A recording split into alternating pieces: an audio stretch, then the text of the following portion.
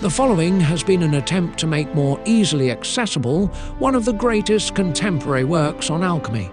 Although the mystery surrounding Fulcanelli has been questionably embellished over the decades, the tales about him are not easily refutable, and like many other famous alchemists, they are replete with the truly magnificent. I will not go further into the many incredible stories about him or speculate as to his true identity, as this is a highly enjoyable enigma in itself. If nothing else, Fulcanelli speaks with unflinching authority on all topics he examines and leaves the reader with an air of wonder and sense that we are truly in the presence of a master alchemist. The text can, at times, seem beguiling, spinning an elaborate web of mystery only discernible to the initiate. Yet Dwellings of the Philosophers does offer countless insights and clarifications on many matters not seen in such transparency before. Much like his first and likely better-known book Mystery of the Cathedrals, he explores the fascinating history and hidden meanings of many obscure edifices and monuments that have stood veiled right before us for centuries. Dwellings of the Philosophers, however, seems to offer much more than his initial book and is well worth the time of anyone interested in alchemy or Hermeticism. Although additional commentary by Eugene Consigliere has been omitted from the present version, it is highly recommended to read the full text and study the original artwork and footnotes to understand better what Fulcanelli is conveying to us. The producer has, however, included copies of the original illustrations for the reader's benefit and will be adding other alchemical works in time. We wish the seeker luck in discovering the gold of the philosophers and remind them that alchemy is a divine science, and the true philosophers have always urged us to study diligently, with devotion to God, the grand architect of nature, to obtain wisdom and illumination in our pursuits. The Dwellings of the Philosophers, Fulcanelli, with 39 illustrations by Julien Champagne, translated by Brigitte Donvez and Lionel Perrin. Book 1. History and Monument. Paradoxical in its manifestations, disconcerting in its signs, the Middle Ages proposes to the sagacity of its admirers the resolution of a singular misconception: how to reconcile the unreconcilable, how to adjust the testimony of the historical facts to that of medieval artworks. The chroniclers depict this unfortunate period in the darkest colours. For several centuries there is nothing but invasions, wars, famines, epidemics. And yet the monuments, faithful and sincere witnesses of these nebulous times, bear no mark of such scourges. Much to the contrary, they appeared to have been built in the enthusiasm of a powerful inspiration of ideal and faith by a people happy to live in the midst of a flourishing and strongly organized society. Must we doubt the veracity of historical accounts, the authenticity of the events which they report, and believe, along with the popular wisdom of nations, that happy peoples have no history? Unless, without refuting en masse all of history, we prefer to discover the justification p.f. medieval darkness in the relative lack of incidents. Be that as it may, it remains undeniable is that all the Gothic buildings, without exception, reflect a serenity and expansiveness and a nobility without equal. If, in particular, we examine the expression of statues, we will quickly be edified by the peaceful character, the pure tranquillity that emanates from these figures. All are calm and smiling, welcoming and innocent, lapidary humanity, silent and well-bred. Women have that portliness which rather indicates in their models the excellence of rich and substantial nourishment. Children are plump, replete and blooming. Priests, deacons, Capuchin monks, purveyor lay brothers, clerks, and chorus singers all show a jovial face or the pleasant figure of their portly dignity. Their interpreters, those marvellous and modest carvers of images, do not deceive us and could not be mistaken. They choose their prototypes from daily life among people who move around them and in the midst of whom they themselves live. A number of these figures randomly found in narrow streets, taverns, schools, sacristics, workshops, may be altogether marked or overdone, but in a picturesque tone, with a concern for character, for the sense of joy, for generous lines. Grotesque, you may say, but joyously grotesque and full of teaching. Satires of people enjoying laughter, drinking, singing, and fond of good living. Masterpieces of a realist school, profoundly human and certain of its mastery, conscious of its means, and yet unaware of what pain, misery, oppression, or slavery might be. This is so true that, search as you may, question the ogival statuary, you will never discover a figure of Christ whose expression reveals true suffering. Along with us, you will recognize that the Latomi I worked tremendously hard to give their crucified figures a grave physiognomy without always succeeding. The best ones, barely emaciated, have closed eyelids and seem to be resting. On out-cathedrals, the scenes of the Last Judgment show grimacing demons, distorted, monstrous, more comical than terrible. As far as the damned, the benumbed accursed are concerned, they are cooking in their pots over a slow heat without useless regret or genuine suffering. These free, virile and healthy images, evidence that the artists of the Middle Ages did not know the depressing spectacle of human afflictions. Had the people suffered, had the masses moaned in misfortune, the monuments would have kept a memento of it. Yet we know that art, the higher expression of civilized humanity, can freely develop only under the cover of a stable and sure peace. As it is with science, art cannot exercise its genius in the atmosphere of troubled societies. This applies to all elevated manifestations of human thought. Revolutions, wars, upheavals are disastrous to them. They demand security born of order and concord in order to grow, to bloom, and to bear fruit. Such strong reasons urge us to accept with great circumspection the medieval events recounted by history. We confess that the description of a sequence of calamities, disasters, and accumulated ruins over 146 years seems to us truly excessive. Something is inexplicable amiss here, since it is precisely during this unfortunate 100 Years' War, which lasted from 1337 to 1453, that the richest buildings of flamboyant style were built. It is the culminating point, the apogee of form and boldness, the marvellous phase where spirit, the divine flame, imposes its signature on the last creations of Gothic thought.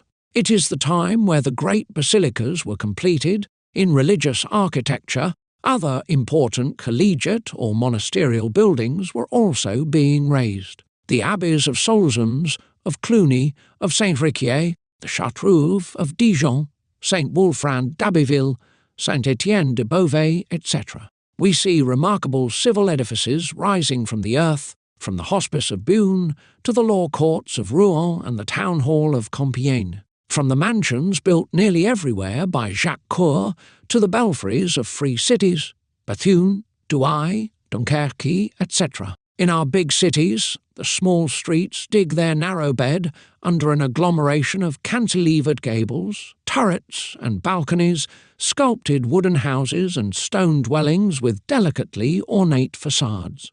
Everywhere trades are developing under the protection of medieval corporations, everywhere guildmen vie with one another in their skill, everywhere emulation multiplies masterpieces. The university has turned out brilliant students, and its renown spreads throughout the old world. Famous doctors, illustrious scientists disseminate, propagate the blessings of science and philosophy. In the silence of the laboratory spagyrists, amass materials which will later serve as the foundation for our modern chemistry. Great adepts give hermetic truth a new soaring flight. What ardour unfolded in all the branches of human activity, and what wealth, what fecundity, what powerful faith, what trust in the future transpire beneath this desire to build, create, search, and discover in the midst of a full-fledged invasion in this miserable country of France, submitted to foreign domination, and which knows all the horrors of an interminable war. In truth, we do not understand. and thus is elucidated the reason why our preference remains vested in the Middle Ages as it is revealed to us by Gothic buildings rather than in the same period as it is described by historians. For it is easy to fabricate texts and documents out of nothing, old charters with warm patinas, parchments and archaic-looking seals, even a few sumptuous books of hours, annotated in their margins, beautifully illuminated with locks, borders and miniatures. The Montmartre district of Paris delivers to whoever desires it, according to the price offered, the unknown Rembrandt or the authentic Teniers. A skilled artisan of the Hulls district of Paris can shape, with a staggering verve and mastery, little gold Egyptian divinities and massive bronze statues, marvellous imitations over which some antique dealers fight. Who does not remember the infamous tiara of Saitaphernes? Falsification and counterfeiting are as old as the hills, and history, which abhors chronological vacuums, sometimes had to call them to its rescue. A very learned Jesuit of the 17th century, Father Jean Hardouin, did not fear to denounce as spurious numerous Greek and Roman coins and medals coined during the Renaissance, and buried with the aim to fill in large historical gaps.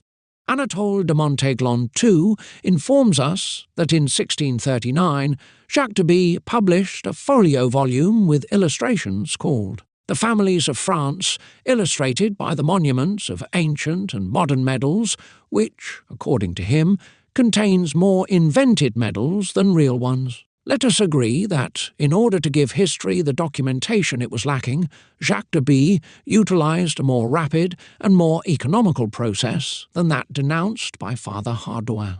Victor Hugo, citing the four best-known histories of France around 1830, those of Duplay, Mézeray, Velly and Father Daniel, says of the latter that the author, a Jesuit famous for his descriptions of battles, completed in years a history which has no other merit than erudition, and in which the Count of Boulainvilliers found no less than errors. We know that Caligula, in the year 40 AD, had the Tower of Audrey built near Boulogne-sur-Mer to deceive future generations on the subject of the supposed raid of Caligula on Great Britain. Converted into a lighthouse Turris Ardens by one of his successors, the Tower of Audrey collapsed in 1645. What historian can give us the reason, superficial or profound, invoked by the sovereigns of England to justify their qualification and title of Kings of France, which they kept until the 18th century? And yet English money from this period still bears the imprint of such a pretence. Formerly, on the school benches, we were taught that the first French king was called Pharamond, and the date of his accession to the throne was determined at 420 AD. Today, the royal genealogy begins with Clodion le Chevau, Clodion the Hairy, because his father, Pharamond, actually never ruled. But in those distant times of the 5th century, are we so certain of the authenticity of the documents pertaining to Clodion's doings? Will they not also be contested some day before they are relegated to the domain of legends and fables? In Huysman's view, history is the most solemn of lies and the most childish of deceit.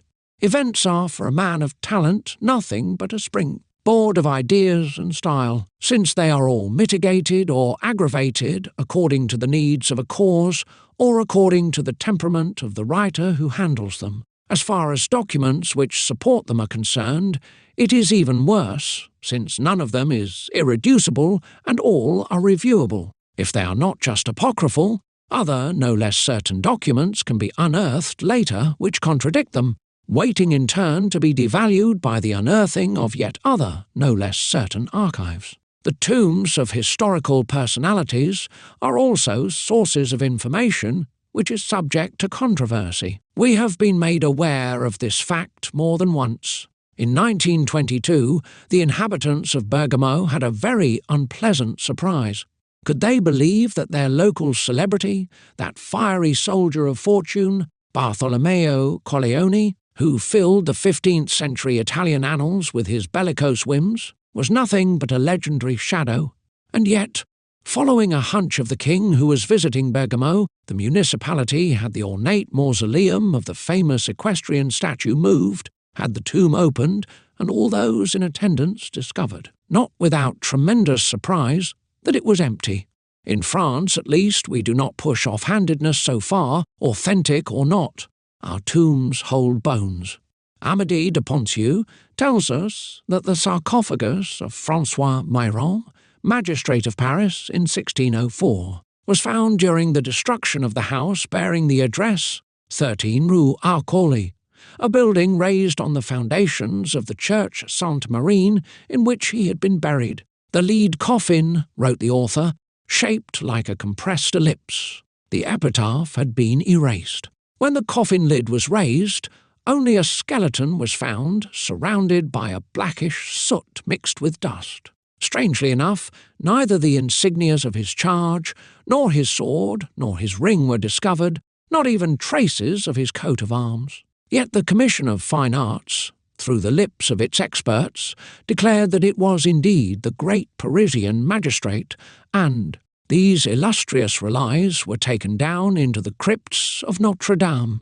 A similarly valuable account is mentioned by Fernand Bournon in his book Paris Atlas. For your information, we shall only mention the house located on Quai des Fleurs, bearing the numbers 9 to 11, and which an inscription, without a shadow of authenticity or verisimilitude, indicates it to be the ancient dwelling of Heloise and Abelard in 1118, rebuilt in 1849. Such pronouncements carved in marble are an offence to common sense. Let us promptly acknowledge that in his historical distortions, Father Loriquet showed much less boldness. Allow us to make a digression here, intended to specify and define our thought.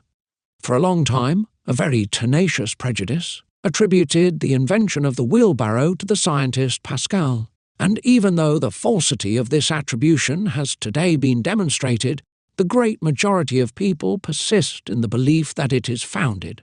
Question a schoolboy, he will answer you that this practical vehicle known to all owes its conception to this illustrious physicist. Among the mischievous, noisy, and often distracted individualities of the little scholar world, it is above all through this supposed invention that the name of Pascal has been imposed on young minds. Many junior school students, unaware of who Descartes, Michelangelo, Denis Papin, or Torricelli were, will not hesitate for a minute about Pascal. It would be interesting to know why our children, among so many admirable discoveries whose daily applications they have before their eyes, rather know Pascal and his wheelbarrow than the men of genius to whom we owe steam, the battery, beet sugar, and the steric candle.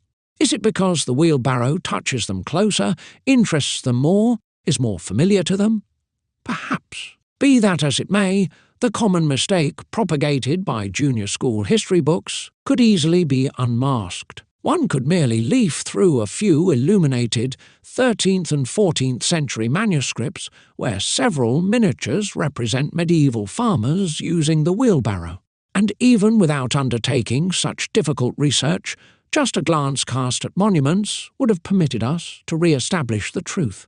Among the motifs surrounding one archivolt of the northern porch of the Beauvais Cathedral is represented pushing his wheelbarrow, a type of wheelbarrow very similar to the ones we actually use today, plate I. The same implement can also be identified in agricultural scenes that form the subject of two carved misericords, coming from the stalls of the Abbey of St. Lucien near Beauvais. Furthermore, if truth compels us to refuse to credit Pascal with a very old invention, older than his birth by several centuries, his greatness and the power of his genius are in no way diminished. The immortal author of the Pensées, of the calculus of probabilities, the inventor of the hydraulic press, of the calculating machine, etc., forces our admiration by works and inventions much greater and of a different scope than that of the wheelbarrow. However, that which is of consequence to elicit, and that only counts for us, is that, in the search for truth, it is preferable to call upon buildings rather than upon historical documents, sometimes incomplete, often tendentious, almost always unreliable. Monsieur André Geiger comes to a parallel conclusion when, struck by the inexplicable homage rendered to the statue of Nero by Hadrian, he refutes the iniquitous accusations borne against this emperor and against Tiberius. Like ourselves, he denies credibility to purposefully falsified historical accounts on the subject of these so-called human monsters, and he does not hesitate to write, "I trust monuments and logic more than I trust historical accounts. If, as we have said, the falsification of a text, the writing of a chronicle demand nothing more than some skill and know, how, on the other hand, it is impossible to build a cathedral. Let us therefore call upon buildings. They will provide us with more serious or accurate information. There, at least, we will see our characters portrayed alive, fixed in stone or wood, with their real physiognomies, their costumes and their gestures. Whether they figure in sacred scenes or are the subjects of secular compositions, we shall contact them, and it will not be long before we love them. Now we will question the 13th century harvester who is sharpening his scythe on the portal of Paris, now the 15th century apothecary who, in the stalls of Amiens, is pounding some unknown drug in his wooden mortar. His neighbour, the drunkard with the red nose, is no stranger to us. We remember having met this merry drinker several times as we ambled along. Would he not be the man who cried out in the middle of the mystery play before the sight of Jesus' miracle at the wedding of Cana? If I could do what he is doing, the entire Sea of Galilee today would be turned into wine, and never on earth would there be a drop of water, nothing would rain from the sky but wine. And this beggar who escaped from the Cour des Miracles, 11, bearing no other stigma of distress than his rags and his lice, we know him too.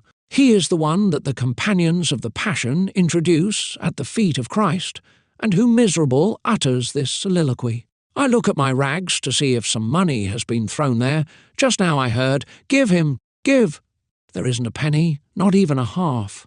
A poor man has no friend. In spite of all that has been written, we ought to accustom ourselves, willy-nilly, to the true fact that at the beginning of the Middle Ages society was already reaching a high degree of civilization and splendour. John of Salisbury, who visited Paris in 1176, expressed the most sincere enthusiasm on this topic in his Polycration. When I saw the abundance of sustenance, the cheerfulness of the people, the good conduct of the clergy, the majesty and glory of the entire church, the diverse occupations of men dedicated to the study of philosophy, it seemed to me that I saw Jacob's ladder, whose top reached heaven, and which angels ascended and descended. I was compelled to admit that truly the Lord was in this place, and that I did not know it. This sentence from a poet also comes to mind. Happy is he who is sentenced to this place in exile. 12. Middle Ages and Renaissance. No one disputes today the high value of medieval works, but who will ever logically explain the strange contempt whose victims they were until the 19th century? Who will tell us why, since the Renaissance, the elite of the artists, scientists and thinkers made a special point of airing the most complete indifference for the bold creations of this misunderstood period? Original among all, and so magnificently expressive of the genius of France, what could have been, the profound cause of the reverse of opinion, and later of the banishment, the exclusion that so long weighed on Gothic art? Must we indict ignorance, whim, perversion of taste? We do not know. A French writer, Charles de Rémusat, believes he has discovered the principal reason of this unfair contempt in the absence of literature, which does not fail to surprise. The Renaissance, he affirms, despised the Middle Ages because true French literature, that which followed it, erased the last traces of it. And yet medieval France offers a striking sight. Its genius was elevated and severe. It took pleasure in deep meditations and profound research. It exposed in a language without grace and without brilliance sublime truths and subtle hypotheses. It produced a singularly philosophical literature. This literature probably exercised the human spirit more than it served it. Several first-rate men have successfully, albeit in vain, illustrated it. For modern generations, their works do not exist. They had the intelligence and the ideas, but not the talent to speak well in a language that is not stiff or awkward. Scotus Erigena reminds us at times of Plato. Scarcely anyone has taken philosophical freedom farther than he, and he boldly rises in this region of the skies where truth shines only in bolts like lightning, he thought for himself in the 9th century. St. Anselm is an original metaphysician whose learned idealism regenerates common beliefs. He conceived and realized the audacious thought of directly touching the notion of divinity. He is a theologian of pure reason. St. Bernard is sometimes brilliant and ingenious, sometimes sombre and moving. Mystical like Fenelon, he resembles an effective and popular Bossuet, who dominated his epoch by his speech, and who commanded kings rather than praising or serving them. His unfortunate rival, his noble victim, Abelard, employed in the exposition of dialectic science and unknown rigour and a relative lucidity which shows a nervous and supple mind made to understand and explain everything. He was a great propagator of ideas. Heloise moulded a dry and pedantic language so as to bring out the finesse of a brilliant intelligence, the sufferings of the proudest and most tender of souls, the raptures of a desperate passion. John of Salisbury is a clairvoyant critic who watches the human mind as a sight or scene and who describes it in its progresses, in its movements, in its retrogressions, with premature truth and impartiality. It seems he foresaw this talent of our time, this art of examining the standstill postures of the intellectual society in order to judge it. St. Thomas, embracing the entire philosophy of his time as a whole, went farther at times than ours. He has bound all of human knowledge into a perpetual syllogism and completely unwound it following the thread of a continuous reasoning, thus combing in a vast and a logical mind. Gerson, finally, theologian whose sentiments competed with deduction, who understood and neglected philosophy, knew how to subdue reason without humiliating it, how to captivate hearts without offending minds. Finally, how to imitate the God who invokes faith while he has us believe in him by making himself loved. All these men, and I named only a few, were great and their works admirable. But what were they lacking? To be admired and to keep a constant influence on the ensuing literature. It was neither science, thought, nor genius. I am afraid that it was only one thing, style. French literature does not come from them. It does not call to their authority, nor does it remember their names. It only takes pride in having obliterated them. Hence we can conclude that if the Middle Ages received spirit as its share, the Renaissance took a malicious pleasure in imprisoning us in the letter. What Charles de Remusat says is very judicious, at least as far as the first medieval period is concerned, when the intelligentsia appeared submissive to the Byzantine influence and still imbued with Roman doctrines. A century later, the same reasoning loses a great part of its value. One cannot dispute, for example, that the works of the Epic of the Round Table have a certain charm which arises from a more careful form. Thibaut, Count of Champagne, in his Songs of the Kings of Navarre, Guillaume de Loris, and Jehan Clopinel, authors of the Romance of the Rose, all are trouvers and troubadours of the 13th and 14th centuries without having the proud genius of the learned philosophers their ancestors, knew how to pleasantly handle words and often express themselves with a grace and flexibility which characterizes today's literature. Therefore, we do not see why the Renaissance held a grudge against the Middle Ages and recorded its supposed literary shortcomings, so as to prohibit it and to throw it back into the chaos of new civilizations emerging from barbarism. As for us, we deem medieval thought to be of scientific nature and of no other, for which art and literature are only the humble servants of traditional science. They are appointed to symbolically translate the truths of the Middle Ages received from antiquity, whose faithful depository all remained. Subjected to a purely allegorical expression, held under the forceful will of the same parable which removes Christian mystery from the layman, art and literature display an obvious unease and reveal some stiffness. Yet the solidity and simplicity of execution endow them with an incontestable originality. It is true that the observer will never find alluring the image of Christ, such as it is presented on Romanesque porches, where Jesus appears at the centre of the mystical almond, surrounded by the 4 evangelical animals. It is enough for us that his divinity be emphasized by his own emblems and announces itself as revealer of a secret teaching. We admire the Gothic masterpieces for their nobility and the boldness of their expression. If they do not have the delicate perfection of form, they possess to a supreme degree the initiatory power of a learned and transcendent philosophy. They are severe and austere productions, not the light, graceful and pleasing motifs, such as those art fondly wasted on us since the Renaissance. But while the latter aspire only to flatter the eye or to charm the senses, the artistic and literary works of the Middle Ages are founded on higher thought, true and concrete, the cornerstone of an immutable science, the indestructible basis of religion. If we had to define these 2 tendencies, one profound, the other superficial, we would say that Gothic art is entirely contained in the learned majesty of its buildings and the Renaissance in the pleasant ornament of its dwellings. The medieval Colossus did not collapse all at once in the decline of the 15th century. Here and there its genius succeeded in resisting for a long time the imposition of the new directives. We see its agony prolonged well into the middle of the next century, and we find in some of the buildings of that period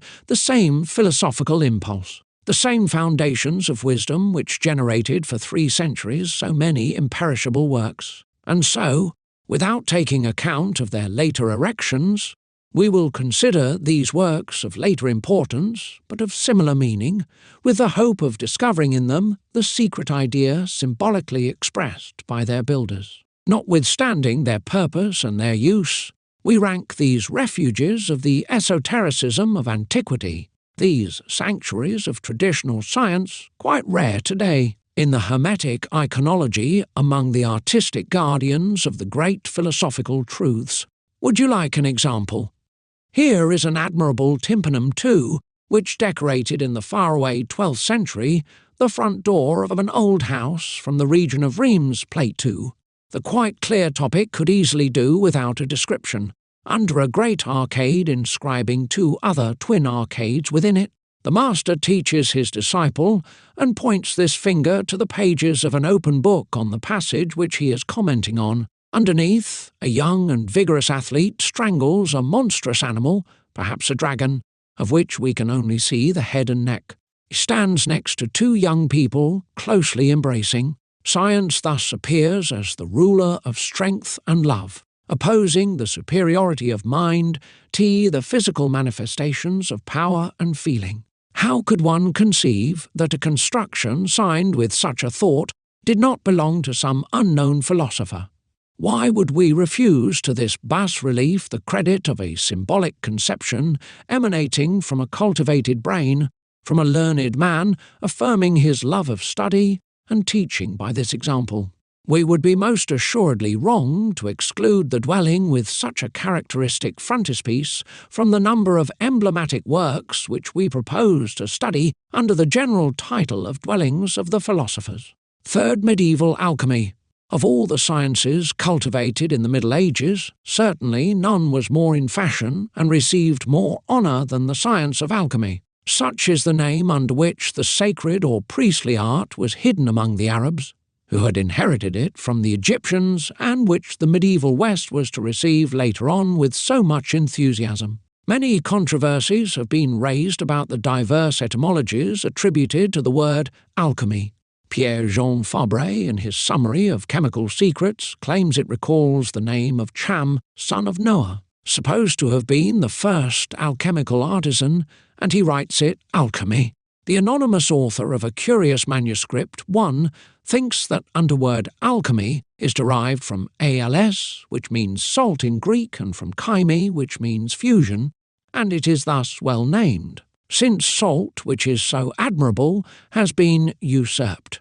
But if salt is named 39 to 1 als in the Greek language, 39 to 2, chaimeia, standing for 39 to 3, chaimeia, alchemy, has no other meaning than that of sap or secretion. Others find its origin in the first renomination of the land of Egypt, native land of the sacred art, chaimi or chemi. Napoleon Landais finds no difference between the two words chimie and alchemy, chemistry and alchemy. He simply adds that the prefix al should not be mixed up with the Arabic article al and simply means marvellous virtue. Those who hold the opposite hypothesis, using the article al and the noun chimie, understand it to mean chemistry par excellence, or the hyperchemistry of modern occultists. If we had to bring in our personal opinion in this debate, we would say that phonetic Kabbalah recognizes a close relationship between the Greek words 40 to 1 chaimeia, 40 to 2 chaimeia, which indicates that which runs down, streams, flows, and particularly indicates molten metal, the fusion itself, as well as any work made from molten metal. This would be a brief and succinct definition of alchemy as a metallurgical technique too. But we know, on the other hand, that the name and the thing are based on the permutation of form by light, fire or spirit. Such is, in any case, the true meaning indicated by the language of the birds. Born in the Orient, land of the mysterious and the marvellous, the alchemical science spread in the West through three great roads of penetration: Byzantine, Mediterranean, and Hispanic. It was above all the result of Arabic conquests. This curious, studious people, avidly interested in philosophy and culture, a civilizing people par excellence, forms the connecting link, the chain which connects Oriental antiquity to the Occidental Middle Ages. It plays in the history of human progress a role comparable to that exercised by the Phoenician merchants between Egypt and Assyria. The Arabs, educators of the Greeks and Persians, transmitted to Europe the science of Egypt and Babylon, augmented by their own acquisitions. Throughout the European continent, the Byzantine road, around the 8th century of our era. Furthermore, the Arab influence exercised its action in our countries upon the return of the expeditions to Palestine-Mediterranean road, and it is the Crusaders of the 12th century who imported most of the ancient knowledge. Finally, closer to us, at the dawn of the 13th century, new elements of civilization, science, and art, coming around the 8th century from northern Africa, spread into Spain, the Hispanic road, and increased the first contributions of the Greek-Byzantine centre of learning. At first timid, hesitant, alchemy progressively woke up, and it was not long before it became stronger. It tended to take the lead, and thus the exotic science, transplanted to our soil, acclimatized itself wonderfully to it with such vigour that it soon bloomed into an exuberant flowering. Its development, its progress was prodigious. It was barely cultivated, exclusively in the shadows of monastic cells, in the 12th century. By the 14th, it had propagated everywhere, radiating upon all social classes, shining everywhere with the brightest glow. Every country gave to the mysterious science a nursery of fervent disciples, and each social condition devoted itself to it. Nobility and the upper middle class practiced it. Scholars, monks, princes, prelates professed it, even master craftsmen, minor artisans, goldsmiths, gentle glassmakers, enamellers, apothecaries experienced the irresistible desire to handle the retort. And if no one worked it openly. Royal authority hunted down the puffers, and the popes fulminated against them 3. No one failed to study it under cover. The company of philosophers, true ones or pretenders, was avidly sought after.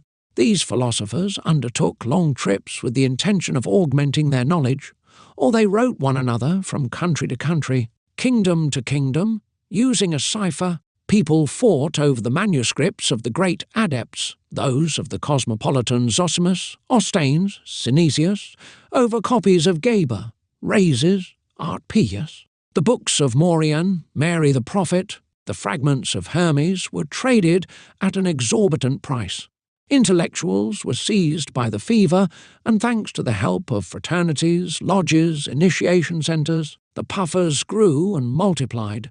Few families escaped the pernicious attraction of the golden chimera. Very rare were those who did not count in their midst some practising alchemist, some hunter of the impossible. Imagination was given free rein.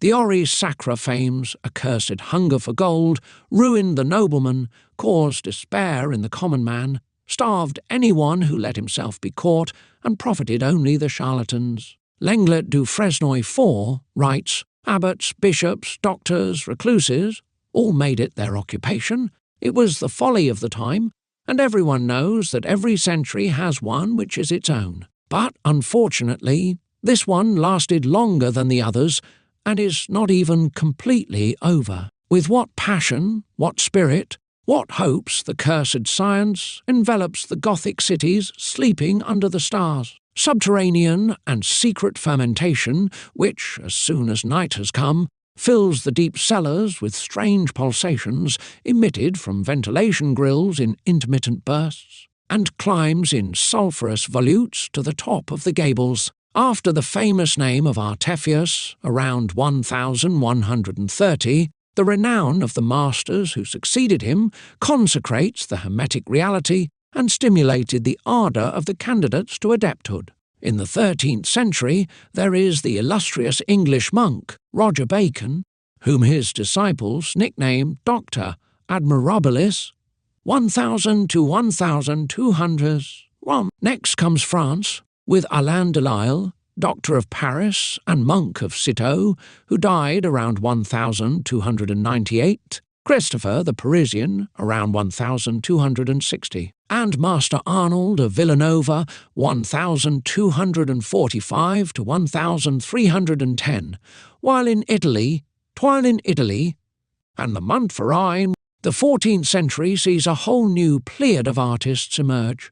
Raymond Lully, Doctor Illuminatus, a Spanish Franciscan monk, 1235 to 1315, John Dastin, an English philosopher, John Cremer, Abbot of Westminster, Richard nicknamed Robert the Englishman, author of Correctum Alchemiae, around 1330, the Italian Petrus Bonus of Lombardy, the French Pope John XX, 1240 of 300, William of Paris, inventor of the Hermetic bas-reliefs on the porch of Notre Dame, Jehan de Mehun, called Clopinel, one of the authors of the Romance of the Rose, 1280 to Gracius, nicknamed Hortulanus, commentator on the Emerald Table, 1358. Finally, the most famous and the most popular philosopher of our country, the alchemist Nicholas Flamel,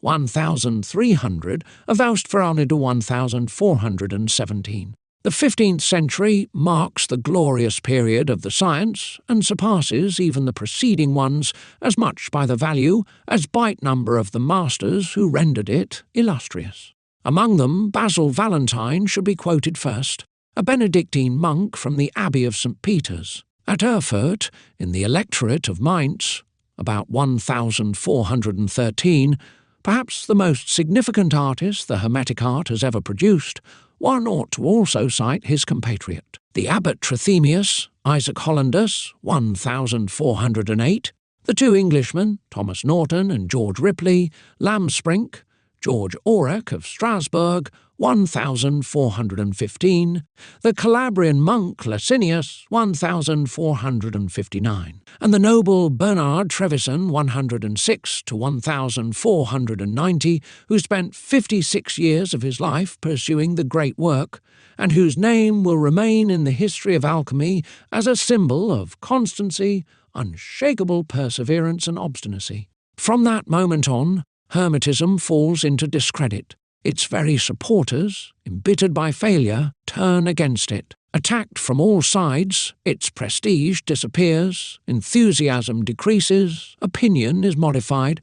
Practical operations, which had been collected, gathered after being unveiled and taught, allow dissidents to support the thesis of the alchemical void, to ruin philosophy while building the basis of our chemistry. Seton, Wenceslas Lavinius of Moravia, Zacharias, and Paracelsus are, in the 16th century, the only known heirs to the Egyptian esotericism which the Renaissance rejected after corrupting it. Let us, in passing, pay a supreme tribute to the passionate defender of antique truths, Paracelsus.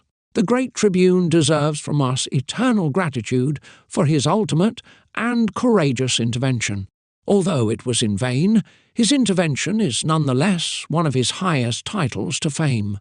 The Hermetic art prolongs its agony until the 17th century and finally passes away, after having given to the Occidental world three offsprings of great influence, Lascaris, President d'Espagne, and the mysterious Irenaeus Philolethes, a living enigma whose true identity has never been uncovered. Fourth, the legendary laboratory.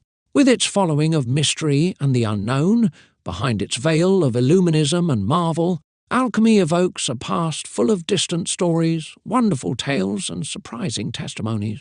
Its singular theories, its strange recipes, the time-honoured reputation of its great masters, the passionate arguments it aroused, the favour it enjoyed in the Middle Ages, its obscure, enigmatic, and paradoxical literature seem to give off today the smell of mustiness, of rarefied air acquired over long years by empty tombs, dead flowers, abandoned dwellings, yellowed parchments. The alchemist, a meditative elderly man with a grave forehead crowned with white hair, a pale and wasted silhouette, an original character from a long-gone humanity and a forgotten world, an obstinate recluse, stooped by years of study, late nights, persevering research and unscrambling of the enigmas of the high science. Such is the philosopher that the poet's imagination or the painter's brush like to depict for us. His laboratory, cave, cell, or ancient crypt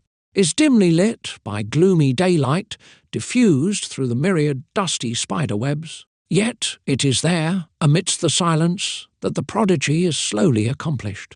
Untiring nature works, better than in the rocky abysses, under the prudent attention of man, with the help of the stars and the grace of God.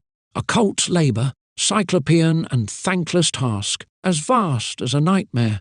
At the centre of this, in peace, a being, a scholar for whom nothing else exists any more, watches, attentive and patient, over the successive stages of the great work. As our eyes become accustomed to the darkness, thousands of things emerge from the shadow, are revealed, and take on a precise shape. Good Lord, where are we? Could it be Polyphemus's den or Vulcan's cave? Near us, an extinguished forge, covered with dust and metal scales, the anvil, hammer, tongs, shears, clamp irons, rusted ingot moulds, the rough and powerful tools of the metallurgist ended up there. In a corner, thick books heavily bound with iron, such as antiphonals, with signets sealed with antiquated leads, ashy manuscripts, mysterious books piled up, yellowed volumes filled with notes and formulas, stained from the incipit to the text, flasks bulging like good monks, filled with opalescent emulsions, pale green, blue-green or flesh-coloured liquids, exhale these stale acid odours whose sharpness contradicts the throat and stings the nose. On the hood of the furnace, strange oblong vessels are aligned with short pipes, corked and covered with wax. Mattresses, with spheres rainbowed by metallic deposits, extend their necks, sometimes cylindrical and slender, sometimes widened or inflated. Greenish horned vessels, retorts, and pottery dishes sit next to crucibles made of red and flame-like earth. In the far corner, placed on their straw baskets, all along a stone cornice, philosophical eggs, in transparent and elegant contrast to the massive and rounded cucurbit, Pregnans cucurbita. Damnation! Here are now some anatomical specimens, skeletal fragments, blackened, toothless skulls, repugnant with their beyond-the-grave grin, suspended human fetuses, desiccated and shriveled, miserable remnants showing their minute bodies, their parchment. Heads sneering and pitiful. These round, vitreous and golden eyes are those of an owl with dull feathers, which stands next to the alligator, giant salamander, another important symbol of the practice. The fearsome reptile emerges from an obscure recess, stretches the chain of his vertebrae on his stout legs, and directs the bony abyss of his frightful jaws towards the archy's ceiling. Placed randomly, in case of need, on the bedplate of the furnace, notice these vitrified pots, aludels, and sublimatories, these pelicans with thick walls, these infernal vessels, similar to large eggs whose chalazas are visible, these olive-coloured bottles, buried in the middle of the sand against the athanor, with its light fumes climbing over the ribbed vault. Here is the copper alembic Homo Galeatus I, stained with green smudges, there the descensories, the cucurbits, and their antinos, the two brothers or twins of the cohobation, coiled receivers, heavy cast iron and marble mortars, a large bellows with its wrinkled leather sides, near a pile of muffles, tiles, coupelles, and evaporators, a chaotic conglomeration of archaic instruments, bizarre materials and out-of-date utensils, a confusion of all sciences, a tangle of impressive faunas, and, looking down upon this disorder, affixed to the keystone of the vault, a pendant with spread wings, the great raven, hieroglyph of material death and its decompositions, the mysterious emblem of the mysterious operations. Curious or well is the wall, or at least what is left of it. Some inscriptions of mystical meaning fill the voids. Hic lapis est subtus te, supra te, erga te et circa te tu.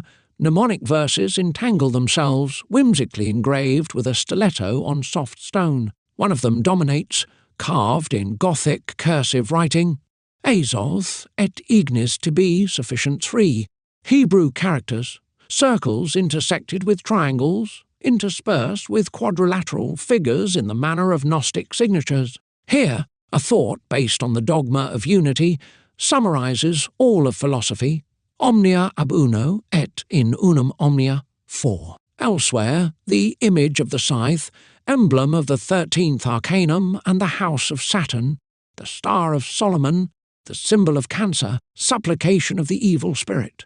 A few passages from Zoroaster witness to the great antiquity of the accursed sciences. Finally, bathing in the light field of the basement window, and more legible in this labyrinth of imprecisions, the hermetic ternary, salt, sulphur, mercury. Such is the legendary painting of the alchemist and his laboratory. Fantastic vision, lacking truth, sprung from popular imagination and reproduced in the old almanacs, treasures of the peddler's trade. Puffers, magicians, sorcerers, astrologers, necromancers, anathema and malediction. Chemistry and philosophy. Chemistry, incontestably, is the science of facts, just as alchemy is that of causes. The first, confined to the material domain, is supported by experiment.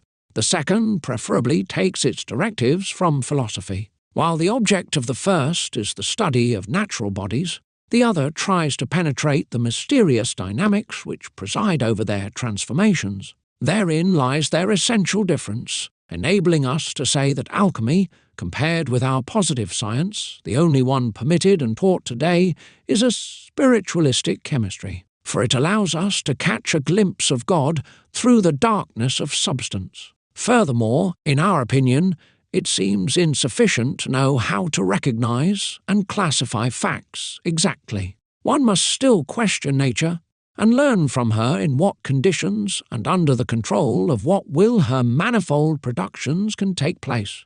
Indeed, the philosophical mind will not be content with the mere possibility of identifying bodies. It demands the knowledge of the secret of their elaborations. To open ajar the door of the laboratory where nature mixes the elements is good. To discover the occult force under whose influence her work is accomplished is better. We are obviously far from knowing all natural bodies and their combinations, since we discover new ones daily. But we know enough to temporarily leave aside the study of inert matter and direct our researches towards the unknown animator, agent of so many marvels. To say, for example, that 2 volumes of hydrogen combined with 1 volume of oxygen yield water states a chemical banality. And yet, who will teach us why the result of this combination presents, in a special state, characteristics which the gases that produced it do not possess? What then is the agent which imposes its new specificity upon the compound and forces the water, solidified by cold, always to crystallize in the same system? Furthermore, if the fact is undeniable and rigorously controlled, why is it that it is impossible for us to reproduce it simply by reading the formula charged with explaining its mechanism? For, in the notation H2O, the essential agent, capable of provoking the intimate union of the gaseous elements, is missing, i.e., fire. Yet we challenge the most skilled chemist to manufacture synthetic water by mixing oxygen and hydrogen. In the indicated volumes, the 2 gases will always refuse to combine with one another. To succeed in the experiment, it is essential to introduce fire either in the form of a spark or in the form of an ignited body, or still a body liable to be brought to the point of incandescence, platinum sponge. So one recognizes, without being able to oppose the least serious argument to our thesis, that the chemical formula of water is, if not false, at least incomplete and truncated, and the elemental agent fire, without which no combination can be effected, being excluded from the chemical notation. The entire science proves to be filled with gaps and incapable of providing through its formulas a logical and true explanation of the studied phenomena. Physical chemistry, writes A. Itard, lures the majority of research minds. It is the one which touches most closely on profound truths, and which will slowly give us laws capable of changing all of our systems and our formulas. However, by its very importance, this kind of chemistry is the most abstract and the most mysterious that exists. During the short moments of a creative thought, the best minds cannot succeed in applying and comparing all the great well-known facts. Faced with this impossibility, they resort to mathematical representations.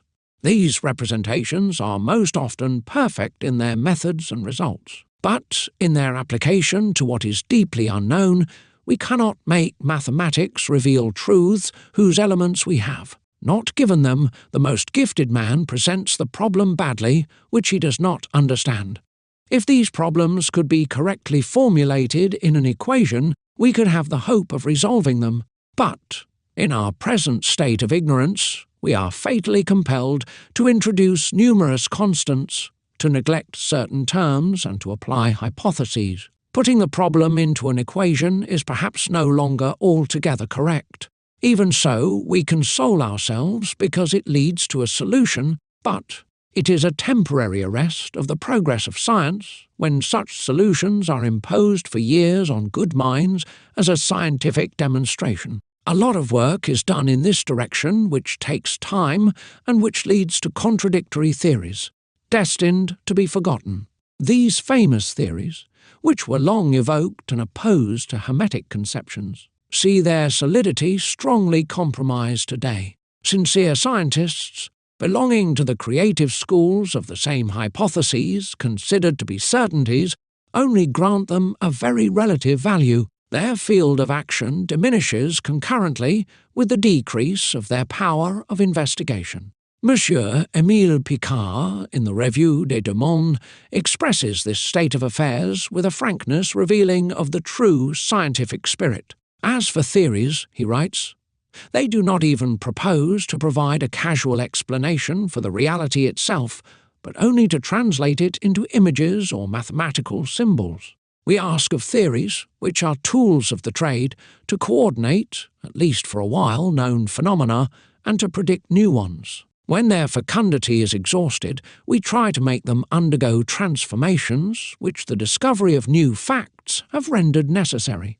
And so, contrary to philosophy which precedes facts, ensures the direction of ideas and their practical connection. Theories, conceived after the fact and modified according to the results of experiments as new acquisitions are made, always reflect the uncertainty of provisional things, and give modern science a character to perpetual empiricism. Numerous chemical facts, seriously observed, resist logic and defy all reason. For example, J. Duclos, 2, says bivalent copper iodide spontaneously decomposes into iodine and monovalent copper iodide. Since iodine is an oxidizer and copper salts are reducing agents, this decomposition cannot be explained. The formation of extremely unstable compounds, such as nitrogen trichloride, is equally inexplicable. We can no more understand why gold, which is resistant to acids and alkalis even when concentrated and hot, dissolves in a cold, dilute solution of potassium cyanide, why hydrogen sulfide is more volatile than water, why sulfur chloride, composed of two elements, each of which combine with potassium forming incandescence, is itself without action on this metal. We have just spoken of fire, and yet we only envisage it in its common form and not in its spiritual essence, which introduces itself in bodies at the very moment of their appearance on the physical plane. What we want to demonstrate without leaving the alchemical domain is the grave error which dominates all of modern science and which prevents it from recognizing this universal principle which animates substance, to whatever kingdom it belongs. Yet it manifests itself all around us, under our very eyes, either by the new properties which matter inherits from it, or by the phenomena which accompany its liberation. Light rarefied and spiritualized fire possesses the same chemical virtues and power as elementary crude fire. An experiment, with the object of synthetically creating hydrochloric acid HCl from its components, amply demonstrates it. If we put equal volumes of chlorine and hydrogen gas in a glass flask, the two gases will keep their own individuality as long as the flask that contains them is kept in darkness. With some diffused light, they progressively combine. But if we expose the vessel to direct solar rays, it explodes and shatters violently. The objection will be raised that fire, considered a mere catalyst, is not an integral part of the substance, and therefore cannot be indicated in the expression of chemical formulas. The argument is more fallacious than true, since the experiment itself belies it. Here is a piece of sugar in whose equation there is no equivalent for fire. If we break it in darkness, we will see a blue spark shoot out from it. Where does it come from? Where would it be contained if not in the crystalline structure of the saccharose? We mentioned water. Let us throw on its surface a fragment of potassium. It spontaneously bursts into flame and burns energetically. Where is this visible flame hiding? It matters little whether it be in water, air, or metal. The essential point is that it potentially exists inside one or the other of these bodies, perhaps in the three. What is phosphorus, the light-bearer and generator of fire?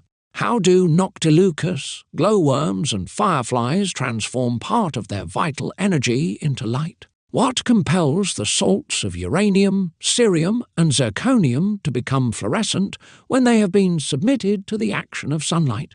By what mysterious synchronism does barium platinum cyanide shine when in contact with Röntgen rays? Let no one come and talk to us about oxidation being in the normal order of igneous phenomena. It would be deferring the question rather than resolving it. Oxidation is a result, not a cause. It is a combination, subject to an active principle, to an agent. If some energetic oxidations disengage heat or fire, it is most certainly because this fire was already engaged in it. The electrical fluid, silent, obscure, and cold, runs through its metallic conductor without otherwise influencing it nor revealing its passage. But if it meets with resistance, the energy immediately reveals itself with the qualities and in the form of fire. A lamp filament becomes incandescent. The charcoal of a retort ignites. The most refractory metallic wire melts at once. So, isn't electricity indeed fire or a potential fire? Where does it draw its origin, if not from decomposition batteries, or from the disintegration of metals dynamos, bodies highly charged with the igneous principle. Let us detach a particle of steel or of iron by grinding it on a stone, or by striking it against a flint, and we will see a spark shining, thus freed. We know the pneumatic lighter well enough, based on the property possessed by atmospheric air being ignited by simple compression. Liquids themselves are often genuine reservoirs of fire. It suffices to pour a few drops of concentrated nitric acid on oil of turpentine to provoke its inflammation. In the category of salts, let us mention in passing fulminate, nitrocellulose, potassium picrate, etc., without further multiplying examples. We see that it would be childish to maintain that fire, because we cannot directly perceive it in matter, does not really exist there in a latent state. Ancient alchemists, who had, according to traditional sources, more knowledge than we are willing to grant them, assured us that the sun is a cold star and that its rays are dark. Nothing would seem more paradoxical nor more contrary to appearances, and yet nothing is truer.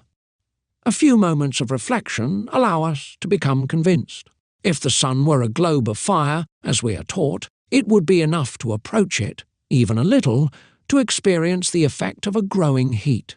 Precisely the opposite occurs. High mountains remain crowded with snow despite the heat of summer, in the elevated regions of the atmosphere when the sun reaches its zenith. The cupolas of hot air balloons are covered with frost, and the passengers suffer from intense cold. So, experience demonstrates that temperature goes down as altitude increases. Even light is only visible to us inasmuch as we are placed in its field of radiation. If we are outside the radiant beam, its action ceases for our eyes. It is a well-known fact that an observer looking at the sky from the bottom of a well at noon sees the starry night sky. Whence then do heat and light come? From the simple shock of cold and dark vibrations against the gaseous molecules of our atmosphere. And since resistance increases in direct proportion to the density of the environment, heat and light are stronger on the surface of the Earth than at great altitudes, because the strata of air are also denser. Such is, at least, the physical explanation of the phenomenon. In fact, and according to Hermetic theory, the opposition of the vibratory movement, the reactions are nothing more than the first causes of an effect which translates into the liberation of luminous and fiery atoms from atmospheric air. Under the action of the vibratory bombardment, the spirit, freed from the body, takes on, for our senses, physical qualities characteristic of its active phase, luminosity, brilliance, heat. Thus, the only approach that we can address to chemical science is that it does not take into account the igneous agent, spiritual principle and basis of energetics, under whose influence all material transformations occur. It is the systematic exclusion of this spirit, higher will, and hidden dynamism of things, which deprives modern chemistry of the philosophical character alchemy possesses. You believe, writes Monsieur Henri Hellier to Monsieur Olivier IV, in the indefinite fruitfulness of experience. Indeed, but experimentation has always been led by a preconceived idea, by a philosophy, an idea often almost absurd in appearance, a philosophy sometimes bizarre and disconcerting in its signs. If I told you how I make my discoveries, Faraday used to say, you would take me for an imbecile. All the great chemists thus had ideas in the back of their heads which they never revealed. It is from their work that we have extracted our methods and our present theories. They are the most precious result, but they were not the origin. 5. The alembic, with its serious and sedate airs, says an anonymous philosopher, has gathered an enormous clientele in chemistry. Just try to trust it. It is an unfaithful depository, a usurer. You entrust it with a perfectly healthy object, endowed with incontestable natural properties, having a form which constitutes its existence. It returns to you shapeless, in powder form or in gaseous form. It pretends to give you everything back when it has kept everything, minus the weight, which is nothing since it comes from a cause independent of the body itself. And the Union of Scientists sanctions this horrible usury. You give it wine, it gives you back tannin, alcohol and water in equal weights. What is missing there? The taste, that is the only thing which makes wine what it is, and so on with everything else. Because you have extracted 3 things from wine. Gentlemen chemists, you say, wine is made of 3 things. Turn them back into wine, or else I will say to you, these are 3 things which are made from the wine. You can undo what you have done, but you will never remake that which you have undone in nature. Bodies only resist you in proportion to how strongly they are compounded. And you call simple bodies all those that resist you vanity. I like the microscope. It simply shows us things as they are, merely extending our perception.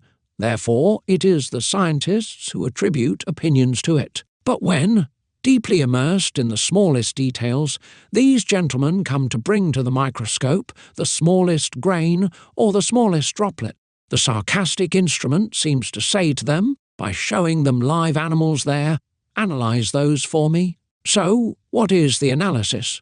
Vanity, vanity. Finally, when a limbed doctor cuts into a cadaver with his scalpel to find the causes of the illness that killed the victim, using a microscope, he can only find the results. For the cause of death is in that of life, and true medicine, that which Christ naturally practiced, and which is being scientifically reborn with homeopathy, the medicine of similarities, can only be studied on life. And, as far as life is concerned, since there is nothing which resembles a living being less than a dead one, anatomy is the most pitiful of vanities. So are all instruments a cause of error? Far from it, but they indicate truth within limits that are so restricted that their truth is nothing but a vanity. Therefore, it is impossible to attach absolute truth to it. This is what I call the impossible of the real, and which I make note of in order to affirm the possible of the marvellous. Positive in its facts, chemistry remains negative in its spirit, and this precisely differentiates it from the Hermetic science, whose proper domain consists above all in the study of efficient causes, of their influences, and of the modalities which they take on according to the settings and conditions. This study, exclusively philosophical, allows man to penetrate the mystery of facts, to grasp its vastness, and to finally identify it with a supreme intelligence, soul of the universe, light, God. And so alchemy, making its way from the concrete to the abstract, from material positivism to pure spiritualism, broadens the field of human consciousness, of possibilities of action, and realizes the union of God with nature, of creation with the Creator, of science with religion. Let no one see in this argument any unfair or tendentious criticism directed against chemists. We respect all workers of whatever profession they may belong, and we personally profess the deepest admiration for the great scientists whose discoveries have so magnificently enriched modern science. But the thing which, along with us, men of good faith will regret is not so much differences of opinion freely expressed as the unfortunate intentions of a narrow sectarianism, injecting discord between the partisans of one doctrine and another. Life is too short, time too precious to waste in vain polemics, and it does not honour oneself to despise the knowledge of others. Furthermore, it matters little that so many seekers go astray, if they are sincere, and if their error itself leads them to useful acquisitions. Errare humanum est, to err is human, says the old proverb, and illusion often adorns itself with the diadem of truth. Those who persevere in spite of failure have a right to our regard. Unfortunately, scientific spirit is a rare quality in men of science, and we can trace this lack back to the origin of the strife we mentioned. From the fact that a truth is neither demonstrated nor demonstrable using the means at the disposal of science, we cannot infer that it will never be so. The word impossible is not French, said Arago. We add that it is contrary to the true scientific spirit. To call a thing impossible because its present possibility remains doubtful is to lack confidence in the future and to deny progress. Doesn't Lemery commit a serious indiscretion when he dares to write about the alkahest or universal solvent? As for me, I believe it to be imaginary, because I do not know of any. It will be agreed that our chemist overestimated the value and extent of his knowledge. Harry's, a mind refractory to Hermetic thought, thus defined alchemy without ever having desired to study it: ars sin arte, cujus principium is minori, medium labora et finis mendicer. Next to these scientists locked up in their ivory tower, next to these men of incontestable merit. It is true, yet others, the slaves of tenacious prejudices, did not hesitate to grant civil rights to the old science. Spinoza and Leibniz believed in the philosopher's stone, the chrysopoeia. Pascal became certain of it. Nearer to us, a few celebrated minds, among others Sir Humphrey Davy, thought that Hermetic research could lead to unexpected results. Jean-Baptiste Dumas, in his lessons on chemical philosophy, expresses himself in these terms: would it be possible to admit the existence of simple isomeric bodies?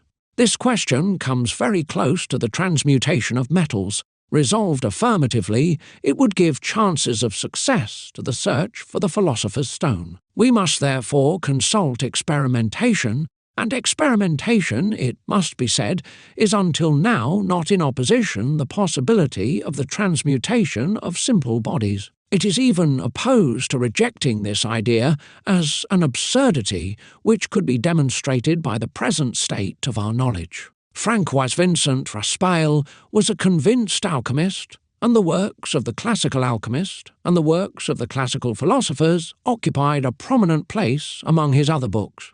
M.S. Bose tells us that Auguste Cahors, member of the Academy of Sciences, had told him that his venerated master, Chevreul, professed the greatest esteem for our old alchemists, and his rich library contained almost all the important works of the Hermetic philosophers. 10.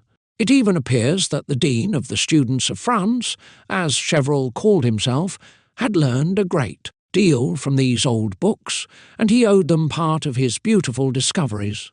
The illustrious Chevreul knew how to read between the lines much of the information that had not been noticed before him. One of the most famous of the masters of the chemical science, Marcelin Berthelot, was not content to adopt the opinion of the college. Contrary to a number of his colleagues who spoke boldly of alchemy without knowing it, he devoted more than 20 years to a patient study of original Greek and Arabic texts. And from this long contact with the ancient masters, the conviction was born in him that Hermetic principles as a whole are as tenable as the best modern theories. If we are not held by the promise that we had made to them, we could add to these scientists the names of certain scientific leaders entirely given to the art of Hermes, but whose very situation forces them to practice it only in secret. Today, although the unity of substance, basis of the doctrine taught since antiquity by all alchemists, is received and officially sanctioned, it does not seem that the idea of transmutation has followed the same progression. This fact is all the more surprising because we could not agree with the one without conceiving the possibility of the other. Furthermore, given the great antiquity of the Hermetic thesis, we would have some reason to think that in the course of centuries it could possibly have been confirmed by experimentation. It is true that scientists usually do not pay much attention to this kind of argument.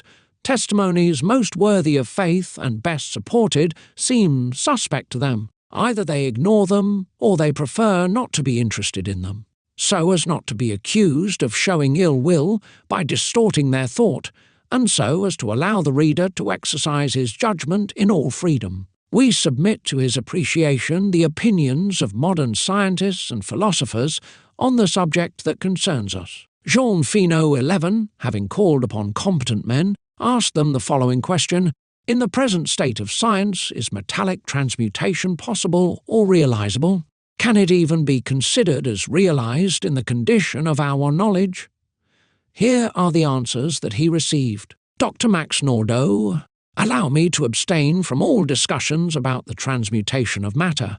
I adopt the dogma it is one of the unity of matter. The hypothesis of the evolution of chemical elements from the lightest to the heaviest atomic weight, and even the theory imprudently called law of periodicity of Mendeleev. I do not deny the theoretical possibility of artificially recreating, through laboratory means, a part of this evolution naturally produced in billions or trillions of years by cosmic forces, and to transform lighter metals into gold. But I do not believe our century will witness the realization of the dream of the alchemists. Henri Poincaré, science cannot and must not say never. It is possible that one day we will discover the principle of fabricating gold. But for now, the problem does not seem to be resolved. Madame Marie Curie, though it is true that spontaneous atomic transformations have been observed in radioactive bodies, the production of helium by these bodies you mention, and which is perfectly correct, we can, on the other hand, affirm that no transformation of a simple body has yet been obtained by the effort of man or due to the devices imagined by him. It is therefore at present totally useless to consider the possible consequences of the fabrication of gold. Gustave Le Bon, c. Is possible to transform steel into gold, as we transform, it is said, uranium into radium and helium, but these transformations will most likely be on the scale of billionths of a milligram, and it would be then much more economical to extract gold from the sea, which contains tons of it. 10 years later, a popular scientific journal, 12, devoted to the same inquiry, published the following opinions. Charles Richet, professor at the Faculty of Medicine, member of the Institute, holder of the Nobel Prize, I might admit that I have no opinion on this question. Urbain and Jules Perrin, unless there were a revolution in the art of exploiting natural forces, synthetic gold, if it is not just a fantasy, will not be worth being industrially exploited.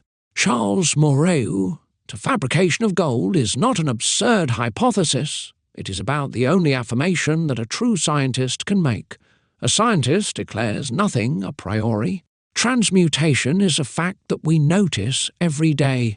To this thought so courageously expressed, thought of a bold mind, gifted with the most noble scientific spirit, and with a profound sense of truth, we will oppose another one very different in quality.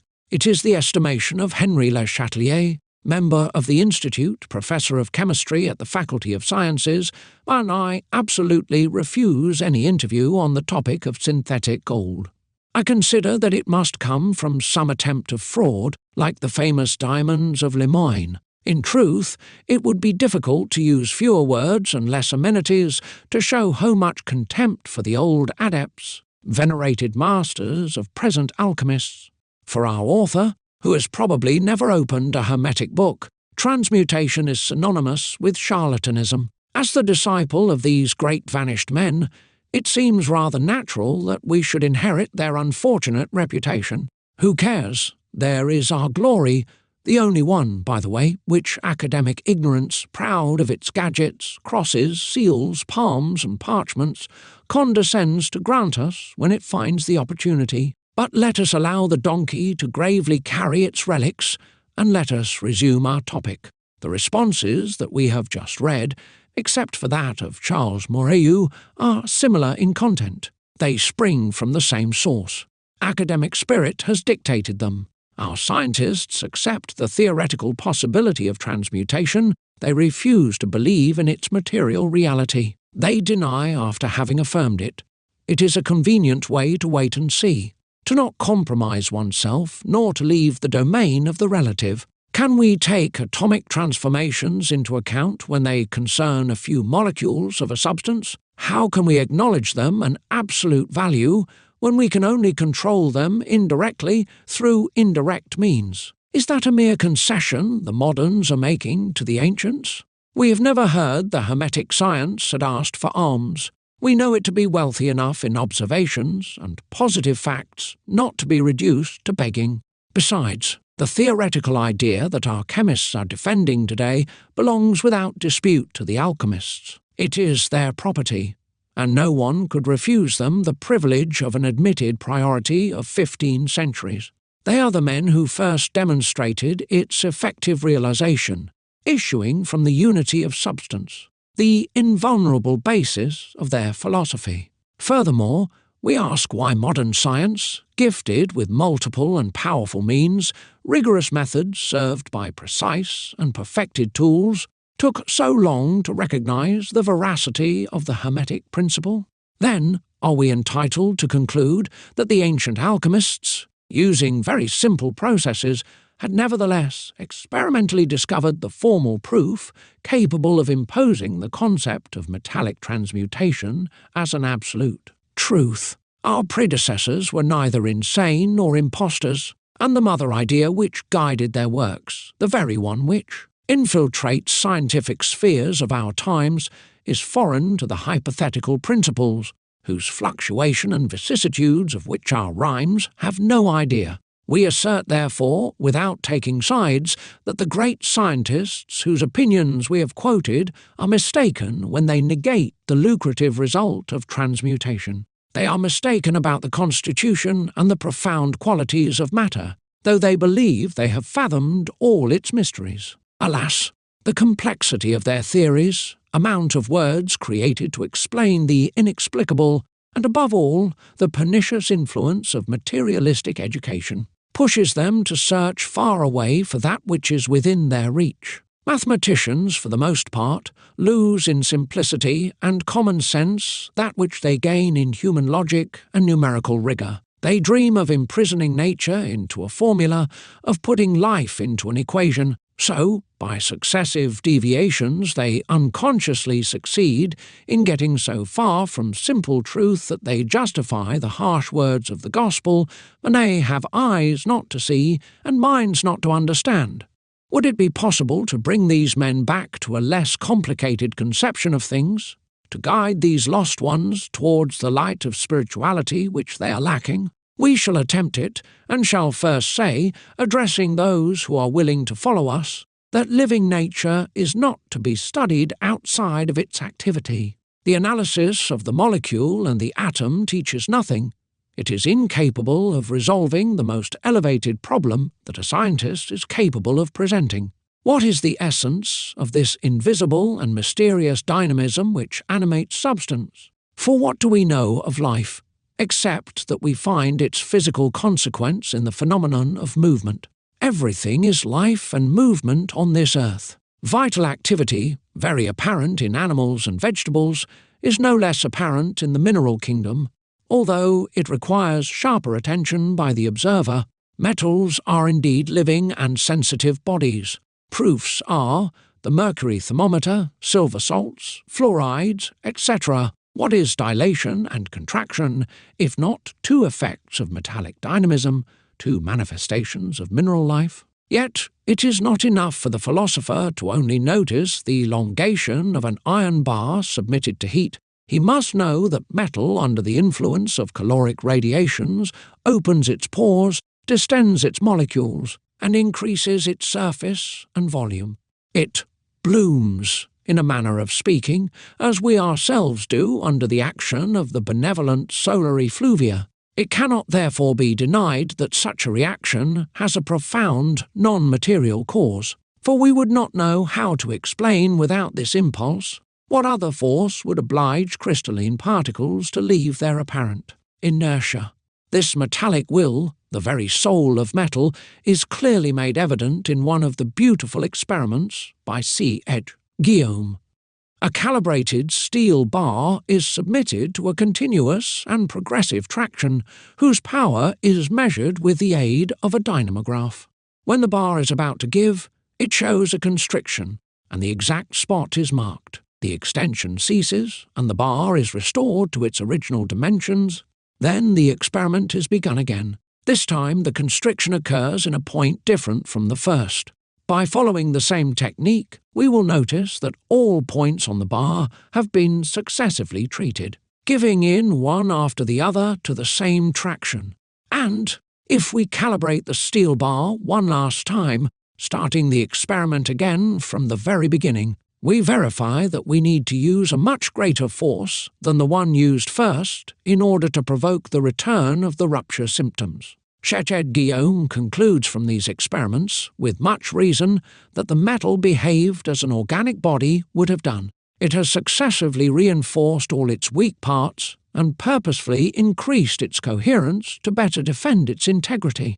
An analogous teaching can be derived from the study of saline crystallized compounds. If the angle of intersection of any crystal is broken, and if it is plunged, thus mutilated, back into the mother liquor which produced it, not only does it immediately repair its wound, but it also grows with a greater speed than that of intact crystals which had remained in the same solution. We discover yet another evident proof of metallic vitality in the fact that in the United States, the tracks of railroads show without any apparent reason the effects of an unusual evolution. Nowhere are the derailings more frequent or the catastrophes more inexplicable. Engineers charged with the study of the cause of these multiple ruptures attribute them to premature aging of the steel. Under the probable influence of special climatic conditions, the metal ages quickly, early, it loses its elasticity, malleability, resistance. Its tenacity and cohesion seem lessened, to the extent that it becomes dry and brittle. Moreover, this metallic degeneration is not uniquely limited to rails, it also extends its ravages to the armour plates of battleships, which are generally taken out of service after a few months of usage.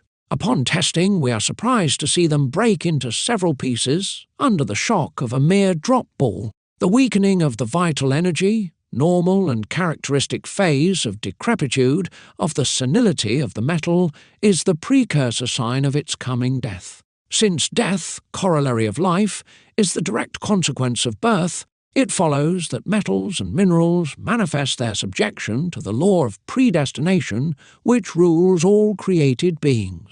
To be born, to live, to die, or to transform oneself are the three stages of a unique period embracing all physical activity. And since this essential function of this activity is to renew, to continue oneself, and to produce oneself through regeneration, we are brought to believe that metals, as well as animals and vegetables, bear in themselves the faculty of multiplying their species. Such is the analogical truth that alchemy has tried to practice, and such is also the Hermetic idea, which it has seemed necessary to us to emphasize first of all.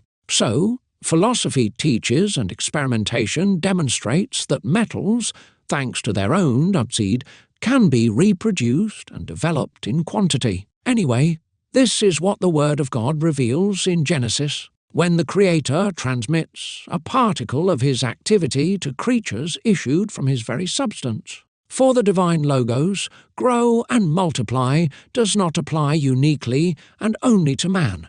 It is meant for the entirety of living beings spread throughout nature. Sixth, Hermetic Kabbalah. Alchemy is obscure only because it is hidden. The philosophers who wanted to transmit the exposition of their doctrine and the fruit of their labours to posterity took great care not to divulge the art by presenting it under a common form that the layman could not misuse it.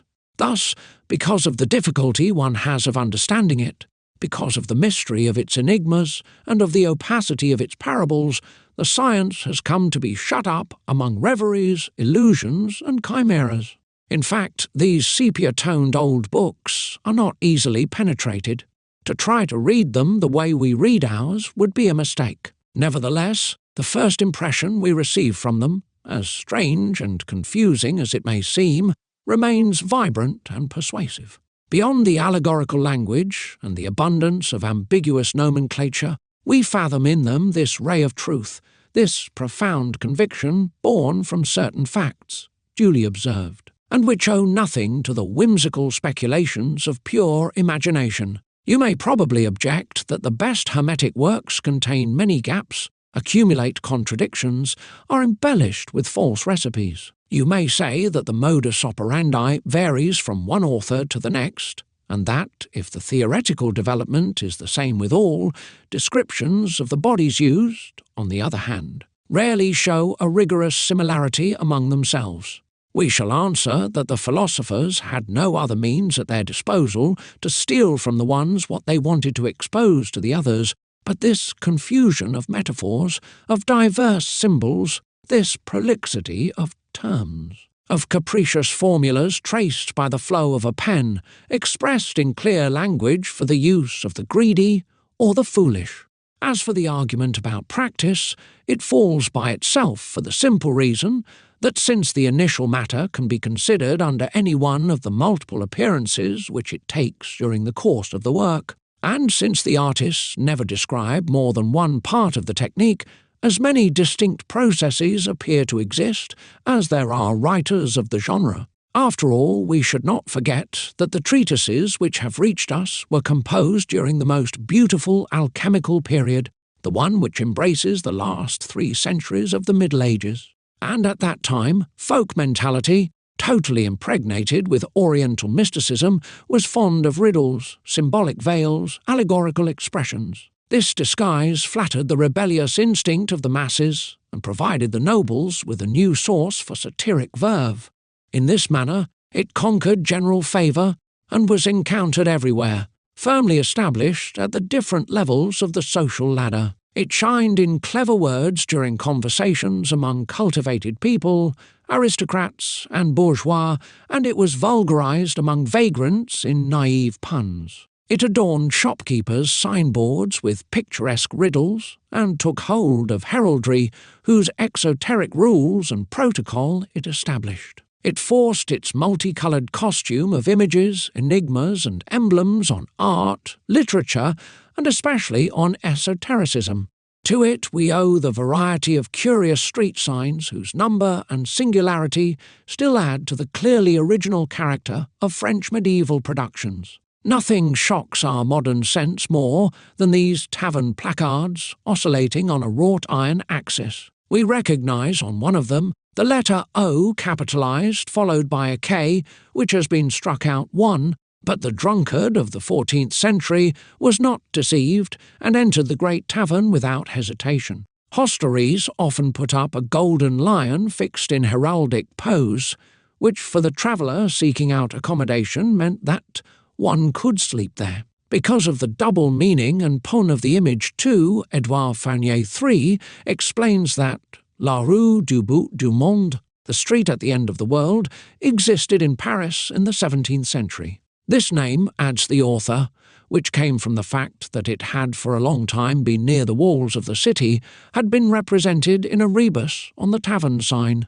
It had been represented by a bone as a he-goat book, a horned owl duke, and a world monde.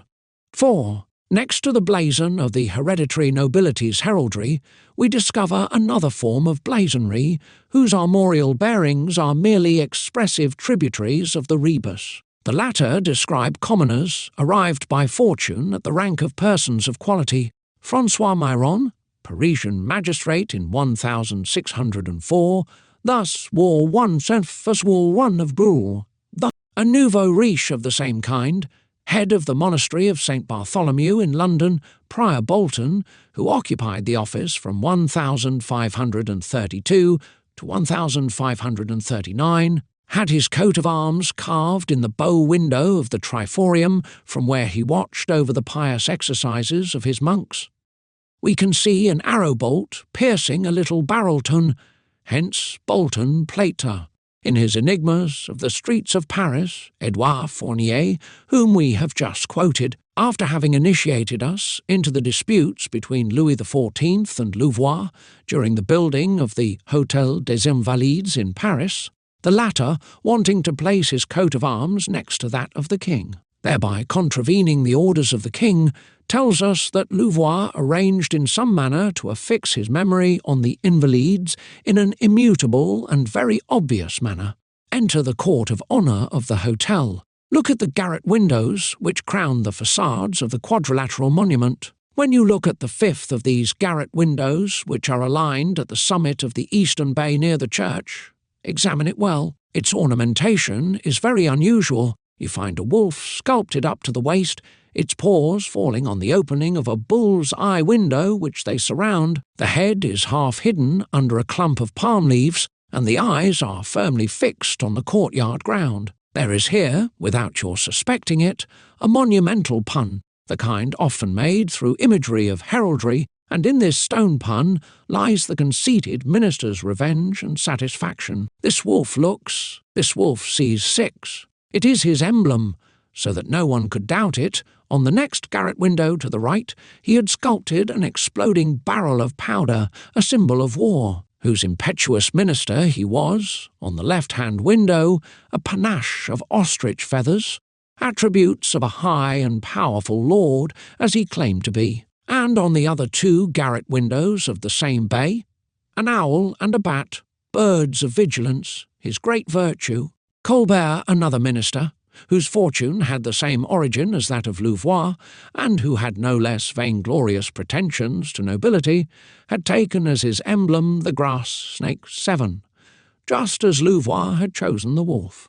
The fondness for the rebus, last echo of the sacred language, has considerably weakened in our day. It is barely cultivated, and it scarcely interests schoolchildren of the present generation.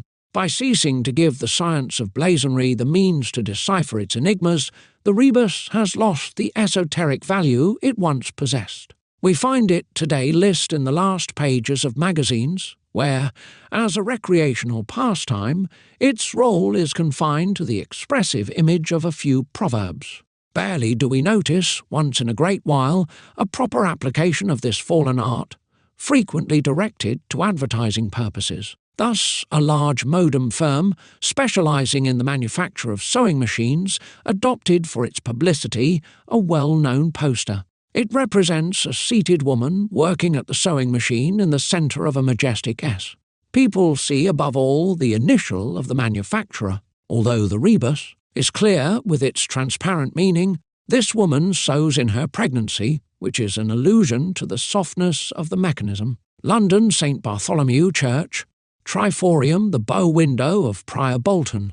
Time, which ruins and devours human work, has not spread the old Hermetic language. Indifference, ignorance, and oblivion have completed the disintegrating action of centuries. Nevertheless, one could not maintain that it has been lost completely. A few initiates preserve its rules and know how to make advantage of the resources it offers in the transmission of secret truths, or use it as a mnemonic key to teaching.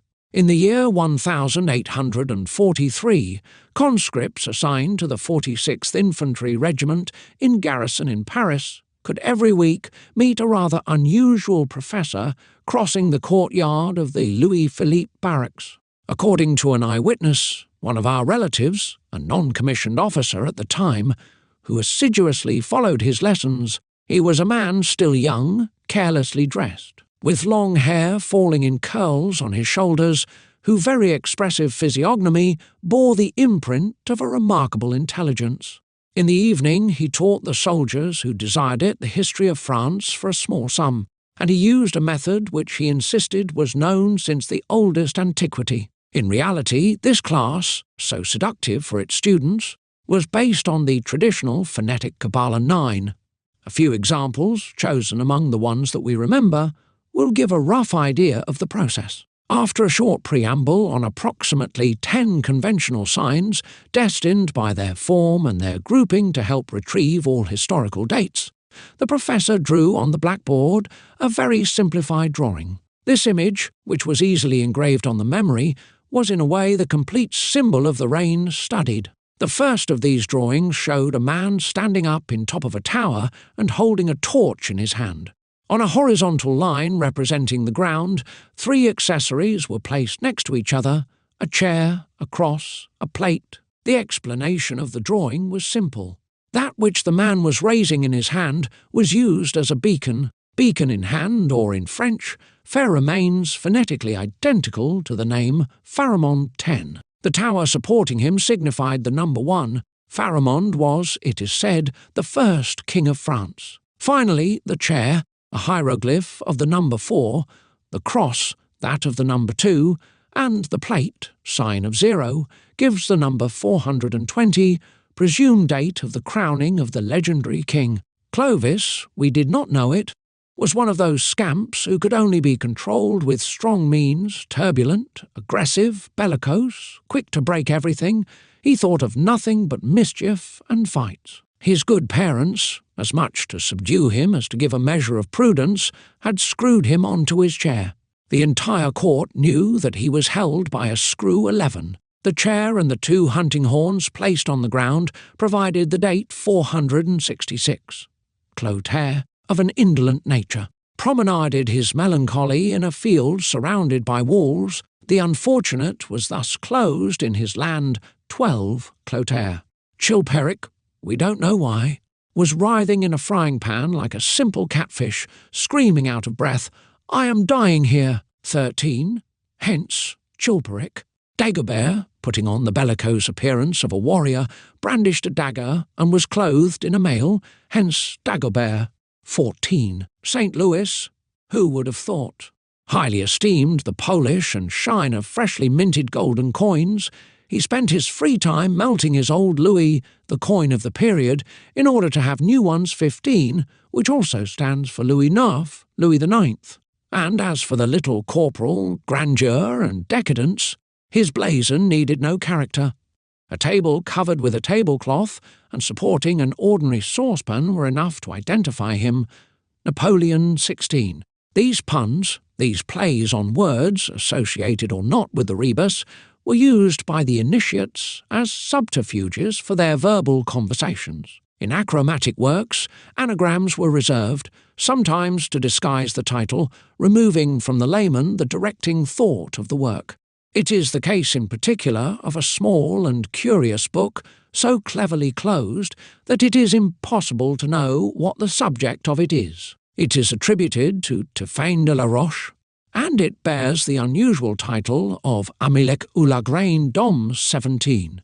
It is an assemblage of anagrams and puns. One should read instead Alchemy, ou la crème d'homme alchemy, or the cream of Ulm. Neophytes will learn that it is an authentic alchemical treatise, since in the 13th century alchemy was written alchemy, alchemy, or alchemy, that the point of science revealed by the author pertains to the extraction of the spirit enclosed in the material prima, a philosophical virgin, which bears the same sign as the celestial virgin, the monogram Om, and that finally this extraction must be accomplished using a process analogous to that which allows us to separate cream from milk, which was also taught by Basil Valentine, Tullius Philalethes, and the characters of the Liber Mutus. By removing the veil from the title, one can see how suggestive this one is, since it announces the revelation. The revelation of the secret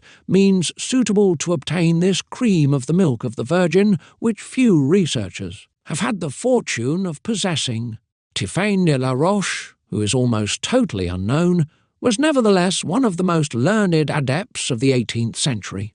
In another treatise entitled Giphanti, an anagram of Tiphaine, he perfectly describes the photographic process, and shows that he knew the chemical manipulations concerning the developing and fixing of the image 1 century before its discovery by Daguerre and Nietzsche de Saint-Victor.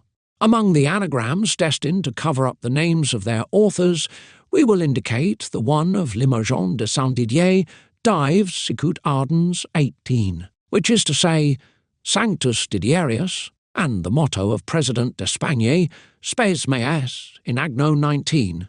Other philosophers preferred to clothe themselves in Kabbalistic pseudonyms more directly related to the science that they professed. Basil Valentine mixes the Greek 73-1 Basileus, king, with the Latin valens, powerful, to indicate the surprising power of the philosopher's stone.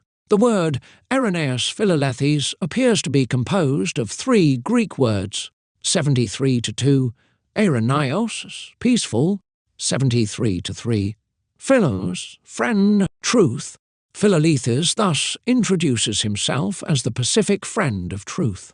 Graceus signed his works Hortulanus, signifying the gardener Hortulanus of maritime gardens, he carefully stressed. Ferrari is a blacksmith monk Ferrarius, working with metals. Musa, disciple of Khalid, is 73 to 5 Misties, the initiate, while his master, if us all, is the heat produced by the Athanor, Latin Calidus, burning. Hali means salt, in Greek 73 to 6, als, and the metamorphoses of Ovid are those of the philosopher's egg, ovum, ovi. Archelaus is rather the title of a book than the name of an author, i.e. the principle of the stone, from the Greek word 73 to 7, arch, principle, and 73 to 8, stone. Marcel Palingine combines Mars, iron, 73 to 9, Helios, the sun, and palingenesia, regeneration,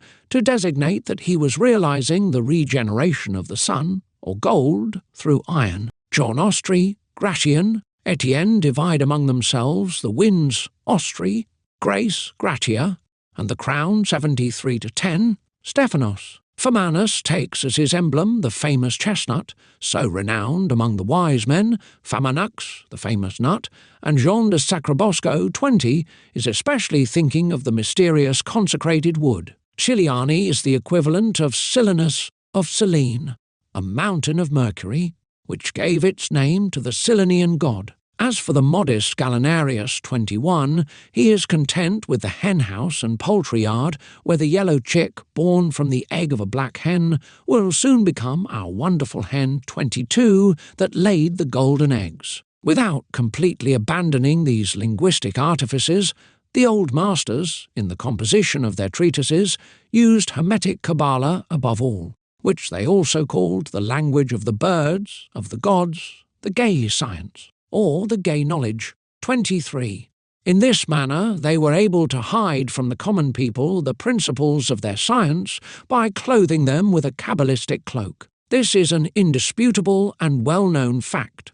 But what people are generally unaware of is that the idiom from which the authors borrowed their terms is archaic Greek, the mother tongue according to the majority of Hermes' disciples. The reason why we do not notice the Kabbalistic intervention owes precisely to the fact that French comes directly from the Greek. Consequently, all the words chosen in our language to define certain secrets have their orthographic or phonetic Greek equivalents, and it suffices to know them well to immediately discover their exact re-established meanings. For, if French is truly Hellenic as to its basis, its meaning became modified in the course of centuries as it went further from its source, and before the radical transformation that the Renaissance had it undergo, decadence hidden under the name of reform. The imposition of hidden Greek words under corresponding French terms of a similar texture, but of a more or less corrupted meaning, allows the investigator to easily penetrate the intimate thought of the masters and gives him the key to the Hermetic sanctuary. We have used this means after the example of the ancients, and we will frequently have recourse to it in the analysis of the symbolic works bequeathed to us by our ancestors. Many philologists, no doubt, will not share our opinion, and will remain convinced, along with the popular masses, that our language is of Latin origin only because they received that first notion on school benches. We ourselves believed, and for a long time accepted, what was taught by our teachers as the expression of truth. Only later, in researching the proofs of this purely conventional filiation, we had to recognize the vanity of our efforts and to reject the error born from classical prejudice. Today nothing could undermine our conviction, confirmed many times by the success obtained in the realm of material phenomena and of scientific results. That is why we resolutely assert, without denying the introduction of Latin elements into our idioms since the Roman conquest, that our language is Greek, that we are Hellenes, or more exactly, Pelagians. To defenders of Neo-Latinism such as Gaston Paris, Littre, Ménage, presently more clear-sighted, open-minded and free masters such as Hinds, J. Lefebvre, Louis de Fourcon, Granier de Cassagnac, Abbot Espagnol, J.L., d'Artois, etc., oppose themselves, and we willingly take side with them, because we know that in spite of appearances they saw accurately, they judged soundly, and that they follow the simple and straight way of truth, the only one capable of leading to great discoveries. In 1872 wrote J.L. d'Artois, Granier de Cassagnac, in a marvellously erudite and pleasantly styled work entitled History of the Origins of the French Language, pointed out the inanity of the Neo-Latinism thesis, which pretends to prove that French is evolved Latin. He showed that it was not defensible, and that it shocked history, logic, and common sense, and that, finally, our idiom refused it 25. A few years later, M. Hinz, in turn, proved in a very well-documented study, published in the Review of Linguistics, that all the works of Neo-Latinism only allowed us to conclude a kinship with it, not a direct connection with the so-called Neo-Latin languages. Finally, Monsieur J. Lefebvre, in two remarkable and much-read articles published in June 1982 in the New Review, demolished the Neo-Latinism thesis from beginning to end by proving that Abbot Espagnol, in his book The Origin of French, was indeed right, that our language, as the greatest scholar of the 16th century had guessed, was Greek, that Roman domination in Gaul had only covered our language with a thin layer of Latin, in no way altering its genius. The author further adds, if we ask Neo-Latinism to explain how the Gallic people, which counted at least 7 million inhabitants, could forget their national language and learn another one, or rather change the Latin language into the Gallic language, which is more difficult, how the Roman legionaries, who themselves, for the most part, did not speak Latin and were stationed in fortified camps separated from each other by vast spaces, were nevertheless able to become the teachers of the Gaulish tribes and teach them the language of Rome, that is to say, to accomplish among the Gauls alone a miracle that the other Roman legions were not able to accomplish anywhere else, neither in Asia, nor in Greece, nor in the British Isles. How, finally, the Basques and the Bretons succeeded in maintaining their languages, while their neighbours, the inhabitants of Béarn, Maine and Anjou, lost theirs and were forced to speak Latin. What would Neo-Latinism tell us? This objection is so serious that it is Gaston Paris, the head of the school of Neo-Latinism, who is charged with answering it. We Neo-Latins, he says in substance, are not obliged to resolve the difficulties that logic and history may raise. We are only concerned with the philological fact, and this fact dominates the question, since it proves, alone, the Latin origin of French, Italian and Spanish. Assuredly, answers Monsieur J. Lefebvre, the philological fact would be decisive if it were properly established, but it is not so at all. With all the possible subtleties of the world, Neo-Latinism in fact only succeeds to observe this very banal truth, that there is a great quantity of Latin words in our language. This has never been contested by anyone. As for the philological fact invoked but in no way proven by Gaston Paris, in order to attempt to justify his thesis, J.L. d'Artois shows its lack of existence, based upon the works of Petit-Tradelle, to the pretended Latin philological fact. He writes, we can oppose the evident Greek philological fact.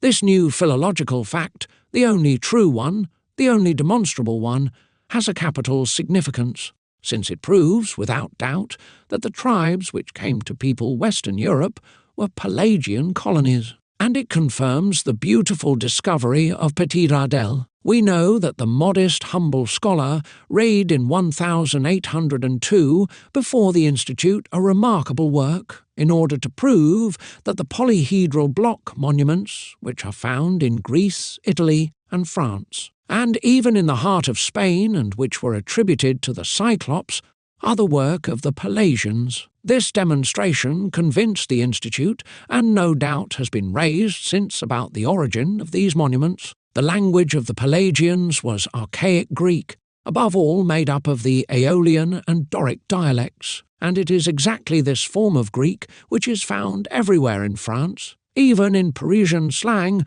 argot de Paris. The language of the birds is a phonetic idiom solely based on assonance. Therefore, spelling, whose very rigorousness serves as a check for curious minds, and which renders unacceptable any speculation realized outside the rules of grammar, is not taken into account. I am only attached to useful things, says St. Gregory in the 6th century, in a letter which serves as a preface to his morals, without caring about style or the use of prepositions or endings. Since it is not worthy of a Christian to subject the words of the Scriptures to the rules of grammar. This means that the sense of sacred books is not literal, and that it is essential to know how to recover their spirit through Kabbalistic interpretation, as is the custom for understanding alchemical works. The rare authors who have spoken of the language of the birds give it first place in the origin of languages. Its antiquity would go back to Adam,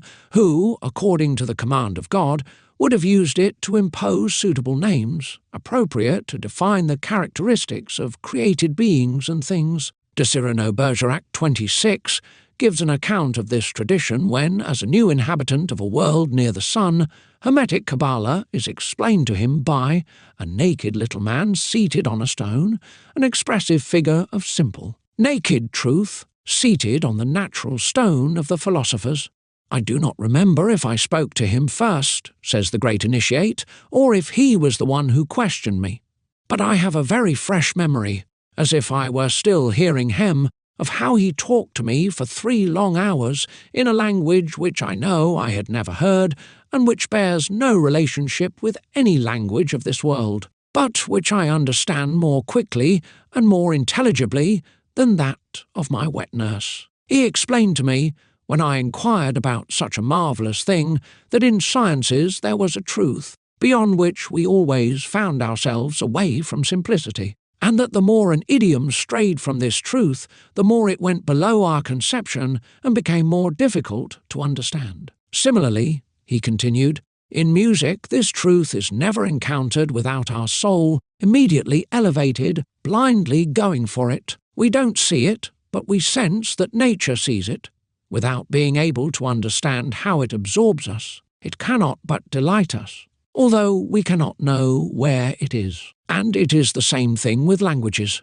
Whoever encounters this truth of letters, of words, and of continuity can never, while expressing himself, fall below conception. His speech is always equal to his thoughts, and because you do not have knowledge of this perfect language, you do not know what to say, not knowing the order or the words which could express what you imagine. I told him that the first man of our world indubitably used this language, since each name that he imposed on each thing declared its essence. He interrupted me and continued, this language is not simply necessary to express everything that the mind conceives, but without it we cannot be understood by all. Since this idiom is the instinct, or the voice of nature, it must be understandable by everything that lives in the midst of nature. This is why, if you knew it, you could communicate and disclose all your thoughts to animals, and animals to you all of theirs. 27. Because it is the very language of nature by which she makes herself understood by all animals. Therefore, be no longer surprised by the case with which you understand the meaning of a language which your cars have never heard. When I speak, your soul encounters, with each one of my words, the truth that is gropingly looking for, and although its reason does not understand it, it has within it a nature which cannot but understand it. However, this secret, universal, indefinite language, in spite of the importance and the truth of its expression, is in reality of Greek origin and genius, as our author teaches us in his History of the Birds. He has some very old oak trees speak an allusion to the language which the Druids used 78 to 1 Druidi, from 78 to 2 dries. Oak, in this manner. Think of the oak trees which we feel you are looking at. It is we who are speaking to you, and if you are astonished that we speak the language used in the world whence you come, know that our first fathers are natives of it. They lived in Epire, in the forest of Dodona, where their natural goodness moved them to give oracles to the afflicted people who consulted them. For this purpose, they had learned the Greek language, the most universal then in existence, so as to be understood. Hermetic Kabbalah was known in Egypt, at least by the priestly caste, as shown by the invocation of the Leiden Papyrus. I invoke you, the most powerful of gods who has created everything, you born of yourself, who sees everything without being seen. I invoke you under the name you possess in the language of the birds, in that of hieroglyphics, in that of the Jews, in that of the Egyptians, in that of the Cynocephals, in that of the sparrowhawks, in the hieratic language. We also find this idiom among the Incas, sovereigns of Peru, until the time of the Spanish conquest. The ancient writers called it lengua general universal language and lengua cortesana language of the court. That is, diplomatic language, since it contains a double meaning corresponding to a double science, one apparent, the other profound, 78-3, dipple, double, and 78-4, math, science. The Kabbalah, says Abbot Perroquet 28, was an introduction to the study of all sciences, in presenting us the powerful figure of Roger Bacon, whose genius shines in the intellectual firmament of the 13th century like a star of the first magnitude. Armand Parrott 29 describes by what labour he was able to acquire the synthesis of ancient languages, and how he possessed such a wide practice of the mother language that he was capable of using its techniques to teach in a very short time languages, reputed to be the most difficult. One will admit that therein lies a truly marvellous, particularly of this universal language, which appears to us to be both the best key to the sciences and the most perfect method of humanism. Bacon, the author writes, knew Latin, Greek, Hebrew, Arabic, thereby putting himself in a position to draw a rich education from ancient literature. He had acquired a reasoned knowledge of the two common languages which he needed to know, that of his native country and that of France. From these specific grammars, a mind such as his could not but ascend to a general theory of language.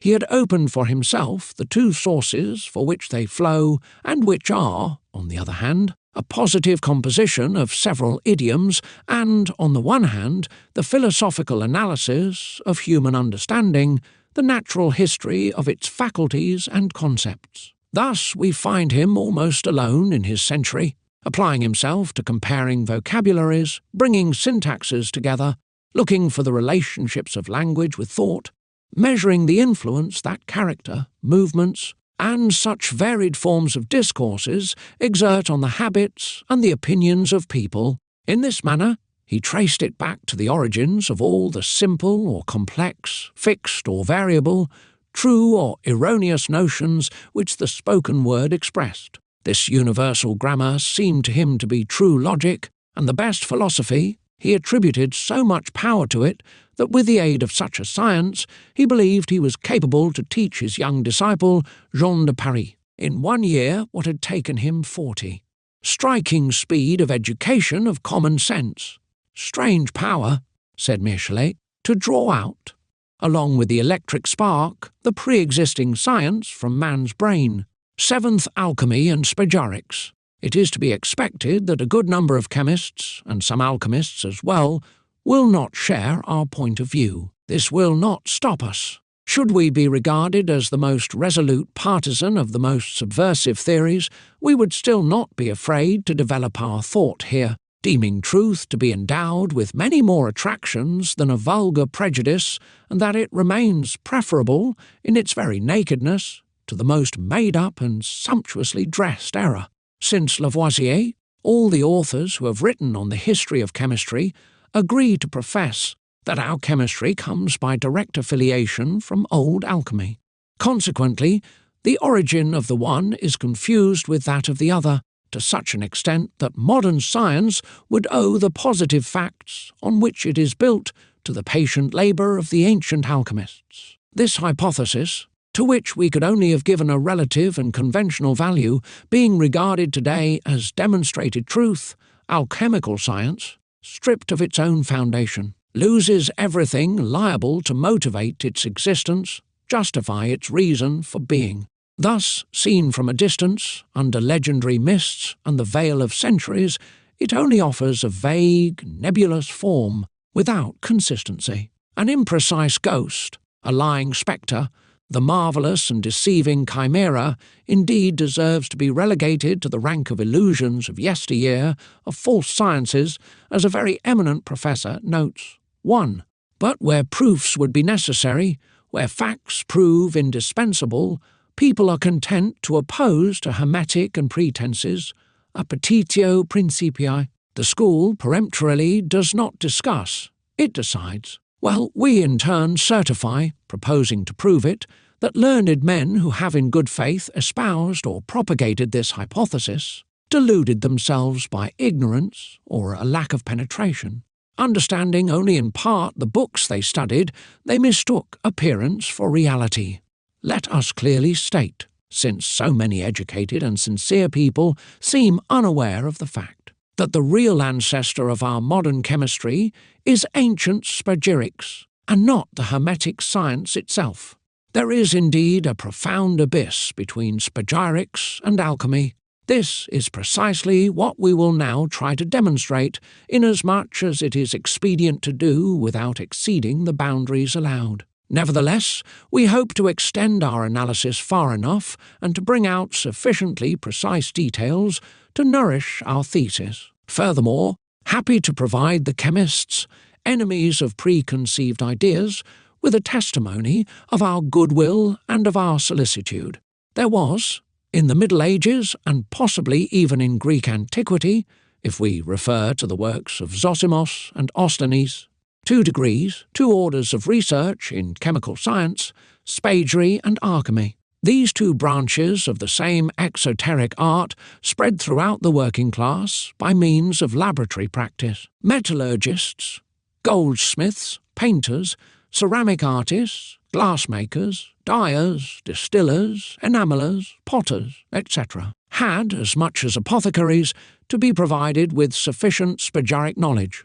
They perfected this knowledge themselves later on in the exercise of their profession. As for alchemists, they formed a special category, more restricted, more obscure also among the ancient chemists. The aim which they pursued presented some analogy with that of the alchemists, but the materials and the means which they had at their disposal were uniquely chemical materials and means. To transmute metals into one another, to produce gold and silver from coarse minerals or from saline metallic compounds, to force the gold potentially contained in silver and the silver potentially contained in tin to become real and extractable, was what the alchemist had in mind. In the final analysis, he was a spagyurist confined to the mineral realm and who voluntarily neglected animal quintessences and vegetable alkaloids. And since medieval laws forbade private possession of furnaces and chemical utensils without preliminary permission, many artisans, their work once finished, studied, manipulated, and secretly experimented in their cellars or their attics. They cultivated the science F, the little particulars, according to the somewhat disdainful expression of the alchemists for these side activities unworthy of the philosopher. Without scorning these useful researchers, let us recognize that very often the most fortunate among them only obtained mediocre benefits, and that the same process, at first successful, later led to nil or uncertain results. Nevertheless, in spite of their errors, or rather because of them, it is they, the alchemists, who provided first the spagyrists and later modern chemistry with the facts, methods, and operations they needed. These men, tormented with a desire to search everywhere and to learn everything, are the true founders of a splendid and perfect science to which they bestowed accurate observations, exact reactions, skillful manipulations, and painfully acquired techniques. Let us humbly salute these pioneers, these precursors, these great workers, and let us never forget what they did for us. However, we repeat, alchemy has nothing to do with these successive contributions. Hermetic writings alone, misunderstood by profane investigators, were the indirect cause of discoveries which the authors had never anticipated. It is in this manner that Blaise de Vigenère obtained benzoic acid by sublimating benzoin, that Brandt could extract phosphorus by seeking the alkahest in urine, that Basil Valentine, a prestigious adept who did not despise spagyric experiments, established the entire series of antimonial salts and the colloid of ruby gold, that Raymond Lully prepared acetone, and Cassius the purple of gold, that Glauber obtained sodium sulfate, and Van Helmont recognized the existence of gases. But, with the exception of Lully and of Basil Valentine, all these researchers, wrongly classified among alchemists, were simple alchemists or learned spagyrists.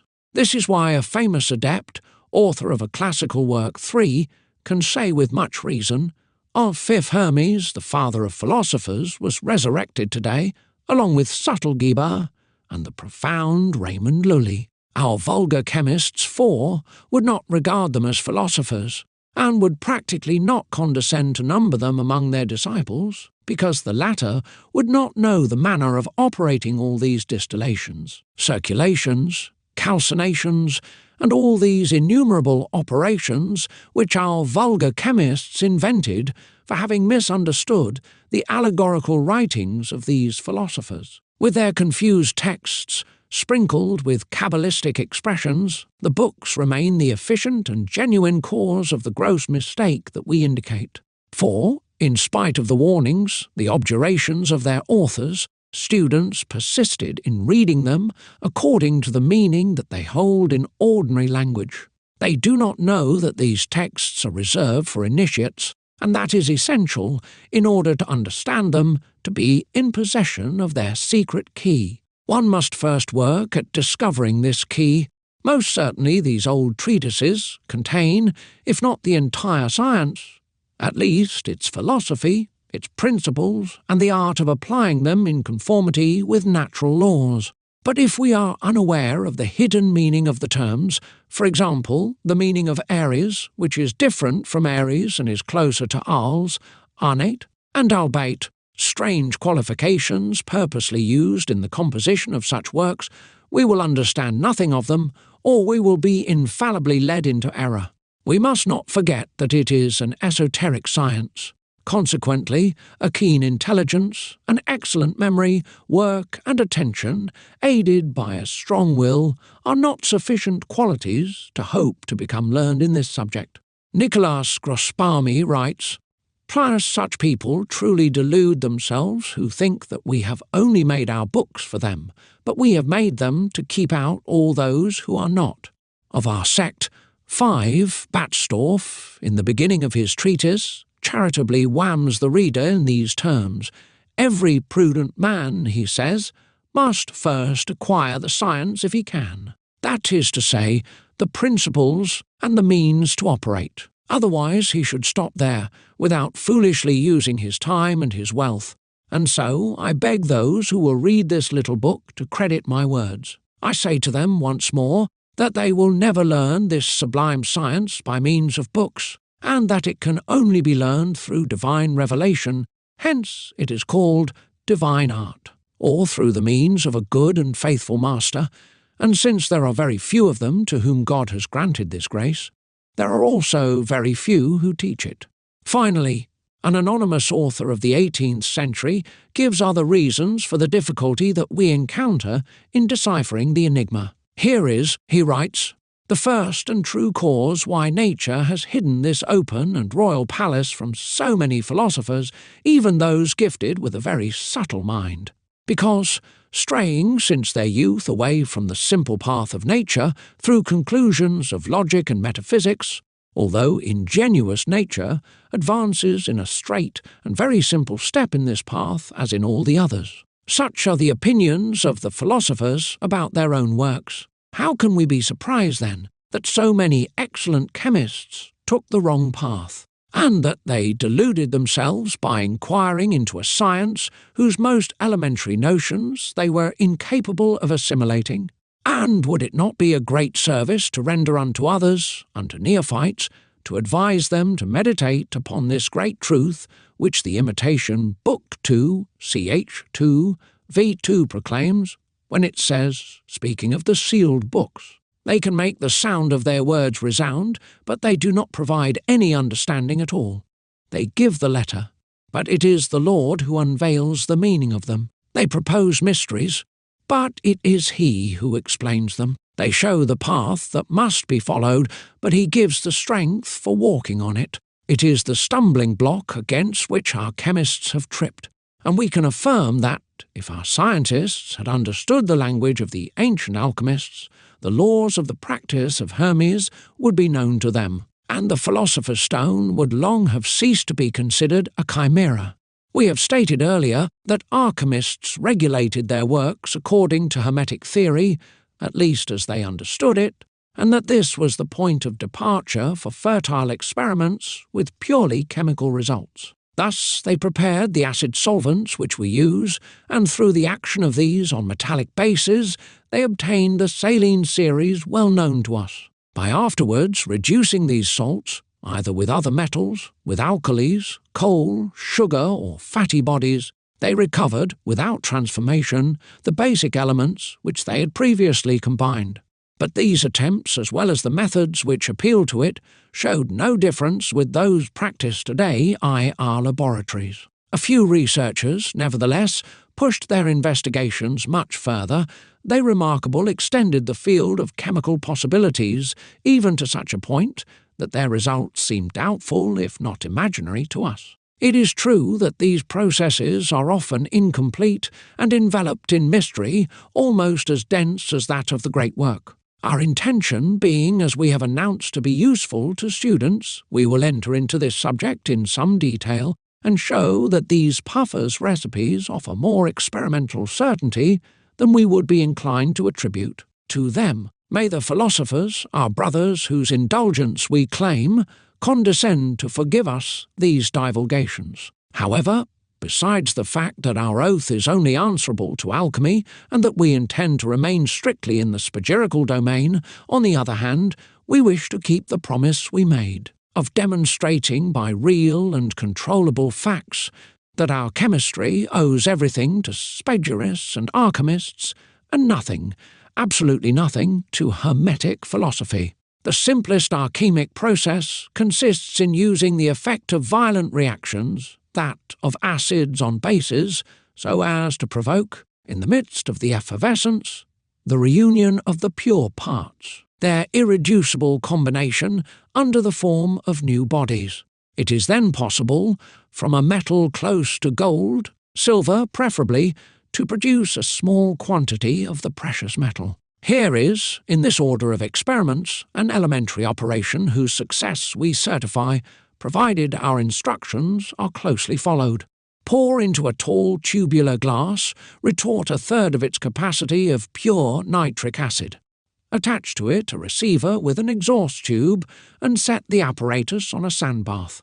Operate under a fume hood. Heat the apparatus gently without reaching the boiling point of the acid. Then stop the heat, open the neck and introduce a thin fraction of virgin or cupelled silver that contains no traces of gold.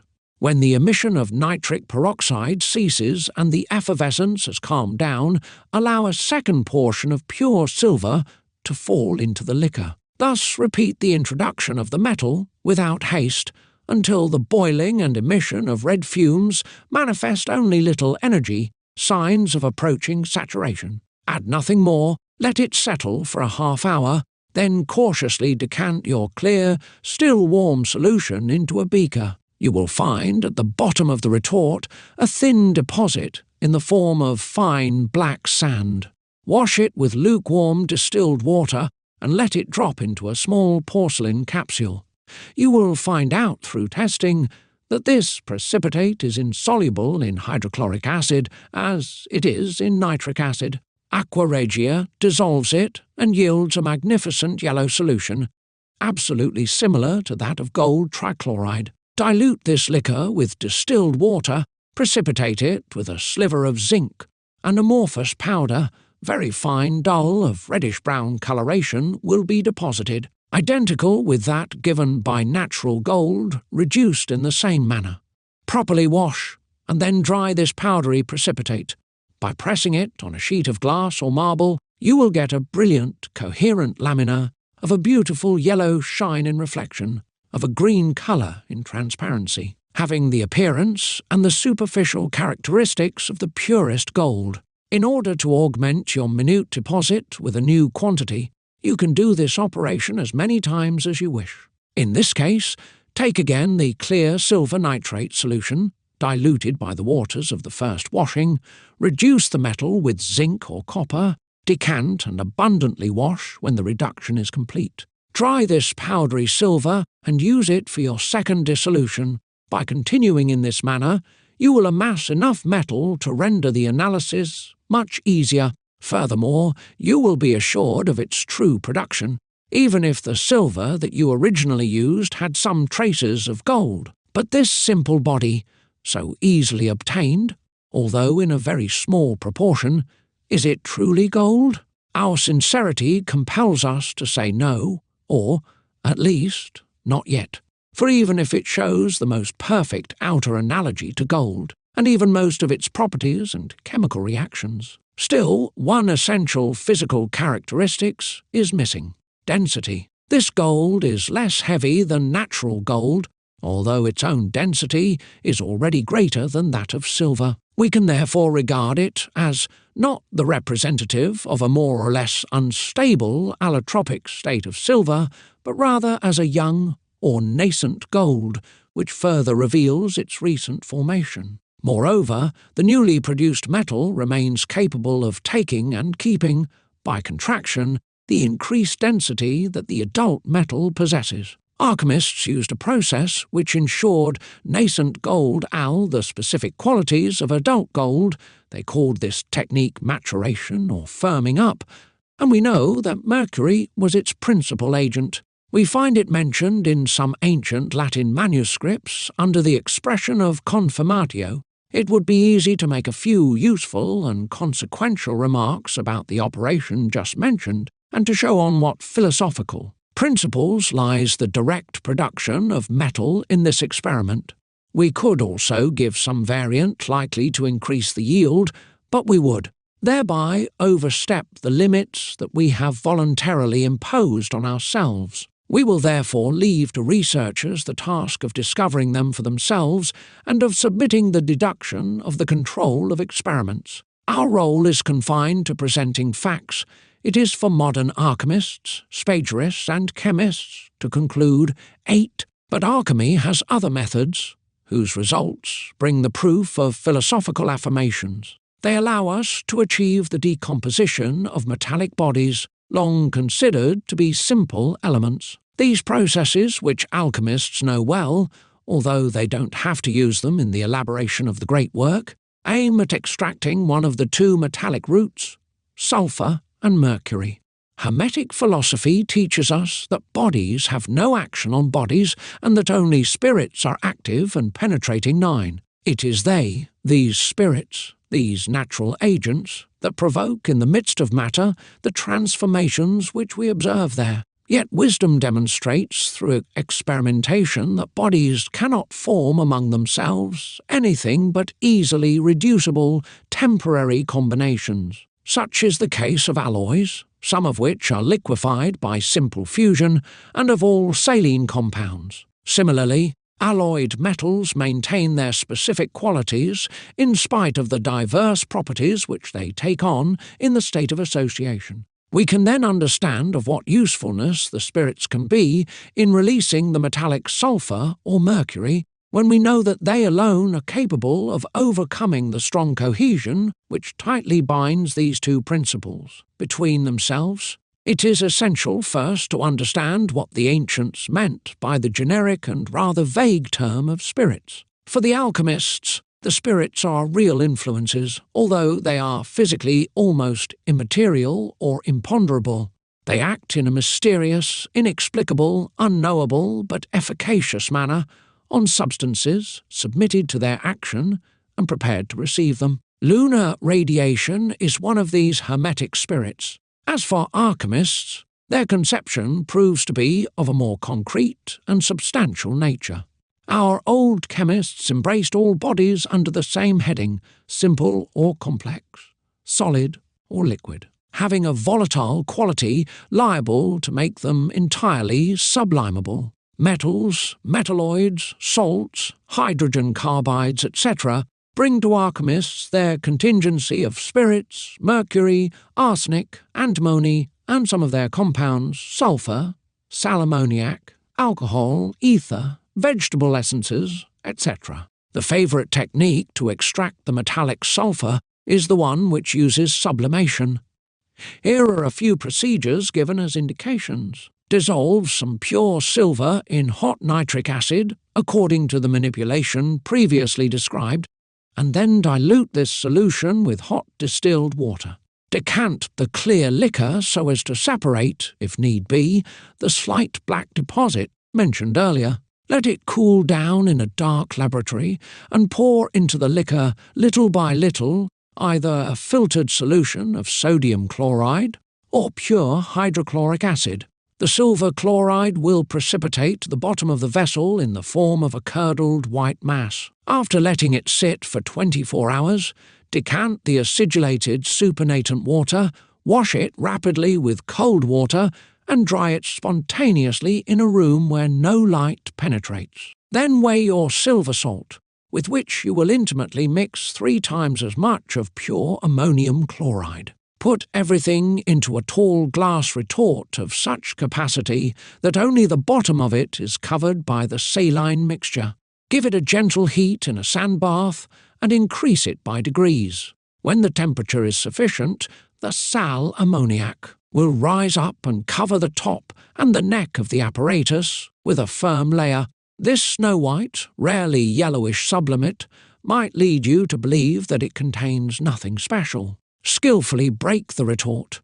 Carefully detach this white sublimate, dissolve it in distilled water, hot or cold. Once the dissolution has been achieved, you will find at the bottom a very fine bright red powder. It is a part of the sulphur of silver or lunar sulphur, detached from the metal and volatilized by the sal ammoniac during its sublimation. However, in spite of its simplicity, this operation does not proceed without some big problems. Although it seems simple, it demands great skill, a lot of prudence in the management of the heat. If you do not want to lose half and more of the metal, you must first and above all avoid the fusion of the salts. Yet, of the temperature does not reach the required degree to cause and maintain the fluidity of the mixture, no sublimation occurs. Furthermore, as soon as the temperature is established, the silver chloride, already very penetrating by itself, acquires such a bite in contact with the sal ammoniac that it will pass through the glass walls 10 and escape outside. The artist cannot even resort to using stoneware, earthenware, or porcelain retorts, which are even more porous than those of glass. All the more because he must constantly be able to observe the progress of the reactions if he wishes to be in a position to intervene at the right moment. Therefore, there are in this method, as in many others of the same order, certain secrets of practice which the alchemists have prudently reserved for themselves. One of the best ones consists in dividing the mixture of chlorides by interposing an inert body capable of impasting the salts and hindering their liquefaction. This matter must possess neither reducing qualities nor catalytic virtues. It is also essential that it can easily be separated from the caput mortuum. Formerly, pulverized brick was used, and a variety of absorbents such as putty powder, pumice stone, pulverized flint, etc. Unfortunately, these substances yield a very impure sublimate. We give preference to a certain product which has no affinity for silver or ammonium chloride, which we extract from Judean bitumen. In addition to the purity of the sulphur obtained, the technique becomes very easy.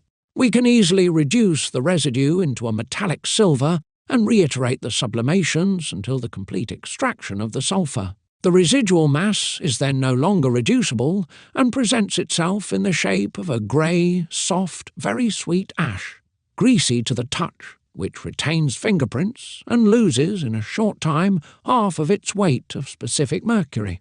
This technique applies equally to lead. Less expensive, it offers the advantage of yielding salts that are insensitive to light, which eliminates the need for the artist to operate in darkness.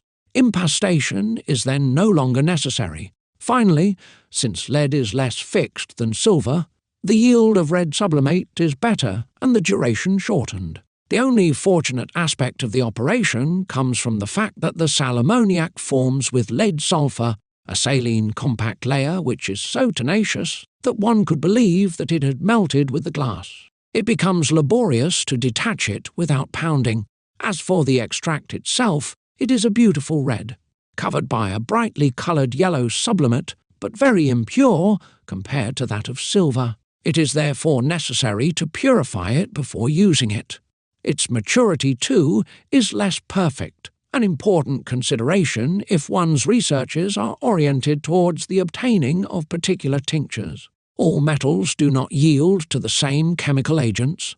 The process that is suitable for silver or lead cannot be applied to tin, copper, iron, or gold. Further, the spirit capable of detaching and isolating the sulfur of a given metal will exercise its action with another metal on the mercurial principle of the latter.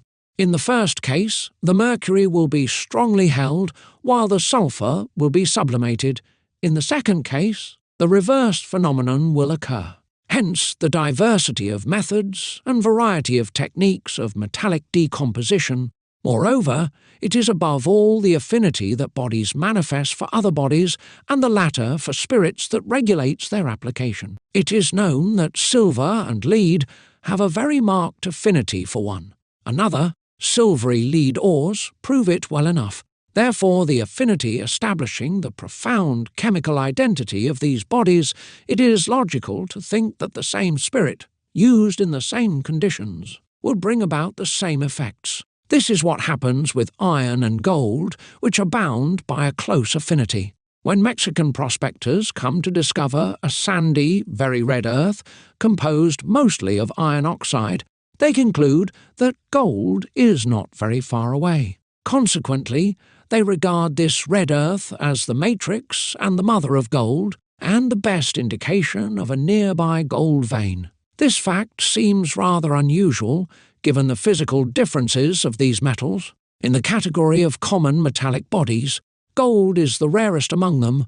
Iron, by contrast, is certainly the most common, the one that is found everywhere, not only in mines where it forms enormous and numerous deposits, but also disseminated on the very surface of the ground. Clay owes to iron its special coloration, sometimes yellow when iron is found divided as a hydrate, sometimes red when it is in the form of sequioxide, a colour which is further intensified by baking, as in bricks, tiles, and pottery.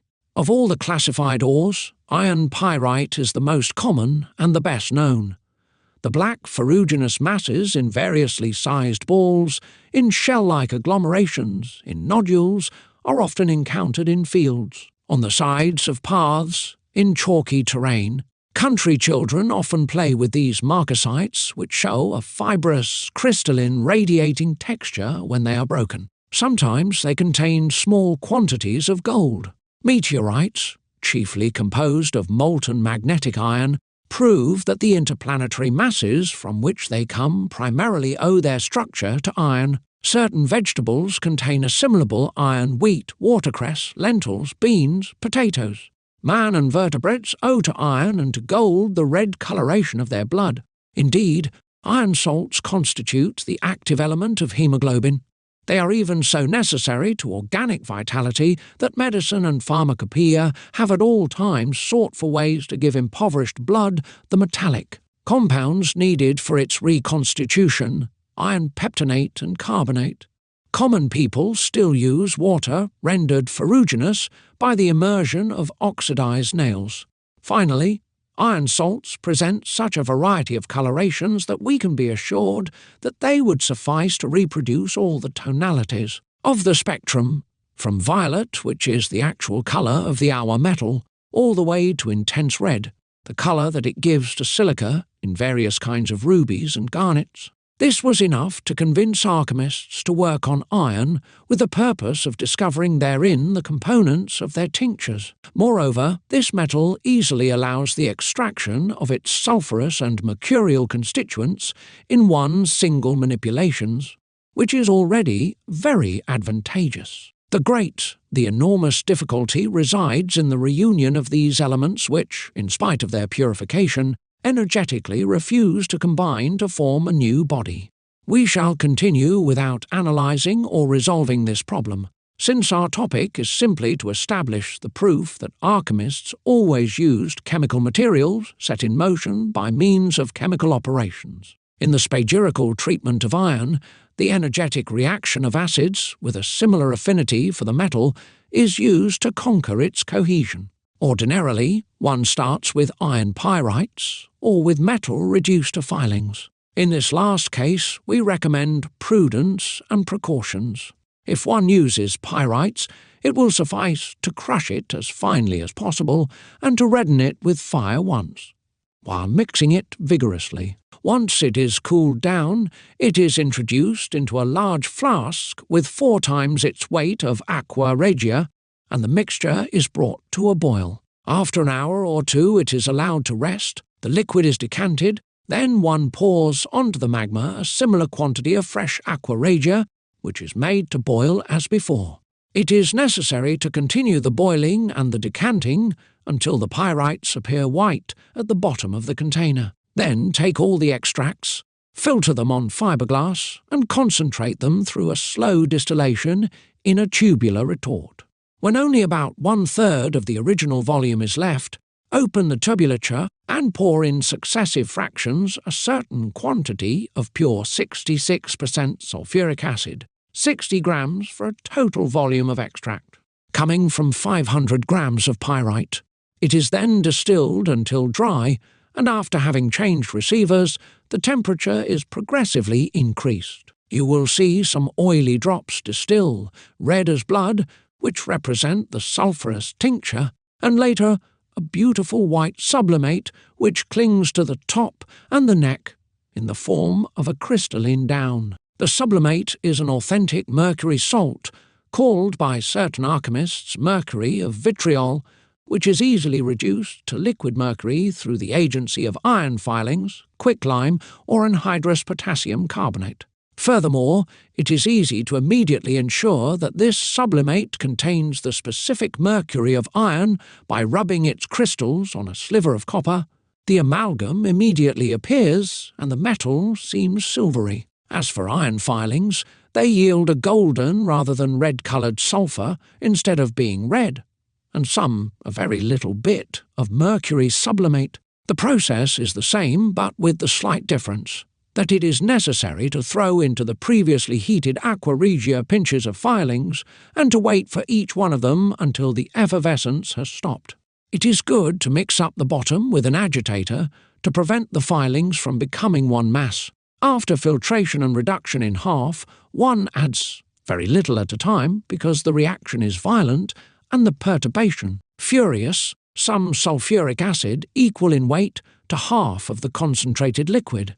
This is the dangerous part of the manipulation, since it is rather common to see the retort explode or crack at the level of the acids. Here we conclude the description of the processes used on iron, deeming that they are amply sufficient to uphold our thesis, and we will end the exposition of spagyric processes by that of gold, which is, according to the opinion of all philosophers, the body the most refractory to dissociation. It is a common axiom in spagyrics that it is easier to make gold than to destroy it.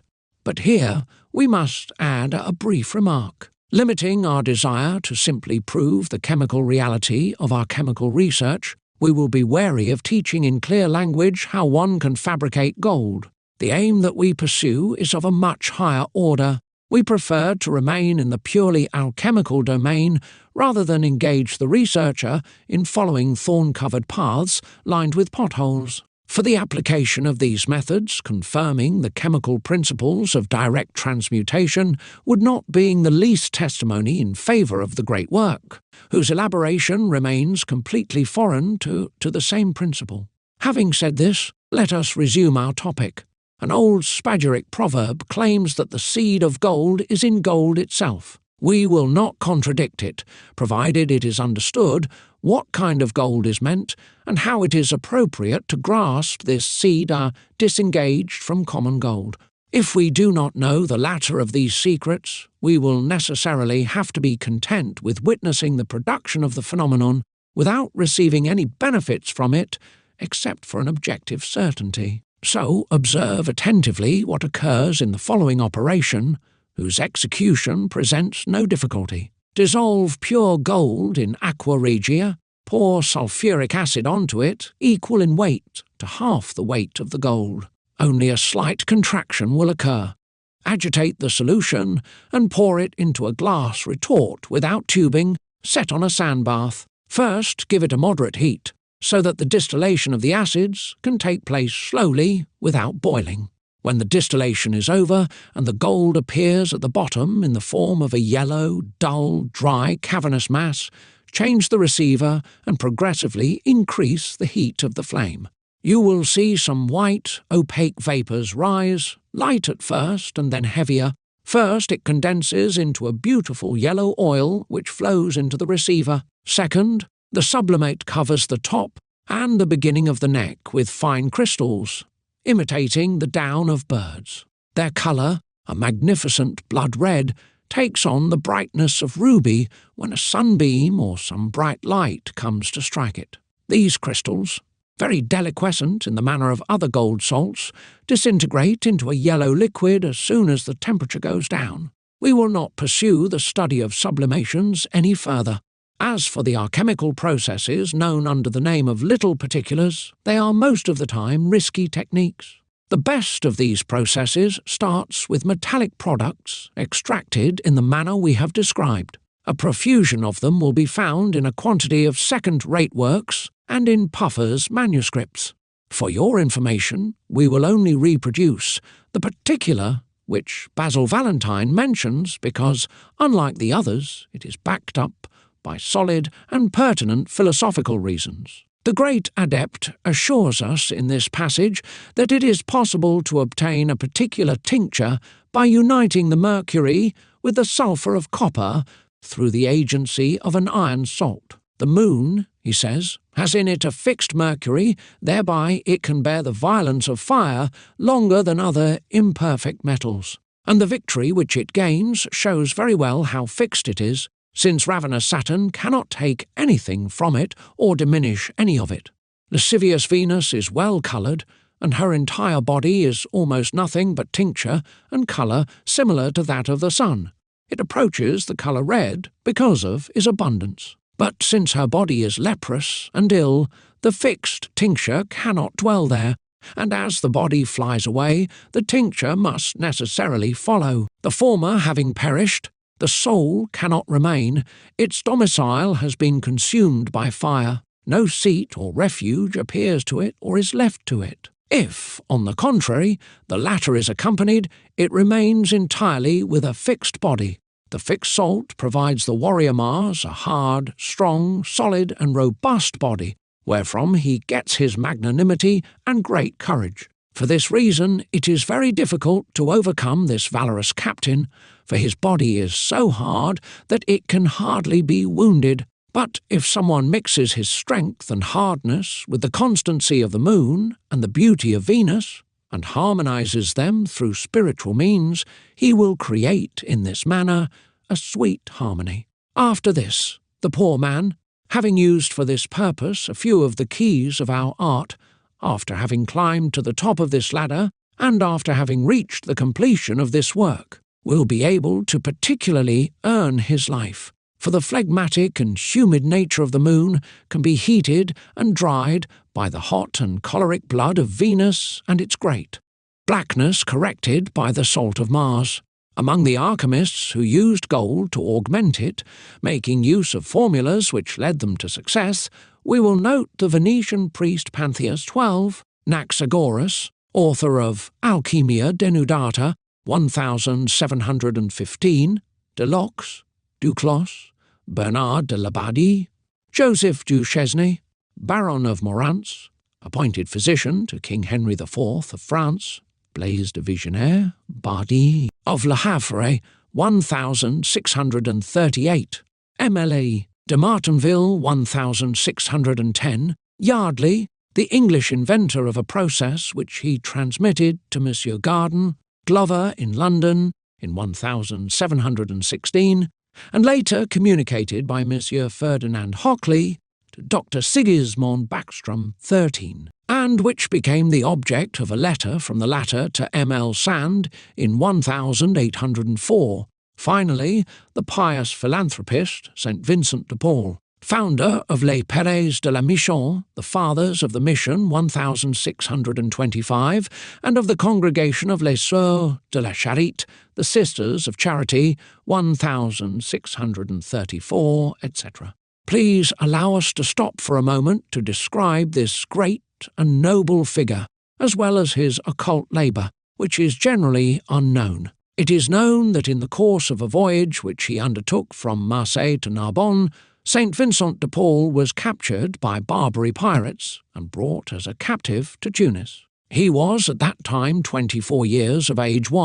We are also told that he succeeded in bringing back his last master, a renegade, into the lap of the Church, that he came back to France, and that he stayed in Rome, where Pope Paul V received him with a great deal of respect. From this moment on, he began his pious foundations and his charitable institutions. Yet what one took care not to mention is that the father of lost children, as he was called during his life, had learned alchemy during his captivity. Thus we understand how, without the need for miraculous intervention, the great apostle of Christian charity had the means to realize his numerous philanthropic works. 15.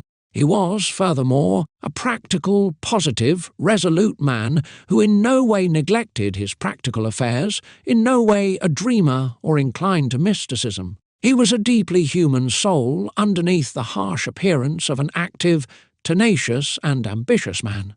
Of him we possess two very suggestive letters from the point of view of his chemical works. The first, written to M. de Comet, barrister of the Provincial Appellate Court of Dax, was published several times and analysed by M. Georges Bois in the Occult Menaces, Paris, Victor Reto, N.D. It was written from Avignon and dated the 24th of June, 1607. We take this rather long document from the moment when Vincent de Paul, having completed the mission for which he was in Marseille, was preparing to return to Toulouse. And being about to leave by land, he says, I was persuaded by a gentleman with whom I had stayed to embark with him as far as Narbonne. Because of the fortunate weather conditions, which I did to get there earlier and save money, or better said, to never reach this place and to lose everything, the wind was as good as needed to bring us that day to Narbonne, which was 50 leagues away, if God had not allowed 3 Turkish brigantines that were cruising in the Gulf of Lions to catch boats coming from Beaucaire, where a fair was taking place, still regarded as the most beautiful of Christendom, to have hunted us down and attacked us so forcefully that 2 or 3 of our people were killed and all of the others wounded, including myself, who was hit by an arrow, which I would have been able to use as a clock for the remainder of my days, if we then had not been forced to surrender to the scoundrels. Worse than tigers, the first manifestation of their rage was to hack our pilot into 1,000 pieces for the crime of having lost one of their headmen, besides 4 or 5 criminals whom our people had killed. This done, they chained us up, after having coarsely bandaged us. They continued their voyage, committing 1,000 thefts, nevertheless freeing those who surrendered without fighting, having robbed them. And finally, loaded down with merchandise, after 7 or 8 days, they sailed back to Barbary, den of the faithless thieves of the great Turk king, where having arrived, they put us for sale after having recounted our capture, which they said had been made on a Spanish ship, since without this lie we would have been freed by the king's consul, who was there to make free trade possible for Frenchmen. For our sale, their procedure was, once having us stripped totally, to give us each a pair of shorts, a linen jacket, and a cap. They paraded us in the city of Tunis, where they had come to sell us. After having been made to go round the city 5 or 6 times, chains around our necks, they brought us back to the ship so that the merchants could see which ones of us could eat and which could not, so as to show that our wounds were not mortal. This done, they brought us back to the marketplace, where the merchants came to look at us in the same manner that is used when one purchases a horse or a cow, having us open our mouths to look at our teeth, feeling our ribs, probing our wounds, having us walk, trot, or run, and then having us carry heavy burdens, and then fight one another to see the strength of each, and 1,000 other kinds of brutalities. I was sold to a fisherman, who was forced to get rid of me very soon, since no one agrees less with the sea than I do, and from the fisherman to an old man, a spagyric doctor, sovereign tyrant of quintessences, a very human and tractable man, who, from what he told me, had worked for 50 years in search of the Philosopher's Stone, and in vain as far as the stone, but with good results as far as other transmutations of metals, in proof of which I often saw him melt as much gold as silver together, putting them in little flakes, and then introducing a layer of some powder, and then other flakes, and then another layer of powder in a crucible or in a goldsmith's smelting vessel, keep it in the fire for 24 hours, and then open it, and find the silver turned into gold, and more often still, I saw him congeal or fix quicksilver into fine silver, which he sold to give to the poor. My job was to keep the fire in 10 or 12 furnaces, in which, thank God, I had more pleasure than pain. He liked me quite a lot, and he liked to talk to me about alchemy, and more about its law, to which he made every effort to attract me, promising me great wealth and all his knowledge. God always kept in me a belief that I would be freed by the fervent prayers I addressed to him and to the Virgin Mary, by whose unique intercession I firmly believe I was freed. Since I firmly hoped and believed that I would see you again, sir, I constantly asked him to teach me how to cure lithiasis, a miracle which I saw him perform daily. He did so, going so far as making me prepare and administer the ingredients. I stayed with this old man from the month of September 1605 until the following August, when he was taken and brought before the Grand Sultan, so as to work him, but in vain, since he died of sorrow on the way. He left me to his nephew, true anthropomorphist, who sold me too, soon after the death of his uncle, since he had heard that Monsieur de Brave, ambassador for the king in Turkey, was coming with good and authentic documents from the Grand Turk to recover Christian slaves. A renegade of Nice-en-Savoie, enemy of nature, purchased me and brought me to his tamat, that is the Arabic name of the parcel of land which sharecroppers held from the great landlord,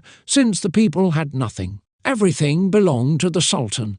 The tamat of this man was in the mountains, where the country is extremely hot and desert-like. After having converted this man, Vincent left with him 10 months later, at the end of which, continues the writer, we escaped on a skiff, and we arrived on June 28 in Aiguesmont, and soon thereafter at Avignon, where Monsignor the Vice-Legate publicly received the renegade, teary-eyed and tears choking his throat, in the church of St. Peter, for the glory of God and the edification of the spectators. The said Monsignor honoured me with great love and fondness, because of the few secrets of alchemy that I taught him, which he made more of, he says, than io gli avessi dato un monte d'oro 16, because he has worked all his life for no other contentment.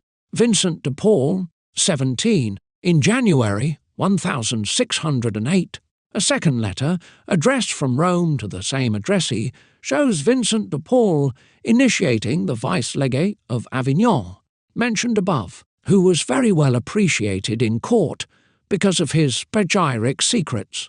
My condition is thus the following, in a word, that I am in this city of Rome, where I continue my studies, supported by Monsignor the Vice-Legate, who comes from Avignon and who honours me with his love, and a desire for my advancement, since I have shown him many and beautiful and curious things which I had learned while I was a slave to the old Turk, and to whom, as I wrote to you, I was sold. things among which is the beginning, but not the total perfection of the mirror of Archimedes, an artificial trick to make a skull speak, by which this unfortunate man seduced the people, telling them that his god Mohammed let him know his will by this skull, and 1,000 other beautiful geometric things which I have learned from him, and about which Monsignor is so jealous that he does not even want me to talk to anyone, for fear that I teach someone else what I taught him, wishing to be the only one with the reputation of knowing these things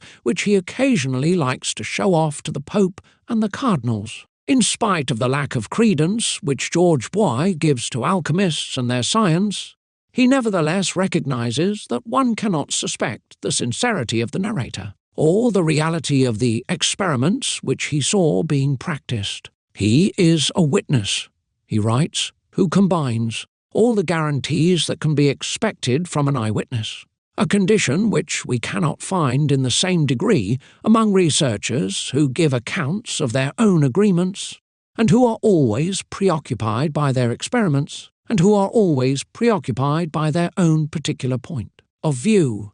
He is a good witness, but he is a man, he is not infallible.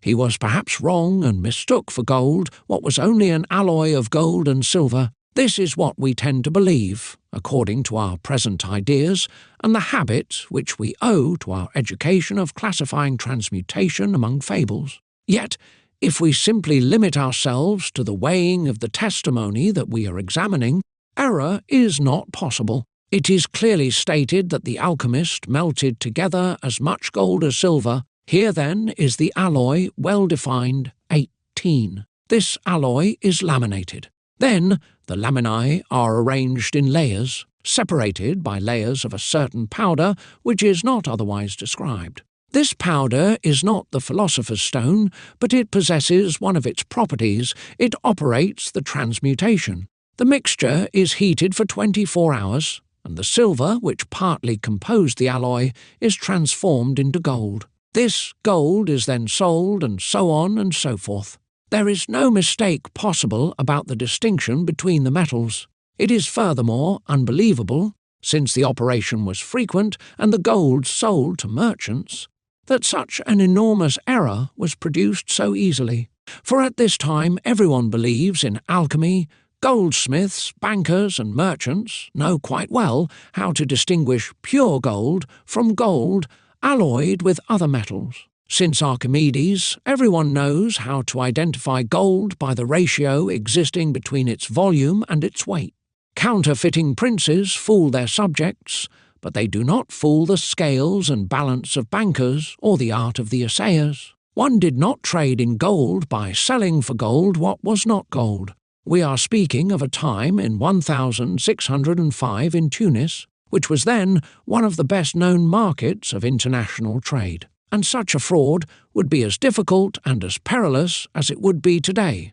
For example, in London, Amsterdam, New York, or Paris, where heavy gold payments are made in ingots. This is, in our opinion, one of the most demonstrative facts that we have been able to gather to support the opinion of alchemists about the reality of transmutation. As for the operation itself, it partakes exclusively from alchemy, and is very close to that taught by Pantheus in his Voarcodumia, and whose result he calls gold of the two cementations. For, if Vincent de Paul gave us a broad description of the process, on the other hand, he was careful not to describe the order and the manner of operating. Anyone today who would try to realize it, even if he had a perfect knowledge of this special cement, would only witness its failure. Because gold, in order to acquire the faculty of transmuting the silver alloyed to it, must first be prepared, as the cement only acts on the silver. Without this initial disposition, the gold would remain inert in the midst of the electrum, and could not transmit to silver that which it does not possess in a natural state. 19.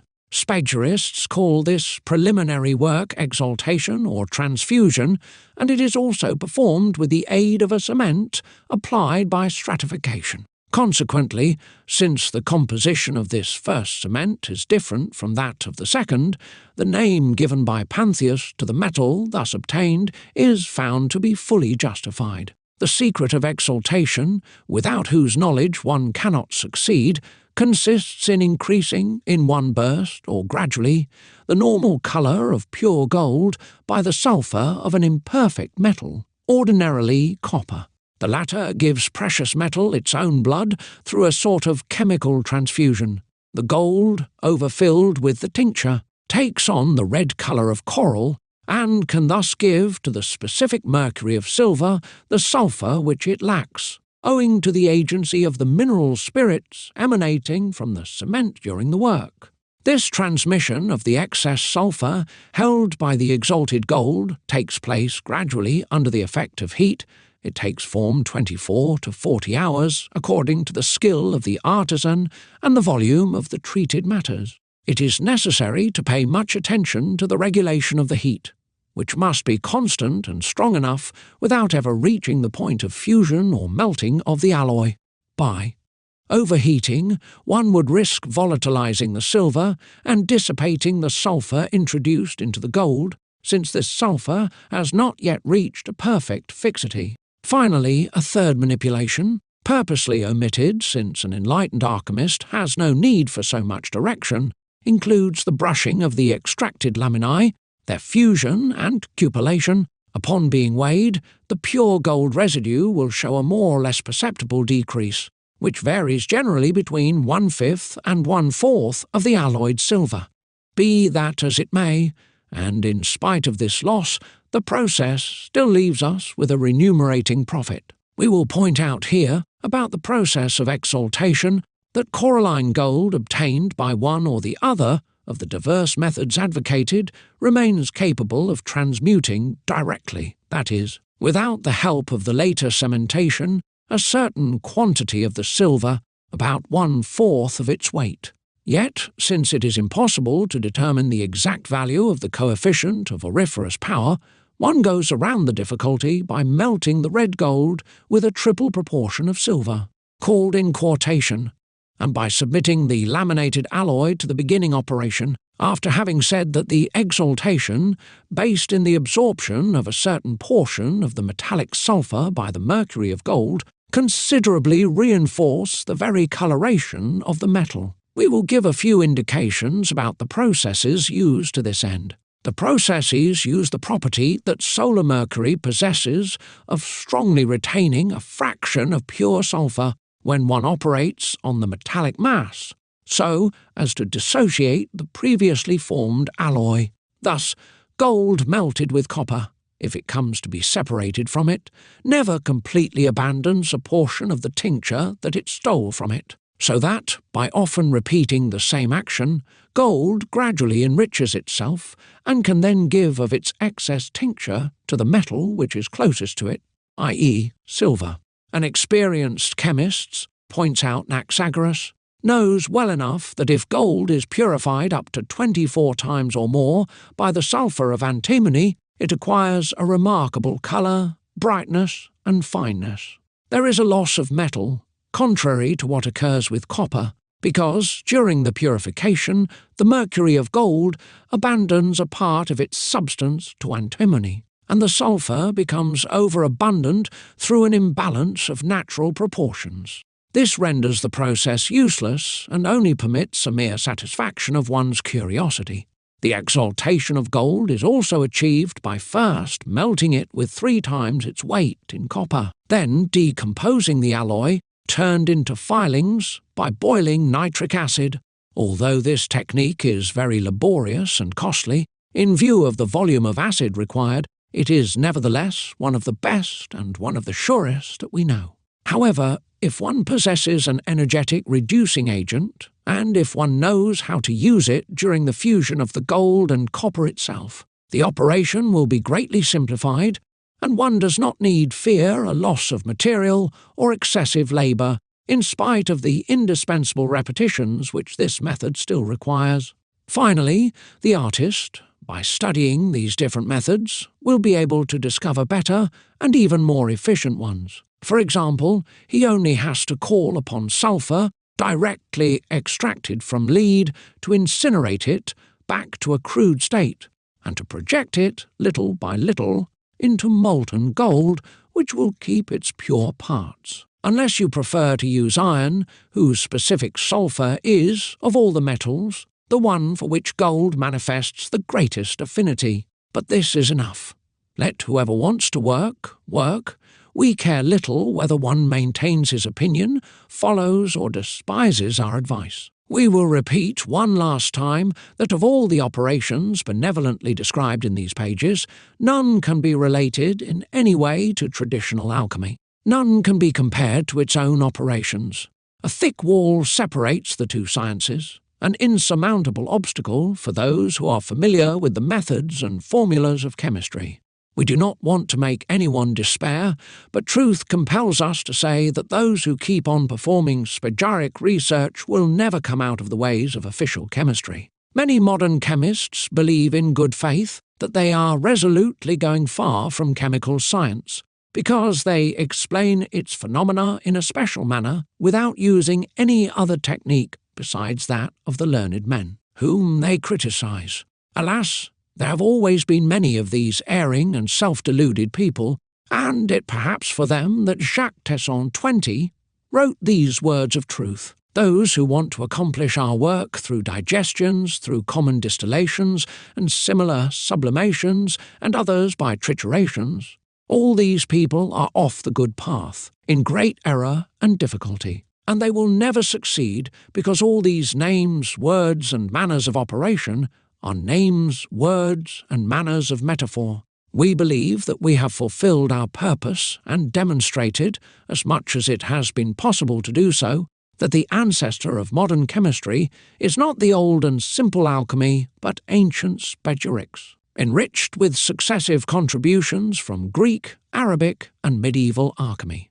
If one wants to have some idea of the secret science, let him bring his thoughts back to the work of the farmer and that of the microbiologist, since ours is placed under the dependence of analogous conditions. For, as nature gives the farmer the earth and the grain, and the microbiologist the agar-agar and the spore, similarly she gives the alchemist the proper metallic terrain and the appropriate seed.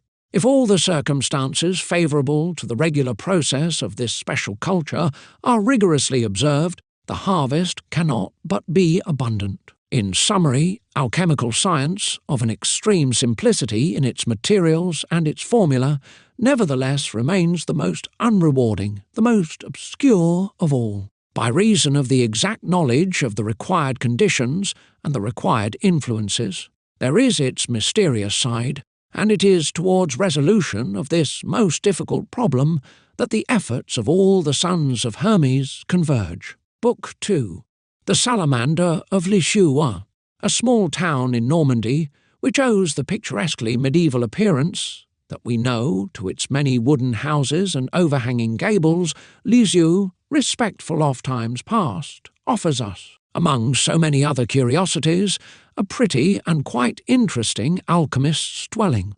A humble house, in truth, but which betrays its builder's concern for humility, that the fortunate beneficiaries of the hermetic treasure vowed to abide by throughout their entire life. It is generally known under the name of Manor of the Salamander, and occupies number 19 of Rue Fèvre, Plate 4. In spite of our research, obtaining the least information about its first owners has been impossible. No one knows them. No one knows, in Lisieux or anywhere else, who built it in the 16th century, nor who the artists were who decorated it. Probably not to fall short of tradition, the salamander jealously guards its secret and that of the alchemist. Yet in 1834, the house was the subject of an Article 1, however merely a pure and simple description of the sculpted figures that the tourist can admire on its facade. This notice, and a few lines inserted in the Statistique Monumentale du Calvados by Monsieur de Caumont, Lisieux, Vol. 5, represent all the published material relating to the manner of the salamander. It is little, and we regret it.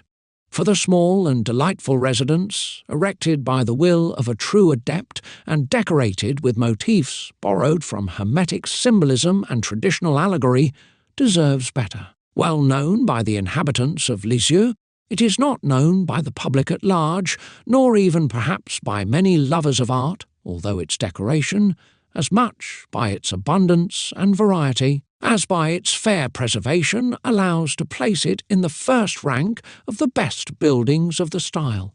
There is an unfortunate gap, and we will try to fill it by emphasizing the artistic value of this elegant dwelling, as well as the initiatory teachings expressed by its sculptures. A study of the motifs of the facade allows us to affirm, with a conviction born from a patient analysis, that the builder of the manor was a learned alchemist, having given the measure of his talent, in other words, an adept, possessor of the Philosopher's Stone.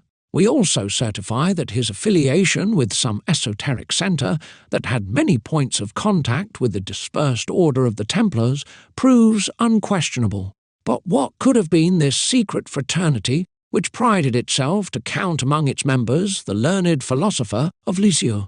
We must admit our ignorance and leave the question unanswered. However, although we unyieldingly loathe this hypothesis, the probability, the relevance of dates and the proximity of places suggest certain conjunctures which we will mention as a suggestion without committing ourselves.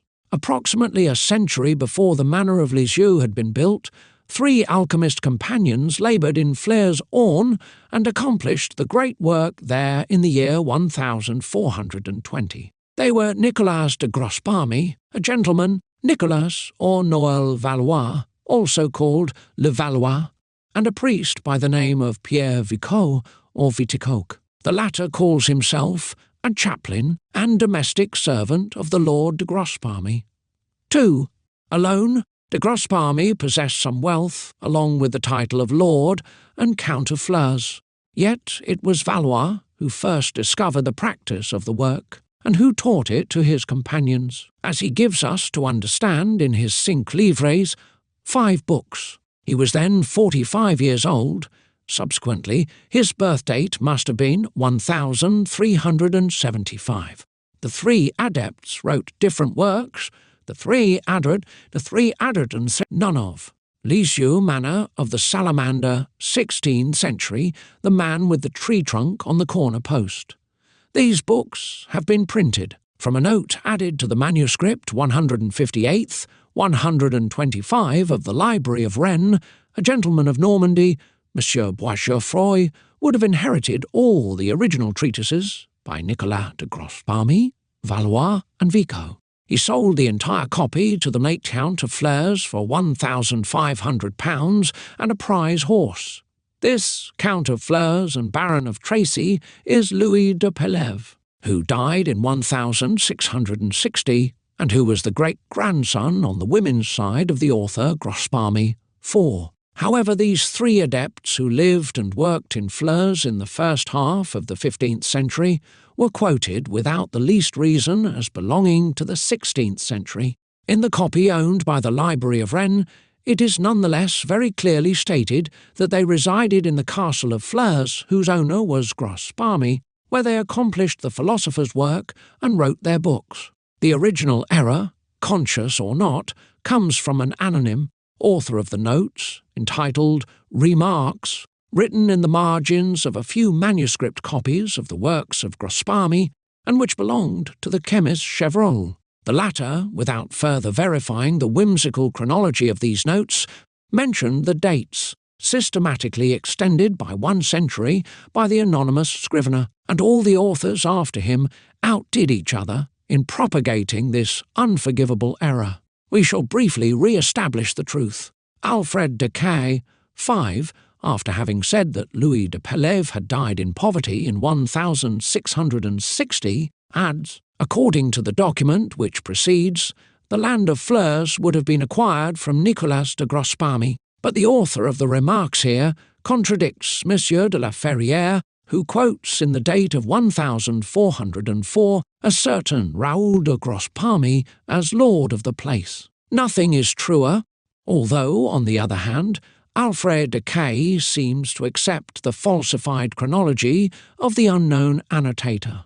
In 1404, Raoul de Grospami was indeed lord of Bouville and of Flers, and although we do not know how he became its owner, This fact cannot be called into question. Raoul de Grospami, writes Count Hector de la Ferrière, must be the father of Nicolas de Grospami, to whom Marie de Raux gave 3 sons, Jehan de Grospami, Guillaume, and Mathurin de Grospami, and a daughter. Guillemette de Grospami married on January 8, 1496, to Germain de Grimouville. At that date, Nicolas de Grospami was dead, and Jehan de Grospami, Baron of Flers, his eldest son, and Guillaume de Grospami, his second son, gave their sister as a consideration for her marriage 300 livres tournois in cash, and a yearly pension of £20, which could be bought back for the price of 400 livres tournois. 9. It is here perfectly established the dates appearing on the copies of the various manuscripts of Grospami and Valois are rigorously exact and absolutely authentic. From this point on, we could dispense with searching for the biographical and chronological concordance of Nicolas Valois, since it has been proven that he was the companion and the regular guest of the Lord Count of Flers. But it's advisable to discover the origin of the error, attributable to the so poorly informed commentator of the manuscripts of Chevreul. Let us immediately say that it could have arisen from an unfortunate homonymie, unless our anonymous author, by faking all the dates, had wanted to honour Nicolas Valois with the sumptuous mansion of Carl, which was built by one of his successors. It is thought that toward the end of his life, Nicolas Valois acquired the 4 lands of Escoville, Fontaines, Mesnil, Guillaume, and Manville. Nevertheless, this fact is on no way proved. No document confirms it, if not for the unfounded and unreliable assertion of the author of the above-mentioned remarks. The old alchemist, artisan of the wealth of the Levallois family and lords of Escoville, lived as a wise man, in accordance with the precepts of philosophical discipline and ethics. He who wrote, in 1445,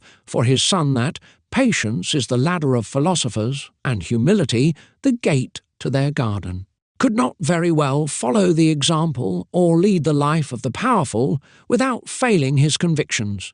Very likely, at the age of 70, with no other concerns but his writings, he completed in the castle of Flers a life of work, calm and simplicity, in the company of his 2 friends with whom he had accomplished the great work. His last years were devoted to the writing of the books destined to perfect the scientific education of his son, known only under the epithet of the pious and noble knight. 10. And to whom Pierre Vico was giving oral initiatory instruction. This passage from the manuscript of Valois actually points to the priest Vico. In the name of God Almighty, know, my beloved son, the intention of nature by the teachings declared hereafter. When, during the last days of my life, my body, ready to abandon my soul, was doing nothing more than awaiting the hour of the Lord and the last breath, the desire took me to leave you as my testament, and last will these words, by which you will be taught several beautiful things concerning the subject of the most worthy metallic transmutation. This is why I had the principles of natural philosophy taught to you, so as to make you more capable of this holy science. 11. Nicolas Valois' 5 livres, at the beginning of which this passage is found, bears the date of 1445, probably the date of completion, which would lead us to believe that the alchemist, contrary to the account of the author of the Remarques, died at a very advanced age. We can imagine that his son, raised and instructed according to the principles of hermetic wisdom, had to content himself with the acquisition of the lands of Escoville, or with collecting their revenues if he had inherited them from Nicolas Valois. However that may be, and although no written testimony has come to help us in filling this gap, one thing remains certain. The alchemist's son, himself an adept, never did build this domain, in all or in part, nor did he take any further measures for the ratification of the title attached to it. Finally, no one knows whether he lived at Flers like his father, or if he dwelled in Caen. We probably owe the building project of the mansion of the Great Horse, a project realized in the city of Caen by Nicolas Levallois, his eldest son, to the first recognized owner of the titles of Esquire and Lord of Esquiville, of Mesnil, Guillaume, and of other places. In any case, we know from reliable sources that Jean Levallois, first of the name, grandson of Nicolas, appeared March 24, 1511, wearing the brigandine and a sally, to show himself to the noblemen of the district of Caen. According to a certificate from the Lieutenant General of the said district, dated the same day, he left as his heir Nicolas Levallois, Lord of Esquiville and of Mesnil Guillaume, Beaume in the year 1494, and married on April 7th, 1534, to Marie Duval, who gave him a son, Louis de Valois, Esquire, Lord of Esquiville. Born in Caen on September 18th, 1536, who later on became councillor, secretary to the king. So Nicolas Levallois, great-grandson of the alchemist of Flers, undertook the work on the house of Esquiville, which required approximately 10 years, from 1530 to 1540. To this same Nicolas Levallois, our anonymous author, perhaps misled by the similarity of names, attributes the work of Nicolas Valois, his ancestor, by transposing in Caen what had happened in Flers. According to the report of Debras, Les Chercés et Antiquités de la Ville de Caen, p. 132, Nicolas Levallois is supposed to have died young in the year 1541. Friday, day of Epiphany, 1541%, writes the old historian, Nicolas Levallois, Lord of Esquiville, Fontaines, Mesnil, Guillaume and Manneville, then the most opulent in the city, while he was about to be seated at his table in a room of the pavilion of the beautiful and superb dwelling near the St. Peter intersection, which he had built the preceding year. While eating an oyster in the shell, being approximately 47 years of age, all of a sudden fell dead of a stroke which suffocated him. In the neighbourhood, the house of Esquiville was called Mansion of the Great Horse 13, according to Vauquelin des Yvetot testimony. Nicolas Levallois, its owner, would have accomplished the great work there, in the city where the hieroglyphs of the house he had built, and that can still be seen in St. Peter's Square, facing the great church of the same name, bear witness to his science. Adds Robillard de Beaupère. There could be hieroglyphs in the sculptures of the Mansion of the Great Horse. Then all these seemingly incoherent details could possibly have a very precise meaning for its builder and for all the adepts of the Hermetic science, well versed in the mysterious formulae of the ancient philosophers, mages, Brahmins and Kabbalists. Unfortunately, of all the statues which decorated this elegant dwelling, the principal piece from the alchemical standpoint, the one placed above the door, which first struck the eyes of passers-by, and which had given the dwelling its name, the Great Horse, described and celebrated by all contemporary authors, no longer exists today. It was mercilessly broken in 1793. In his work entitled Les Origines de Caen, Daniel Huet maintains that the equestrian statue pertained to a scene of the Book of Revelation chap 19 v2 against Bardou's opinion, the priest of Cormelli, who saw Pegasus in it, and de la Roque's, who recognized in it the very effigy of Hercules. In a letter addressed to Daniel Huet by Father de la Ducerie, the latter writes that the figure of the great horse which is on the main façade of the house of Monsieur Levallois d'Esquiville's house is not, as Monsieur de la Roque believed, and after his many others, Hercules, it is a vision of the Apocalypse. This is confirmed by the inscription underneath it. On the thigh of the horseman are written these words from the Apocalypse: Rex Regum et Dominus Dominantium, King of Kings and Lord of Lords. Another correspondent of the learned prelate of Avranches, the physician Dubourg, provides yet more specific details. In answer to your letter, he wrote, Let me begin by telling you that there are two representations in bas-relief, one on top where this great horse is represented in the air, with clouds beneath its front feet. The man who rides it had a sword in front of him, but it is no longer there. In his right hand he holds a long iron rod. Above and in front of him an angel in the sun. Beneath the round part of the door there is yet another smaller representation of a riding man, on a pile of dead bodies and horses, which birds are eating. It is facing east, as opposed to the other one, and in front of him are represented the false prophet, the several-headed dragon, and the horseman against whom this horseman appears to be riding. His head is turned backwards, as if to see the representation of the false prophet and the dragon entering an old castle, out of which flames emerge, and by which this false prophet is already half engulfed.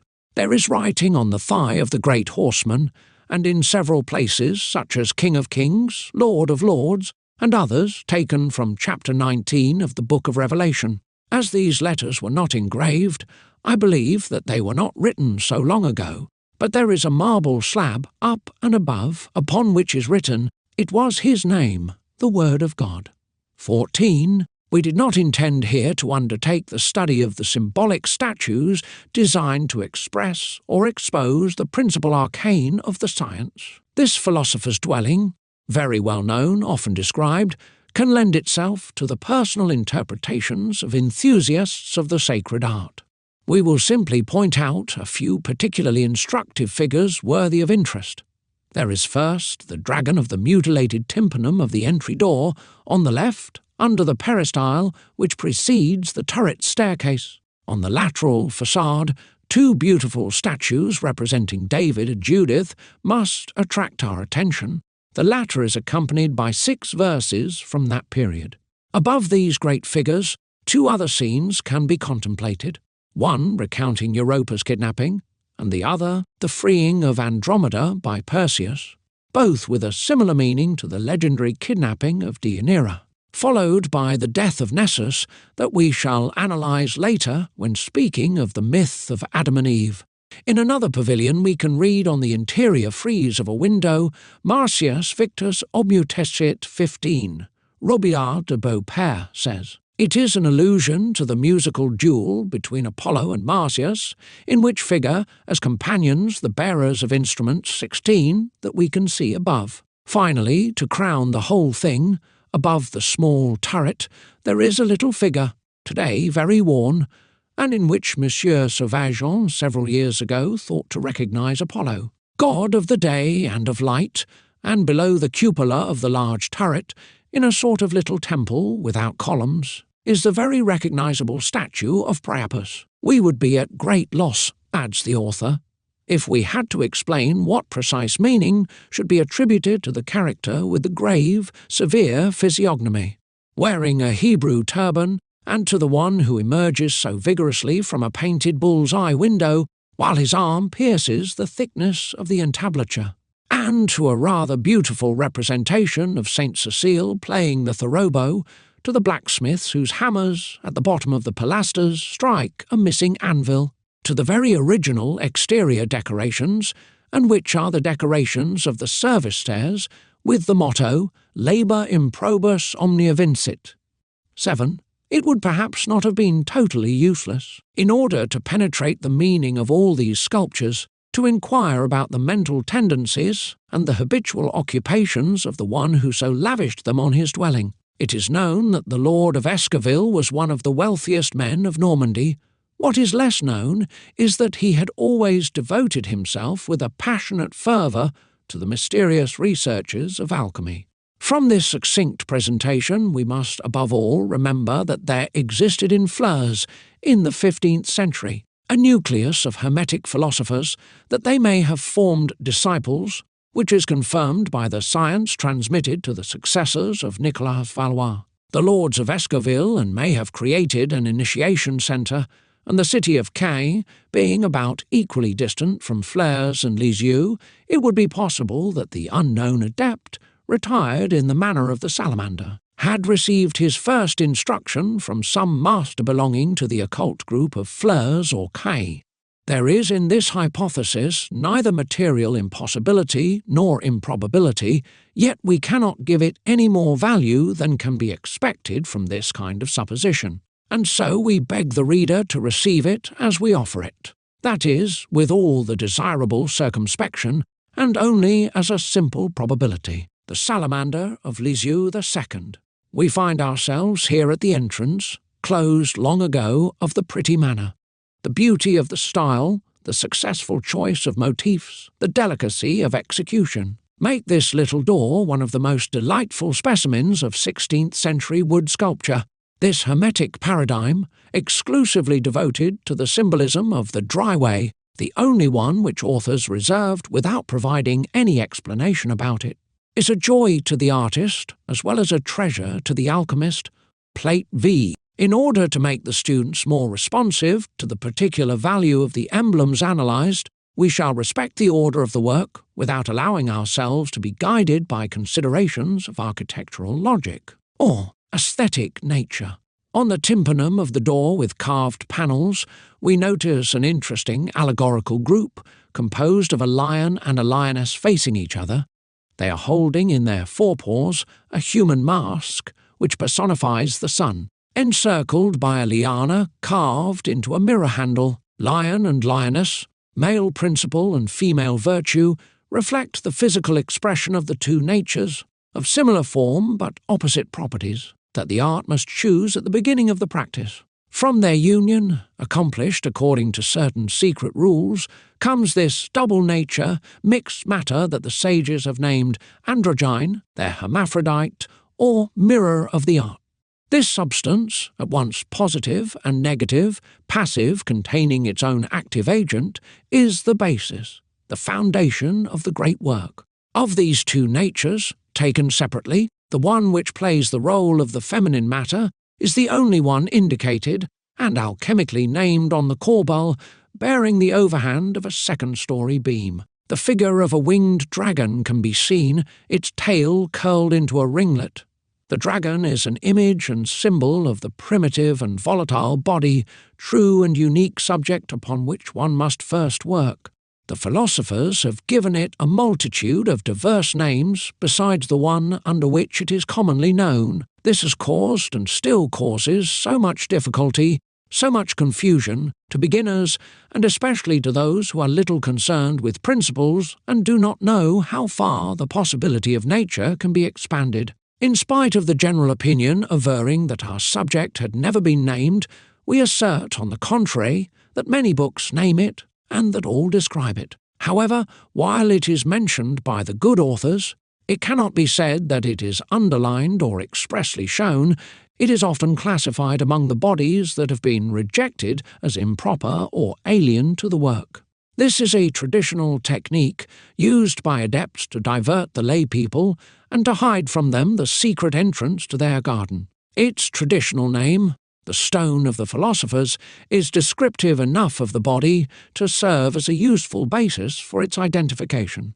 It is indeed genuinely a stone, for, out of the mine, it shows the external characteristics common to all ores. It is the chaos of the sages, in which the four elements are contained, but in a confused, disorganized manner. It is our old man and the father of metals which owe their origin to it, as it represents the first earthly metallic manifestation. It is our arsenic, cadmia, antimony, blende, galena, cinnabar, tutia, tartar, etc. All ores, through the hermetic voice, rendered homage to it with their name. It is still called black dragon covered with scales, venomous serpent, daughter of Saturn, and what the most beloved of its children.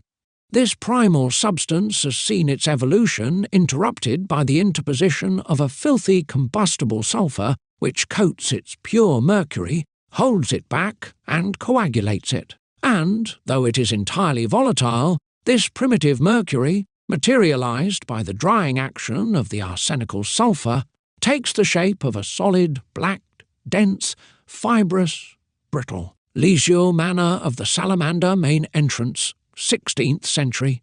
Crushable mass rendered by its lack of utility, vile, abject and despicable in the eyes of man, yet, in this subject, poor relative of the metal family, the enlightened artist finds everything that he needs to begin and perfect his great work, since it is present, say the authors, at the beginning, the middle, and the end of the work. Therefore the ancients have compared it to the chaos of creation, where elements and principles, the darkness and the light, were on, and the other confounded, intermixed, and unable to mutually interact.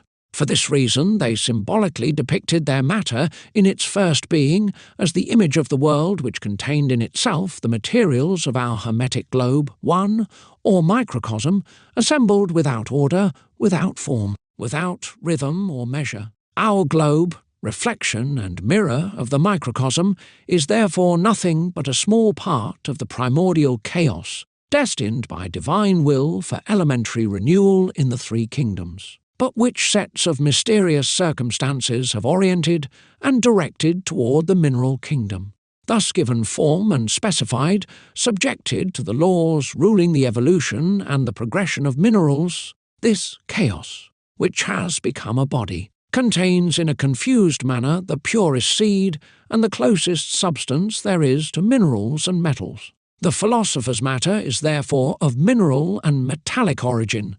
Hence, one must only seek it in the mineral and metallic root, which says, Basil Valentine in the book, The 12 Keys, was reserved by the Creator and intended only for the generation of metals. Consequently, anyone who seeks the sacred stone of the philosophers with the hope of encountering this little world in substances alien to the mineral and metallic kingdoms will never reach his goals. To turn the apprentice away from the path of error, the ancient authors teach him to always follow nature, because nature only acts within its own appropriate species, only develops and perfects itself within itself and by itself, free from any heterogeneous thing occurring to hinder its progress or to oppose the effects of its generating power. On a post of the frame on the left side of the door that we are studying, a subject in high relief calls and holds our attention. It shows a richly dressed man wearing a sleeved doublet and a mortarboard hat, his chest emblazoned with a shield showing a six-pointed star. This man of means, standing on the cover of an urn with embossed sides, serves to indicate the content of the container, according to the custom of the Middle Ages. It is the substance which, during sublimations, rises above the water, floating like an oil on its surface. It is Basil Valentine's Hyperion and Vitriol, Ripley's and Jacques Tesson's Green Lion, in a word, the real unknown of the great problem. This knight of beautiful bearing and heavenly lineage is no stranger to us. Several hermetic etchings have acquainted us with him. Salomon Trismosin, in the Golden Fleece, shows him standing up, his feet planted on the edges of two water-filled vases, which reveal the origin and the source of this mysterious fountain. Water of dual nature and virtue, issued from the milk of the Virgin and the blood of Christ, igneous water and aqueous fire, virtue of the two baptism mentioned in the Gospels.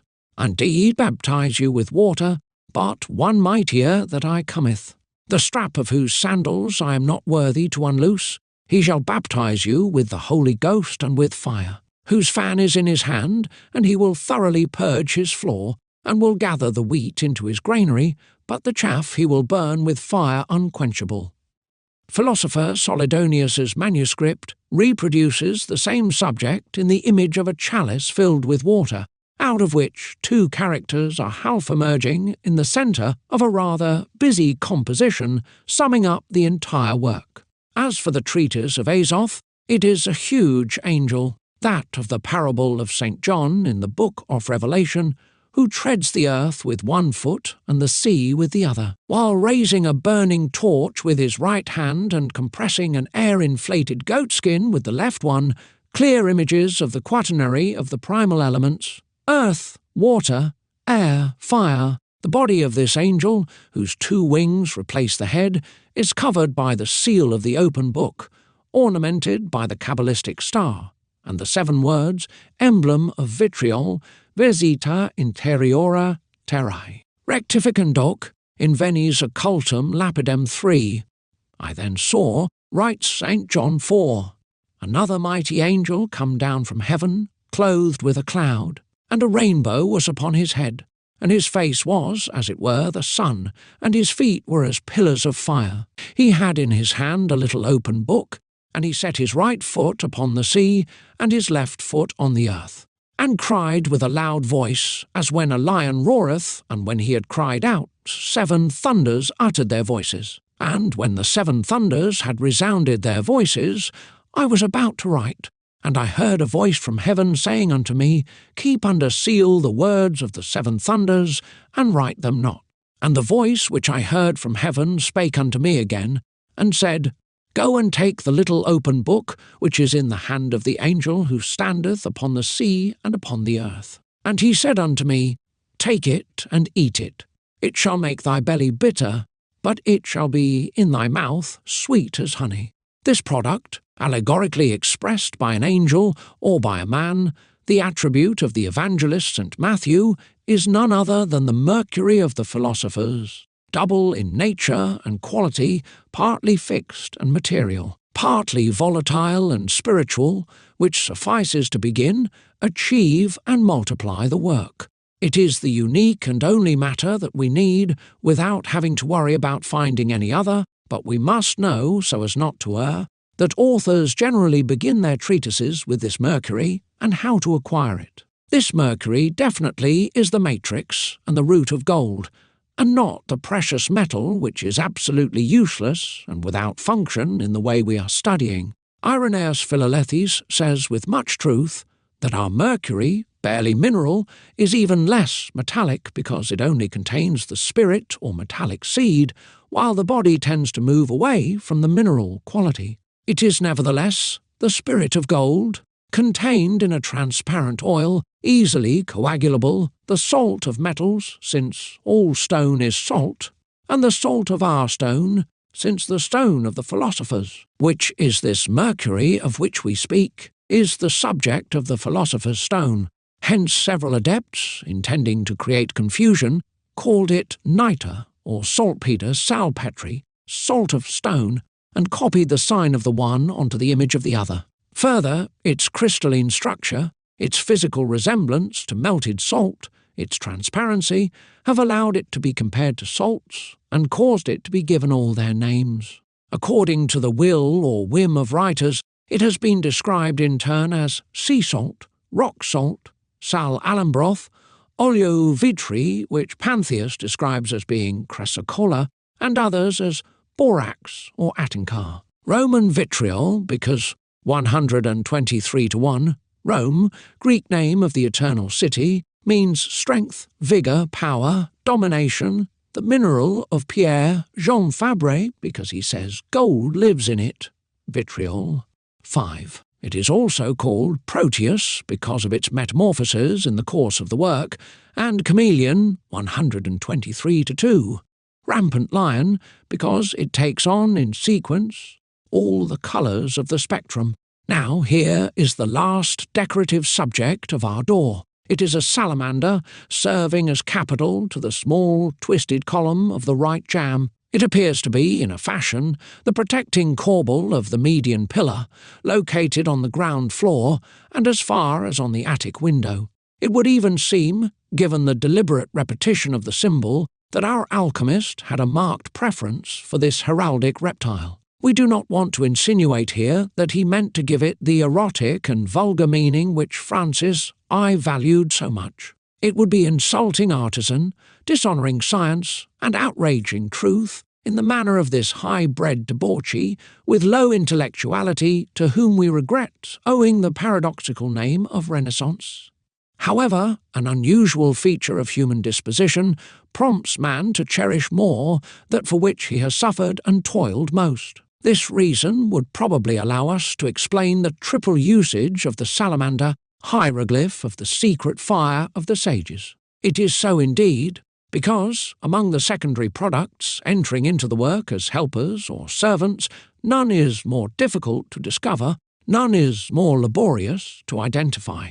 It is yet possible, in accessory preparations, to use instead, in place of the required additives, certain substitutes capable of a similar result. However, In the elaboration of mercury, nothing could be substituted for the secret fire, this. Spirit likely to animate it, exalt it, and blend with it after having extracted it out of filthy matter. I would feel very sorry for you, wrote Limoges de Saint-Didier, if, like myself, after having known the true matter, you had spent 15 years entirely in work, study, and meditation without being able to extract from the stone the precious juice it contains in its midst, for want of knowing the secret fire of the sages, which from this apparently dry and arid plant causes to flow a water that doesn't wet the hands.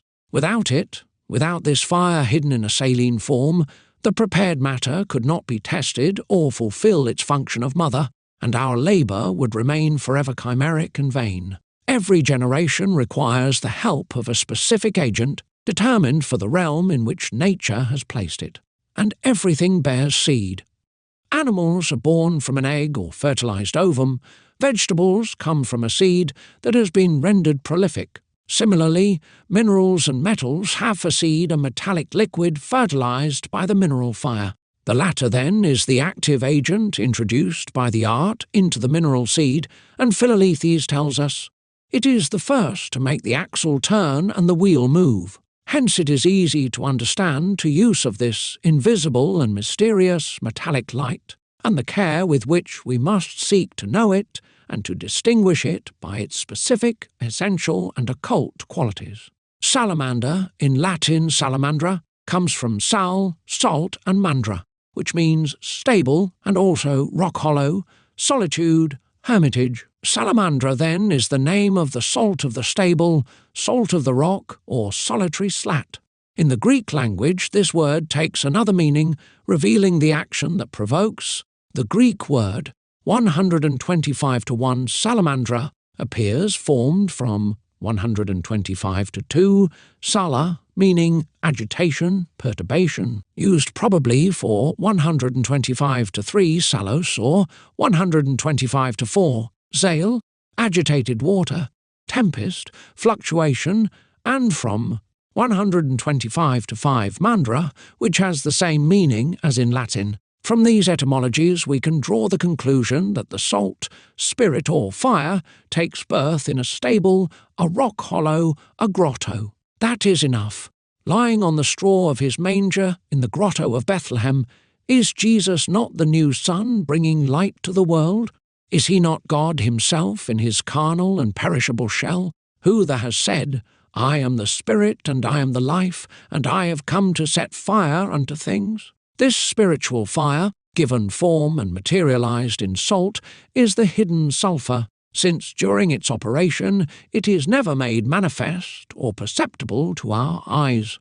And yet this sulphur, as invisible as it may be, is not an ingenious abstraction or a doctrine stratagem. We know how to isolate it, how to extract it from the body that conceals it, by an occult means, and in the appearance of a dry powder which, when it is in that state, becomes improper and without effect for the philosopher's art. This pure fire, of the same essence as the specific sulphur of gold, but less digested, is, on the other hand, more abundant than that of the precious metal. This is why it easily unites with the mercury of minerals and imperfect metals. Philolethes affirms that it is found hidden in the belly of Aries, or the Ram constellation which the sun crosses in the month of April. Finally, to even better designate it, we will add that this ram, which hides within itself the magical steel, ostensibly bears on its shield the image of the hermetic seal, the star with 6 rays. So it is in this very common matter, which may seem merely useful to us, that we must look for the mysterious solar fire, a subtle salt and spiritual sulphur, a celestial light diffused in the darkness of the body, without which nothing can be done, and which nothing could replace. Among the emblematic subjects of the small mansion of Lisieux, we have mentioned earlier the important place occupied by the salamander, specific emblem of its modest and learned owner. We were saying that it can be found as far as the attic window of the roof, almost inaccessible and rising up against the open sky. It embraces the king post of the gable between two parallel dragons sculpted on the exposed wooden sides of the gable plate 6. These two dragons, one Apterous, 126 to 1, without wings, the other Chrysopterus, 126 to 2, with golden wings, are those about which Nicholas Flamel speaks in his hieroglyphic figures, and Lisieux manner of the salamander, 16th century, the salamander and the two dragons of the attic window, which Michael Meyer, Symbala Aurea Mensae, Frankfurt, 1617, considers to be a lobes Westphal of the celebrated adept. This simple declaration demonstrates the wide knowledge that the artist from Lisieux had of philosophical texts and of the symbolism specific to each of his predecessors. On the other hand, the very choice of the salamander leads us to believe that our alchemist must have searched for a long time and spent many years to discover the secret fire. The hieroglyph, in fact, hides the physico-chemical nature of the fruit of the Garden of Hesperia, fruit whose late maturity can only rejoice the sage in his old age. At the sunset, 126 to 3, Hesperus of a laborious and painful career. Each piece of fruit is the result of a progressive condensation of the solar fire by the secret fire, a word incarnate, a celestial spirit embodied in all things of this world, and the assembled and concentrated rays of this double fire colour and animate a pure, diaphanous, clarified, regenerated body of brilliant brightness and admirable virtue. Once it has reached this point of exaltation, the igneous principle, material and spiritual, by the universality of its action, becomes assimilable to bodies contained in the three kingdoms of nature. It is as efficient with animals and plants as it is within mineral and metallic bodies. It is the magical ruby, agent endowed with igneous energy and subtlety, and clothed in the colour and the multiple properties of fire. Again, the oil of Christ or of crystal, the heraldic lizard, attracts, devours, vomits, and feeds the flame, resting on his patience like the old phoenix on his immortality. The salamander of Lisieux, third on the median pillar of the ground floor. The visitor discovers a curious bas-relief. A monkey is carefully eating the fruit of a young apple tree, barely higher than itself, plate 7. Facing this subject, which, or the initiate, translates perfect realization, we are looking at the completed work. The brilliant flowers, whose vivid and glistening colours were the joy of our artisan, have become wilted and burned out one after the other one. The fruits grew, and from green, which they were at the beginning, they now appear adorned with a brilliant purple envelope, a sure clue to their maturity and excellence. For, in his patient work, the alchemist must be the scrupulous imitator of nature, the monkey of creation, according to the genuine expression of several masters. Guided by the analogy, he realizes on a small scale, with his feeble means and in a restricted domain, what God did on a large scale in the cosmic universe. Here is the immense, there the minuscule. On these two poles, same thought, same effort, a will similar in its relativity. God makes everything from nothing. He creates, man takes a parcel of that, everything from nothing he creates. Man takes a parcel of that everything and multiplies it, he prolongs and continues. Thus the microcosm amplifies the macrocosm. Such is his goal, his reason to be, such seems to be, in our eyes, his true earthly mission and the cause of his own salvation. Above, God, below, man. Between the immortal Creator and his perishable creature, all of created nature. Lo, you will find nothing more, and you will discover nothing less than the author of the first effort connected to the mass of beneficiaries of the divine example, subjected to the mass of beneficiaries of the divine example, subjected to the same imperious will of constant activity, of eternal labour. All classical authors are unanimous in recognizing that the great work is an abridgment, reduced to human proportions and possibilities, of the divine work. Since the adept must contribute the best of his qualities, if he wants to succeed, It appears just and equitable that he should collect the fruit. The fruit, oh, the tree of life and profit. Fro, the marvellous apples of the garden, of the Hesperides. However, as we are compelled, obeying the desire or the whim of our philosopher, to begin at the very point where art and nature completed their concerted piece of work. Would we be acting like blind men if we were to concern ourselves first with knowing what it is that we are looking for? And is not, in spite of the paradox, the method excellent which begins with the end? He who clearly knows what he wants to obtain will more easily find what he needs. In the occult circles of our time, people often speak of the philosopher's stone without knowing what it is in reality. Many educated people call the hermetic gem a mysterious body. They share about it the opinion of certain spagerists of the 17th and 18th centuries who classified it among abstract entities, styled non-beings or rational beings. Let us therefore inquire so as to obtain, about this unknown body, an idea as close as possible to truth. Let us study the descriptions, rare and too brief for our liking, that certain philosophers have left us, and let us see what certain learned people and faithful witnesses have reported. First, let us say that according to the scared language, the term philosopher's stone means the stone which bears the sign of the sun. The solar sign is characterized by its red coloration, which can vary in intensity, as Basil Valentine I says, and its color ranges from rosy red to crimson red, or from ruby to pomegranate red.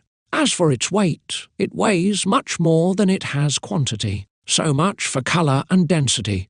The cosmopolite, too, whom Louis Figuier believes to be the alchemist known under the name of Seton, and others under the name of Michael Sendivodius, describes in this passage its translucent appearance, its crystalline form, Lisieux manner of the salamander, and the monkey by the apple tree, and its fusibility, if one were to find, he said, and were subject in its last state of perfection, made and composed by nature, if it were fusible like wax or butter, and its redness, its diaphanous nature or clarity appeared on the outside. It would be in truth our blessed stone.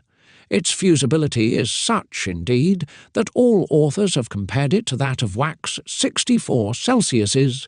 It melts in the flame of a candle, they repeat. Some, for this reason, have even given it in the name of Great Red Wax 3.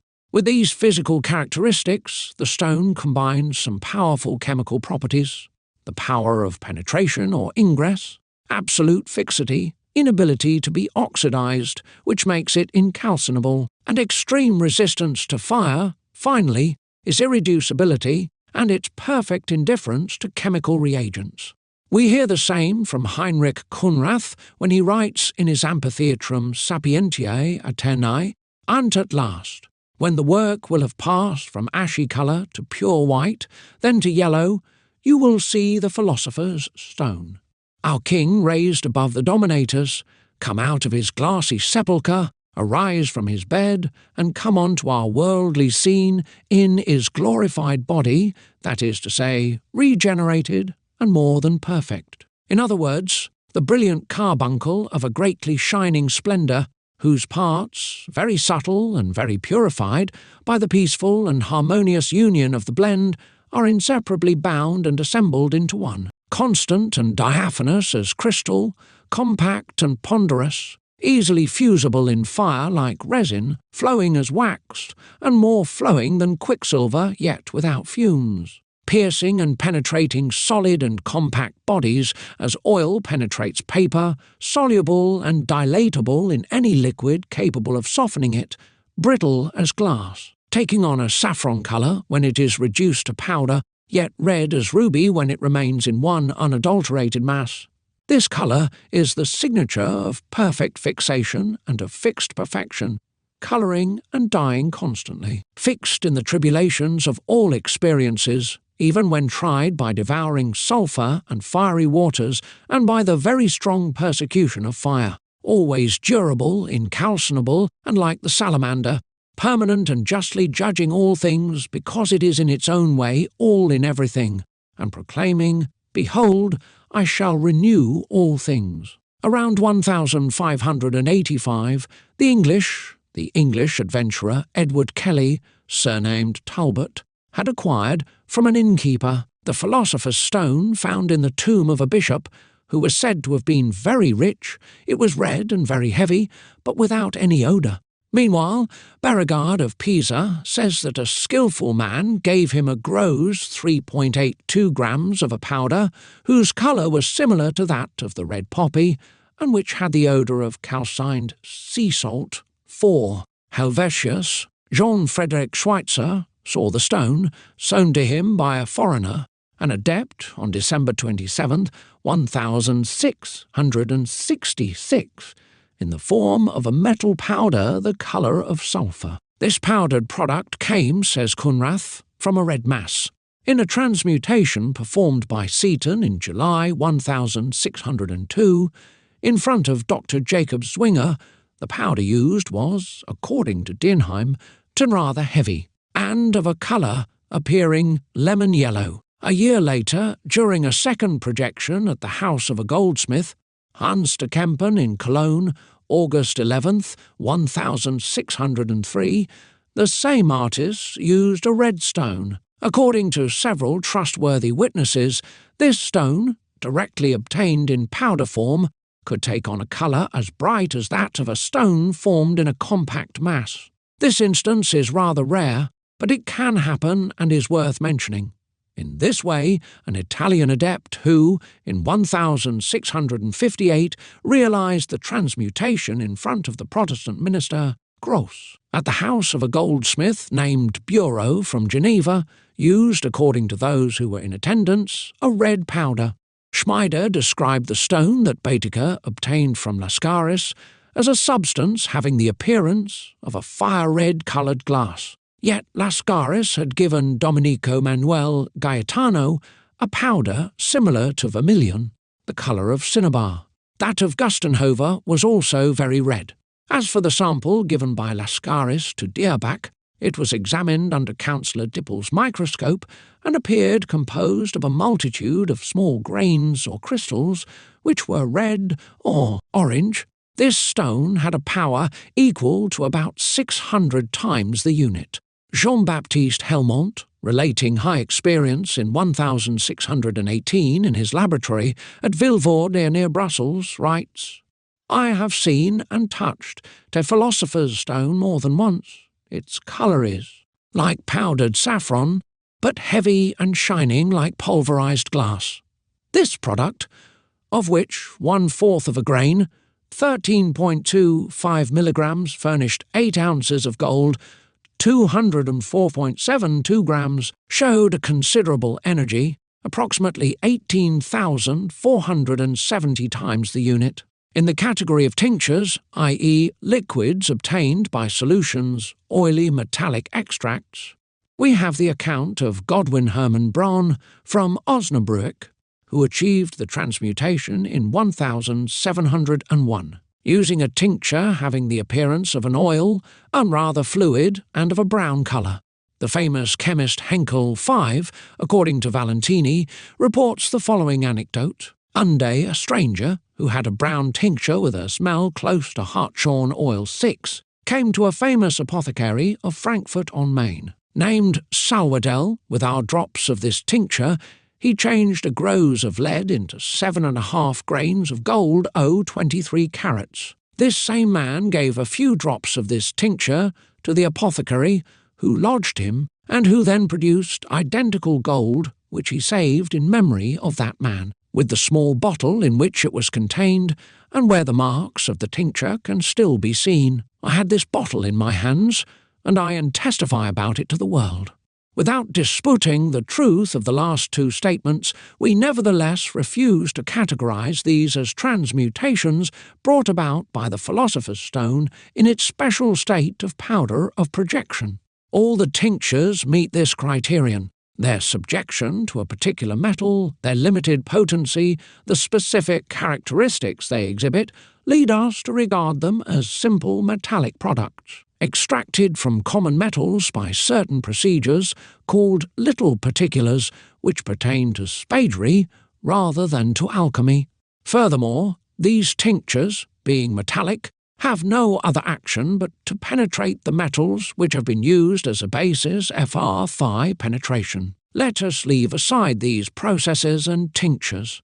Above all, it is important to remember that the Philosopher's Stone appears in the shape of a crystalline, diaphanous body, red in mass, yellow after pulverization, dense and very fusible, although fixed at any temperature, and which its inequalities render incisive, fiery, penetrating, dense and very fusible, although fixed at any temperature, and which its inequalities render incisive, fiery, penetrating, irreducible, and incalcinable.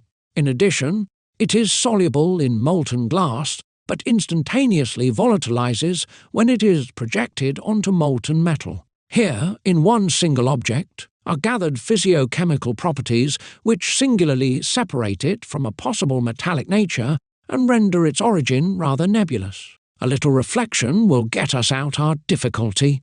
The masters of the art teach us that the goal of their labours is triple. What they seek to realise first is the universal medicine, or the actual Philosopher's Stone. Obtained in a saline form, whether multiplied or not, it can only be used for the healing of human illnesses, preservation of health, and growth of plants. Soluble in any alcoholic liquid, its solution takes the name of aurum potabile 7, although it does not even contain the least atom of gold because it assumes a magnificent yellow colour. Its healing value and the diversity of its use in therapeutics makes it a precious auxiliary in the treatment of grave and incurable ailments. It has no action on metals, except on gold and silver, on which it fixes itself and to which it bestows its own principles, which, consequently, becomes of no use for transmutation. However, if the maximum number of its multiplications is exceeded, it changes form, and instead of resuming its solid crystalline state when cooling down, it remains fluid like quicksilver and definitely non-coagulable. It then shines in darkness with a soft red phosphorescent light of a weaker brightness than that of a common nightlight. The universal medicine has become the inextinguishable light, the light-giving product of those perpetual lamps, which certain authors have mentioned as having been found in some ancient sepulchres. Thus radiant and liquid, the Philosopher's Stone is not likely, in our opinion, to be pushed further. Desiring to amplify its igneous quality would seem dangerous to us. The least that could be feared would be to volatilize it and lose the benefit of a considerable labour. Finally, if we ferment the solid universal medicine with very pure gold or silver through direct fusion, we obtain the powder of projection, third form of the stone. It is a translucent mass, red or white, according to the chosen metal, pulverizable, and appropriate only to metallic transmutation. Oriented, determined, and specific to the mineral realm, it is useless and without action in the other two kingdoms. It becomes clearly evident from the preceding considerations that the Philosopher's Stone or universal medicine, in spite of its undeniable metallic origin, is not uniquely made from metallic matter. If it were otherwise, and if one had to compose it only with metals, it would remain subjected to the conditions ruling mineral nature, and it would have no need to be fermented to operate transmutation. Furthermore, the fundamental axiom which teaches that bodies have no action on bodies would be false and paradoxical. Take the time and the trouble to experiment, and you will recognize that metals have no action on other metals. Be they brought to the state of salts or ashes, glasses or colloids, they will always retain their nature throughout trials, and, in the process, reduction, they will separate without losing their specific qualities. Only the metallic spirits possess the privilege to alter, modify, and denature metallic bodies. They are the true instigators of all the physical metamorphoses that can be observed here. But since these tenuous, extremely subtle, and volatile spirits need a vehicle, an envelope capable of holding them back, Since this matter must be very pure, to allow the spirit to remain there, and very fixed, so as to prevent its volatilization, since it must remain fusible in order to promote ingress. Since it is essential that it be absolutely resistant to reducing agents, we may easily understand that this matter cannot be searched for in the sole category of metals. That is why Basil Valentine recommends that we take the spirit out of the metallic root, and Bernard of Trevisan forbids the use of metals, minerals, and their salts in the construction of the body. The reason for it is simple and self-explanatory. If the stone were made up of a metallic body and a spirit fixed in this body, the later acting on the former as if it were of the same species, the whole would take the characteristics form of metal. We could, in this case, obtain gold or silver or even an unknown metal, but nothing more. This is what alchemists have always done, because they did not know the universality and the nature of the agent which they were looking for. But what we ask for, along with all the philosophers, is not the union of a metallic body with a metallic spirit, but rather the condensation, the agglomeration of this spirit into a coherent, tenacious and refractory envelope, capable of coating it, impregnating all its parts, and quarantining it an efficacious protection. This soul, spirit, or fire assembled, concentrated and coagulated in the purest, the most resistant and the most perfect of earthly matters, we call it our stone. And we can certify that any undertaking which does not have this spirit for guide and this matter for basis will never lead to the proposed objective. The salamander of Lisieux IV. On the second floor of the manor of Lisieux, carved in the left pillar of the façade, a man of rather primitive appearance lifts, and seems to be trying to remove a tree trunk of rather large dimensions plate pour. This symbol, seemingly very obscure, hides nevertheless the most important of the secondary arcane. We shall even affirm that for not being cognizant of this point of doctrine, and also for having followed too, literally, the teachings of the old authors, many good artists were unable to reap the fruit of their labours. And how many investigators, more enthusiastic than penetrating, still collide and stumble today against a stumbling block of specious reasonings? Let us refrain from pushing human reason too far, which is so often contrary to natural simplicity. If we knew how to more innocently observe the effects which nature manifests around us, if we were content to control the results obtained by using the same means, if we subordinated our research to the mystery of causes to facts, and its explanation what is probable, possible, or hypothetical, many truths would be discovered which are still to be sought. And so beware of introducing, in your observations, that which you think you know, for you would be forced to conclude that it would have been better to learn nothing rather than to have to unlearn everything. This is perhaps superfluous advice, since putting it into practice demands the application of an unyielding will of which mediocre are incapable. We know how costly it is to exchange diplomas, seals, and parchments for the humble mantle of the philosopher. At age 24 we had to drain this chalice filled with a bitter beverage.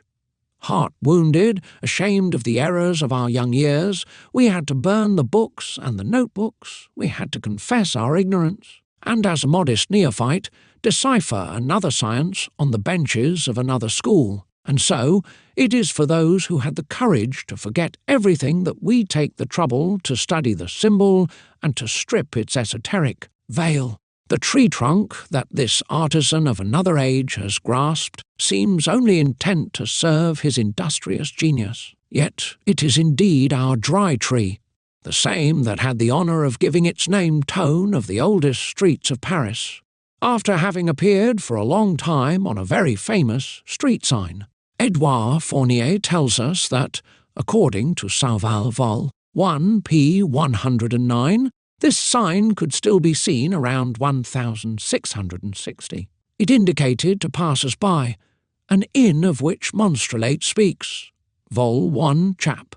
177, it was well chosen for such a dwelling, and from 1300 on, must have served as a lodging for pilgrims returning from the Holy Land. The dry tree was a memory of Palestine.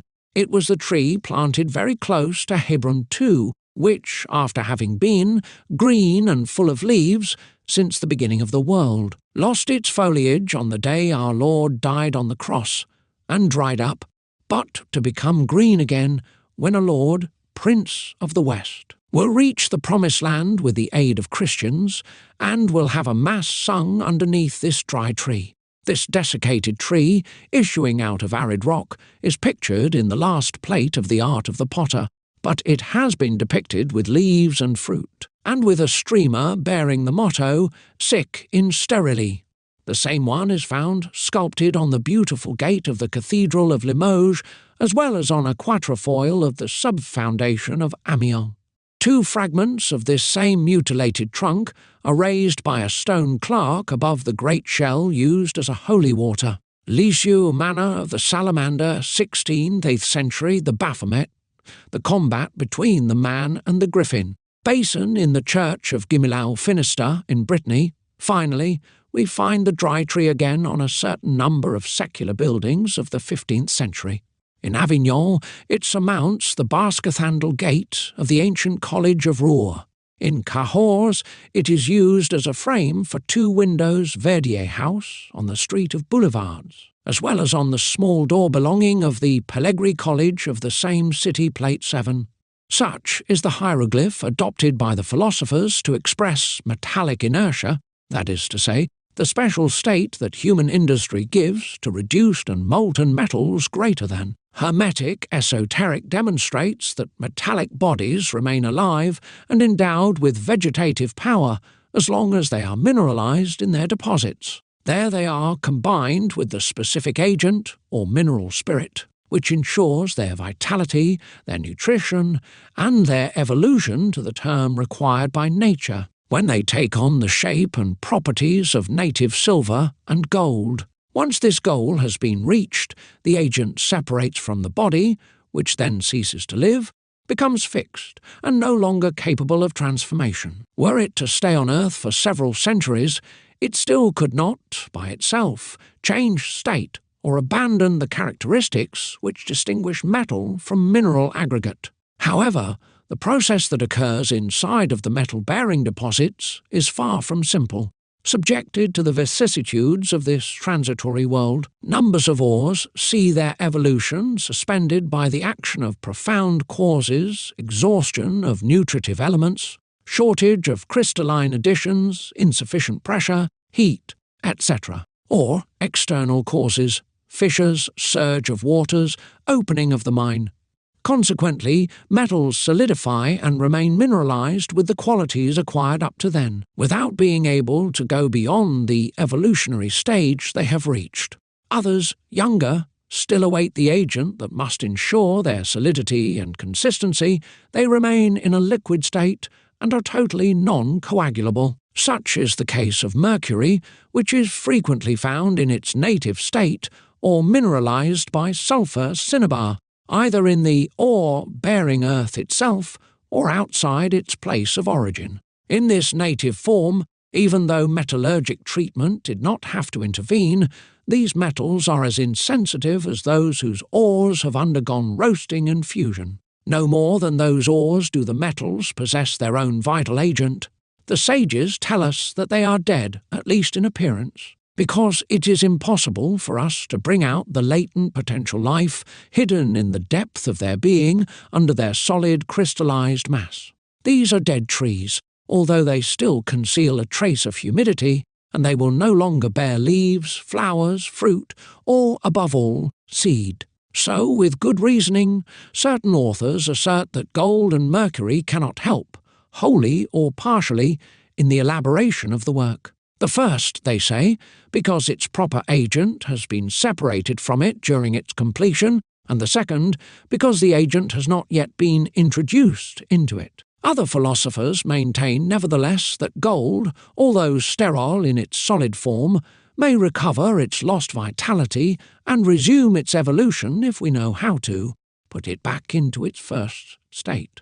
But this is an ambiguous teaching which we must guard ourselves from understanding in its common obvious meaning. Let us stop for a moment on this litigious point and not lose sight of the possibility of nature. It is the only means we have to recognize our way in tortuous labyrinth. Most hermeticists believe that, by the term reincrudation, one should understand that which brings back the metal to its primitive state. They take as a basis the meaning of the word itself, which expresses the action of rendering crude or retrograding. This conception is false. It is impossible for nature, and more so for the art, to destroy the effect of the work of centuries. What has been acquired remains acquired. And this is the reason why the old masters assert that it is easier to make gold than to destroy it. No one will ever flatter himself to give back to roasted meat and cooked vegetables the Cahors Pellegrini College 15th century door the dry tree, appearance and qualities they possessed before they underwent the action of fire. Here again the analogy and the possibility of nature are the best and surest guides. There is no example of regression anywhere in the world. Other seekers believe that it is enough to bathe the metal in the primitive and mercurial substance which, through slow maturation and progressive coagulation, has given birth to it. This reasoning is more specious than true. Even supposing that they knew this first matter and where to get it, that which the greatest masters did not know, they could only obtain, in the final analysis, an increase of the gold they used and not a new body with a power higher to that of the precious metal. The operation, thus understood, boils down to the mixture of one and the same body taken in two different stages of its evolution, one liquid, the other solid. With some thought, it is easy to understand that such an enterprise cannot lead us to our aim. Besides, it is in formal opposition to the philosophical axiom we have often stated: bodies have no action on bodies, only spirits are active and acting. Therefore, by the expression to put gold back into its first matter, we must understand the animation of the metal accomplished by means of the vital agent of which we have spoken. The spirit fled out of the body during its manifestation on the physical plane. It is the metallic soul, or this first matter which we have not wished to designate otherwise, and which dwells in the womb of the undefiled Virgin. The animation of gold, symbolically vivifying of the dry tree or resurrection of the dead, is allegorically taught to us by the text of an Arab author. This author, named Cassius, who, Brunet tells us in his notes on the Gospel of Childhood, was very busy collecting Oriental legends on the topic of events recounted in the Gospels, relates two circumstances of Mary's delivery in these words: "And the moment of her delivery approached, she departed in the middle of the night from the house of Zachary, and she walked out of Jerusalem. And she saw a dried-up palm tree, and when Mary sat at the foot of this tree, it immediately bloomed anew and was covered with leaves and greenery, and it bore a great abundance of fruit through the operation of God's power. And God called forth a spring of living water next to it.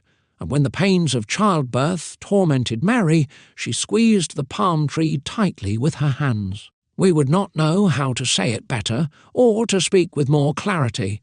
The salamander of Lisieux, 5th, on the central pillar of the second floor, a group of certain interest to the lovers of the art and the curious about symbolism, draws our attention. Although it has suffered much, and today exhibits itself mutilated, fissured, and corroded by bad weather, we are nevertheless still capable of discerning its subject. It is a character holding between his legs a griffin whose paws, equipped with claws, are very apparent, as well as the lion's tail extending from its rump, details which alone permit an exact identification. With his left hand the man seizes the monster about the head, and with his right makes a gesture of striking it, plate E. We recognize in this motif one of the major emblems of the science, one which covers the preparation of the raw materials of the work.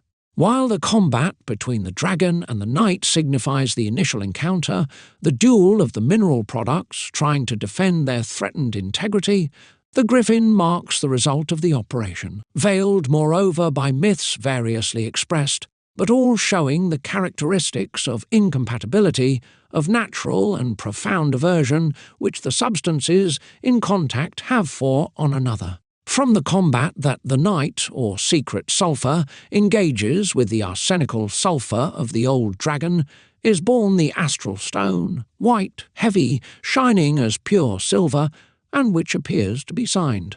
Bearing the imprint of its nobility, its stamp one esoterically translated as the griffin, a sure indication of the union and peace between fire and water, between air and earth. However, we should not hope to attain this dignity from the first conjunction, for our black stone, covered with rags, is soiled by so many impurities that completely freeing it from them is extremely difficult. For this reason, it is important to submit to several levigations, which are Nicolas Flamel's levures or fire purifications, so as to progressively cleanse it from impurities and from heterogeneous and tenacious stains which encumbers it, and to see it take on, with each one of these fire purifications, more splendour, more polish, and more brilliance. Initiates know that our science, although purely natural and simple, is in no way vulgar. The terms we use, following the masters, are no less so. Please pay attention to them, since we have chosen them with care, with the intention of showing the way, of pointing out the potholes which pit it, thus hoping to enlighten the studious and to divert the blind, the greedy, and the unworthy. Learn, you who already know, that all our purifications are igneous, that all our purifications are made in fire, by fire, and with fire. This is the reason why some authors have described these operations under the chemical title of calcinations, because the matter, long subjected to the action of the flame, yields its impure, scorched parts to it. Know also that our rock, veiled in the form of the dragon, at first allows a dark, evil-smelling, and poisonous liquid to flow, whose thick volatile smoke is extremely toxic.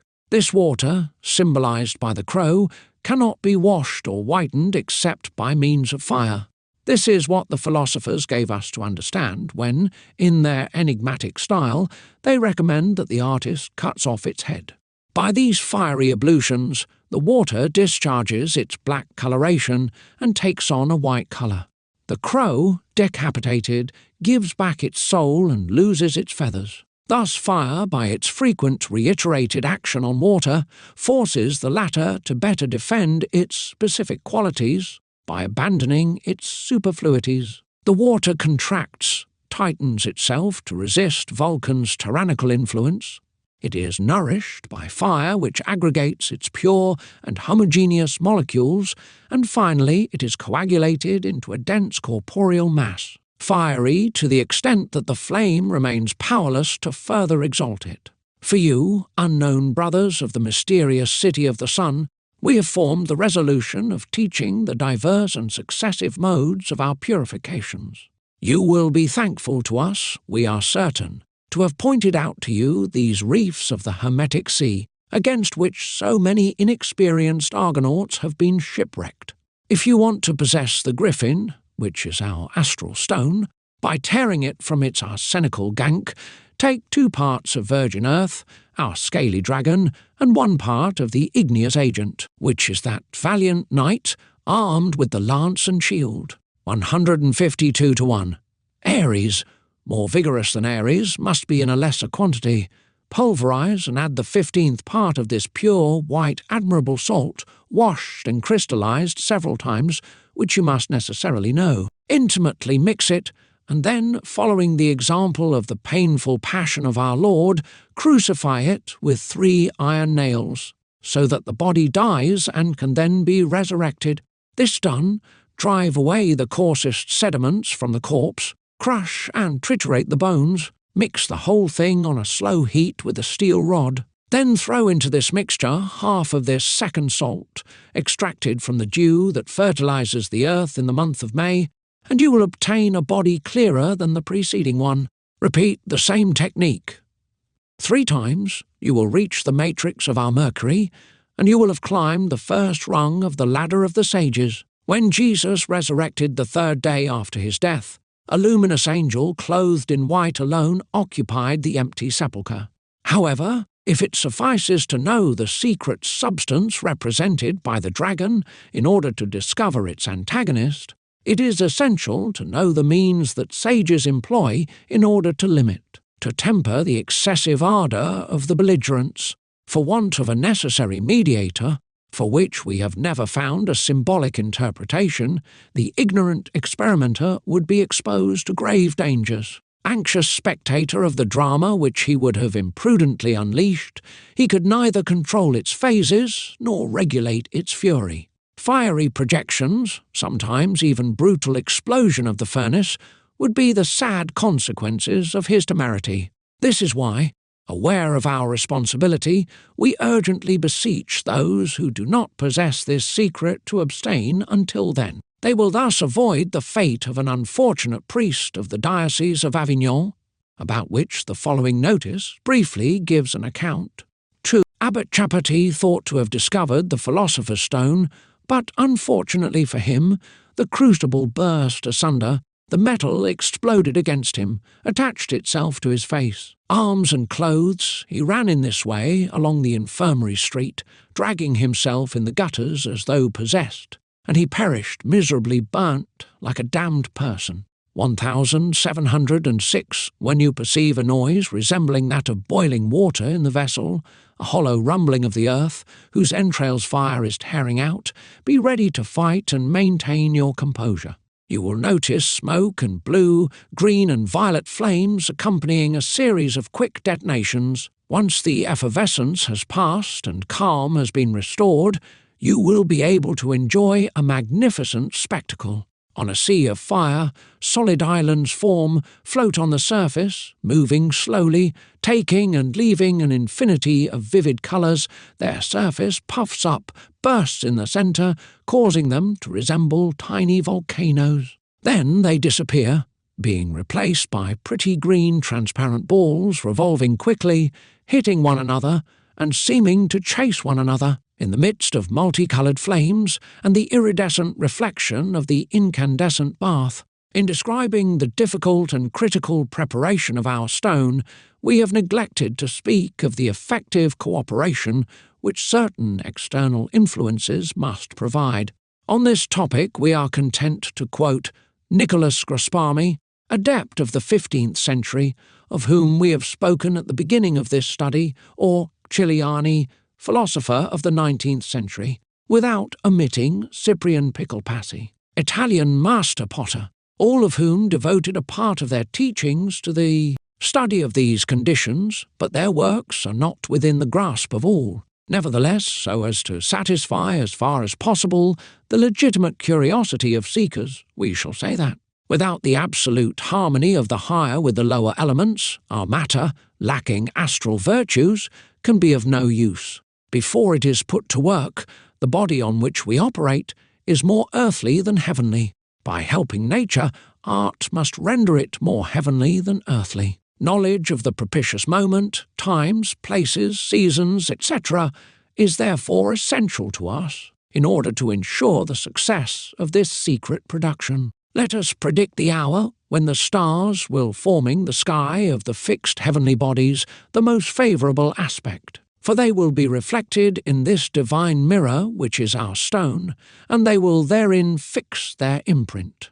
And the earthly star, occult torch of our nativity, will be the proving mark of the blessed union of heaven and earth, or, as Philolethes writes, of the union of superior virtues in inferior things. You will obtain confirmation of it by discovering, in the midst of the igneous water, or of this earthly heaven, according to the typical expression of Wenceslaus Lavinus of Moravia, the hermetic sun, centric and radiant, made manifest, visible and obvious. Catch a ray of sun, condense it into a substantial form, nourish this corporified spiritual fire with elemental fire, and you will possess the greatest treasure of this world. It is useful to know that the brief but violent fight fought by the knight, be his name St. George, St. Michael, or St. Marcel in the Christian tradition, Mars, Theseus, Jason or Hercules in the myths only ceases with the death of both champions hermetically,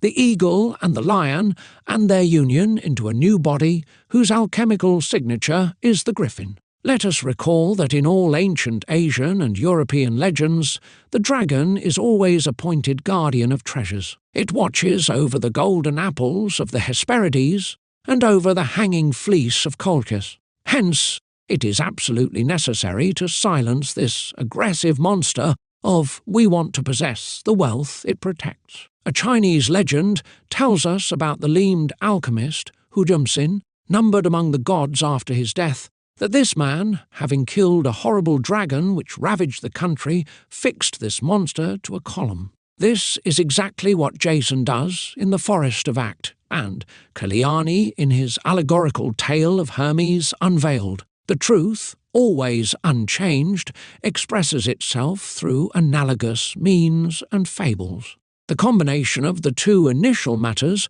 one volatile, the other fixed, produces a third body, fixed, which marks the first stage of the stone of the philosophers. Such is, we have said, the griffin, half eagle, half lion, a symbol which corresponds to the basket of Bacchus and the fish of Christian iconography. Indeed, we must point out that the griffin bears, instead of a lion's mane or a necklace of feathers, a crest of fish fins. This detail has its importance, for if it is expedient to provoke the encounter and dominate the fight, one must still discover the means of capturing the pure, essential part of the newly produced body, the only one useful to us, in other words, the philosophical Mercury.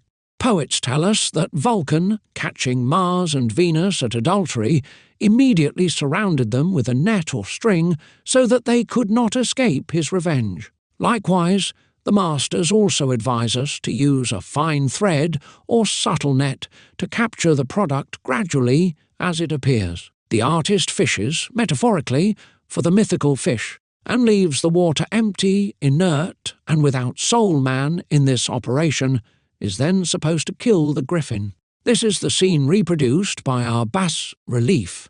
If we look for some secret meaning attached to the Greek word 155-1 grips, griffin, which has for root 155-2 grypos, that is to say, to have a crooked beak, we will find a related word 155-3 gryphos, whose sound comes much closer to our French word.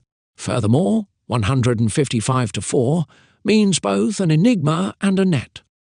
We then see how the fabulous animal contains, in image and in name, the most difficult hermetic enigma to be discovered, that of the philosophical Mercury, whose substance, deeply hidden in the body, is caught like a fish in water with the help of an appropriate net. Basil Valentine, who is usually clearer, did not use the symbol of the Christian 155-5 ichtus, which he preferred to humanize under the Kabbalistic and mythological name of Hyperion. He signifies his night in this way, presenting the three operations of the great work in an enigmatic formula containing three succinct phrases, thus set forth.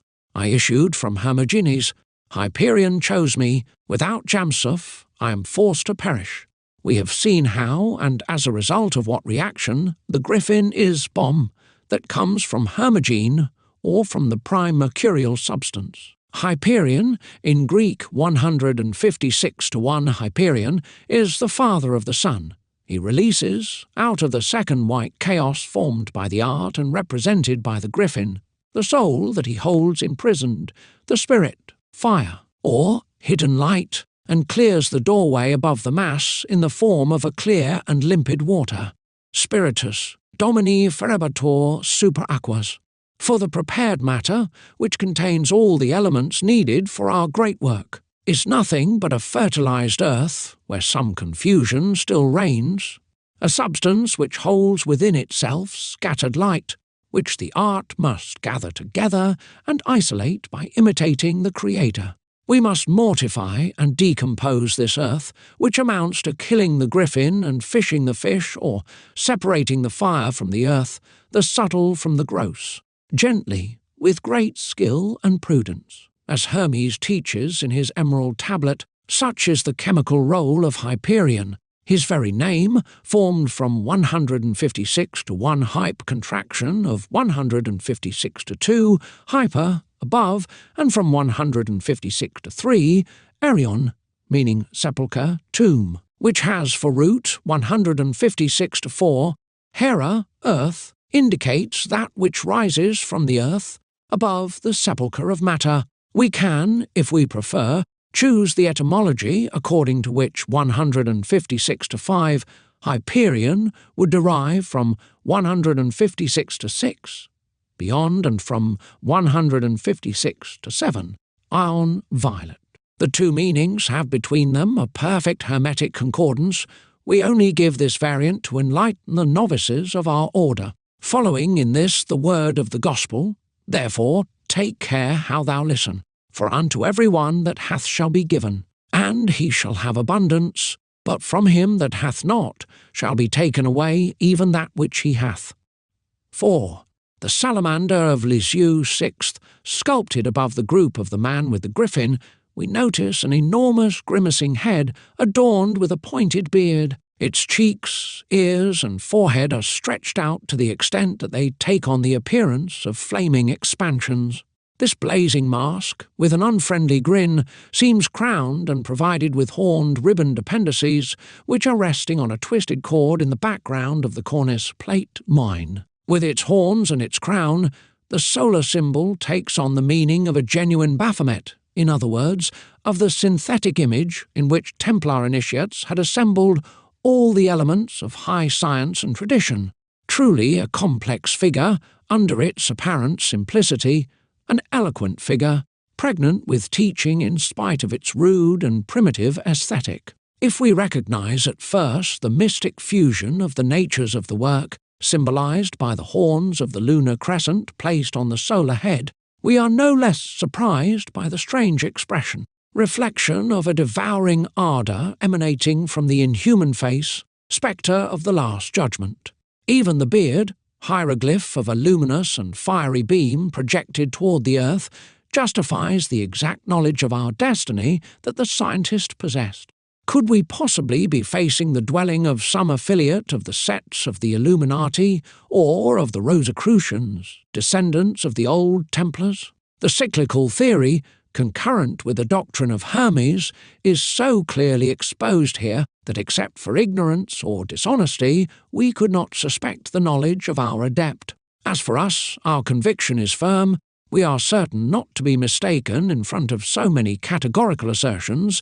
We indeed have before our eyes a Baphomet, renewed from the one of the Templars. This image, about which we possess but vague indications or simple hypotheses, never was an idol, as some believed, but rather a complete emblem of the secret traditions of the order, especially used outwardly as an esoteric paradigm, a seal of chivalry, and a sign of recognition. It was composed of an isosceles triangle, its apex pointed down, hieroglyph for water, first created element, according to Thales of Miletus, who maintained that our God is the spirit which has formed all things from water.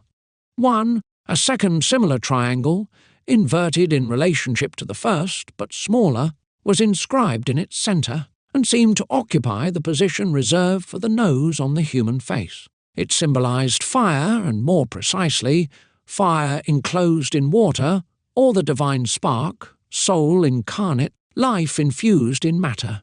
On the inverted base of the large triangle of water, there was a graphic sign similar to the Latin letter H, or Greek 158 to 1 Eiae, but wider, whose central bar was cut with a median circle. This sign in Hermetic steganography indicates the universal spirit, the creative spirit, God.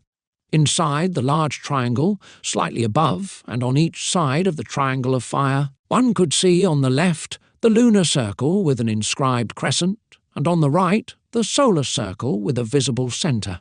These small circles were arranged in the manner of eyes. Finally, welded to the base of the small inner triangle, the cross placed on the globe, thus realized the double hieroglyph of sulphur, active principle, associated to mercury, passive principle, and solvent of all metals. A longer or shorter segment, often located at the apex of the triangle, was carved with lines of a vertical tendency where the layman could recognize not the expression of luminous radiation, but a sort of goatee. Thus presented, the Baphomet assumed a gross animal form, imprecise and uneasy to identify. This would probably explain the diversity of descriptions it inspired, where the Baphomet is seen as a haloed death head or a bucrane. Sometimes the head of the Egyptian Hapi, of a goat, and even better, the horrifying face of Satan himself.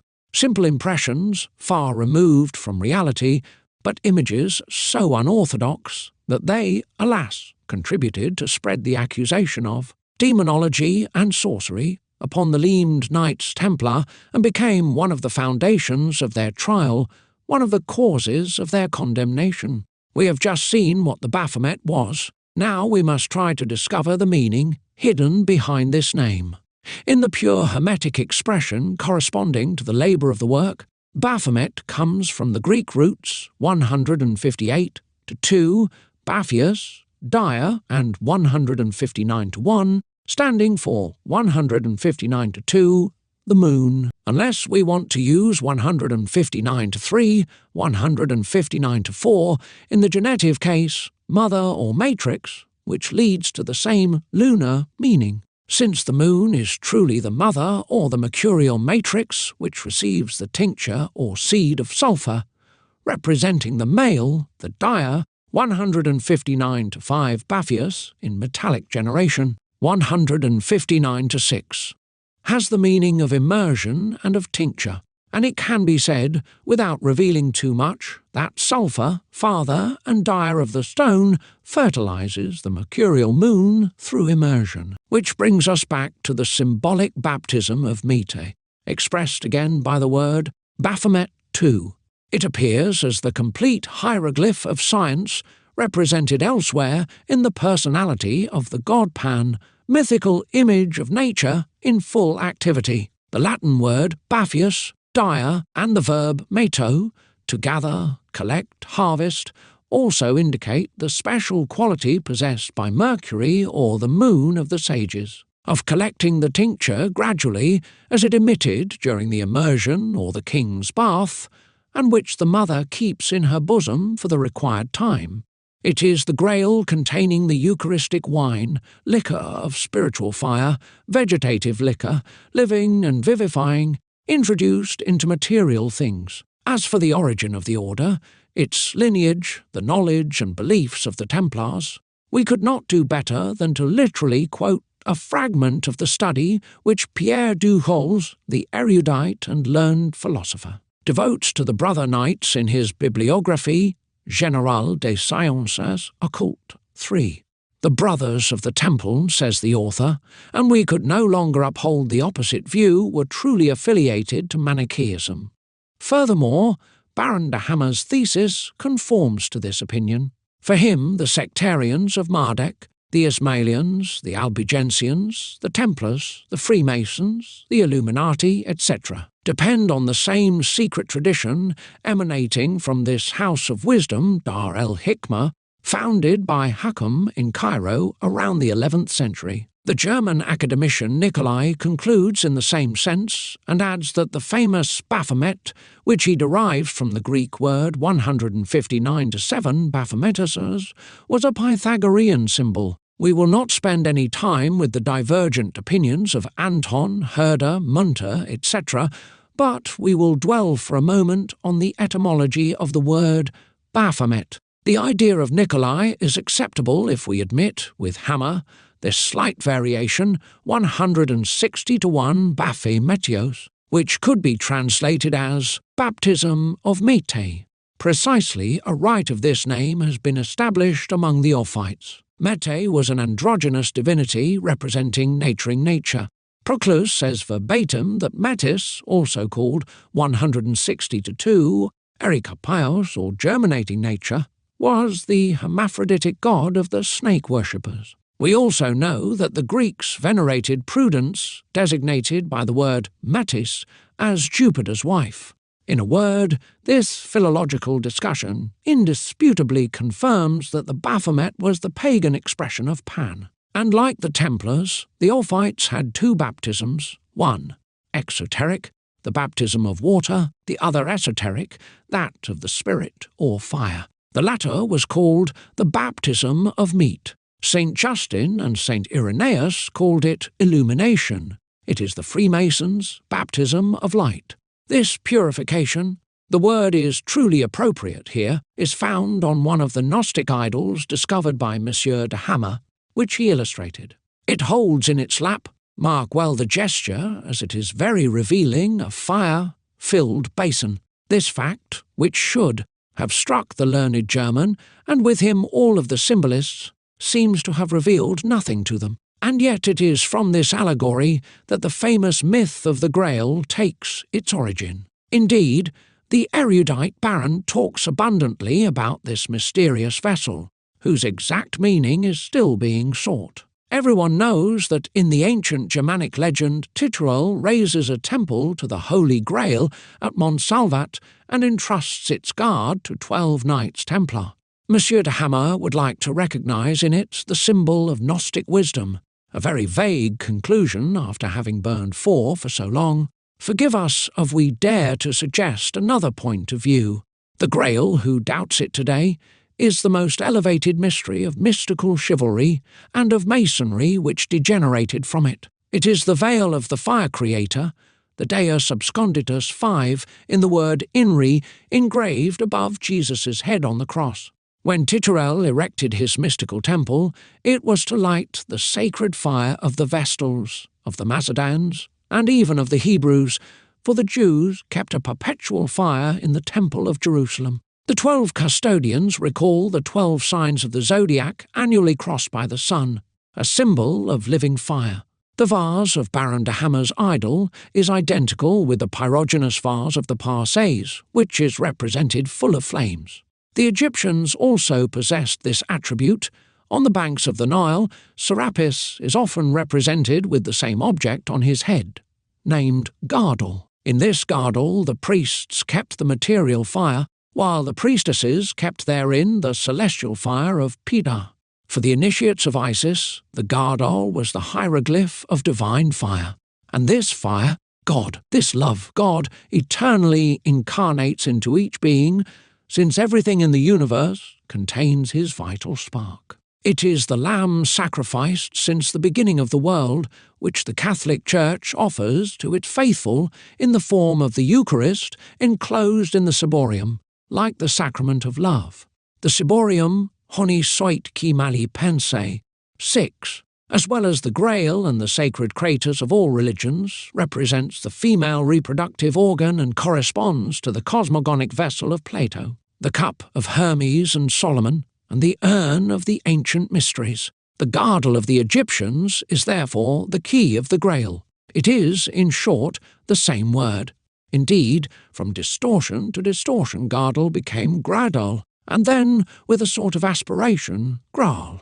The blood boiling in the holy chalice is the igneous fermentation of life, or of the generating mixture. We can only deplore the blindness of those who are so obstinate as to only see in this symbol, stripped of its veils to the point of nudity, a profanation of the divine. The bread and the wine of the mystical sacrifice are the spirit or the fire in matter, which, through their union, produce life. For this reason, all the Christian initiatic handbooks, called Gospels, cause Christ to say allegorically, I am the life, I am the living bread, I have come to set things on fire, and surround him in the sweet exoteric sign of the ideal nourishment. The salamander of Lisieux 7th, before leaving the lovely manner of the salamander, we will again point out a few motifs placed on the 2nd floor, which, without being as interesting as the preceding ones, are not lacking symbolical value.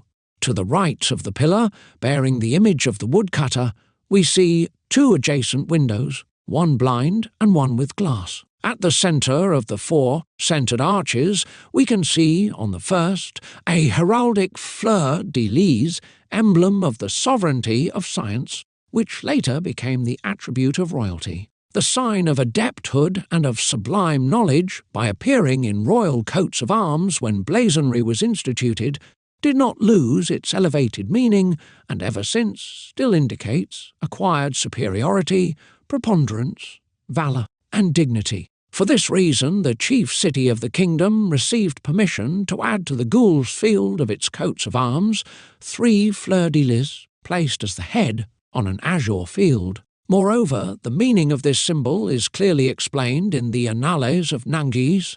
The kings of France are accustomed to carrying the fleur-de-lis painted 3 times on their coat of arms, as if saying to the world, "Faith, wisdom, and chivalry are, by the gift and the grace of God, more abundant in our kingdom than in any other." The 2 leaves of the fleur-de-lis of same nature mean wisdom and chivalry guarding faith. On the second window, a baby head, round and moon-shaped, surmounted by a phallus, cannot but strike out curiosity. We discover it on the very expressive indication of the 2 principles, whose conjunction engenders the philosopher's matter. This hieroglyph of the agent and the patient, of sulphur and mercury, of sun and moon, the philosophical parents of the stone, is obvious enough for us not to explain it. Between these windows, the small median column bears, instead of a capital, an urn similar to the one we described while studying the motifs of the entrance gate. We do not have to repeat an interpretation we have already given. On the opposite small column, continuing to the right, a little angel, its forehead ribboned, stands hands folded in an attitude of prayer. Farther down, 2 windows, adjacent as the 2 preceding ones, bear across their lintel the image of 2 shields decorated with 3 flowers, emblem of the 3 repetitions of each work, about which we have frequently spoken during this analysis, greater than the figures which are the capitals of the 3 columns of the windows respectively show, from left to right, number 1. A man's head, which we believe is that F the alchemist himself, whose glance is directed towards the man riding the griffin, number 2. A small angel, pressing against his breast a quartered shield. The distance and lack of depth prevent us from describing in detail. Number 3. Finally, a second angel, showing the open book, the hieroglyph of the matter of the work, prepared and liable to manifest the spirit it contains. The sages have called their matter liber, the book, because its texture, crystalline and lamellated, is formed of superimposed leaves, like the pages of a book. Finally, carved in the mass of the last pillar, a kind of Hercules, entirely naked, carries with great difficulty the enormous mass of a solar-inflamed Baphomet. Of all the subjects sculpted on the façade, it is the coarsest, the one whose execution is the least successful. Although it dates from the same period, it seems that this little man, stout, malformed, with a swollen belly, with disproportionate genital organs, must have been carved by some unskilled and second-rate artist. With the exception of the face, neuter in its physiognomy, everything seems purposely tormented in this disgraceful caryatid. It is trampling a curved mass, garnished with numerous teeth as a whale's mouth. Out Hercules might very well represent Jonah, that little prophet miraculously saved after having stayed 3 days in the belly of a whale. For us, Jonah is the sacred image of the green lion of the sages, which remains for 3 philosophical days locked up in the mother substance before it rises through sublimation and appears on the waters. 1. We keep the old spelling of the word lis in fleur-de-lis in order to clearly establish the difference of expression which exists between this heraldic emblem, the draying of which is an iris flower, fleur d'iris, and the natural lily, fleur de lis, given as an attribute to the Virgin Mary.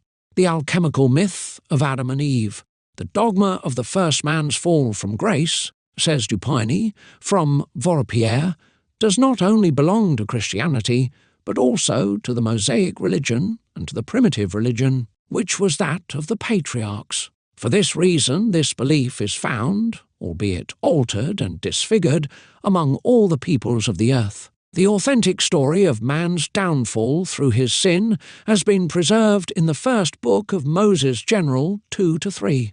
This fundamental dogma of Christianity, writes Abbot Fouché, was not unknown in ancient times. People closer to the origin of the world than we knew through a uniform and constant tradition that the first man had prevaricated and that his crime had drawn God's curse on all his posterity. The fall of degenerate man, says Voltaire himself, is the foundation of the theology of all ancient nations.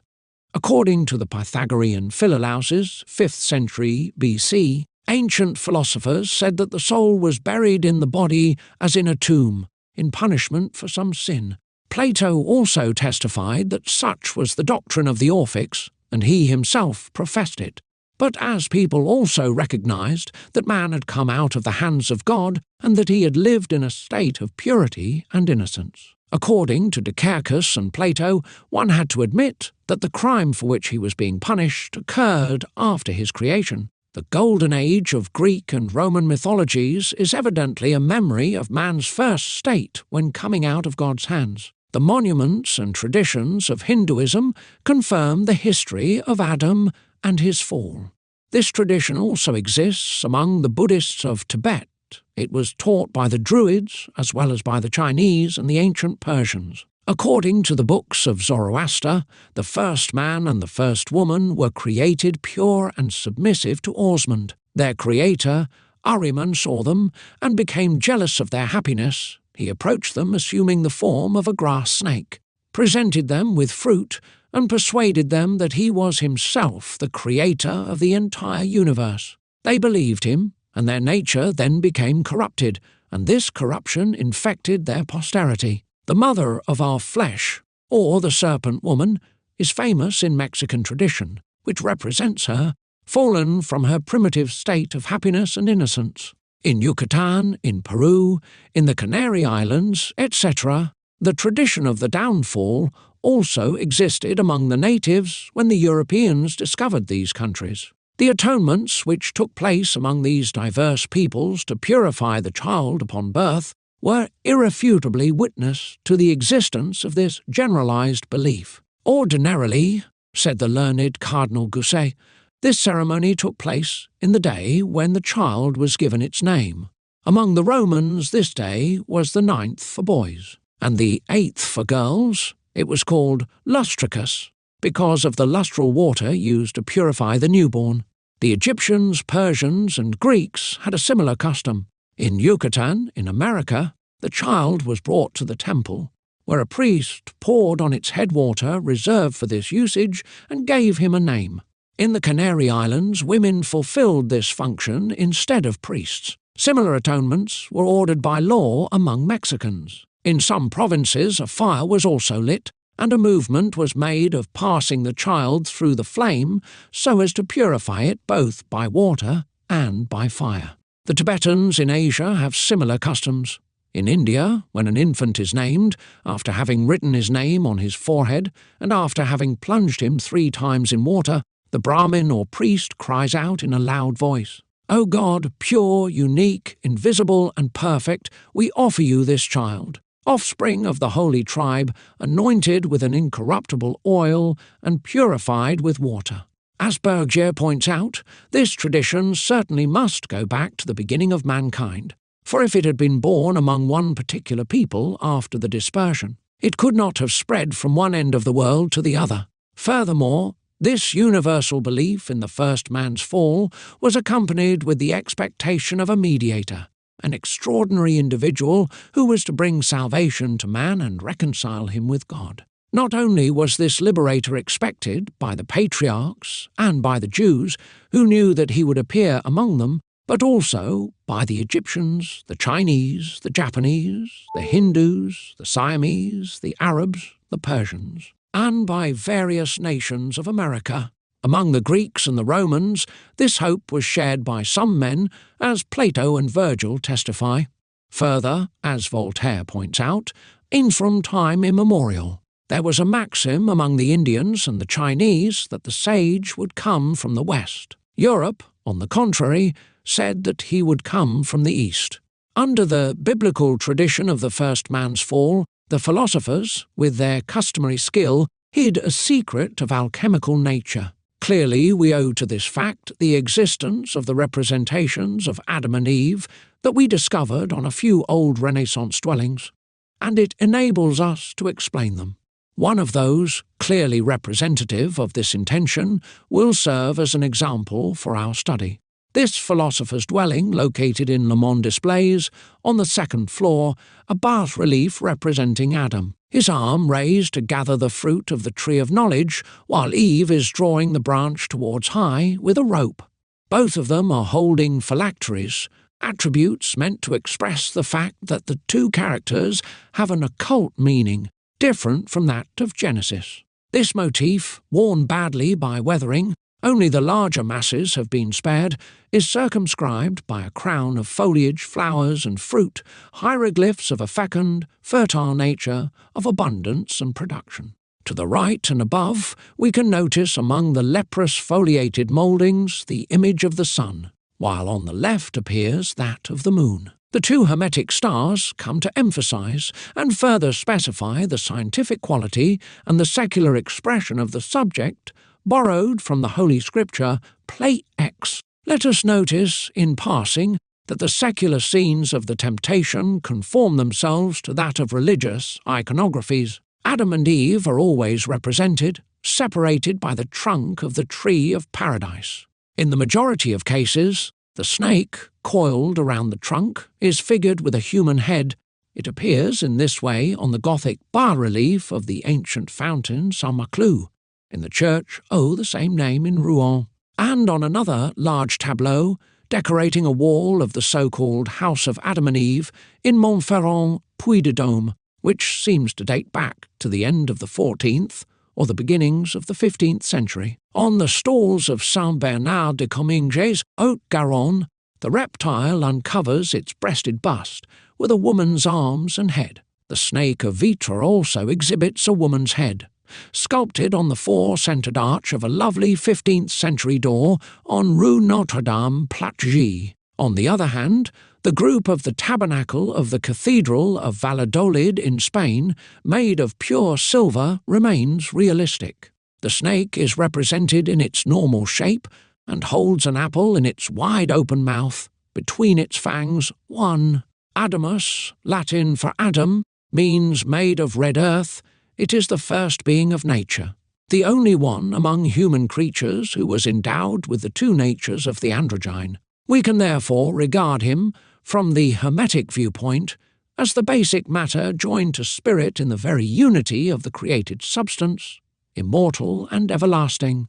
According to the Mosaic tradition, as soon as God gave birth to woman by individualizing into two distinct and separate bodies, these natures that had been primitively associated in one single body, the first Adam had to withdraw, specifying himself by losing his original constitution and becoming the second Adam, imperfect and mortal. The Adam princeps, the first Adam, of whom we have never found any figuration anywhere, is called by the Greeks 172 to 1 Adamos, or Vitre ili iti vilain house door on Rue Notre Dame, 15th century, 172 to 2. Adamasses, a word meaning on the earthly plane the hardest of steel, used for 1,723 adamastos, that is to say, indomitable, and still virgin from the roots 172 to 4, primitive not, and 172 to 5, damau, to tame, which characterizes quite well the profound nature of the first heavenly man and of the first earthly body as being solitary and not subject to the yoke of marriage. But what about this steel called 172 to 6 Adamus, about which the philosophers say so much? Plato, in Timaeus, gives us the following explanation. Of all the waters which we have called fusible, that which has the most tenuous and the most equal parts, which is the most dense, this unique type with a bright, shining yellow colour, the most precious of goods, gold in short, as formed by filtration through stone. The knot of gold, having become very hard and black because of its density, is called a damas.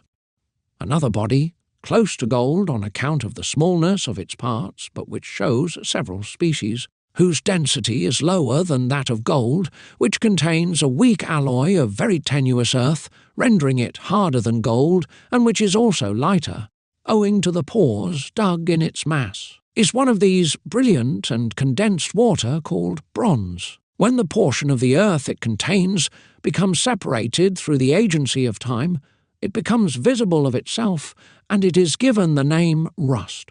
The text by the great initiate teaches the distinction of the two successive personalities of the symbolic atom, which are described in their proper mineral expression of steel and bronze. And the body close to the substance, named adamus not, or sulphur of gold, is the second Adam, considered in the organic kingdom as the true father of all men, and in the mineral kingdom as the agent and procreator of the metallic and geologic individuals constituting it.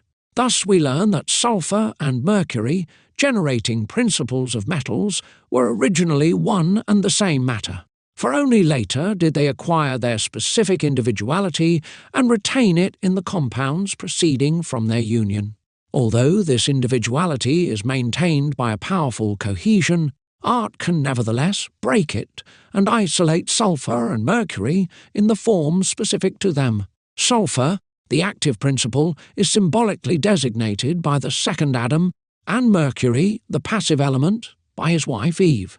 The latter element, or mercury, regarded as the most important, is also the most difficult to obtain in the practice of the work. Its usefulness is such that the science itself owes its name. Hence, Hermetic philosophy is based on the perfect knowledge of Mercury, in Greek 173 to 1, Hermes. This is being expressed on the baize, relief which accompanies and borders the panel of Adam and Eve on the house of Le Mans.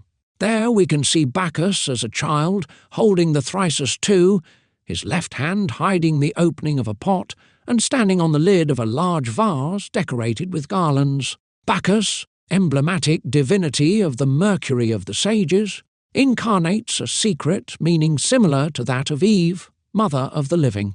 In Greece, all Bacchants 3 were called 173 to 2, Eva, a word which has for its root 173 to 3, Evius, a nickname for Bacchus. As for the vessels destined to contain the philosopher's wine or mercury, they are eloquent enough by themselves to spare us the explanation of their esoteric meaning.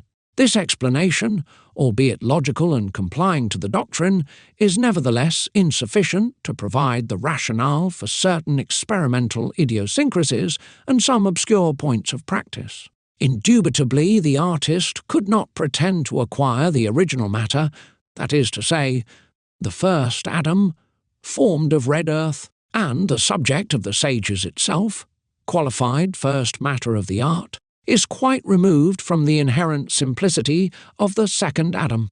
Nevertheless, this subject is properly the mother of the work, just as Eve is the mother of men. It is she who endows the bodies which she bears, or more exactly which she reincrudates, with vitality, vegetativeness, and the possibility of mutation. We shall go further and say for those who already have some smattering of science, that the mother common to all alchemical metals does not enter in substance into the great work, although without her it is impossible to produce or undertake anything. As a matter of fact, through her intervention, common metals, true and only agents of the stone, are turned into philosophical metals. Through her they are dissolved and purified. In her they can repossess their lost activity, and from having been dead come alive again, she is the earth that nourishes them, makes them grow, fructify, and allows them to multiply. Finally, by returning to the motherly womb which had once upon a time formed them and given birth to them, they are reborn, recovering the primitive faculties which human activity had taken away from them.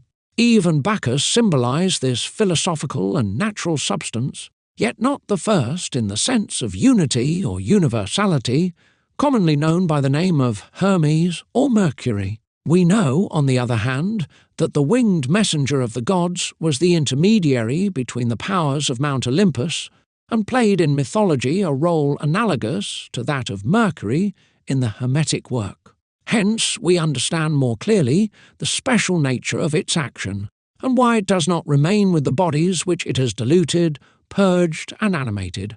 We can also grasp in which way it is appropriate to understand Basil Valentine when he affirms that metals 4 are creatures twice born from Mercury, children of the one and only mother, produced and generated by her. Further, we can conceive more clearly where the stumbling block lies which the philosophers have thrown across our paths when they assert in common agreement that Mercury is the unique, sole matter of the work, whereas the necessary reactions are only provoked by it, which they said either by metaphor or by considering it from a specific viewpoint. It is also useful to learn that if we need the cyst of Cybele, Ceres, or Bacchus, it is because it contains a mysterious body which is the embryo of our stone. If we need a vase, it is to place the body therein, and everyone knows that without suitable earth, any seed would become useless. Consequently, we cannot do without a vessel, although that which is contained is infinitely more precious than the container, the latter being destined, sooner or later, to be separated from the former. Water in and of itself has no shape, although it is liable of espousing them all, and of taking that of the container which contains it. This is the reason for our vessel, and for its necessity, and why philosophers have repeatedly recommended it as the indispensable vehicle, the necessary excipient of our bodies. And this truth finds its justification in the image of the infant Bacchus standing on the lid of a hermetic vessel. Of the preceding, it is especially important to remember that metals, liquefied and dissociated by Mercury, recover the vegetative power they possessed at the time of their appearance on the physical plane.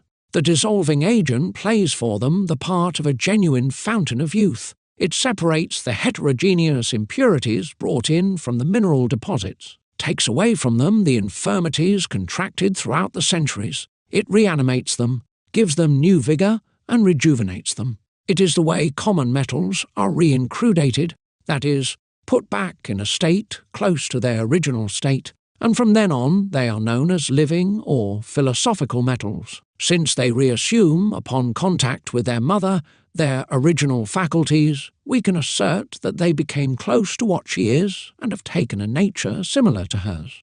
On the other hand, as a result of this conformity of complexion, they are obviously incapable of engendering new bodies with their mother, the latter having only a renewing rather than a generating power. Hence we must conclude that the Mercury of which we speak, and which has for symbol the Eve of the Mosaic Eden, is not the one to which the sages have assigned the role of matrix, of receptacle, the vase, suitable for the reincrudated metal called sulphur, son of the philosophers, metallic seed, and father of the stone.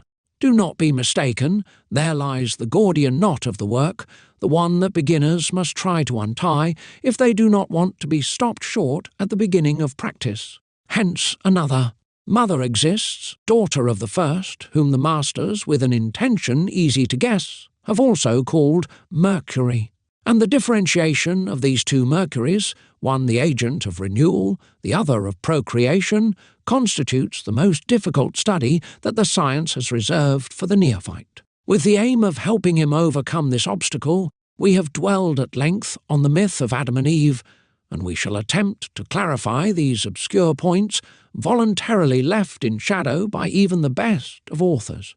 Most of them were content to allegorically describe the union of sulphur and mercury, generators of the stone, which they call sun and moon, philosophical father and mother, fixed and volatile, agent and patient, male and female, eagle and lion, Apollo and Diana, that same transformed into Apollonius of Tyana, Gabricius and Bea, Urim and Thummim, the two columns of the temple, Joachim and Boaz, the old man and the young virgin, finally, and more exactly so, brother and sister, whose respective beings proceeded from a common mother, owing to the opposition of their temperaments, and rather to the difference in age and evolution than to a gap of affinities. The anonymous author of The Ancient War of the Knights 5, in a discourse told by the metal reduced to the state of sulphur under the action of first mercury, teaches us that this first sulphur needs a second mercury with which it must be joined so as to multiply its kind. Among the artists, the metal says, who have worked with me, some have pushed their work so far as to succeed in separating from me my spirit, which contains my tincture, so that, mixing it with other metals and minerals, they succeeded in communicating a few of my virtues and strengths to metals that have some affinity and friendship for me. However, the artists who have succeeded in this path, and who found with certainty a part of the art, are truly in a very small number. Since they did not know whence the tinctures come, it was impossible for them to push their work any further, and in the final analysis they did not find anything very useful in their process. But if these artists had taken their research beyond this point, and had seriously examined who is the proper wife for me, and if they had looked for her and united me with her, then I could have tincted 1,000 times more. In the conversation between Eudoxus and Pyrophile, which serves as a commentary to this treatise, Limoges Saint-Didier writes about this passage. The woman who is appropriate for the stone and who must be united to it is the fountain of living water, whose source, entirely heavenly, and particularly which has its centre in the sun and the moon, produces this clear and precious stream of the sages, which flows into the sea of philosophers that surrounds the whole world. It is not without foundation that this divine fountain is called by the author the wife of the stone. Some have represented it in the form of a celestial nymph. Others gave it the name of the chaste Diana, whose purity and virginity were not soiled by the spiritual connection uniting her to the stone. In a word, this magnetic conjunction is the magical marriage of earth with heaven, about which some philosophers have spoken, so that the second source of the physical tincture, which operates such wonders, takes its birth from this all-mysterious marital union. The two mothers or mercuries we had just distinguished are represented in the shape of two roosters in the stone panel located on the 3rd floor of the house of Le Mans, Plate 12. They accompany a vase filled with leaves and fruit, symbol of their vivifying, generative and vegetative capacity, of the fecundity and abundance of the productions issued therefrom. On each side of the motif, seated characters, one blowing into a horn, one plucking a kind of guitar, perform a musical duo. The various subjects sculpted on the facade refer to a translation of the art of music, conventional epithet for alchemy. Before we continue our study of the motifs of the house of Adam and Eve, we believe that we must warn the reader that under barely veiled terms our analysis contains the revelation of Le Mans, house of Adam and Eve, 16th century, Deianira's kidnapping, what it is customary to call the secret of the two Mercuries. Our explanation, nevertheless, could not resist an examination, and whosoever will take the trouble to dissect it will find in it certain contradictions, obvious errors of logic or judgment. Yet we loyally acknowledge that at the foundation there is only one basic mercury, and that the second one necessarily derives from the first. It was appropriate, nevertheless, to call attention to the different qualities they took on, and to show, be it at the cost of the twisting of reason or an improbability, how they can be distinguished and identified, and how it is possible to directly extract the appropriate wife of sulphur, mother of the stone, from the womb of our primitive mother. Between Kabbalistic tale, traditional allegory, and silence, we had no choice. Since our aim is to help workers little familiar with parables and metaphors, the use of allegory and the Kabbalah was forbidden to us. Would it have been better for us to act as many of our predecessors did and say nothing? We do not think so. What would be the use of writing if not for those who already know and who do not need such advice? We have therefore preferred to give in clear language a demonstration ab absurdo, thanks to which it has become possible to reveal the arcanum, until now obstinately hidden.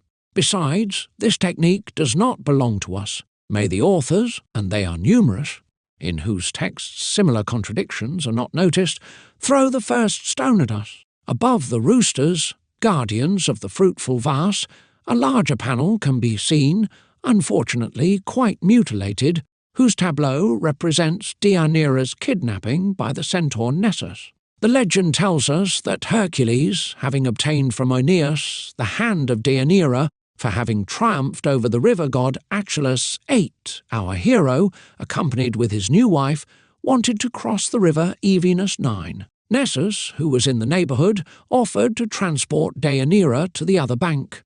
Hercules made the mistake of agreeing to it and soon found out that the centaur was trying to take his wife away from him. An arrow dipped in the blood of the Hydra and shot with a very sure hand stopped him immediately.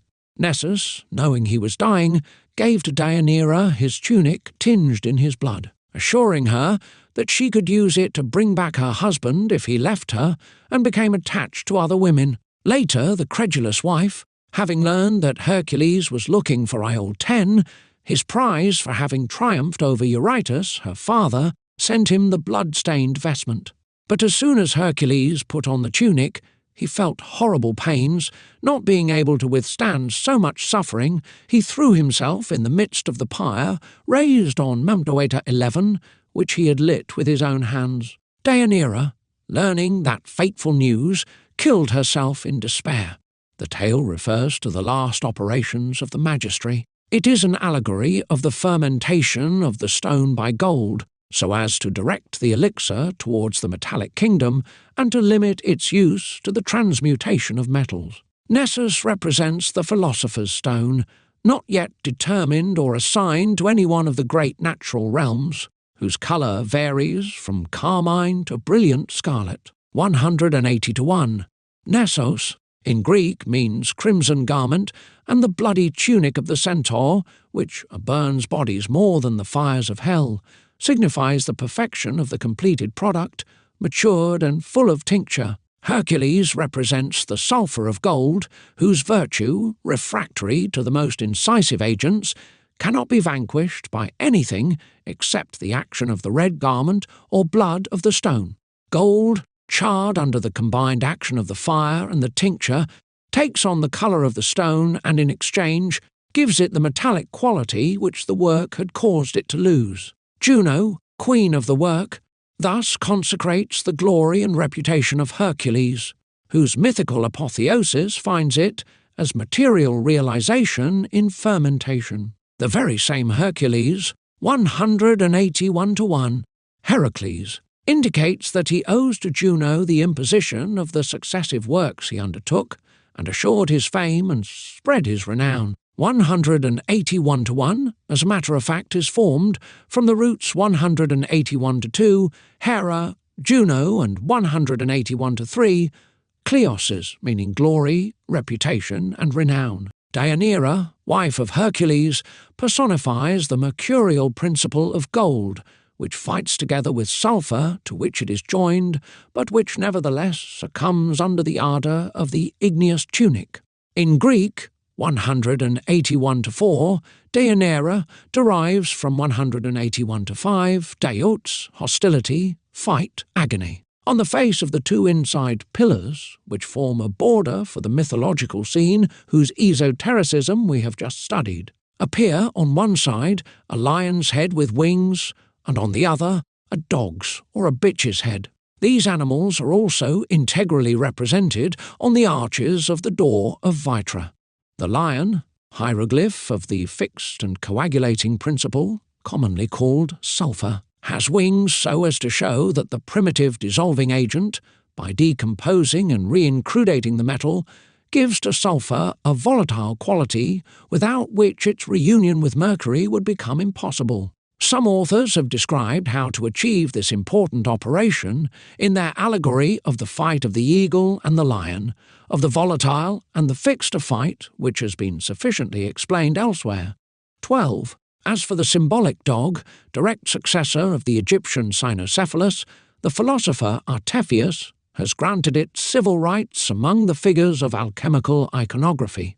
Indeed, he speaks of the dog of Khorasan and of the bitch of Armenia emblems of the sulphur and the mercury, parents of the stone 13, but while the word 181 to 6, amenos, meaning that which is needed, which is prepared and appropriately disposed, indicates the passive and feminine principle. The dog of Khorasan, or sulphur, gets its name from the Greek 181 to 7, korax, equivalent of crow 14. The word crow was also used to indicate a certain blackish fish about which, if we were free to do so, we could say many intriguing things. The sons of science, whose perseverance has led to the threshold of the sanctuary, are aware that next to the knowledge of the universal dissolving agent, unique mother taking on Eve's personality, there is no other more important knowledge than that of metallic sulphur, first son of Adam, effective generator of the stone, which received the name of Cain. Cain means acquisition, and the artist first acquires the black and enraged dog mentioned in the texts, the crow, first testimony of the magistracy. It is also, according to the version of the Cosmopolite, the fish without bones, echinice or remora, which swims in our philosophical sea, and about which Jean-Joachim de Stengwell d'Ingrefort 5 affirms that, once you possess the small fish named remora, which is very rare if not unique in this great sea, you will no longer need to fish, but only to ponder about the preparation, the seasoning, and the cooking of this small fish.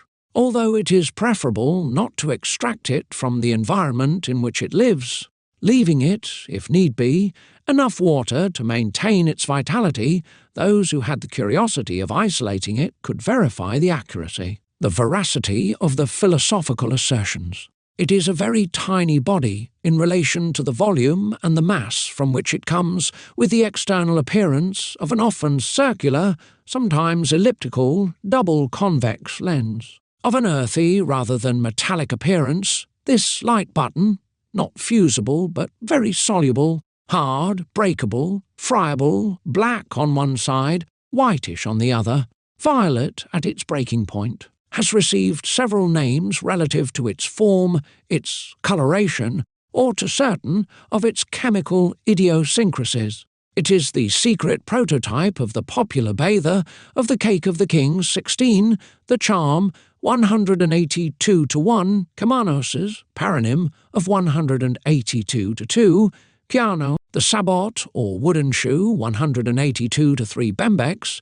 It is also the cocoon 182 to 4 Bombykion, and its worm, whose Greek name 182 to 5 Bombex is so similar to that of sabot, which has for root 182 to 6 bombos, precisely expressing the sound of a spinning top. It is also the small blackish fish called habot, from which Paraolite derived his chat-bot-pond, the famous Marquis of Carabas, from 183 to 1 Cara, head, and 183 to 2 Basilius, king of the Hermetic legends dear to our youth, and gathered under the title Tales of Our Mother Goose, also has relevance. It is, finally, the basil of the fable 183 to 3 Basilicon, our Regulus little king, or kinglet 183 to 4, Basiliskos, the fur slipper because it is white and grey of the humble Cinderella, the soul, the flat fish of which each side is differently coloured, and whose name is related to sun, Latin sol, solis, etc. In the oral tradition of the adepts, however, this body is usually called by the term violet. The first flower that the sage can see being born and blooming during the springtime of the work, transforming into a new colour the green of its flower bed. We believe that we must interrupt the teaching here and maintain the wise silence of Nicolas Valois and of Quercetinus, the only ones, to our knowledge, who revealed the verbal epithet of sulphur, gold, or hermetic sun. Louis d'Estissac Urs, Grand Officer of the Crown and Hermetic philosopher, the mysterious side of a historical figure is revealed to us through one of his works. As a matter of fact, Louis d'Estissac, man of high birth, turns out to be a practicing alchemist and one of the best instructed adepts in hermetic secrets. Where did he obtain his science? Who gave him by word of mouth most probably the first elements of it? We do not know it for a fact,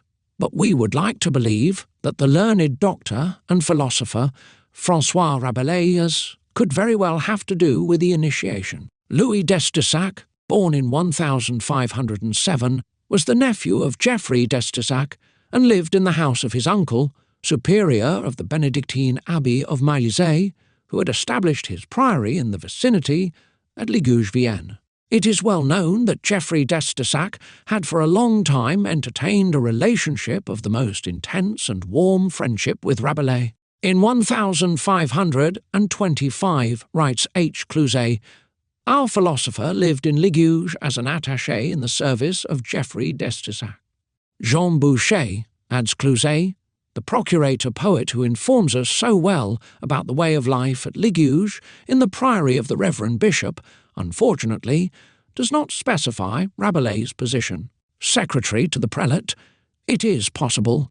But why not governor of his nephew Louis V, who is only 18 years of age and does not marry until 1527? The author of Gargantua and of Pantagruel brings about such developments in the education of his heroes that we must assume that his scholarship was not purely theoretical, but that it was also the fruit of an earlier practice. Moreover, Rabelais seems never to have abandoned his new friend, perhaps his disciple, for while in Rome in 1536, he sent, according to Clouseau, to Madame d'Estissac, the young niece of the bishop, medicinal plants and 1,000 cheap little objects of curiosity, imported from Cyprus, Candia, and Constantinople. It is still to the castle of Coulonges-sur-Loties, called Coulonges-les-Royaux in the 4th book of Pantagruel, that our philosopher, pursued by the hatred of his enemies, came around 1550 to seek refuge at Louis d'Estissac, heir of Rabelais Protector, the Bishop of Maillezais.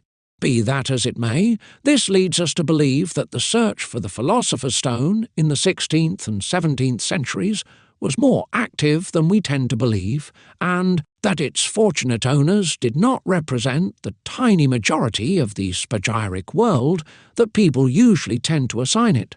If they remained unknown to us, it is much less because of a lack of documents relative to their science than due to our ignorance of traditional symbolism, which does not allow us to recognize them easily. King Francis I, by prohibiting the use of printing through his decree of 1537, probably was the determining cause of this shortage of books, noteworthy in the 16th century, and also was the unconscious promoter of the new symbolic development worthy of the most beautiful medieval period. Stone takes the place of parchment, and sculpted ornamentation comes to the aid of prohibited printing. This temporary return of thought to monuments, of the written allegory to the stone parable, has given us some brilliant works of real interest for the study of the artistic versions of the old alchemy. As far back as the Middle Ages, the masters whose treatises we possess were fond of adorning their dwellings with hermetic signs and images. At the time of Jean Astruc III, physician to King Louis XV, that is to say, around 1720, there was a dwelling in Montpellier, in Rue Canal, opposite the convent of the Capuchin monks, which, according to tradition, is said to have belonged to Master Amold of Villanova in 1280, or where he might have lived. One could see on it, sculpted on the door, 2 bas-reliefs representing, one a roaring lion, the other a dragon biting its own tail, acknowledged emblems of the great work. The dwelling was destroyed in 1755. His disciple, Raymond Lully, returning from Rome, stopped in Milan in 1296 to pursue his philosophical research. In the same town, in the 18th century, people still showed the house in which Lully had worked. The entrance was decorated with hieroglyphic figures pertaining to the science, as is indicated in a passage in Borrichius's treatise on the origin and the progress of chemistry, for It is known that the houses, the churches, and the hospitals built by Nicolas Flamel served as turning points for the distribution of images of the sacred art, his own dwelling. A hostel Flamel, built in the year 1376 on Rue Marivaux, close to the Saint-Jacques Church in Paris, was, according to a chronicle, all beautiful with painted and gilded stories and mottos. Louis d'Estasac, contemporary of Rabelais, Denis Zacher, and Jean Lallemand, also wanted to devote to the science which he dearly loved a dwelling worthy of it. At age 35, he made plans for a symbolic interior where the secret signs which had guided his works would be found, skillfully distributed and hidden with great care. Once the topics were well established and appropriately veiled so that the layman could not discern their mysterious meaning, once the broad outlines of the architecture were decided upon, he entrusted its execution to an architect who might have been Philibert Delorme. In any case, it is Monsieur de Rochebrun's opinion. Thus was born the superb castle of Coulonges-sur-Loties in the district of Deux-Sèvres, whose construction demanded 26 years from 1542 to 1568, which today offers but an empty interior with barren walls. The furniture, the porches, sculpted stones, ceilings, and even coin turrets have all been scattered. Some of these artworks were acquired by the famous etcher Étienne Octave de Guillaume de Rochebrun, and were used for the refurbishing and embellishment of his house in Fontenay-les-Comtes, in the district of Vendée. In the castle of Terre-Neuve, where they are preserved today, we can admire and study them at leisure. This castle, furthermore, by the abundance, the variety, and the origin of the artistic works it contains, is more akin to a museum than to a private dwelling from the time of Henry IV. The most beautiful ceiling of the castle of Coulonges, which once upon a time ornamented the hall and the treasure room, covers today the great salon of Terre-Neuve, called the Workshop. It is composed of nearly 100 panels, all different. One bears the date of 1550, along with a monogram of Diane de Poitiers, similar to the one found in the castle of Annay. This detail led people to suggest that the plans of the castle of Coulonges could have belonged to the architect-priest Philibert Delorme V. Later, while studying a similar dwelling, we will come back to the secret meaning of the ancient monogram adopted by the mistress of Henry II, and shall point to the mistake that caused so many magnificent dwellings to be erroneously attributed to Diane de Poitiers. A mere sharecropper farm at first, the castle of Terre-Neuve, in its current form, was built in 1595 by Jean Morisson, on behalf of Count Nicolas Rapin, Vice-Seneschal of Fontenay-le-Comte and distinguished poet. As we learn from a handwritten monograph of the castle of Terre-Neuve, probably by Monsieur de Rochebrun's hand, the inscription, in verse, which is under the porch, was composed by Nicolas Rapin himself. We quote it here as an example, keeping its original spelling and form. Winds blow in all seasons, a good air into this house may fever, plague, or ills coming from envy, quarrels or suits, never molest those who dwell here. The castle of Terre-Neuve owes its rich collection to the aesthetic sense of the successors of the poet Seneschal, and above all to the sure taste of Monsieur de Rochebrun VI for artworks. Our intention is not to draw up a catalogue of the curiosities it shelters. Let us haphazardly mention, for the pleasure of enthusiasts and amateurs, high-warp tapestries from the time of Louis XII coming from Chaligny, near Saint-Hermine-Vendée, a door from the Great Salon, originally from Poitiers, the sedan chair of the Lord of Mercy. Bishop of Luçon in 1773, gilded wood panels in the style of Louis XIV and Louis XV, a few beautiful wood consoles from the castle of Chambord, an emblazoned panel of Gobelin tapestry, 1670, given by Louis XIV, beautiful 15th-century wood sculptures coming from the library of the castle of Hermenau. Also in the Vendée district, some Henry II curtains, 3 of the 8 panels of a series entitled Triumphs of the Gods, representing the triumphs of Venus, Bellone and Minerva, woven in silk in Flanders and attributed to Mantegna, a piece of Louis XIV furniture, quite well preserved, and a piece of sacristy furniture from the time of Louis XII, engravings from the best masters of the 16th and 17th centuries, an almost complete collection of all offensive weapons in use from the 9th to the 18th centuries, enamelled glazes from Aviso, Florentine bronzes, Chinese dishes of the Green period, a library containing the works of the most famous architects of the 16th and 17th centuries, Ducerceau, Beatelaine, Boulant, Leportre, Philibert Delorme, etc. Of all these marvels, the one which most interests us is without question the monumental fireplace of the Grand Salon, bought in Coulonges and rebuilt in the castle of Terreneuve in March 1884. More remarkable even, by the accuracy of the hieroglyphs which decorate it, the finishing quality of the workmanship, the mastery, to the extent of virtuosity, of the carving, and its surprising preservation. Rather than by its artistic merit, it constitutes for the disciples of Hermes a precious document, very useful to consult Plate 12. The art critic would indeed be justified to aim at this stonework the reproach common to decorative productions of the Renaissance, namely, that it tends to be heavy, inharmonious, and cold in spite of its sumptuous appearance and the display of a far too gaudy luxuriousness. He could pick out the excessive weightiness of the mantle bearing on its meagre jambs, the panes poorly balanced among themselves, a poverty of form, of invention, painfully masked under the brilliance of ornaments, mouldings, or arabesques lavished in vain ostentation.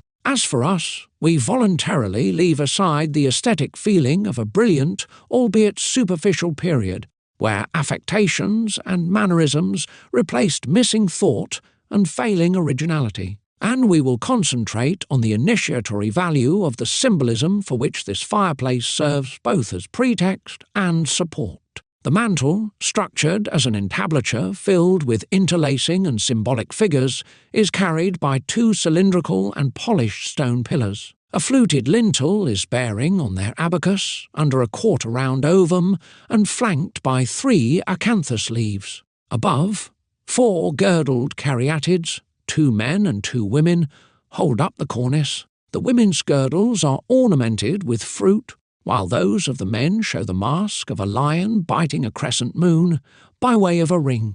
Between the caryatids, 3 frieze panels unfurl various hieroglyphs in a decorative form designed to better veil them. The cornice is divided horizontally into 2 levels by a jutting. Fontenay, Le Comte Terreneuve Castle, the fireplace of the Grand Salon. Filet covering 4 motifs, 2 vases filled with fire, and 2 shield escutcheons, bearing the engraved date of execution, March 1560. They serve as a frame for 3 panels receiving the 3 words of a Latin sentence, Nascnedo quotidi morimur. Finally, the upper part displays 6 little panels, opposed 2 by 2, from the extremities toward the centre. There we can see small kidney-shaped panels, bucranes, and near the median axis, some hermetic shields. Such are, briefly described, the most interesting emblematic pieces for the alchemist that we shall analyse in great detail. Louis d'Estasac, second the first of the 3 panels separated by the caryatids, the one on the left, exhibits a central flower, our hermetic rose, 2 Comte-type shells, known as Marelle de Compostelle, and 2 human heads, one of a very old man at the bottom, the other of a cherub at the top.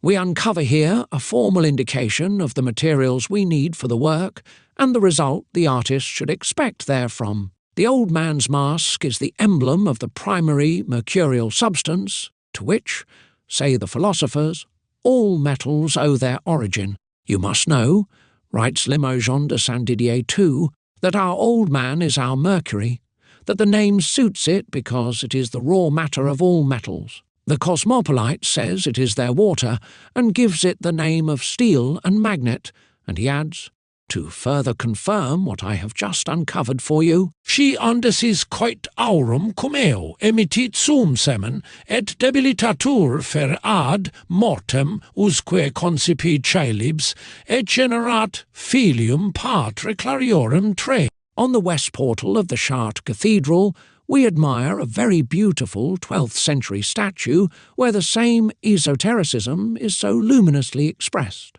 It is a tall, old man of stone, crowned and haloed, which already signifies his hermetic personality draped in the ample mantle of the philosopher. In his right hand he holds a zither. In his left hand he raises a bulging phial somewhat like the pilgrim's calabash. Standing between the posts of a throne, he tramples underfoot two intertwined human-headed monsters, one of which has wings and bird feet plate forth. These monsters represent the raw bodies whose decomposition and assemblage into another form of volatile quality provides the secret substance we call mercury, and that suffices to single-handedly accomplish the entire work. The calabash, which contains the beverage of the peregrinator, is the image of the dissolving qualities of the mercury, Kabbalistically called pilgrim or traveller. In the motifs of our fireplace, the same is represented by the scallop shells 5, also used as and called holy water basins, because therein is kept holy or blessed water. Qualifications which the ancients applied to mercurial water. Here, in addition to the purely chemical meaning, the two shells still teach the seeker that the regular and natural proportion demands 2 parts of the dissolving agent for one of the fixed body. From this operation, accomplished according to the art, arises a new regenerated body of a volatile nature, evoked by the cherub or angel 6 who dominates the composition. Thus, the death of the old man gives birth to the child and ensures its vitality.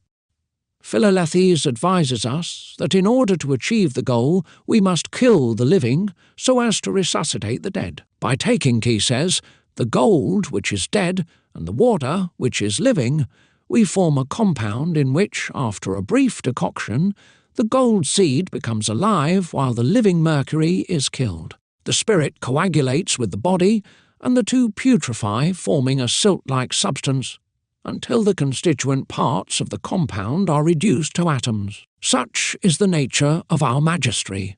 This double substance, this perfectly matured, augmented and multiplied compound, becomes the agent of the marvellous transformations which characterize the philosopher's stone.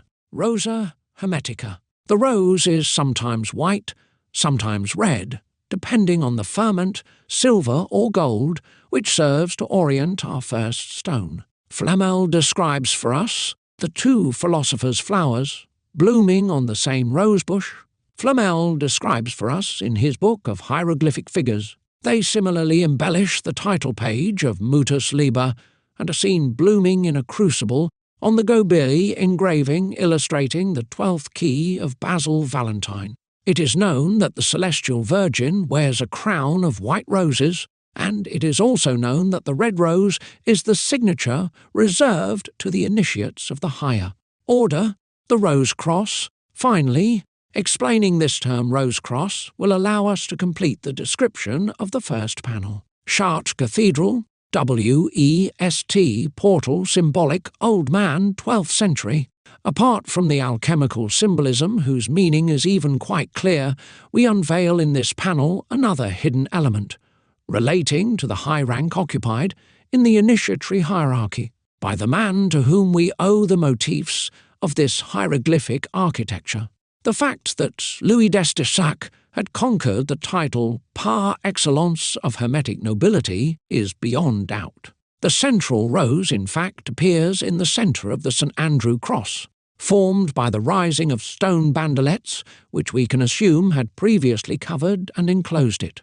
It is the great symbol of manifested light 9, which is indicated by the Greek letter X chi, initial of the words 197 to 1 chon, 197 to 2 chrysos, and 197 to 3 chronos, crucible, gold, and time, triple unknown of the great work. The cross of St. Andrew, 197-4, chiasma in the shape of an X, is the hieroglyph of luminous and divergent radiations, emanated from a unique fire centre reduced to its simplest expression. Therefore, it is clearly the graphic of the spark. Its radiation can be multiplied, but it is impossible to further simplify it. These intersecting lines produce the diagram of the shining of stars, of the radiating dispersion of all that shines, lightens, and irradiates. Thus it has been made the seal, the mark of illumination, and, in a wider sense, of spiritual revelation. The Holy Spirit is always perpendicular to its body, that is to say, in a cross. For the Greek cross and that of St. Andrew have in Hermetics an exactly similar meaning. One frequently encounters the image of the dove completed by a halo which specifies the hidden meaning, as can be seen in the religious scenes of our primitives and in a number of purely alchemical sculptures. 10. The Greek X and the French X represent the writing of light by light itself, the trail of its passage, the manifestation of its movement, the affirmation of its reality. It is its true signature. Until the 12th century, no other mark was used to authenticate old charters. From the 15th century on, the cross became the signature of illiterates. In Rome, auspicious days were signed with a white cross and unfavourable ones with a black cross. It is the complete number of the work, because unity, the two natures, the three principles, and the four elements give the double quintessence, the two verses joined in the Roman cipher X for the number 10. The number is the foundation of the Pythagorean Kabbalah, or of the universal language, whose curious paradigm can be seen on the last page of a little alchemy book, 11. Bohemians use the cross, or the X, as a sign of recognition. Guided by this graphic traced on a tree or on some wall, they still camp exactly on the spot, occupied by their predecessors near the sacred symbol, which they call patria. One could believe this word to be of Latin origin and apply to the nomads this maxim, which the cats, living objects of art, strive to practice. Patria estu bicunc espene, wherever we are comfortable, there is our country. But their emblem refers to a Greek word 198-1, patria, with the meaning of family, tribe, race. The cross of the Gypsies or Romanes, therefore, indicates the place of refuge assigned to a tribe. Furthermore, almost all meanings revealed by the sign X have a transcendent or mysterious value, and this fact is singular. In algebra, X is the unknown quantity. It is also the problem to be solved, the solution to be discovered. It is the Pythagorean sign of multiplication, and the element to cast out the nines in arithmetic. It is the popular symbol of mathematics in what concerns higher or abstract development. It characterizes that which generally is excellent, useful, remarkable, 198-2, Kresimos. In that sense, and in the slang of students, it serves to single out the French Polytechnic School 12 by securing the superiority that the Taupins and dear comrades 13 of that school would not permit to be discussed or disputed.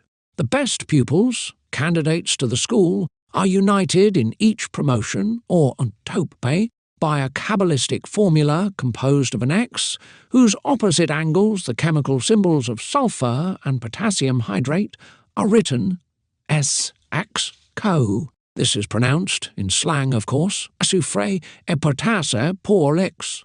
14. The X is the emblem of measure, 199-1, metron, taken in all its meanings, dimension, area, space, duration, rule, law, boundary, or limit. For this occult reason, the international standard of the metre, made of platino-iridium and kept in the pavilion of Breteuil in Sèvres, has the shape of an X in its cross-section 15. All bodies of nature, all beings either in their structure or in their appearance, abide by this fundamental law of radiation. All are subjected to this. Measure. The canon of the Gnostics applies this measure to the human body 16, and Jesus Christ, Spirit incarnate, St. Andrew and St. Peter personify its glorious and painful image. Have we not noticed that the aerial organs of vegetables, be they lofty trees or tiny herbs, show along with their roots the characteristic divergence of the branches of the X? In what manner do flowers bloom? Section vegetable leaves, leaf stalks, nervures, etc. Examine the cross-sections under a microscope, and you will observe with your own eyes the most brilliant, the most marvellous confirmation of this divine will. Diatoms, sea urchins, starfish are other examples, but, without looking any further, open an edible shellfish, be it cockle, conch, scallop, and the two valves opened flat will show you convex surfaces endowed with grooves in the double fan shape of the mysterious tenth. Its whiskers gave the cat its name. 17. We do not doubt that they hide a meaning of high degree of knowledge, and that this gracious feline owes the honour of being raised to the rank of Egyptian deities to this secret reason. Speaking of cats, many among us remember the famous Chat Noir Black Cat 18, which was so popular under Rodolphe Salas's management. But how many knew what sort of esoteric and political centre was concealed there? What international masonry was hidden behind the ensign of the artistic cabaret? On the one hand, the talent of a fervent, idealistic youth made up of aesthetes seeking glory, carefree, blind and incapable of suspicion. On the other, the confidences of a mysterious science mixed up with obscure diplomacy, a two-faced tableau deliberately exhibited in a medieval framework. The enigmatic tableau deliberately exhibited in a medieval framework, the enigmatic Signe des Grands Ducs, 19, signified by a cat with scrutinizing eyes under its black coat, with its rigid, disproportionate X-shaped whiskers, and whose heraldic posture gave to the wings of Montmartre Mill a symbolic value equal to its own 20, was not a pleasure outing for princes. Whether held by the god's hands, trampled underfoot by him, or whether bursting out of the eagle's claws, Zeus's lightning bolts, which make Olympus tremble and scatter terror among mythological humanity, do espouse the graphic shape of radiation. It is the translation of celestial fire or terrestrial fire, of potential or virtual fire, which composes or disintegrates, engenders or kills, vivifies or disrupts. Son of the sun which generates it, servant of man who liberate and feeds it, divine fire, down-fallen, imprisoned in heavy matter in order to determine its evolution and orient its redemption, is Jesus on his cross. Image of the igneous, luminous, and spiritual radiation incarnate in all things. It is the Agnus Lamb sacrificed since the beginning of the world, and it is also Agni, Vedic god of fire 21, but is the Lamb of God bears the cross on his banderole just as Jesus bears it on high shoulder. If he supports it with his foot, it is because he has the sign of it inlaid in his very foot. Image outside, reality inside 22. Whoever receives in this way the celestial spirit of the sacred fire, who bears it within himself and is marked by its sign, has nothing to fear from elemental fire. These elects, disciples of Elias and children of Helios, modern crusaders, having for guide the star of their elders, go for the same conquest with the same cry of God wills it. 23. This higher and spiritual force, acting mysteriously amidst concrete substance, compels crystal to take its form and its immutable characteristics. It is this force which is its pivot, its axis, its generating energy, its geometric will, and this configuration, varying infinitely, though always based on the cross, is the first manifestation of organized form by condensation and embodiment of light, soul, or fire.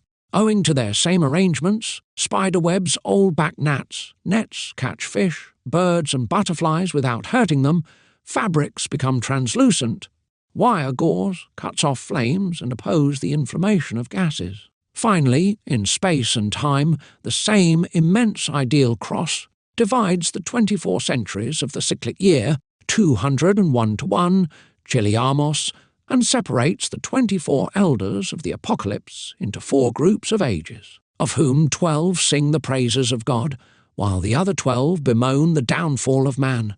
How many unsuspected truths remain hidden in the simple sign that Christians renew every day on their own person without always understanding its meaning nor its hidden virtue. For the word of the cross is folly for those who go astray, but for those who save themselves, that is to say for us, it is the instrument of God's power. This is why it is written, I will destroy the wisdom of the wise, and will bring to nothing the understanding of the prudent. What has become of the wise? What has become of the doctors of law? What has become of those spirits interested in the knowledge of this age? Has God not proved the wisdom of this world to be foolishness? 24. How many more know about it than the wild ass which saw the birth of the humble God-child in Bethlehem, transported him, triumphant, to Jerusalem, and received as a memento of the King of Kings the magnificent black cross that it bears on its back?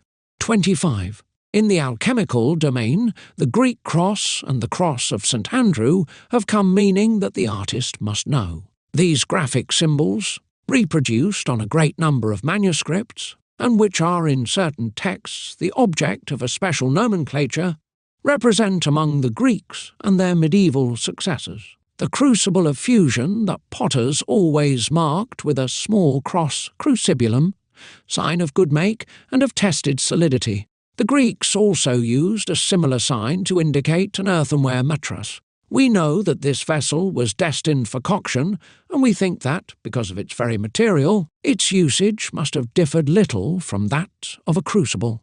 Moreover, the word matras, used in the same sense in the 13th century, comes from the Greek 202 to 1, metra matrix, a word equally used by puffers and applied to the secret vase serving in the maturation of the compound. Nicholas Grospami, Norman adept of the 15th century, gives an illustration of this spherical utensil, laterally tabulated, which he also calls matrix. Furthermore, the X denotes sal ammoniac of the sages, or salt of Ammon, 202 to 2, ammoniakos, in other words, salt of the ram 26, which was formerly written, more accurately, harmoniac, because it realizes the harmony 202 to 3, assembling the agreement of water with fire, because it is the mediator par excellence between heaven and earth, the spirit and the body, the volatile and the fixed. It is also the sign, without any other qualification, the seal that reveals to man the intrinsic virtues of the prime philosophical substance through certain superficial lineaments. Finally, the X is the Greek hieroglyph for glass, purest of all matters, affirms the masters of the art, and the one nearest to perfection. We believe we have sufficiently demonstrated the significance of the cross, the depth of its esotericism, and its predominance in symbolism in general. 27. As far as the practical realization of the work is concerned, it certainly offers no less value or teaching. It is the first key, the most considerable and most secret of all the ones that can open the sanctuary of nature to man. This key always appears in visible characters, outlined by nature herself, obedient to the divine will on the cornerstone of the work, which is also the fundamental stone of the Church and Christian truth. And so, in religious iconography, a key is given to St. Peter as his particular virtue, allowing us to distinguish him among the apostles of Christ as the one who was the humble fisherman Simon, Kabbalistically. 205 to 1, see Monos, the only ray, and who was to become his earthly spiritual representative after the death of the Saviour. We find him represented in that same manner on a very beautiful 16th century statue sculpted in oak wood and kept in the church of St. Etheldreda in London, plate text V. St. Peter, standing up, holds a key and displays the Veronica, a peculiarity which makes this remarkable image a unique work of exceptional interest. From the Hermetic standpoint, symbolism is certainly doubly expressed thereon, since the meaning of the key is repeated in the holy face, miraculous seal of our stone. Furthermore, the Veronica is here presented to us as a veiled replica of the cross, major emblem of Christianity and signature of the sacred art. In fact, the London St. Ethelreda Church, St. Peter, and the Veronica.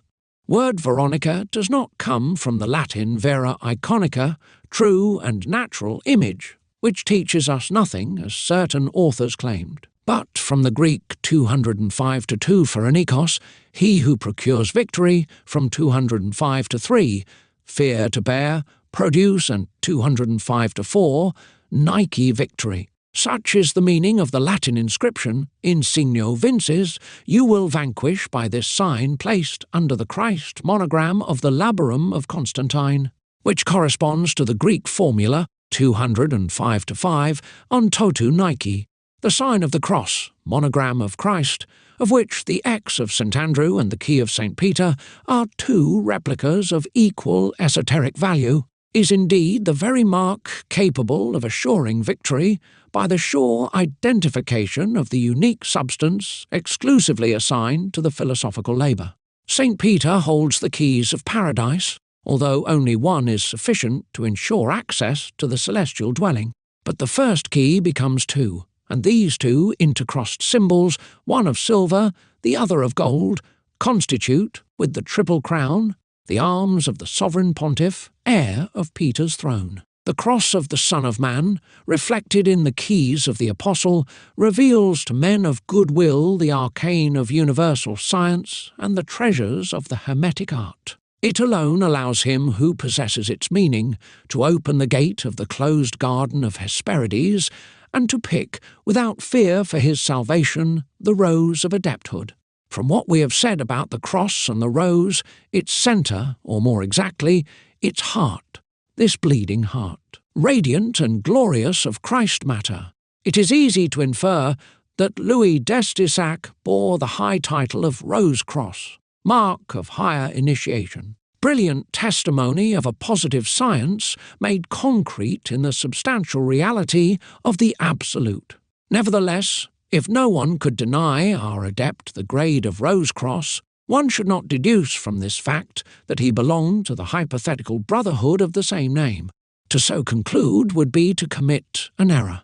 It is important to know how to discern the two rose crosses so as not to confuse the true with the false. We will probably never know what obscure reason guided Valentin Andrea, or rather the German author called by this pseudonym, when he had the pamphlet entitled Fama Fraternitatis Rosae Crucis, printed in Frankfurt Oder, around 1614. Perhaps he was pursuing a political motive, either attempting to counterbalance, through a fictitious occult power, the authority of the Masonic lodges of his time, or wanting to provoke the grouping of the rose crosses who were disseminated everywhere into one single fraternity, depository of all their secrets. However it may be, if the manifesto of the Brotherhood was unable to realize any of its objectives, it still contributed to spread among the public news of an unknown sect endowed with the most extravagant attributions. According to the testimony of Valentin André, its members, bound by an inviolable oath and submitted to a severe discipline, possessed all the riches and power to accomplish all marvels. They called themselves invisible, claimed they could make gold, silver, precious stones, cure paralytics, the blind, the deaf, all the contagious, and the incurables. They pretended to possess the means to prolong human life beyond its natural limits, to converse with higher and elemental spirits, to discover even the most hidden things, etc. Such a display of prodigies had to strike the imagination of the masses and justify the assimilation which was soon made of the rose crosses, thus introduced with magicians, sorcerers, Satanists, and necromancers.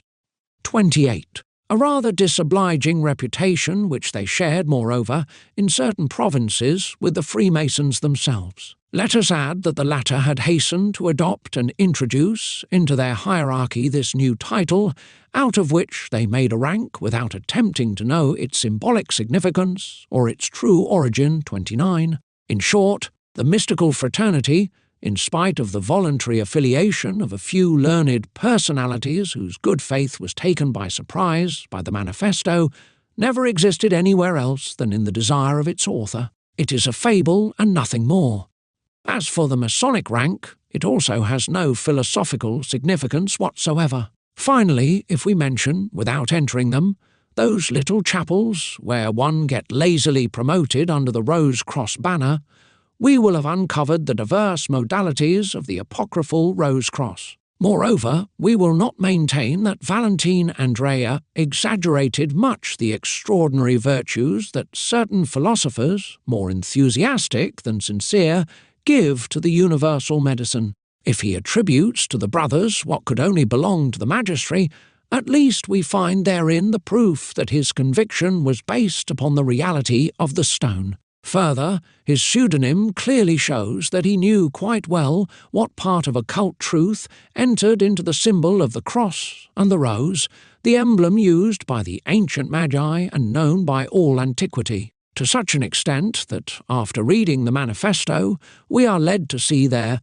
a mere alchemical treatise, whose interpretation is neither more difficult nor less expressive than so many other writings of the same nature. The tomb of the knight Christian Rosenkreutz, the Christian and Rosicrucian Kabbalist, presents a singular identity with the allegorical cave, furnished with a chest of lead, which is inhabited by the fearsome guardian of the Hermetic treasure 30, that fierce genie whom the Songeverd Green Dream calls Seganisegid 31. A light emanating from a golden sun lights the cave and symbolizes the incarnate spirit, divine spark imprisoned in things already discussed.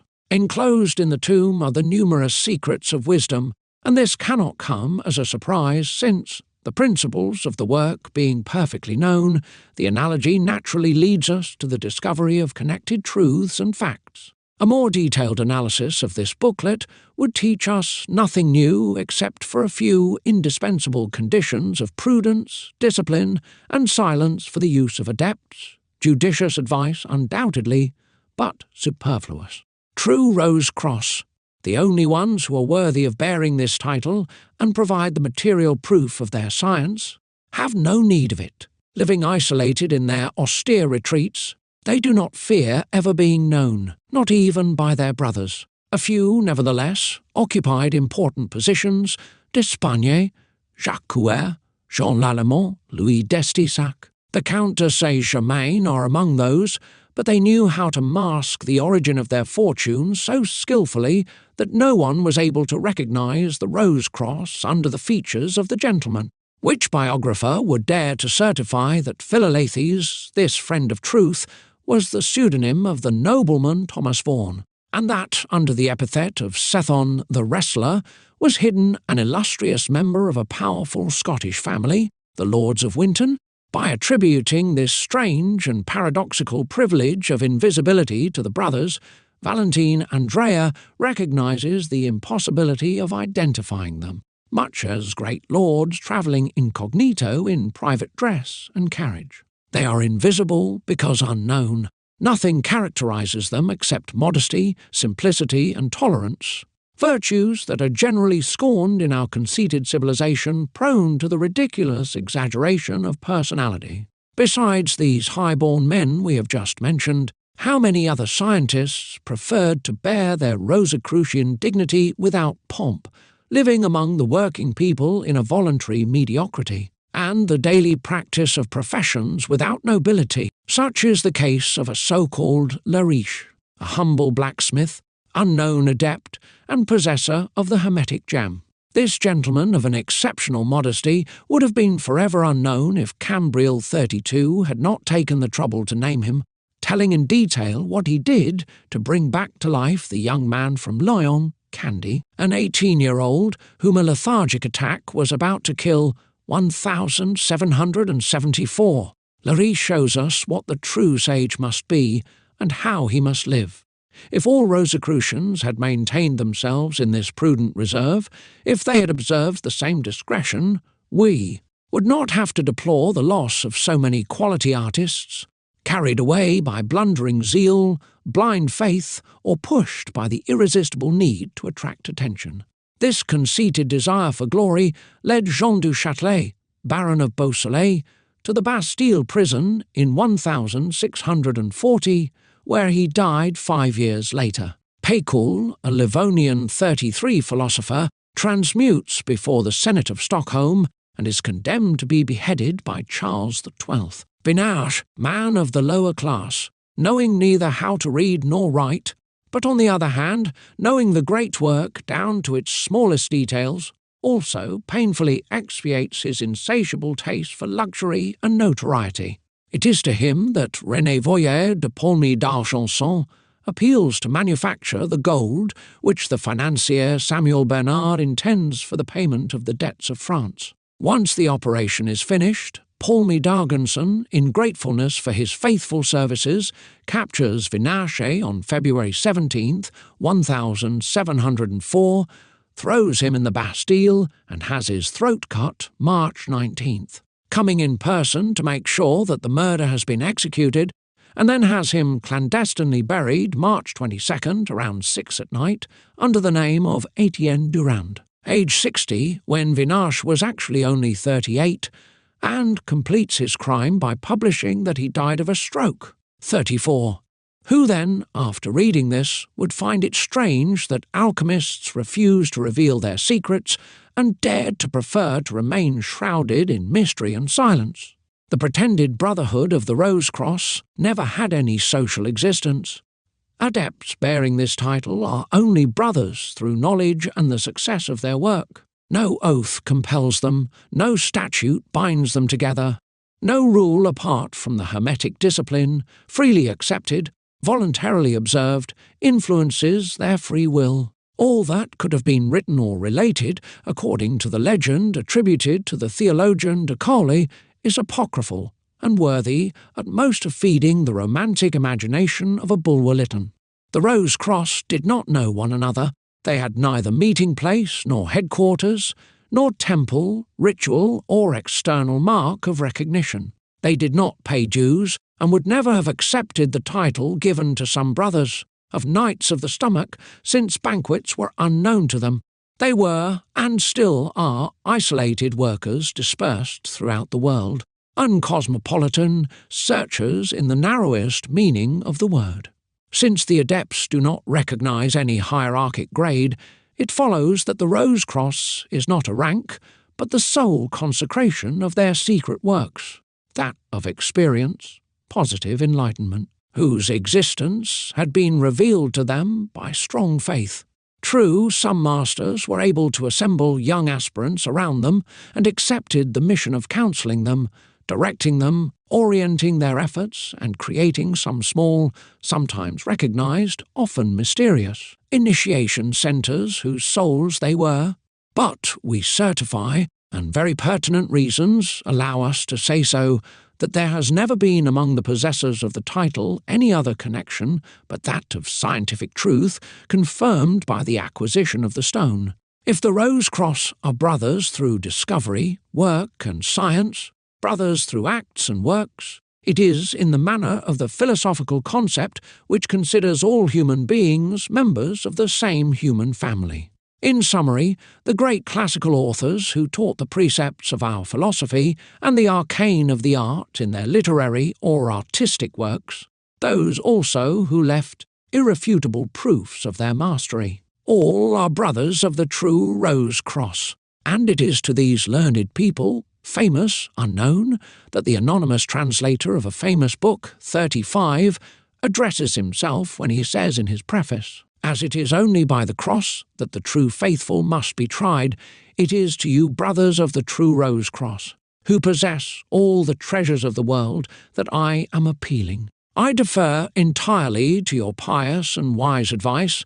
I know that it can be but good, because I know how gifted you are with virtue above the rest of men. As you are the dispensers of science, and that consequently I owe you what I know, if I may say that I know something, I want things to return whence they came according to the institution that God established in nature. Ad locum, says the preacher, unde exunt flumina revertuntur, ut diteru fluant. All is yours, all comes from you, and so all will return to you. May the reader excuse us for this digression which led us farther than we wished, but it seemed necessary to us to clearly establish what is the true and traditional Hermetic order of the Rose Cross. to isolate it from other common groups placed under the same banner 36, and to allow to single out the rare initiates from the impostors who draw vanity from a title whose acquisition they could not justify. Louis d'Estissac, 3rd.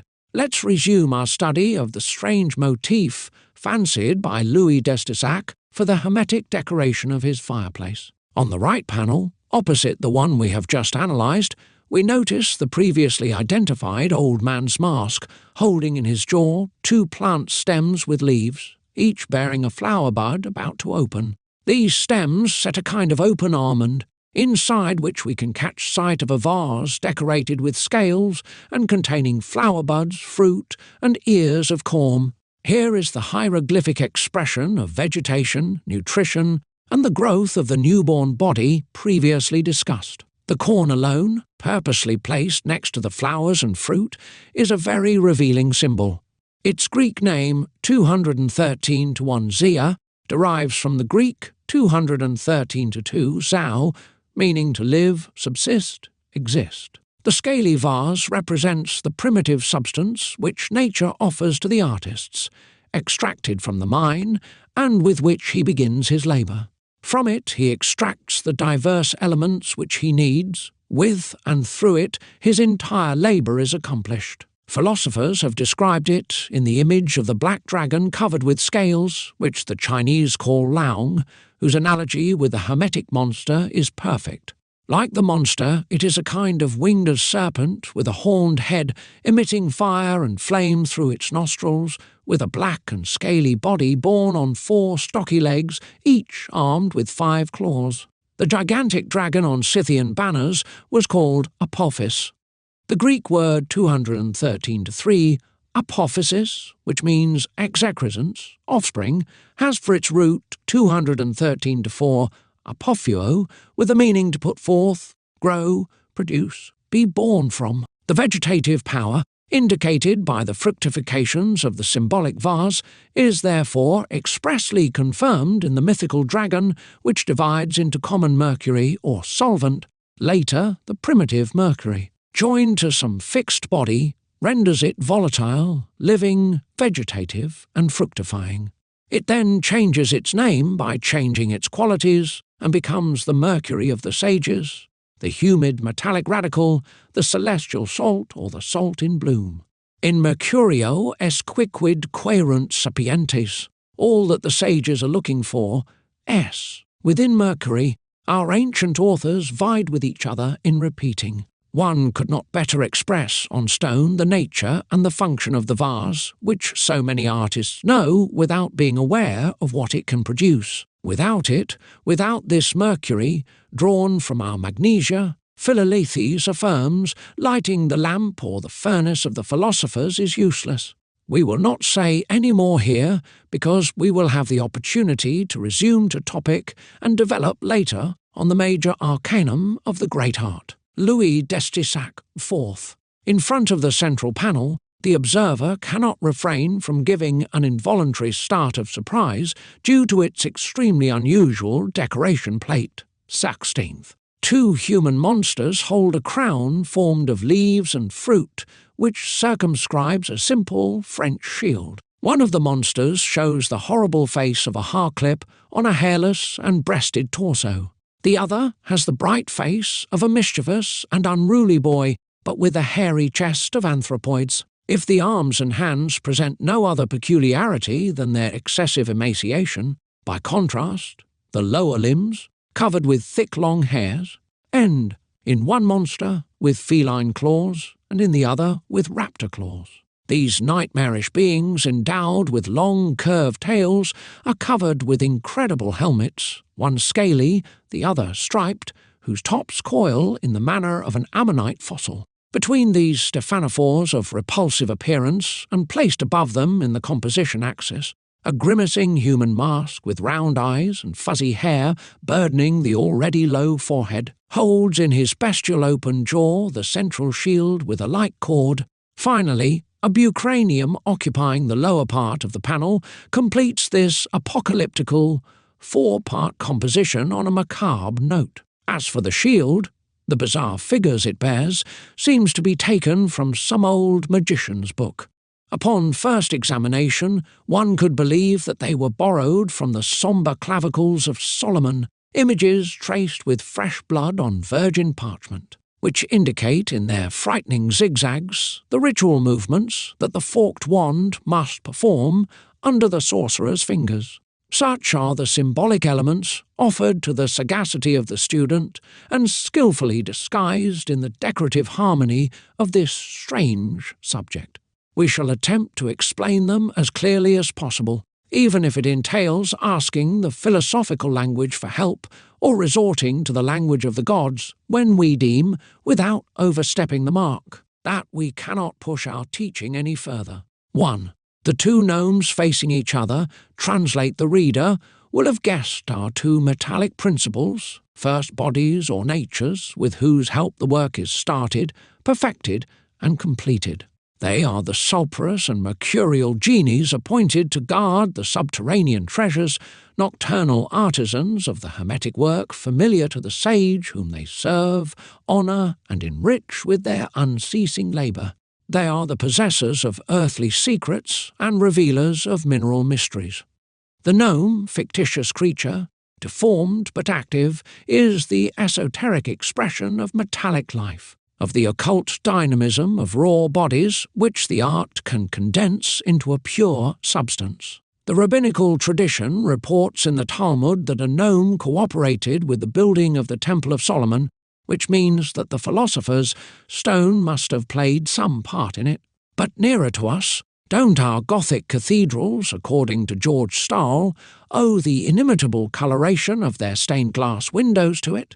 Our stone, then, writes an anonymous author, too, has two other very surprising virtues, the first on glass, to which it gives internally all sorts of colours, such as in the windows of Sainte-Chapelle in Paris, and those of the churches of Saint Gatien and Saint Martin in the city of Tours. Thus the obscure, latent and potential life of the two primitive mineral substances is developed through the contact, the fight, and the union of their opposite natures, one igneous, the other aqueous. Those are our elements, and there are no others. When philosophers speak of three principles, by describing and purposely singling them out, they use a subtle artifice meant to throw the neophyte into the most cruel uneasiness. We therefore certify with the best authors that two bodies are sufficient to accomplish the magistery from beginning to end. It is impossible to acquire the possession of our Mercury, says the ancient war of the knights, in any other way than by means of two bodies, one of which cannot receive the perfection it requires without the other. If we must admit a third, we shall find it in the one which results from their combination and born from their mutual destruction. For no matter how much you look and multiply the experiments, you will never find any other parents of the stone besides the above-mentioned two bodies, called principles, from which comes the third one, heir of the qualities and the mixed virtues of its parents. This important point is well worth being stated precisely. These two principles, hostile because opposite, are so expressive on Louis d'Estésac's fireplace that even the beginner can recognize them without difficulty. We recognize here, humanized, the hermetic dragons described by Nicolas Flamel, one winged, the hair-lipped monster, the other wingless, the gnome with the hairy torso.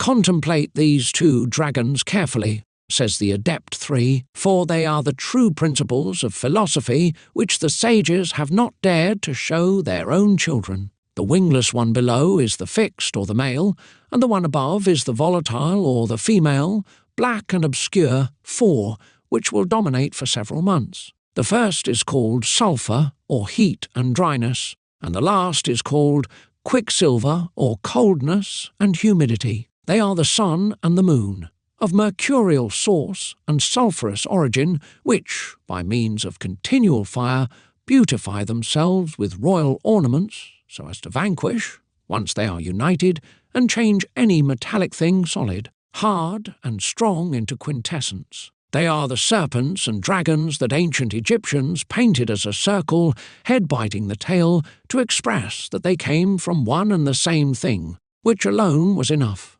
and that it perfected itself in its contour and circulation. They are the dragons that the ancient poets charged with guarding without sleeping the golden apples of the gardens of the Hesperide virgins. They are the same ones on which Jason, during his adventure of the Golden Fleece, poured the juice prepared by the beautiful Maida, and whose discourse so filled the books of the philosophers, that no philosopher ever existed who did not write about them, from the true Hermes Trismegistus, Orpheus, Pythagoras, Artephius, Morienus, and others, up to myself. They are the two serpents sent and given by Juno, who is the metallic nature, which the strong Hercules, that is to say the sage, must strangle in his crib, that is to say vanquish and kill them so as to make them rot, corrupt, and engender at the beginning of his work. They are the two snakes attached around the caduceus and the stick of Mercury with which he wields his great power and transfigures himself as he wishes. He, says Haley, who kills one of them will also kill the other, because one cannot die but with his brother. These two, which Avicenna calls bitch of Khorasan and dog of Armenia, being then united in the vessel of the sepulchre, bite each other cruelly, and through their great venom and furious rage, never leave each other from the moment they have grabbed each other. They are the two sperms, masculine and feminine, described at the beginning of my philosophical rosary, which are engendered, says Rhasis, Avicenna, and Abraham the Jew, in the kidneys, entrails, and from the operations of the four elements. They are the humidity of metals, sulphur, and quicksilver, not the common ones which are sold by merchants and apothecaries, but those which give us so many beautiful and dear bodies which we love so much. These two sperms, said Democritus, cannot be found on the earth of the living, snakes or dragons, the hieroglyphic forms mentioned by the old masters as figurative of the materials ready to be used in the work. Present on the artwork of Fontenay Comte some very remarkable peculiarities due to the author's Kabbalistic genius and his very expensive knowledge. That which esoterically signifies these anthropomorphic beings is not only their griffin feet and their hairy appendages, but also, and above all, their helmets, their headgear, which ends in a horn of Ammon and is called in Greek 220 to 1 Kranos, because it covers the head and protects the skull, 220 to 2, cranion, allows us to identify them. The Greek word used to indicate the head cranion already brings a useful indication, since it also marks the location of Calvary, the Golgotha, where Jesus, Redeemer of men, had to suffer his passion in his flesh before transfiguring himself into spirit. And our two principles, one of which bears the cross, and the other, the lance which will pierce his flank 5, are an image, a reflection of the passion of Christ. Just like him, if they must resuscitate into a new, clear, glorious, and spiritualized body, they must together climb their Calvary, suffer martyrdom, endure the torments of fire, and die of a slow agony at the end of a long, hard fight. 221 to 1, Agonia. It is known, on the other hand, that the puffers called their alembic Homo Galeatus, man covered with a helmet, because it was composed of a cucurbit, that is, an inflated part covered with a helmet. Our two helmeted geniuses cannot represent anything other than the alembic of the sages, or the two assembled bodies, the container and the contained, the matter itself and its proper vessel. For if the reactions must be provoked by one the agent, they can only happen by breaking the balance of the other the patient, which is used as a receptacle and a vase for the opposite energy of the adverse nature. In the present motif, the agent is indicated by its grooved, striped helmet. Indeed, the Greek 221 to 1, rhabdodes, grooved, striped, has for a root word 221 to 2, rhabdos, little stick, scepter, caduceus, lance, dart, javelin, needle. The different meanings characterize most of the attributes of the active, masculine, and fixed matter. It is first of all the stick that Mercury throws between the grass snake and the serpent, Rhea and Jupiter, around which they curl, creating the caduceus, emblem of peace and reconciliation. All Hermetic authors speak of a terrible fight between two dragons, and mythology teaches us that such was the origin of the attribute of Hermes, who provoked their agreement by putting his stick between them. It is the sign of union and of concord which one must be capable of realizing between fire and water, and fire being represented by a triangle hieroglyph delta and water by the same but inverted triangle, the two superimposed signs form the image of the star, sure mark of union, pacification and procreation, because the star, stellar, means fixation of the sun, 6. And, as a matter of fact, the sign can only be seen after the fight, when everything has become calm and when the first effervescences have stopped. The seal of Solomon, geometric figure, resulting from the assembly of the triangles of fire and water, confirm the union of the sky and earth.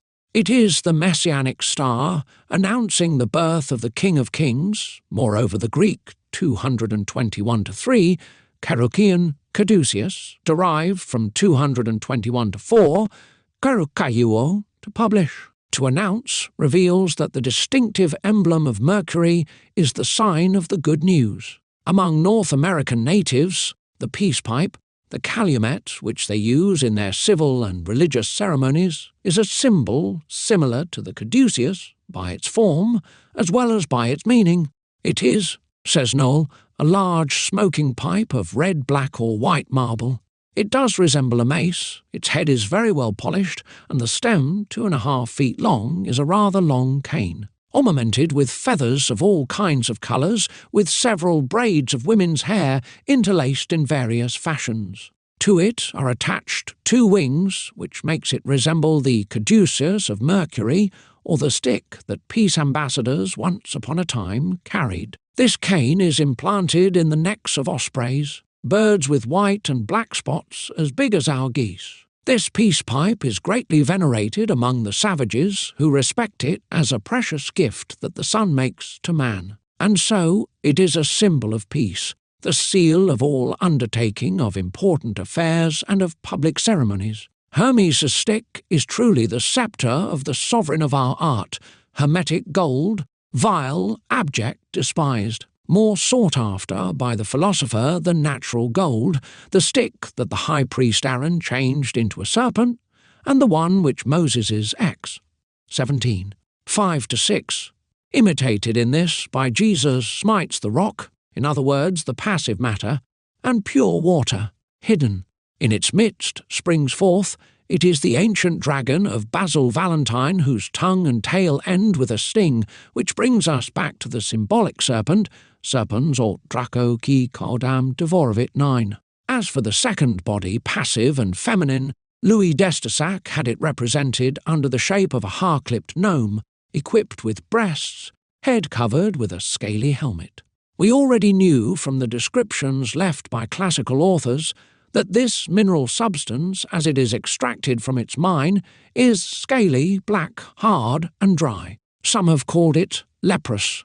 The Greek 222-1, lepis, lepidos, scale, has among its derivatives the Greek 222-2, lepra, leprosy, because this frightful infection covers the epiderm with pustules and scales. And so it is essential to drive away the coarse and superficial impurity from the body by removing its scaly envelope.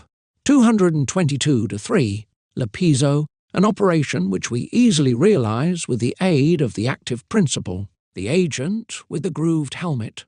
Taking as an example Moses' gesture, it will suffice to sharply strike this rock, 223-1 lepuses of arid and dry appearance 3 times, in order to see the mysterious water that it contains spring forth. It is the first solvent, common mercury of the sages, faithful servant of the artist, the only thing he needs, and that nothing can replace, according to the testimony of Geber and of the most ancient adepts. Its volatile quality, which allowed philosophers to assimilate this mercury to the common hydrargyrum, is moreover emphasized on our bas relief by the tiny Lepidoptera wings Greek 223-2. 223-3, Lepidos, Pteron, affixed to the shoulders of the symbolic monster. However, in our opinion, the best name that authors have given to their Mercury seems to be Spirit of Magnesia, for they call Magnesia Greek. 223-4 Magnus, Magnet, the coarse feminine matter, which attracts by an occult virtue the spirit enclosed beneath the hard shell of the steel of the sages. The latter, penetrating like a burning flame into the body of the passive nature, burns, consumes its heterogeneous parts, drives away the arsenical leprous sulphur, and animates the pure mercury it contains, and which appears in the conventional form of a liquor, both humid and igneous, the firewater of the ancients, which we call spirit of magnesia, an universal solvent. Just as steel pulls the magnet to itself, writes Philolethes 10, so the magnet turns toward the steel. This is what the magnet of the sages does to their steel. This is why, having already mentioned that our steel is the matrix of gold, we must equally point out that our magnet is the true matrix of the steel of the sages. Finally, detail useless to the work, that we nevertheless indicate because it comes to prove our examination, a word close to 223-2 lepis, the word 223-3 leporis. Once indicated the hair in the Aeolian dialect Latin lepus, leporisis, hence this facial deformity, at first inexplicable yet necessary for the Kabbalistic expression which stamps the face of our gnome with its typical physiognomy. Arrived at this point, we must stop for a moment and wonder. The path, bushy and covered with brambles and thorns, becomes impassable. Instinctively, we guess a gaping precipice, barely a few steps away. Cruel uncertainty. To continue to advance, holding the disciple's hand, would be an act of wisdom. In truth, Pandora accompanies us, but alas, what can we expect from her? The fatal box, imprudently opened, is empty now. Nothing is left to us except hope. At this point, the authors, who already are rather enigmatic about the preparation of the solvent, remain obstinately silent. Shrouding the process of the second operation in secrecy, they move directly into descriptions of the third one, namely the phrases and regimens of coction. Then, resuming the terminology used for the first one, they let the beginner believe that the common mercury is the same as rebis or compost, and as such must be evenly cooked in a sealed container. Philolethes, although writing under the same discipline, pretends to fill the void left by his predecessors. Upon reading his introitus, we do not perceive any cuts. Only false manipulation make up for the lack of true ones. They fill the gaps in such a manner that the ones and the others are connected and knit without leaving any trace of artifice. Such a flexibility makes it impossible for the layman to separate the wheat from the chaff, the bad from the good, the error from the truth. It is but necessary for us to assert how much we disapprove of similar abuses which are, in spite of the rules, nothing better than disguised mystification. The Kabbalah and symbolism offer enough resources to express what must be understood by only a few. Moreover, we feel that silence is preferable to the most skillfully presented lie. You might be surprised that we bear such a harsh judgment on a part of this famous adept's work, but others before us have not been afraid to address to him the same criticism. Tullius, Naxagoras, Limoges de Saint-Didier especially, unmasked the insidious and perfidious formula, and we are in complete agreement with them. Because the mystery veiling our second operation is the greatest of all, it alludes to the elaboration of the philosophical mercury which has never been taught openly. Some resorted to allegory, enigmas, and parables, but most of the masters abstained from discussing this difficult question. Truly, writes Limoges de Saint-Didier, some philosophers, seemingly quite sincere, nevertheless throw the artists into error, solemnly asserting that who does not know the gold of the philosophers will, however, be able to find it in common gold, cooked with the mercury of the philosophers. Those are Philolethes' sentiments. He affirms that Trevisan, Zacchaire, and Flamel have followed this path. He also adds that this is not the true path of the sages, although it leads to the same end. But these affirmations, sincere as they appear, nevertheless cannot but mislead artists who, eager to follow the same Philolethes through the purification and the animation that he teaches of common mercury, so as to turn it into the mercury of the philosophers, a glaring error behind which he has hidden the secret of the mercury of the sages, and undertake, taking his word for it, a very arduous and definitely impossible work. Thus, after a time-consuming work filled with difficulties and dangers, they obtain a mercury only slightly more impure than before they started, instead of a mercury animated with the celestial quintessence, a deplorable error that has lost, broken, and will still ruin a great number of artists. Yet the seekers who successfully overcome the first obstacles and have drawn the living water from the ancient fountain possess a key enabling them to open the doors of the Hermetic Laboratory 12. If they err and get bored, if they multiply their attempts without discovering the successful goal, it probably results from the fact that they have not acquired an adequate knowledge of the doctrine. They should not despair, however. Mediation, study, and above all a strong, unshakable faith will finally bring heaven's blessing upon their work. For truly I say to you, says Jesus' Matt. 17:19. If you have faith as a mustard seed, you shall say to this mountain, Move from here to there, and it shall move, nothing shall be impossible to you. For faith, spiritual certainty of truth not yet demonstrated, prescience of what is feasible, is the torch that God has placed into the human soul to enlighten, to guide, to instruct, and to elevate it. Our senses sometimes lead us astray. Faith never misleads us. Faith only, writes an anonymous philosopher, 13, formulates a positive will, doubt makes it neutral, and skepticism negative. Believing before knowing is cruel for scientists, but what do you expect? Nature can't change her ways, not even for them, and she claims to impose faith upon us. As for myself, I admit that I have always found her generous enough to overlook this whim of hers. May the researchers, before incurring further expenses, learn that which differentiates the first mercury from the philosophical mercury. Once one knows exactly what one is looking for, it becomes easier to orient one's steps. May they know that their solvent or common mercury is the result of nature's work, while the mercury of the sages remains a product of art. When, manufacturing the later, the artist, applying natural laws, knows what he wants to obtain. The same does not hold true for common mercury, as God forbids men to penetrate its mystery. No philosopher knows, and many admit it, in what manner the initial matters, while in contact with one another, react, interpenetrate, and finally unite under the veil of darkness which envelops, from beginning to end, the intimate exchanges of this peculiar procreation. This explains why the writers proved so cautious about the topic of philosophical mercury, whose successive phases the operator can follow, understand, and direct at his will. If the technique requires a certain amount of time and demands some labour, it is on the other hand extremely simple. Any layman who knows to feed a fire will perform it as well as an expert alchemist.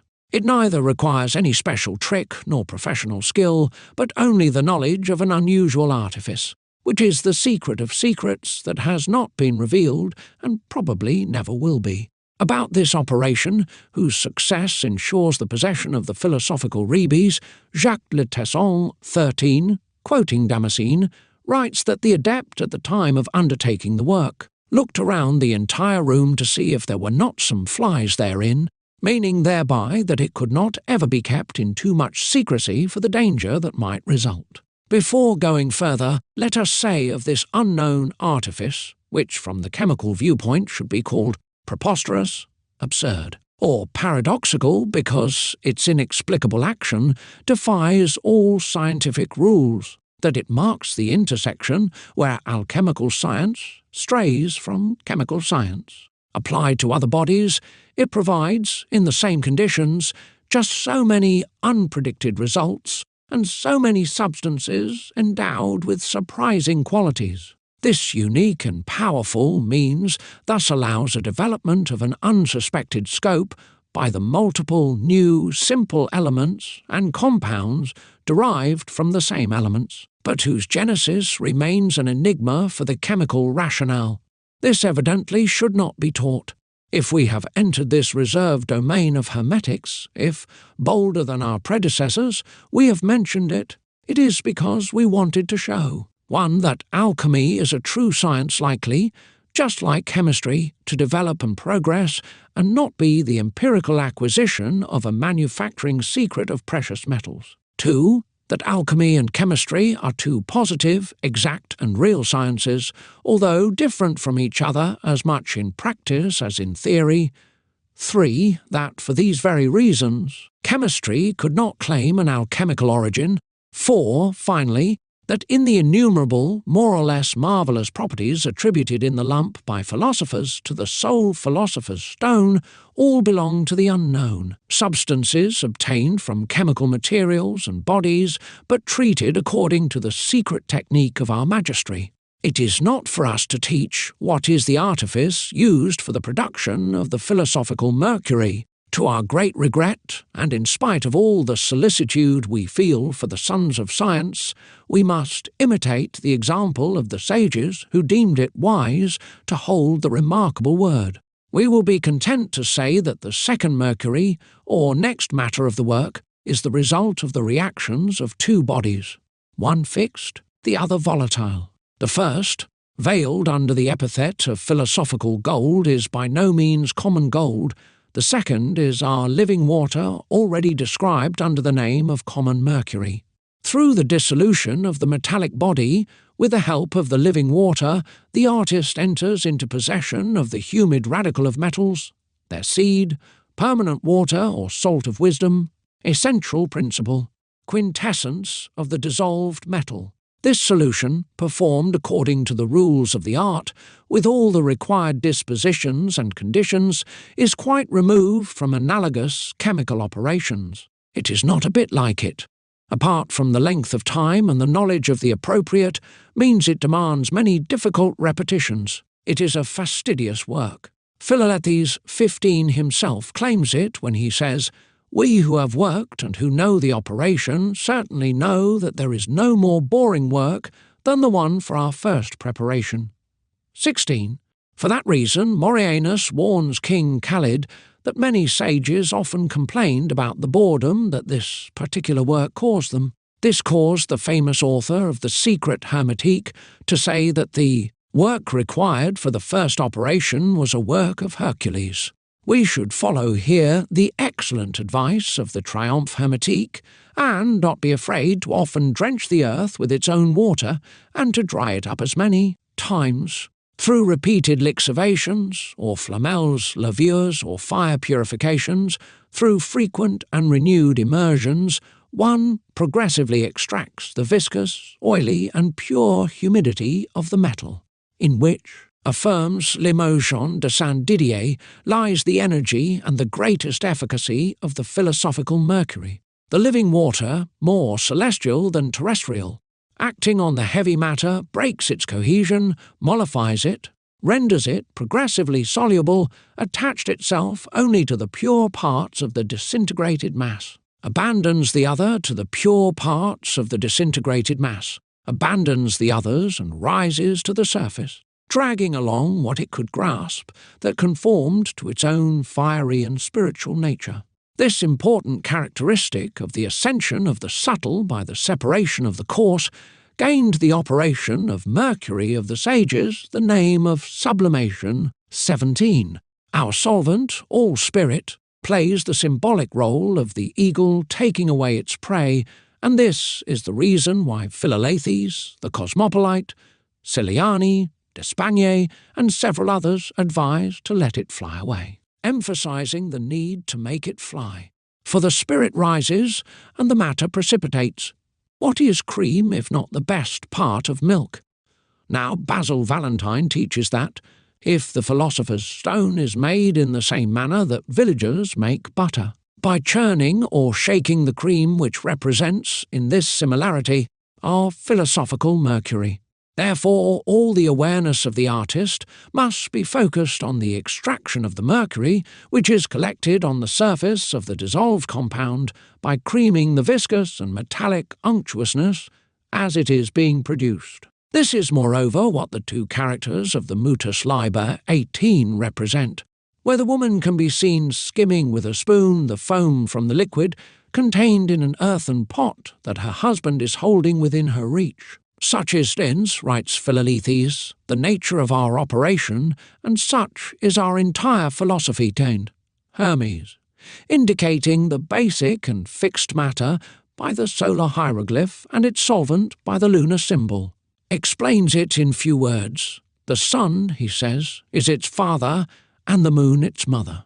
We also understand the secret meaning contained in the words from the same author. The wind bore it in its belly. Wind or air are names pertaining to living water which, in the fire, its volatility causes to vanish without any residues. Since this water, our hermetic moon, penetrates the fixed nature of the philosophical sun, which it holds back, assembling its most noble particles, the philosopher is right to affirm that the wind is the matrix of our mercury, quintessence of the gold of the sages and pure mineral seed, he who has mollified the dry sun, said Henkel, 19, by means of the wet moon to the extent that one has become similar to the other and that they remain united, has found the holy water which flows in the garden of the Hesperides. Thus is accomplished the first part of the axiom, solve ec coagula, by the constant volatilization of the fixed, and by its combination with the volatile. The body spiritualized itself, and the metallic soul, leaving behind its stained garment, takes on another, even more precious, to which the ancient masters gave the name of philosophical mercury. It is the water of the two champions of Basil Valentine, whose manufacture is taught by the engraving of his second key. One of these bears an eagle on his sword, the fixed body, the other hides a caduceus, the solvent, behind its back. The lower part of the drawing is entirely taken up by two great spread wings, while in the centre, standing between the two combatants, appears the god Mercury as a totally naked, crowned adolescent, holding a caduceus in each hand. The symbolism of this figure is easily penetrated. The large wings, which serve as boarded floor for the fencers, indicate the goal of the operation, namely, the volatilization of the pure parts of the fixed element. The eagle indicates how to proceed, and the caduceus points out the one who must attack the adversary, our dissolving mercury. As for the mythological youth, his nakedness translates the complete stripping of the impure part, and the crown, the sign of his nobility. Finally, he symbolizes with his two caduceae the mercury duplex, epithet that some adepts have substituted to that of philosophical mercury or common mercury, our living and dissolving water. It is the mercury duplex that is represented on the fireplace of Terra Nouve by the symbolic human head which holds between its teeth the small cord of the emblem-filled shield. The animal expression of the fiery-eyed mask, its energetic physiognomy devoured with appetites, render us responsive to the vital power, the generating activity. All the power of production our mercury has received from the mutual collaboration of nature and art. We have seen that it is collected on the surface of the water of which it occupies the highest area. This drove Louis d'Estissac to have its image positioned at the top of the decorative panel. As for the bucrane sculpted in the same axis but at the bottom of the composition, it indicates the foul and coarse caput mortuum, the impure, inert, and sterile cursed earth of the body, that the action of the solvent separates, rejects, precipitates as a useless and valueless residue. Philosophers have translated the union of the fixed and the volatile, of the body and the spirit, as the image of the serpent which devours its tail, the Ouroboros of the Greek alchemists, 230 to 1, aura, tail, and 230 to 2. Boros, devouring, reduced to its simplest expression, thus takes on the circular form, symbolic drawing of the infinite, eternity as well as perfection. It is the central circle of Mercury of the graphic notation, and we notice the same on the bas-relief we are studying, but ornamented with leaves and fruit to signify vegetative abilities and productive power. Furthermore, the sign is complete in spite of the care our adept took to disguise it. If we examine it carefully, we will indeed see that the crown bears on its upper curve two spirated growths, and on the lower curve. The cross figured by the horns and the frontal axis of the bucrane, complements of the circle in the astronomical sign of the planet Mercury. All that is left for us to do is to dissect the central shield that we saw, as we have noticed, being carried by the human head, therefore under its domination, image of the philosophical Mercury towering above the various motifs of the panel. This relationship between the mask and shield fairly demonstrates the essential role played by the hermetic matter in the Kabbalistic presentation of these singular coats of arms. The mysterious graphic signs express the entire philosophical labour in a nutshell, using, rather than old forms borrowed from flora or fauna, graphic notation figures. This paradigm constitutes thus an authentic alchemical formula. Let us first call attention to 3 stars, characteristic feature of the 3 stages of the work, or preferably of the 3 successive states of the same substance. The first of these asterisks, isolated in the lower third of the shield, indicates our first Mercury or the living water, whose composition has been taught to us by the 2 stephanophore gnomes. By dissolving philosophical gold, which nothing indicates here or elsewhere, 21, we obtain philosophical Mercury composed of the fixed and volatile, not yet radically united, but able to coagulate. The second Mercury is expressed by the 2 interlaced C's of the point, an acknowledged alchemical symbol for the alembic. Our Mercury is, we know it, the alembic of the sages, whose inflated round bottom and helmet represent the 2 spiritualized and assembled elements. Only with philosophical Mercury do the sages undertake this long labour made up of numerous operations 22, which they called coction or maturation. Our compound, subjected to the slow and continuous action of heat, distills, condenses, arises, goes down, swells, impastes, contracts, diminishes in volume, and acting principle of its own cohobations, progressively acquires a solid consistency. Thus raised by one gradation, this Mercury, having become fixed by familiarization with fire, again needs to be dissolved by the first water, hidden here under the sign I, followed by the letter M, namely spirit of magnesia, another name for solvent.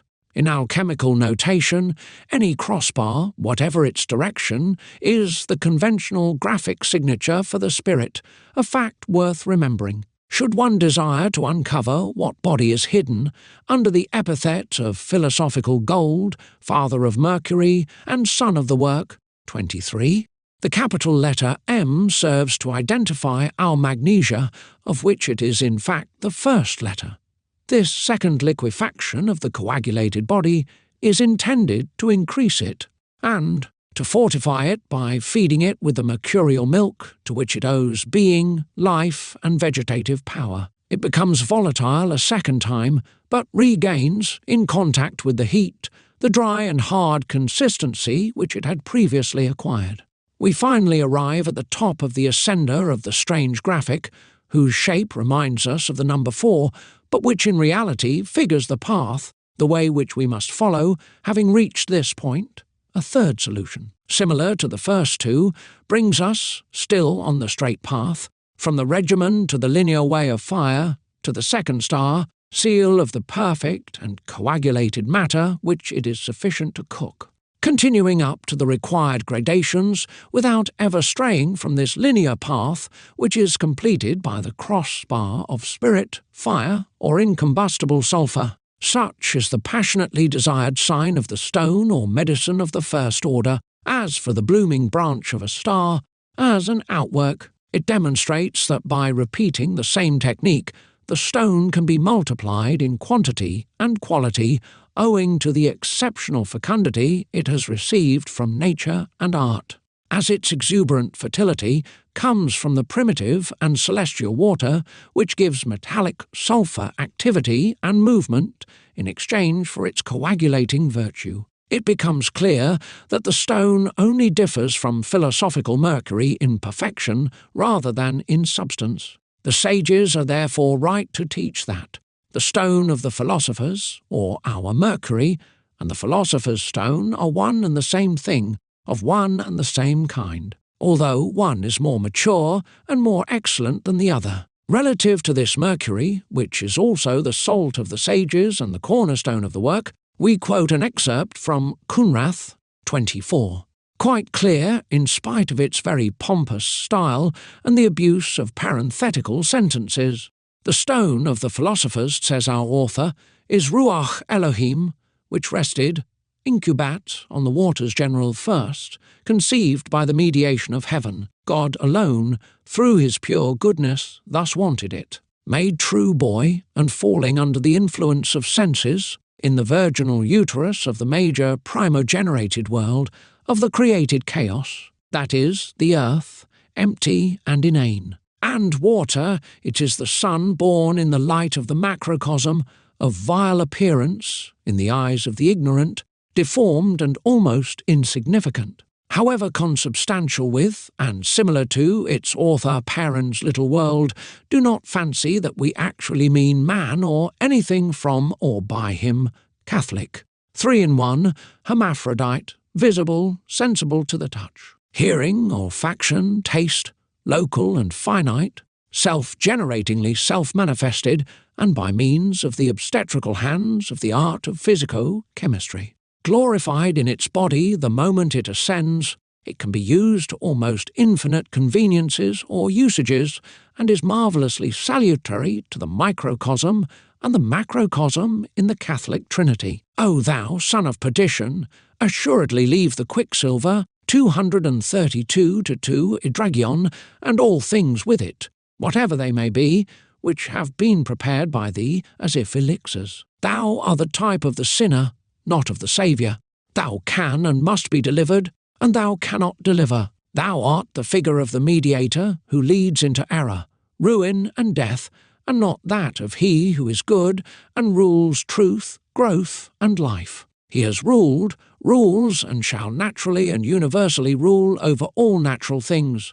He is the Catholic son of nature, the salt know-it of Saturn, fusible according to its peculiar constitution, permanent everywhere and always in nature by itself, and universal by its origin and virtue. Listen and be attentive, this salt is the very ancient stone. It is a mystery, whose kernel nucleus is in the decimal. Like the child Horus, remains silent. May whoever understands understand. I have spoken. The salt of wisdom, not without serious cause, has been adorned by the wise man with many nicknames.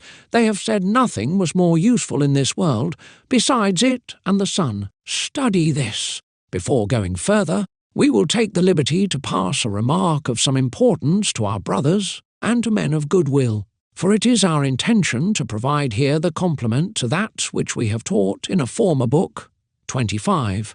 The most vested about traditional Kabbalah among ourselves have probably been struck by the relation existing between the way, the path, drawn by the hieroglyph which borrows the shape of the number 4, and the mineral antimony or stibium, clearly signified by this topographic word. The Greeks called native antimony oxysulfide 233 to 1 stimi, or 233 to 2. Stibia means the path, the way which the investigator, 233 to 3, Stabaeus or pilgrim travels on during his voyage. It is the path he tramples underfoot, 233 to 4, Stibo. These considerations, based upon an exact correspondence of words, have not escaped the old masters or modern philosophers, who, backing them up with their authority, have contributed to this spread of unfortunate error. That common antimony was the mysterious subject of the art. Unfortunate misunderstanding, invincible obstacle against which hundreds of seekers have run, from Artephius, who begins his treatise 26 with these words, "Antimony comes from parts of Saturn," all the way to Philalethes, who in titles on of his works, experiments on the preparation of philosophical mercury through the stellated and silvery martial regulus of antimony, not forgetting Basil Valentine's work, The Triumphal Chariot of Antimony, and Batstorff's assertion dangerous because of his hypocritical positivism. The number of those who have let themselves be caught in this crude trap is simply prodigious. The Middle Ages saw puffers and alchemists volatilize, without any results, tons of mercury amalgamated with stibiated gold. In the 18th century, the learned chemist Jean Frederick Henkel II admits in this treatise of appropriation that, for a long time,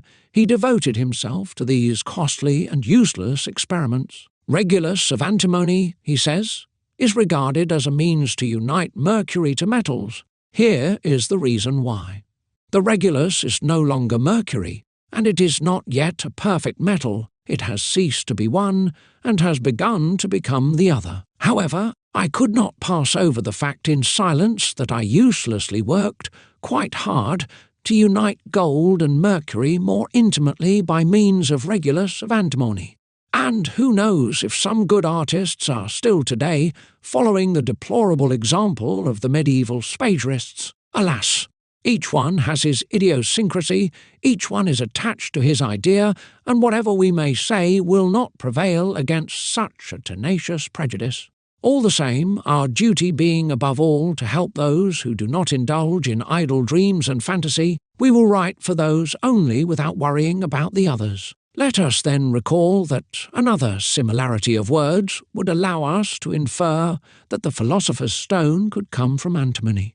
It is known that alchemists of the 14th century called their universal medicine kohl or kohol from the Arabic words alcohol, meaning subtle powder, words which later took on in our language the meaning of spirits of alcohol. It is said that in Arabic, kohl is the pulverized antimony oxysulfide with which Muslim women use to dye their eyebrows black. Greek women used the same product, which was called 234:1 platinophthalmu, large eye, because by using this artifice, their eyes appear larger. Greek root, 234:2 platters, large and 2 plain. Here are, one might think, suggestive relationships.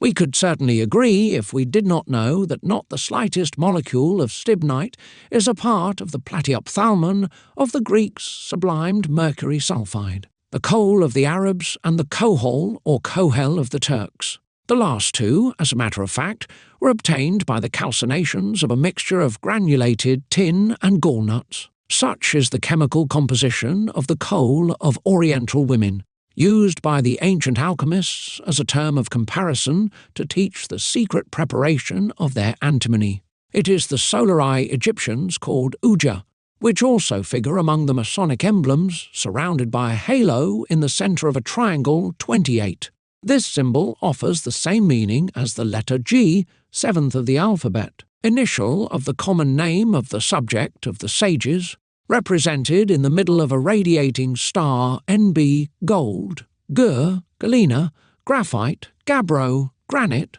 gypsum, gneiss, garnet. This matter is Artephius's Saturnine antimony, Tollius, Regulus of antimony, and the true and only stibium of Michael Meyer and all the adepts.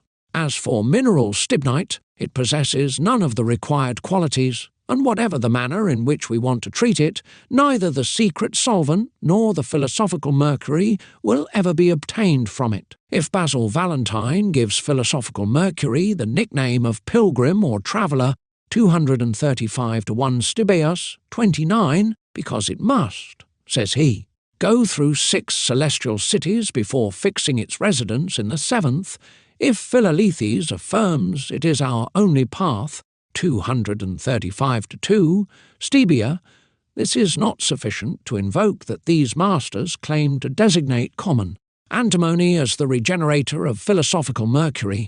This substance is too far from perfection, from purity, and the acquired spirituality of the humid root or metallic seed, which one could anyway not find on earth, to be genuinely useful to us. The antimony of the sages, raw matter directly extracted from the mine, and is not properly mineral, and even less metallic, as Philolethes 30 teaches us. But without partaking of these two substances, it is something between one and the other. It is not corporeal, however, because it is entirely volatile. It is not spirit, because it liquefies like metal in fire. It is therefore a chaos which stands instead of mother to all metals.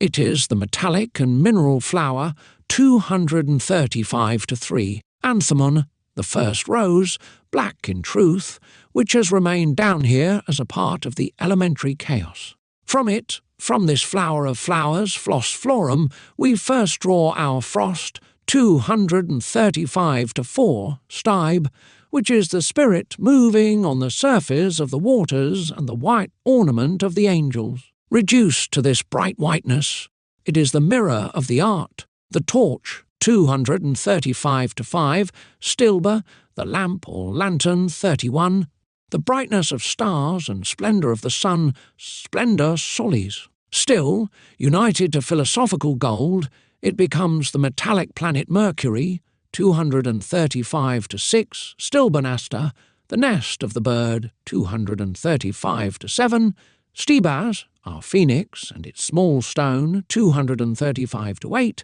stia. Finally, it is the root, subject or pivot, Latin, stipes, stirps, of the great work, and not common antimony. Know then, brothers, so as to no longer err, that our term of antimony, derived from the Greek 235-9, antimon, designates through a pun familiar to philosophers, the aintemon 32, the guide which in the Bible leads the Jews to the fountain. It is the mythical aliboron, 236-1, horse of the sun.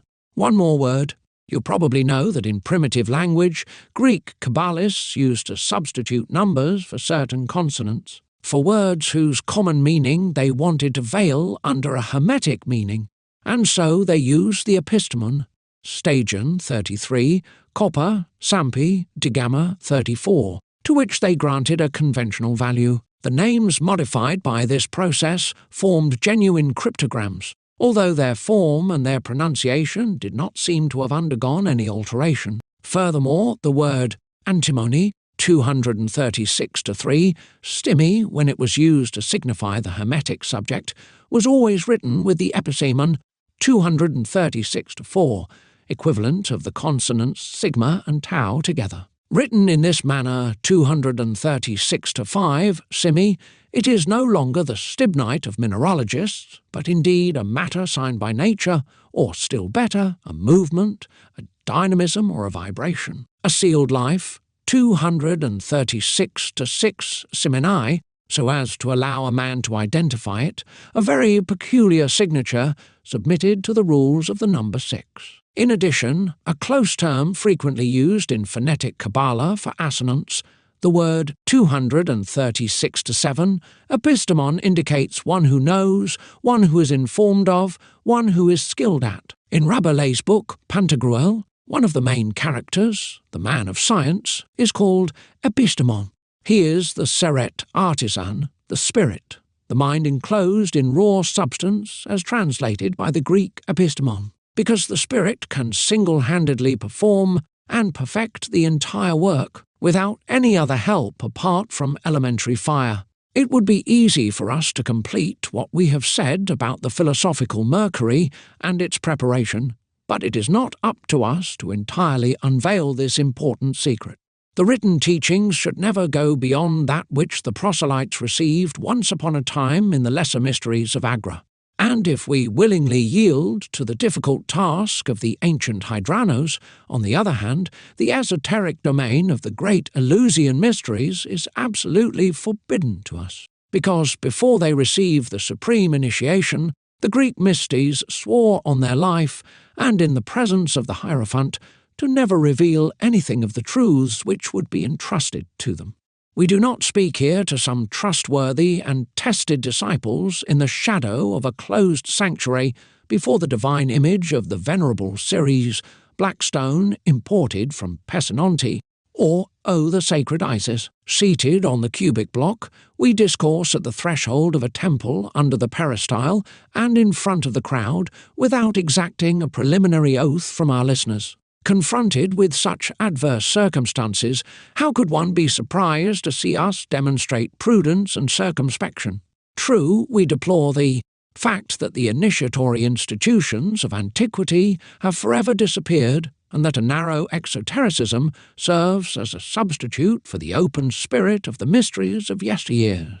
For we believe, along with the philosopher 35, that it is more worthy of human nature and more instructive to first admit the marvellous by trying to extract from it what is true than to first treat it as a lie or to canonize it as a miracle to avoid explaining it. These are useless regrets. Time, which destroys everything, has made a clean sweep of ancient civilization. What remains of them today, besides the historical testimony of their greatness and power, memories buried in the depth of papyri or piously exhumed from arid lands peopled with moving ruins? Alas, the last mystagogues have taken their secret with them, and only to God, Father of light and dispenser of all truths, can we appeal for the grace of higher revelations. We take the liberty to give advice to sincere investigators, to the sons of science, on whose behalf we are writing. Only divine illumination will bring them the solution of the obscure problem, where and how to obtain this mysterious gold, unknown body, capable of animating and fertilizing water, first element of metallic nature. The ideographic sculptures of Louis d'Estasac stand mute about this essential point, but our duty being oriented toward respecting the will of the adepts, we shall limit our concern to report the obstacle by replacing it in the context of practical work.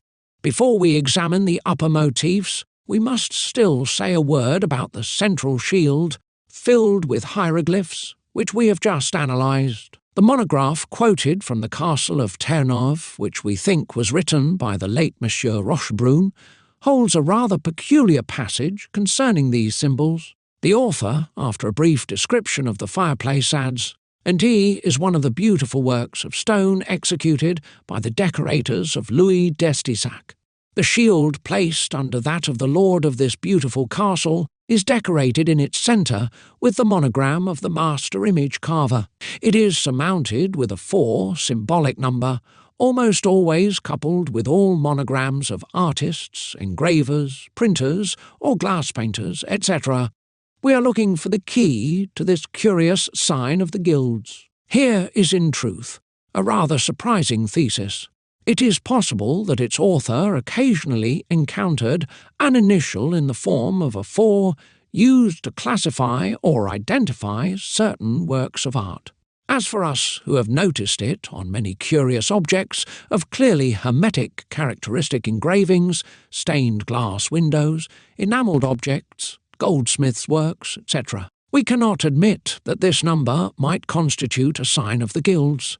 It does not belong to any of the coats of arms of the corporation, because, in this case, they would have to show the tools and insignias specific to the given corporations. In the same way, this blazon cannot be classified in the category of revealing arms or that of marks of nobility, since the latter do not obey the heraldic rules and since the former are deprived of image meaning, characteristic of visual riddles. On the other hand, we know pertinently that the artists entrusted by Louis d'Estasac with the decoration of his dwelling are totally forgotten. Their names have not been preserved. Could this gap authorize the hypothesis of the personal mark of an artist, while the same characters have a very precise meaning, are often found in alchemical formulas? Further, how can we explain the indifference of the learned symbolist scientist, the adept of Coulonges, before his work, when, himself content with a very modest shield, He abandons a field more spacious than his own to the whims of his artisans? And what reason would allow the organizer, the creator of such a harmonious, hermetic paradigm, so consistent with pure doctrine in its smallest details, to tolerate the addition of foreign hieroglyphics if the latter were to be in glaring disagreement with the rest of the work? We conclude that the hypothesis of any guild's sign cannot be supported. There is no example where the thought of an artwork is concentrated in the very signature of the artisan, although this is the error made by a defective interpretation of the analogy. Louis d'Estissac. Fifth, a Latin inscription covering the entire width of the entablature can be read above the symbolic panels which were up to now the subject of our study. It is composed of 3 words separated one from the other 2 pyrogenous vases, forming the following epigraph. Nascendo quotidi morimur, 1. In being born, we die every day. A serious thought of Seneca, the philosopher, an axiom which we would hardly expect to find here.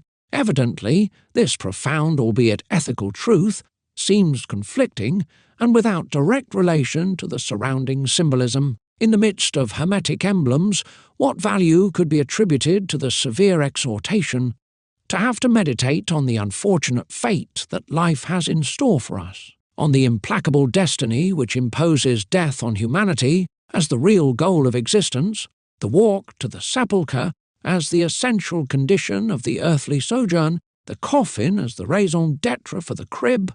Could it be simply to remind us, salutary distraction, that it is useful to keep in mind the image of supreme anxieties and uncertainties, the fear of the troubling unknown, necessary bridles to our passions and our aberration? Or else, by incidentally provoking here an awakening of our consciousness, inviting us to ponder, to confront that which we fear most, did the learned organizer of the building want to persuade us of the vanity of our desires, of our hopes, of the uselessness of our efforts, of the emptiness of our illusions?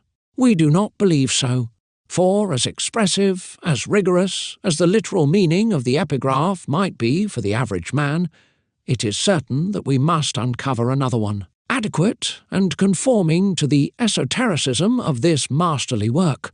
We think, in fact, that the Latin axiom borrowed by Louis d'Estissac from Nero's stoical governor was not inappropriately put there. It is the only written word written in the mutus liber. There is no doubt of its significance, and that it was placed there on purpose to teach what the image could not translate. A simple examination of the inscription shows that of the 3 terms which contribute to form it, 2 are preceded by a special sign, the words quotidi and moimor. This sign, a little lozenge, was called by the Greeks 240 to 1 rhombos, from 240 to 2 rembo, to be mistaken, to go astray, to turn around. A deceptive meaning, likely to lead astray, to turn around. A deceptive meaning likely to lead us astray is very clearly indicated. 2 signs were used to emphasize 2 meanings, 240 to 3 amphibolos, in that diplomatic sentence. The same character engraved before quotidi and morimor testifies that these words remain invariable and retain their ordinary meaning. Nascendo, on the contrary, deprived of any clue, contains another meaning. By using it as a gerund, it invokes, without spelling modification, the idea of production, of generation. We should no longer read being born, but rather in order to produce, or in order to generate. Thus the mystery, free from its matrix, gives away the hidden reason for the amphibological axiom, and the superficial formula, reminding man of his mortal origin, is erased and disappears. Now symbolism figuratively addresses the reader and teaches him, in order to produce, we die every day. The parents of the hermetic child speak. Their language is true, they actually die together, not only to give it being, but also to ensure the growth and multiplication of the stone. The child is born from their death and feeds on their corpses. We see how the alchemical meaning proves to be quite expressive and enlightening. Therefore, Limoges de Saint-Didier states a primordial truth when he affirms, "And the stone of the philosophers is born from the destruction of two bodies."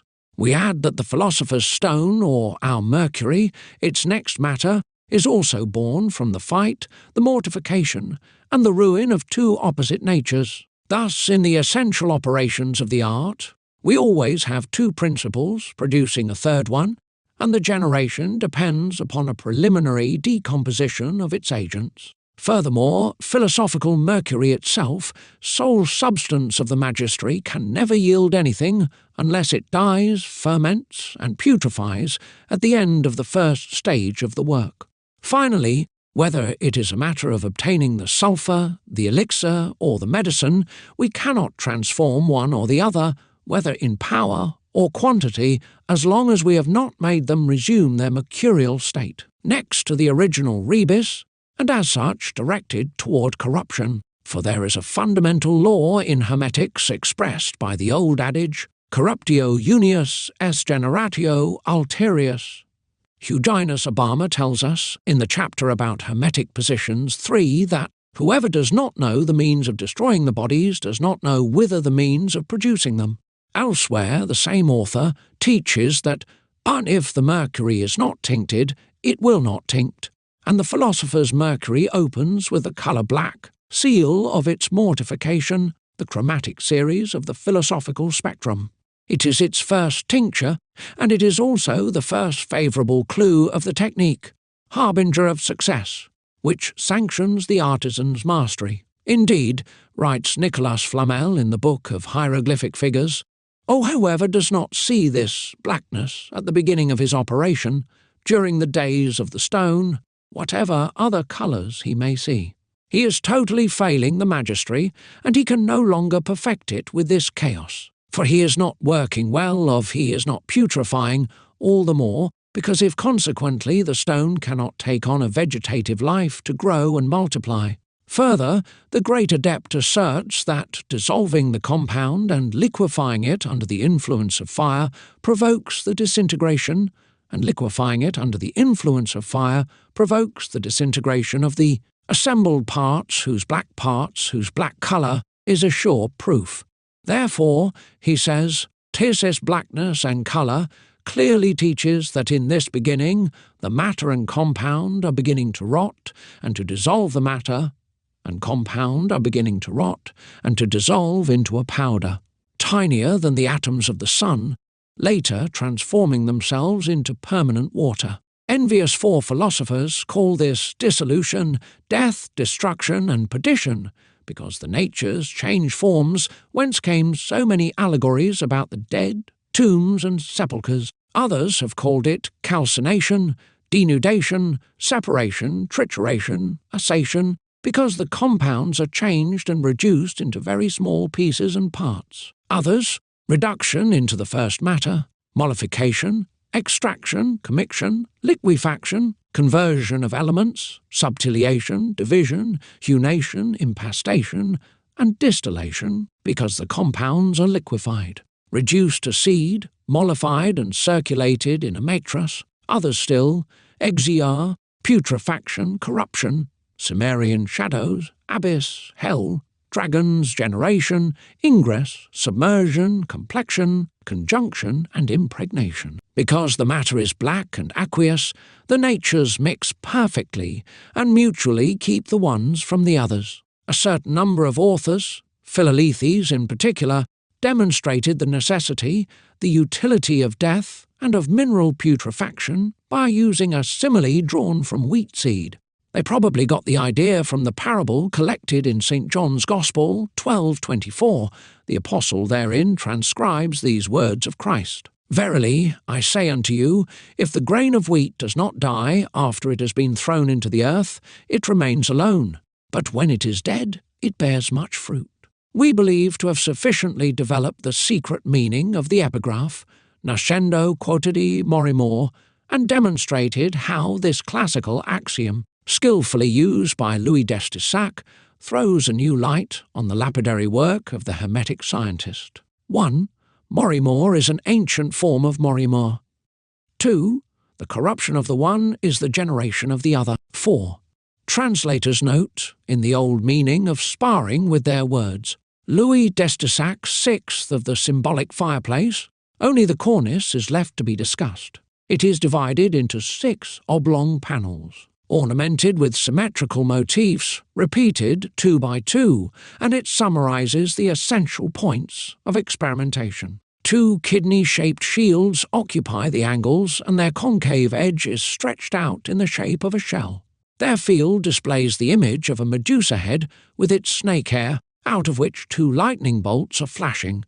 These are the emblems of the initial matters. One ardent, igneous, figures by the Gorgon mask and its lightning bolts. The other, aqueous and cold, passive substance, represented in the shape of a seashell called Merel by the philosophers, from the Greek 243. The mutual reaction of these primary elements, water and fire, yield common mercury of mixed quality, which is this igneous water or aqueous fire that we use as a solvent in the preparation of the philosopher's mercury. After the shields, the bucranes indicate the 2 mortifications marking the beginning of the preliminary works. The first creates common mercury, and the second gives birth to the hermetic rebus. These fleshless heads of the solar oxen stand for human skulls and crossed femurs, scattered bones or complete skeletons of alchemical iconography. Like these, they are called crow heads. It is the common epithet applied to decomposing matters being corrupted, which are characterized in the philosopher's work by an oily, greasy appearance, a strong and disgusting odor, a viscous and sticky condition, a quicksilver-like consistency, a blue, violet or black coloration. You will notice the bandlets connecting the bucrane's horns. They are crossed in the shape of an X, divine attribute and first manifestation of light, previously diffuse in the darkness of mineral earth. As for the philosopher's mercury, whose elaboration is never revealed, not even under the hieroglyphics veil, we find nonetheless its image on one of the decorative shields adjacent to the median acanthus. 2 stars are engraved above the moon crescent, images of the mercury duplex or rebus. The coction first transforms into white, semi-fixed and fusible sulfur. Under the action of the elementary fire, the operation resumed and pursued leads to the great final realizations. Figures on the opposite shield by 2 roses. These, as we know, mark the result of the 2, lesser and greater, magistries, white medicine and red stone, whose fleur-de-lis below them sanction the absolute truth. It is the sign of perfect knowledge, the emblem of wisdom, the crown of the philosopher, the seal of science and faith, united with the double spiritual and temporal power of knighthood. The man of the woods, mystical herald of Thiers. A picturesque county town of the Puy-Li Dome district, Thiers offers a remarkable and very elegant specimen of secular 15th-century architecture. It is the so-called House of the Man of the Woods, a noggin building, reduced today to the 1st and 2nd floors only. Its surprising preservation makes it precious to art enthusiasts as well as to dilettantes of the Middle Ages, Plate 6D. 4 bays closed with ogee arches, with filleted and suspate ribs, open on the facade. Engaged little columns with capitals composed of grotesque masks, which are covered with long-eared headdresses, separate them from one another and support as many figurines sheltered under light, delicate and perforated canopies. On the lower level, panels ornamented with parchments correspond to the upper bays, but the beveled pillars which form a perpendicular edge exhibit devouring snouts of dragons by means of capitals. The main character which serves as a sign for this old dwelling is a character similar to the one we have seen manoeuvring a stump on the corner sorb-tree pillar of the manor of Lisieux.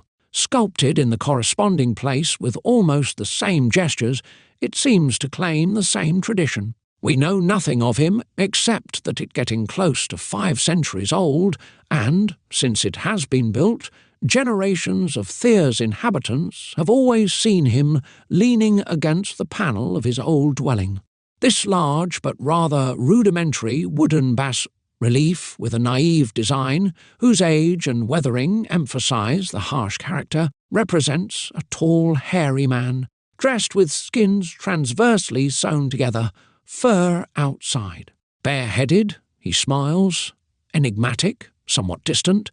He leans on a long stick which bears at its upper extremity the face of a hooded and quite ugly old woman. His bare feet bear on a lump formed of rough sinuosities which cannot be identified due to the coarseness of execution. Such is this man of the woods, called by a local chronicler the Sphinx of Thiers. The local people, he writes, are not concerned about his origins, his gesture, or his silence.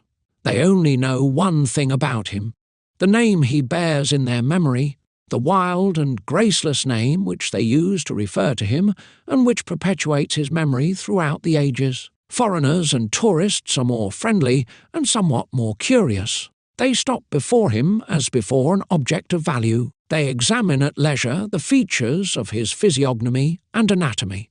They smell a history full of local interest and perhaps of general interest. They question their guides, but these guides are as ignorant and perhaps as mute as the local guardians of this solitary figure, and he avenges himself on the ignorance of the ones and the stupidity of the others by keeping his secret.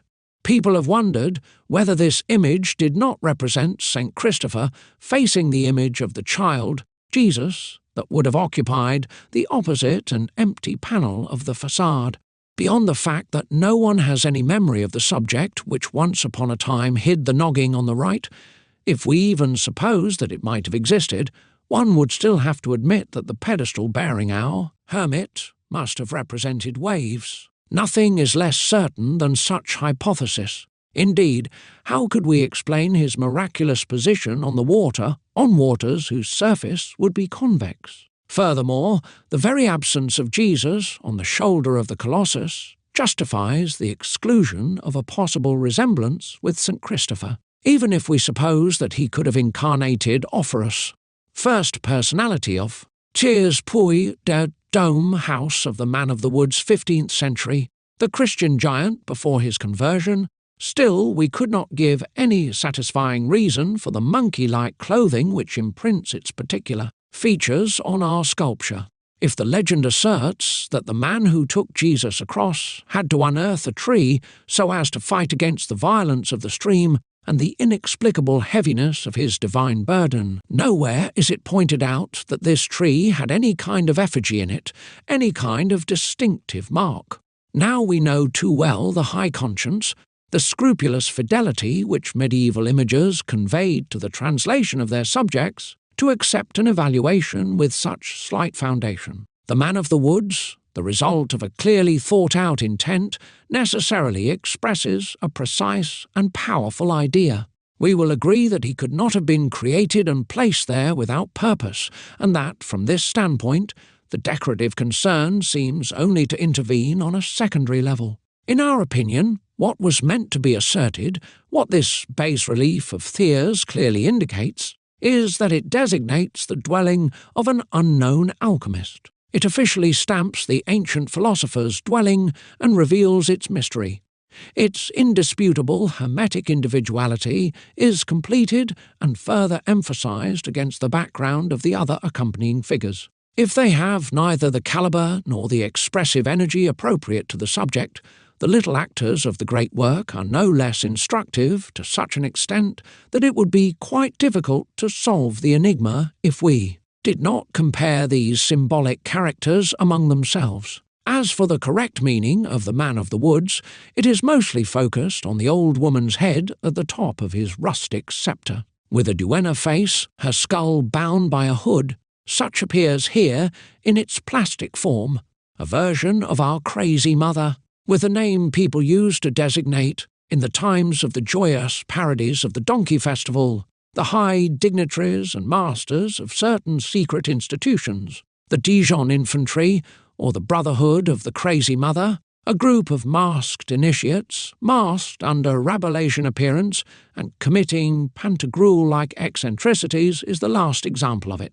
This mother of the insane or crazy mother is no other than the Hermetic science itself, its body of knowledge considered as a whole, as science provides whoever embraces it and cultivates it with complete wisdom. Consequently, the tall, insane man sculpted on the facade of the Tyres building is actually a wise man, as he leans on sapience, dry tree and the sceptre of the crazy mother.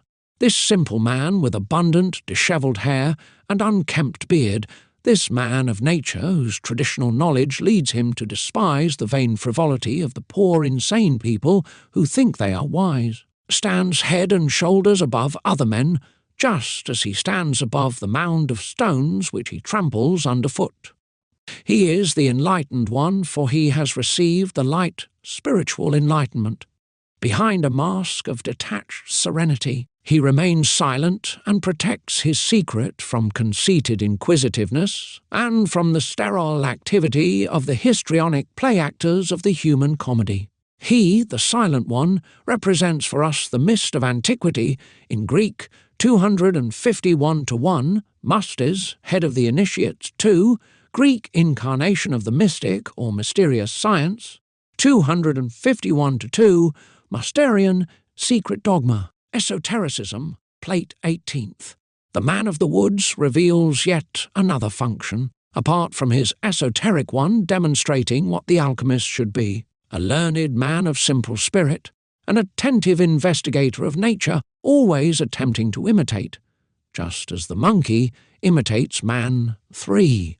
The other function completes the first one.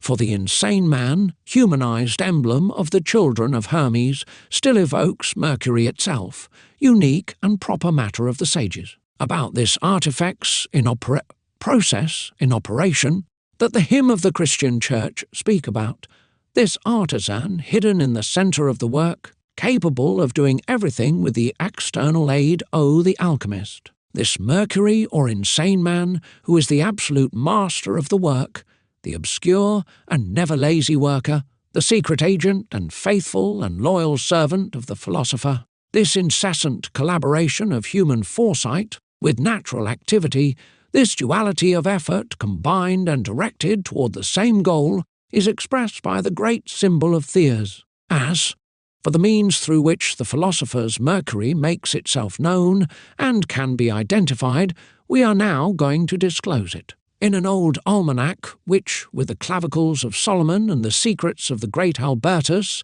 constituted once upon a time the greater part of the scientific body 4 of colporteurs. An interesting woodcut is found among the plates illustrating the text. It represents a skeleton surrounded with images meant to mark out the planetary correspondences with the parts of the body which are connected with it and under their rule. In the drawing, while the sun exhibits its radiant face and the moon its profile crowned with a crescent, Mercury appears in the shape of a court jester, head covered with the pilgrim's hood, out of which prick up 2 long ears. Just as the capitals, which we have pointed out at the basis of the figurines, he is holding a caduceus instead of his jester's bauble. In order to avoid any misunderstanding, the artist cared to write the name of each planet under its proper sign. It is, therefore, a genuine symbolic formula used in the Middle Ages for the esoteric translation of celestial Mercury and quicksilver of the sages.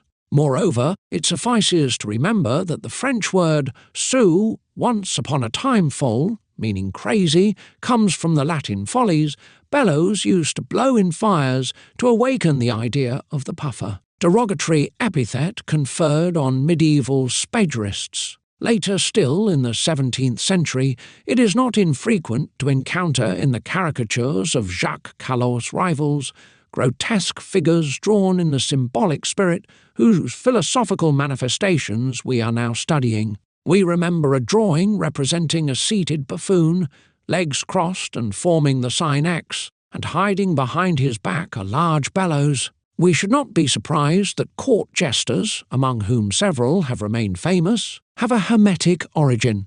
Their multicoloured costumes, their strange clothes, they carried on their belt a bladder which they called a lantern 5, their puns, their mystifications prove it, along with the rare prerogative which they shared with philosophers, namely, to utter very bold truths with impunity. Finally, due to its fickleness and volatility, the Mercury called the crazy man of the great work has its meaning confirmed in the first card of the tarot, called the Joker, the Magician, or sometimes the Alchemist's Six. In addition, the Jester's Bauble, which is positively a rattle, 253 to 1, Crotalon 7, amusement for toddlers and toy of all firstborns, is not different from the caduceus. The two attributes share an obvious analogy, although the court fool's bauble expresses, in addition, the inborn simplicity possessed by children and that science demands from sages. One and the other are similar images.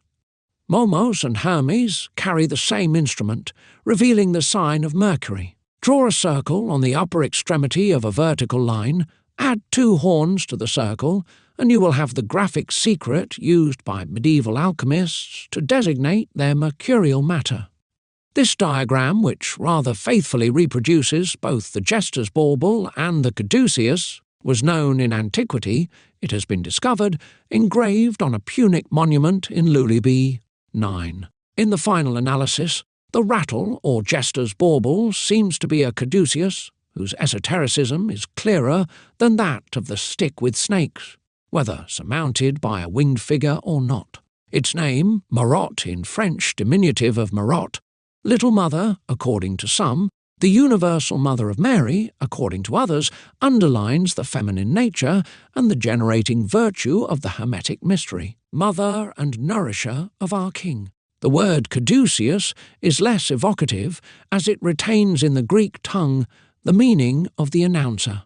The words 254 to 1, Kerykeion, and 254 to 2, caduceus, both mean the herald or public barter, only their common root, 253 to 3, Kerux for rooster, because the bird announces sunrise and the dawn of light, expresses one of the qualities of secret quicksilver. For that reason, the rooster, herald of the sun, was consecrated to the god Mercury and appears on our church steeples. If nothing in the bas-relief of Thiers reminds us of this bird, it cannot, however, be denied that it is hidden in the word caduceus, which a herald is holding in both hands. For the stick or sceptre, which the heraldry officers bore, was called caduceus, just like the stick of Hermes. It is further known that it was among the herald's tasks to build as a sign of victory, or for happy events, commemorative monuments called montjoie, mounts of joy, 10. These were simple cairns, or heaps of stones. The man of the woods, therefore, appears to be both a representative of Mercury, or nature's jester, and the mystical herald, marvellous worker whose masterpiece raises on the cairn Mount of Joy, revealing sign of his material victory. And if this king-at-arms, this triumpher, prefers his fawn outfit to the opulent uniform of the heralds, it is to demonstrate the straight path he was able to abide by, the indifference which he manifests towards material goods and worldly glory. Next to a subject of such noble bearing, the little characters which accompany it have but a very unobtrusive role. We would be wrong, nevertheless, to neglect their study. No detail is superfluous in Hermetic iconography, and these humble depositories of secrets, modest images of ancestral thought, deserve to be questioned and examined with care. It is with less of an ornamental aim than in the charitable intention to enlighten those who prove their interest for them that they have been placed there. As for us, we have never regretted devoting too much time and attention to the analysis of hieroglyphs of this kind. Often they have brought us the solution of the most abstruse problems, and, in the practice, the success which we were seeking in vain without the help of their teaching. The figures sculpted under their canopies and supported by the jester's sticks of the capitals are 5 in number. 4 among them bear the mantle of the philosopher, which they open to show the different emblems of their duties. The furthest one from the man of the woods is standing in a corner formed by the angle of a modern Gothic-style niche, which shelters behind its windows a little statue of the Virgin. A very hairy man with a long beard holds in his left hand a book, and squeezes in his right hand the shaft of a lance or a fighting stick. These very suggestive attributes clearly show in form the two active and passive matters whose mutual reaction yields, at the end of the philosopher's fight, the first substance of the work.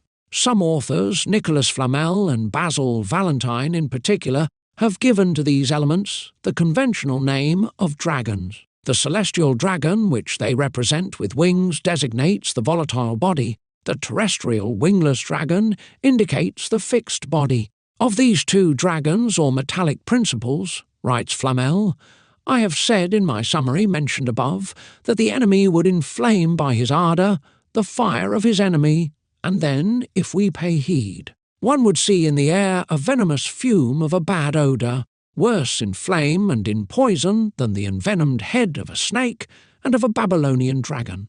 Generally, when they only speak of a dragon, philosophers think of the volatile. They recommend to kill it by piercing it with the thrust a lance, and this operation has become among them the subject of numerous fables and various allegories. The agent is veiled under several names of similar esoteric value: Mars, Martha, Marcel, Michael, George, etc., and these knights of the sacred art, after a fierce fight which they always win, open in the flank of the mythical snake a large wound out of which flows a dark, thick and viscous blood. 12. Such is the secret truth which proclaims, on his wooden throne, the secular herald, mute and silent, screwed in place on his old dwelling. The second character is more discreet and more reserved. He barely raises the flap of his coat, but this gesture allows us to notice a large closed book that he is holding firmly against his belt.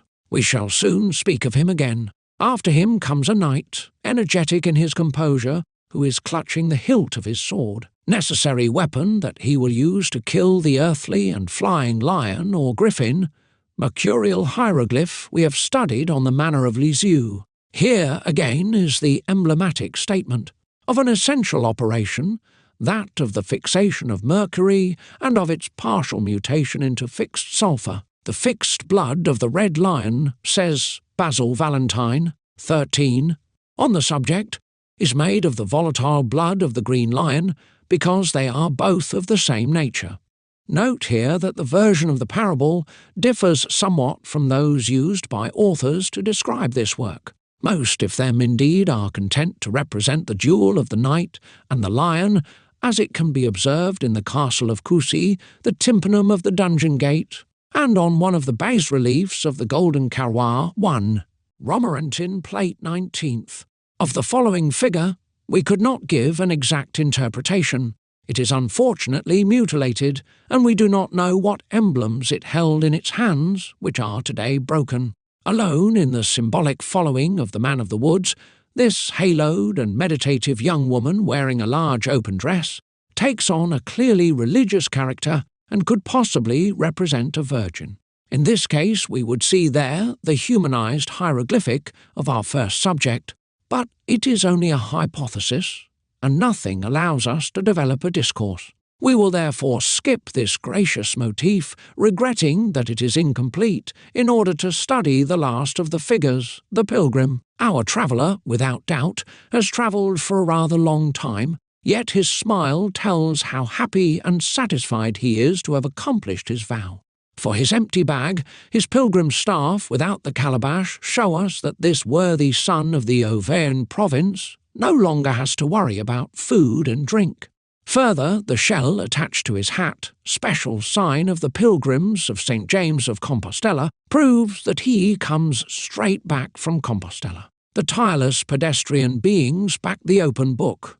The book adorned with beautiful images, which Flamel did not know how to explain, which a mysterious revelation allows him now to translate and to put into action.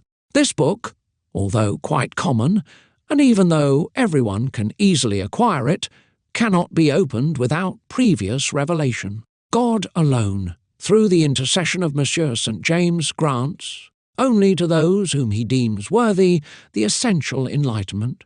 It is the book of Revelation, whose pages are closed with 7 seals, the initiatory book presented to us by the characters in charge of exposing the higher truths of science. St. James, disciple of the Saviour, always keeps it. With the calabash, the blessed staff, and the shell, he possesses the attributes necessary for the hidden teachings of the pilgrims of the great work. Here is the first secret, the one which the philosophers do not reveal and which they keep under the enigmatic expression of the path of St. James 15. This pilgrimage all alchemists must undertake, figuratively at least, for it is a symbolic journey, and whoever wants to gain from it cannot leave the laboratory if only for a moment. He must constantly watch the vase, the matter, and the fire.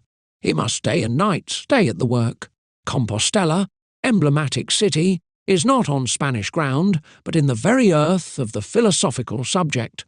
Difficult, painful road full of surprises and danger, long and tiring road by which the potential becomes realized and the occult manifest. The sages have veiled this delicate preparation of the first matter, or common mercury, under the allegory of the pilgrimage to the city of Compostela. Our Mercury, we believe it has been mentioned, is this pilgrim, this voyager to whom Michael Meyer has consecrated one of his best treatises, won by using the dry path. Represented by the earthly road followed at first by our traveller, one can successfully but progressively exalt the diffuse and latent virtue, transforming into activity that which was only potential. The operation is completed when, on the surface, appears a shining star, formed of rays emanating from a single centre, prototype of the great roses of our Gothic cathedrals, a sure sign that the pilgrim has successfully reached the end of his first trip. He has received the mystical blessing of St. James, confirmed by the luminous imprint which radiated, it is said, above the tomb of the Apostle. The humble and common shell which he bore on his hat turned into a shining star, a halo of light. Pure matter, whose hermetic star consecrates the perfection, it is now our compost, the holy water of Compostela, Latin compos, who has received, possesses, and stella. Star, and the alabaster of the sages, albastrum contraction of alabastrum, white star. It is also the vase of perfumes, the vase of alabaster Greek, alabastron, Latin alabastrus, and the newly blooming bud of the flower of wisdom, Rosa hermetica, the hermetic rose. From Compostela, the return can be made either by the same path, following a different itinerary, or by the wet or maritime path, the only way the authors indicate in their writings. In this case, the pilgrim choosing the maritime route boards under the leadership of an expert pilot, a proven mediator captain capable of ensuring the safety of the vessel during the entire crossing. Such is the difficult part played by the Pilote de l'Envive 17, because the sea is full of reefs and storms are frequent. These suggestions help to understand the error into which many occultists have fallen by taking literally the purely allegorical tales, written with the intention of teaching the ones what ought to remain veiled for others. Albert Poisson allowed himself to fall into this stratagem. He believed that Nicolas Flamel, leaving Lady Perronel, his wife, his school, and his manuscript illuminations, had truly accomplished on foot and by the Spanish route the vow taken before the altar of St. Jacques la Boucherie, his parish church. We certify, and you can trust our honesty, that Flamel never left the cellar where his furnaces burned. He who knows what the pilgrim's staff, the calabash, and the shell of the hat of St. James are, also knows that we are telling the truth. By substituting himself to the materials and by following the example of the internal agent, the great adept obeyed the rules of the philosopher's discipline and followed the example of his predecessors. Rayon Loli tells us that he made, in 1267, immediately after his conversion, and at the age of 32, the pilgrimage to St. James of Compostela. All masters, therefore, have used the allegory, and these imaginary accounts, which the laymen understood as realities or ridiculous tales, according to the meaning of the versions, are precisely the ones where truth asserts itself with the most clarity. Basil Valentine ends his first book which serves as an introduction to the Tao's clefs, 12 keys, by an escapade into Mount Olympus. There he has the gods speak, and each one of them, beginning with Saturn, gives his opinion, his advice, and explains his own influence on the process of the great work. Bernard Trevisan says very few things in 40 pages, but the value of his Livre de la Philosophie naturelle des métaux, book on the natural philosophy of metals, is in the few pages composing in his famous parable is in the few pages composing the secret of the work in approximately 15 lines in the Enigme du Mercure, philosophical enigma of the philosophical Mercury, found in the Traité du ciel terrestre, Treatise of the Terrestrial Sky. One of the most highly considered alchemical handbooks of the Middle Ages, Code de Vérité, Code of Truth, also called Turba Philosophorum, contains an allegory where several artists play the chemical drama of the great work in a very poignant scene animated by the spirit of Pythagoras. A classical and anonymous work generally attributed to Trevisan, the Songeverd, The Green Dream, exposes the practice under the traditional formula of the artisan transported during his sleep to a celestial earth, peopled with unknown inhabitants living amidst a marvellous flora. Each author chooses the theme which pleases him most and develops it according to his fantasy. The cosmopolite resumes the familiar dialogues of the medieval period and is inspired by Jehan de Meung, 18. More modern, Ciliani hides the preparation of Mercury under the fiction of a nymph who guides and directs him in this labour. As for Nicolas Flamel, he strays from the beaten paths and time-honoured fables, more original if not clearer. He prefers to disguise himself under the features of the subject of the sages and leaves to whoever can understand this revealing but assumed autobiography. All the effigies of Flamel represented him as a pilgrim. As such, he figured on the porch of the church of Saint-Jacques, La Boucherie, and also that of Saint Geneviève des Ardentes, and he had himself painted in that same disguise on the arch of the Cemetery of the Innocents.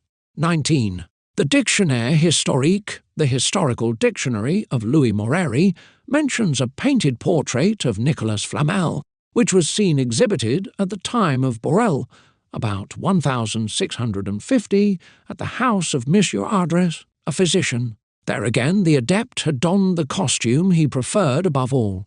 Unusual detail. His hood was of 3 colours, black, white, red-edged, colorations of the 3 main stages of the work.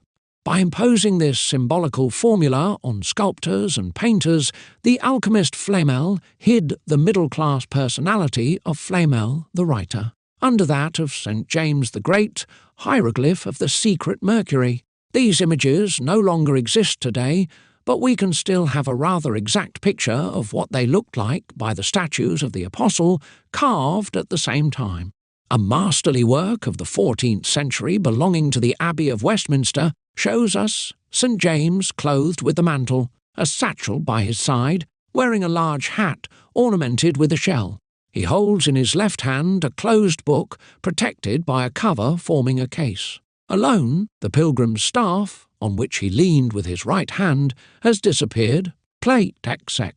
The closed book, vivid symbol of the subject which alchemists use and take with them at the beginning, is the one which the second character of the Man of the Woods is holding so fervently. The book, signed with characters, which enables us to recognize it, to appreciate its virtue and its purpose. The famous manuscript of Abraham the Jew, of which Flamel takes with him a copy of the images, is a work of the same nature and similar quality. Thus fiction, substituted for reality, takes shape and asserts itself as the trip toward Compostela. We know how much the adept is stingy in giving information about his trip, which he accomplished at a stretch, and so, in the same fashion, he is content to write 20. I began my trip, and I did so well that I arrived at Mount Joy the Came, and then at St. James, where with great devotion I accomplished my vow. A description indeed reduced to its simplest expression.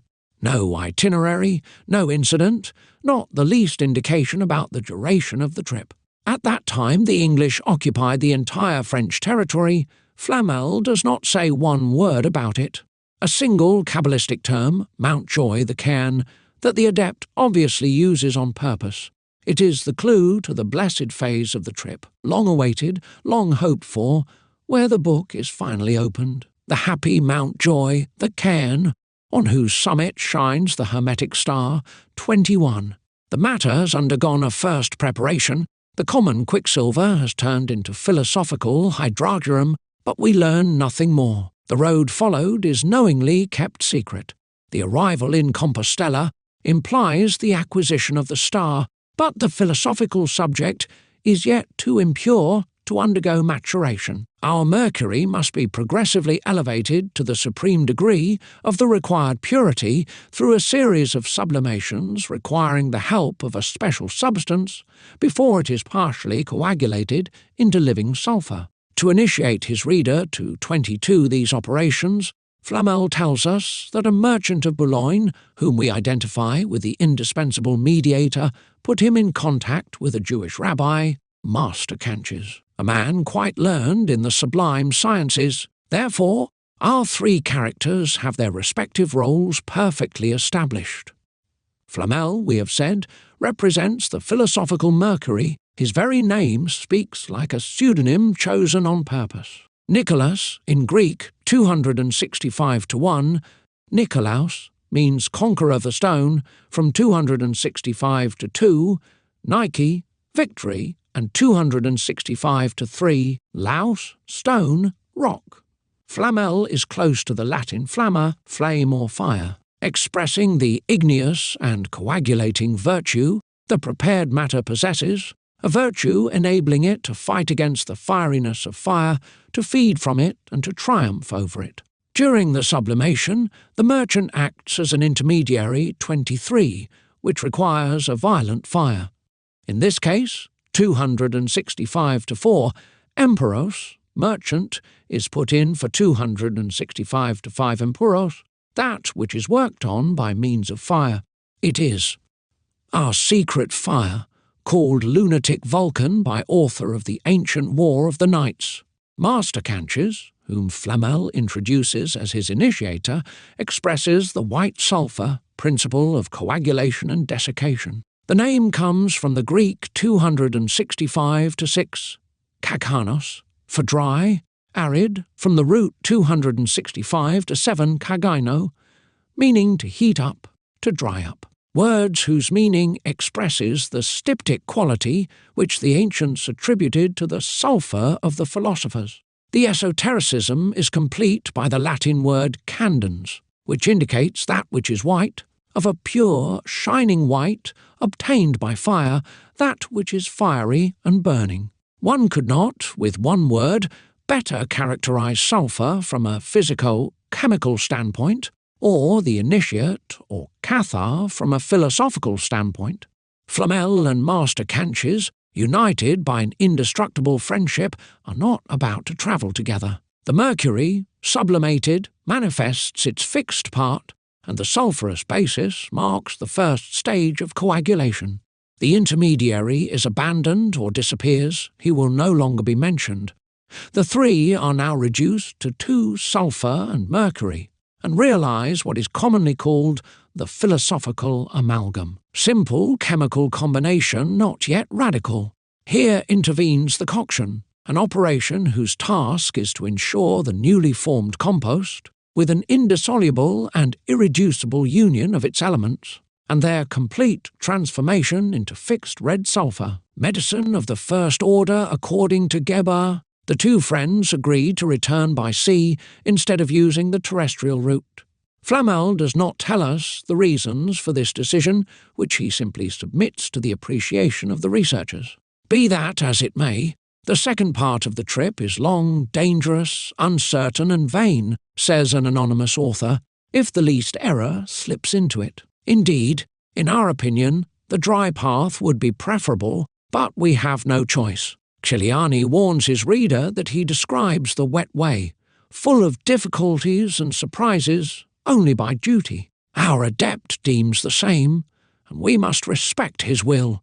It is notorious that a great number of inexperienced sailors underwent shipwrecks during their first crossing. One must always carefully watch the ship's orientation, manoeuvre with prudence, watch out for the gusts of wind, foresee the storm, be constantly on the alert, avoid the abyss of Charybdis and the reef of Scylla, fight unceasingly, night and day, against the roughness of the sea. To direct the hermetic ship is not a small task, and Master Canches, whom we suspect to have been pilot and conductor for the Argonaut Flamel, must have been very skilled in the matter. Such also is the case with sulphur, which energetically resists the assaults, the detersive influence of mercurial humidity, but which eventually is vanquished and dies under its blows. Thanks to his companion, Flamel was able to disembark safe and sound in Orleans 24, where the sea voyage was to naturally and symbolically end. Unfortunately, barely on solid ground, Canches, the good guide, dies, victim of great vomitings from which he had suffered on the waters. His grieving friend has him buried in the church of St. Croix, Holy Cross 25, and returns home alone, but instructed and happy to have attained the end of his desires. The vomitings of sulphur are the best clues of its dissolution and mortification. Arrived at this stage, the great work, on the surface, takes on the appearance of a fat soup sprinkled with pepper. Abrodium saginatum piperatumi, say the texts. From then on, the mercury blackens more and more each day, and its consistency becomes syrupy, and then pasty. When the blackness reaches its maximum intensity, the putrefaction of the elements is accomplished and their union realized. Everything appears firm in the vase until the solid mass cracks, chips, crumbles, and is finally reduced to an amorphous powder, black as coal. You will then see, writes Philolethes 26, a remarkable black colour, and the entire earth will be dried up. The death of the compound took place. The winds cease, and all things come to rest. It is the great eclipse of the sun and of the moon.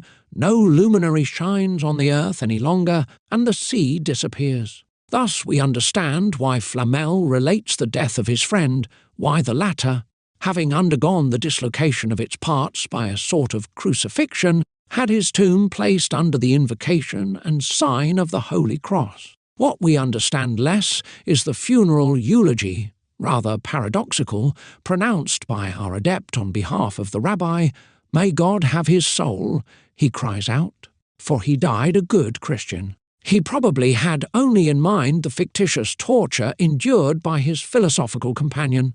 Such are, studied in the very sequence of the account, the relationships, too eloquent to be more coincidences which have contributed to establish our conviction. These unusual and precise concordances demonstrate that the pilgrimage of Flamel is a pure allegory, a very skilful and very ingenious fiction of the alchemical labour which the charitable and to which the learned man devoted himself. What remains now is to speak of the mysterious work, of the labour which was the initial cause of the imaginary trip, and to say which esoteric truths it is entrusted to reveal.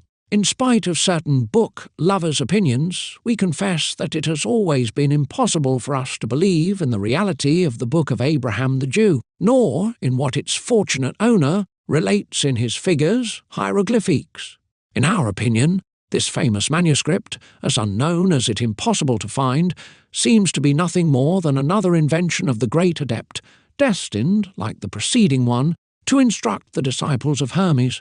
It is a summary of the characteristics which distinguish the primal matter of the work, as well as the properties it acquires during preparation. About this topic, we will enter into some measure of detail, appropriately chosen to justify our thesis and to provide useful indications to enthusiasts of the sacred art.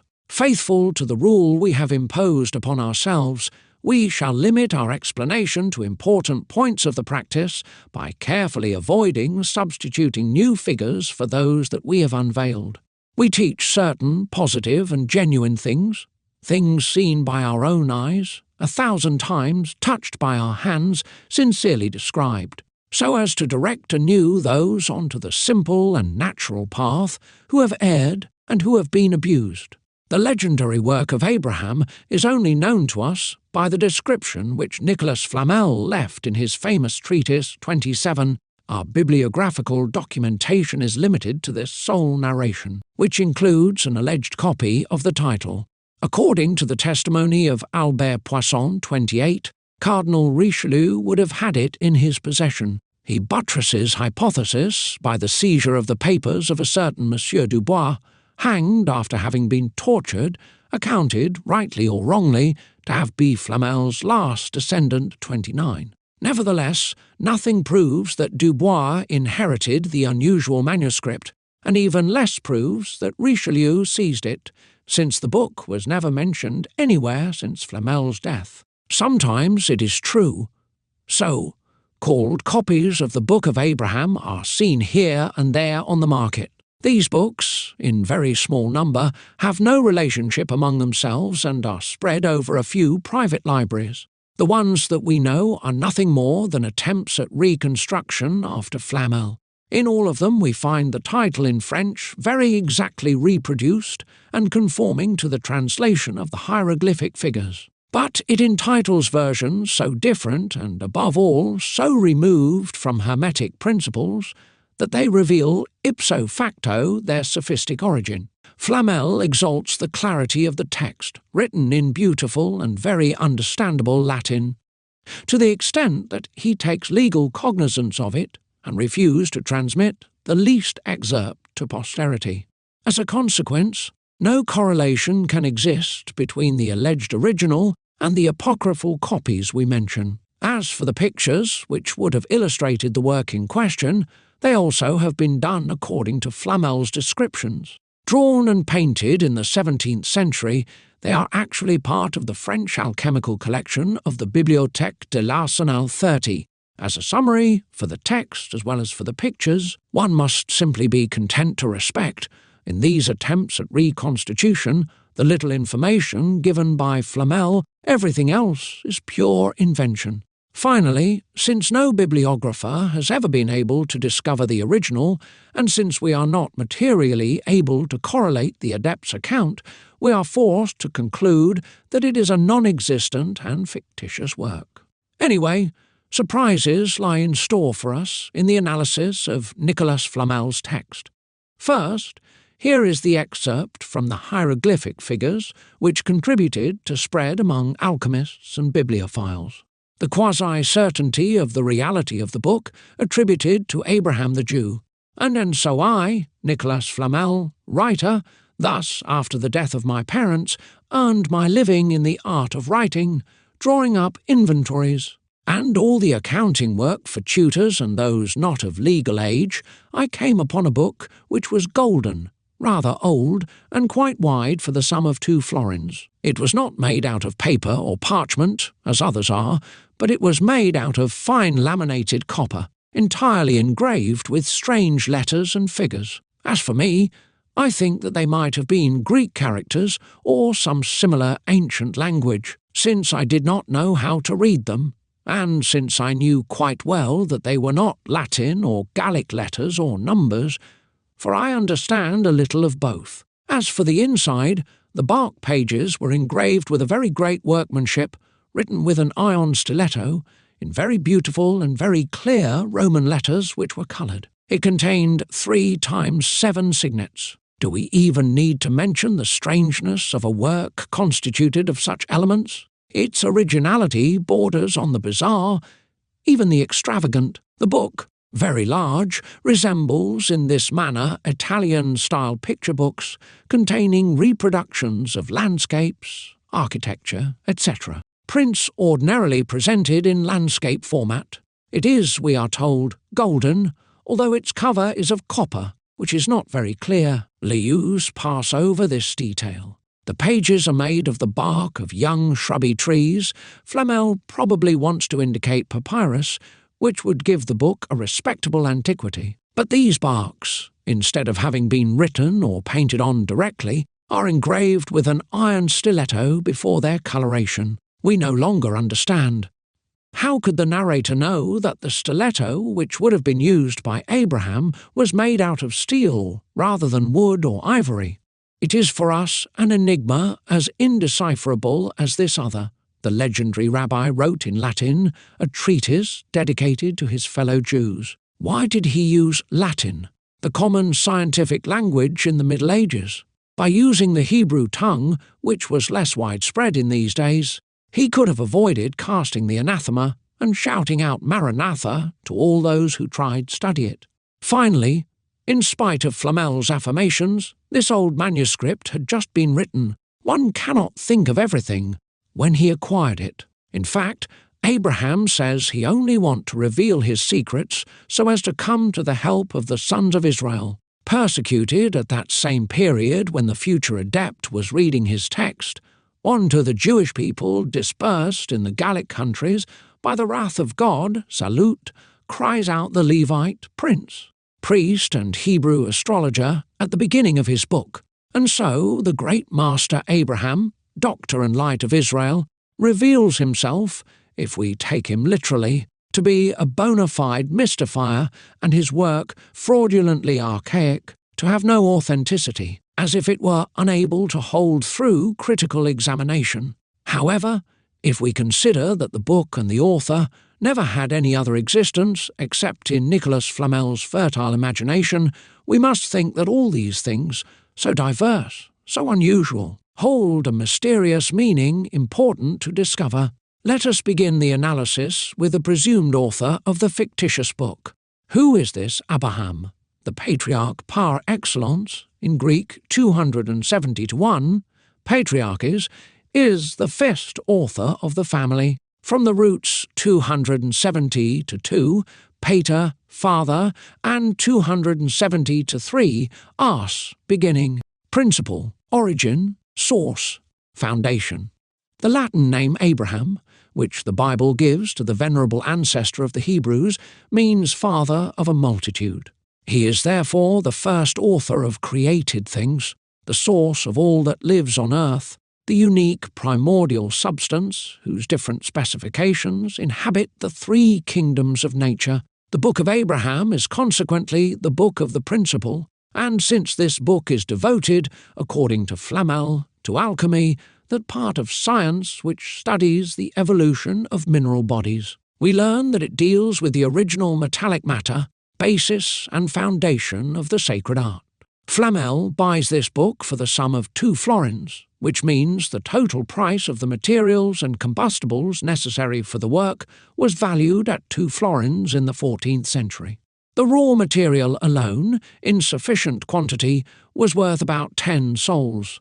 Philolethes, who wrote his treatise of the Introitus in 1645, brings the total cost to 3 florins. And so, he says, you will see that the work, in its essential materials, will not exceed the price of 3 ducats or 3 gold florins. Further, the expense of making the water barely exceeds 2 crowns per pound. The volume, golden, rather old and quite wide, resembles ordinary books in no way, probably because it is made and composed of another material. The gilding which covers it gives it a metallic appearance. And if the adept affirms that it is old, it is only to establish the high antiquity of the Hermetic subject. I will therefore say, asserts an anonymous author, 32, that the matter from which the stone of the Philosophers is made was immediately made when man was first created, and its name is philosophical earth. But no one knows it except the true philosophers, who are the children of the art. Although this misunderstood book is very common, it includes many things and contains some great hidden truths. Flamel is therefore right to say that it is wide. Largus in Latin means abundant, rich, copious, a word derived from the Greek 271-1, alei, considerable, much, and 271-2, ergon, thing. Furthermore, the Greek 271-3, platus, large, also means in common use, widespread, well known, exposed to all eyes. There is no better way to define the universality of the subject of the sages. Pursuing his description, Our writer believes the Book of Abraham to be made of the rolled bark of young shrubby trees, at least so it seemed to him. Flamel is not very assertive about this point, and for good reason. He knows very well that besides a few very rare exceptions, for the past 3 centuries, medieval parchment had been substituted for Egyptian papyrus. 33. And although we cannot paraphrase this laconic expression, we must recognize that there the author speaks very clearly. A shrub is a young tree, just as a mineral is a young metal. The bark of Ganke, which serves to envelop this mineral, allows man to identify it with certainty, owing to the external characteristics it has taken on. We have already emphasized the name given by the ancients to their matter which they called liber, the book. Further, the mineral presents a specific configuration. The crystalline laminae forming its texture are, as in mica, superposed in the manner of the pages of a book. It owed to its external appearance the epithet of leprous and that of dragon covered with scales, because its matrix is scaly, unpleasant, and coarse to the touch. A simple piece of advice about this remark: preferably choose samples whose scales are the largest and the most defined. Its cover was made out of fine laminated copper, entirely engraved with strange letters or figures. The ore often takes on a pale coloration like brass, sometimes reddish like copper. In any case, its scales seem covered with intertwined lineaments, having the appearance of bizarre, varied, and ill-defined signs or characters. We called attention earlier to the obvious contradiction existing between the Golden Book and its copper binding, for it cannot describe here its internal structure. Likely the adept wants to attract our attention, on the one hand, to the metallic specification of the substance figured by his book, and, on the other hand, to the faculty possessed by this mineral to partially transmute itself into gold. This curious property is indicated by Philolethes in his commentary on the Epistle of Ripley, addressed to King Edward IV. Without using the transmutative elixir, says the author, speaking of our subject, I can easily extract the gold and silver it contains, which can be attested by those who have seen it as well as I. This operation is not advisable because it takes away any work value, but we can assert that the philosophical matter truly contains the gold of the sages, imperfect, white and crude gold, vile compared to precious metal, yet much higher to gold, even when we only consider the hermetic labour. In spite of its humble copper cover with engraved scales, the Book of Abraham the Jew is indeed a golden book, and it is the famous little book of fine gold of which Bernard de Trevisan speaks in his parable. Further, it seems that Nicolas Flamel understood the confusion that could result in the reader's mind from this duality of meaning when he writes in the same treatise. May no one blame me if he doesn't easily understand me, for he will be more blameworthy than I, as he has not been initiated into these sacred and secret interpretations of the first agent, which is the key opening of all sciences. Nevertheless, he wants to understand the most subtle conceptions of the most envious 34 philosophers, which are only written for those who already know these principles which can never be found in any book. Finally, the author of the figures hieroglyphiques concludes his description by saying, as for the inside, the bark pages were engraved with a great workmanship, written with an iron stiletto. Here he no longer described the physical appearance, but rather the preparation of the same subject.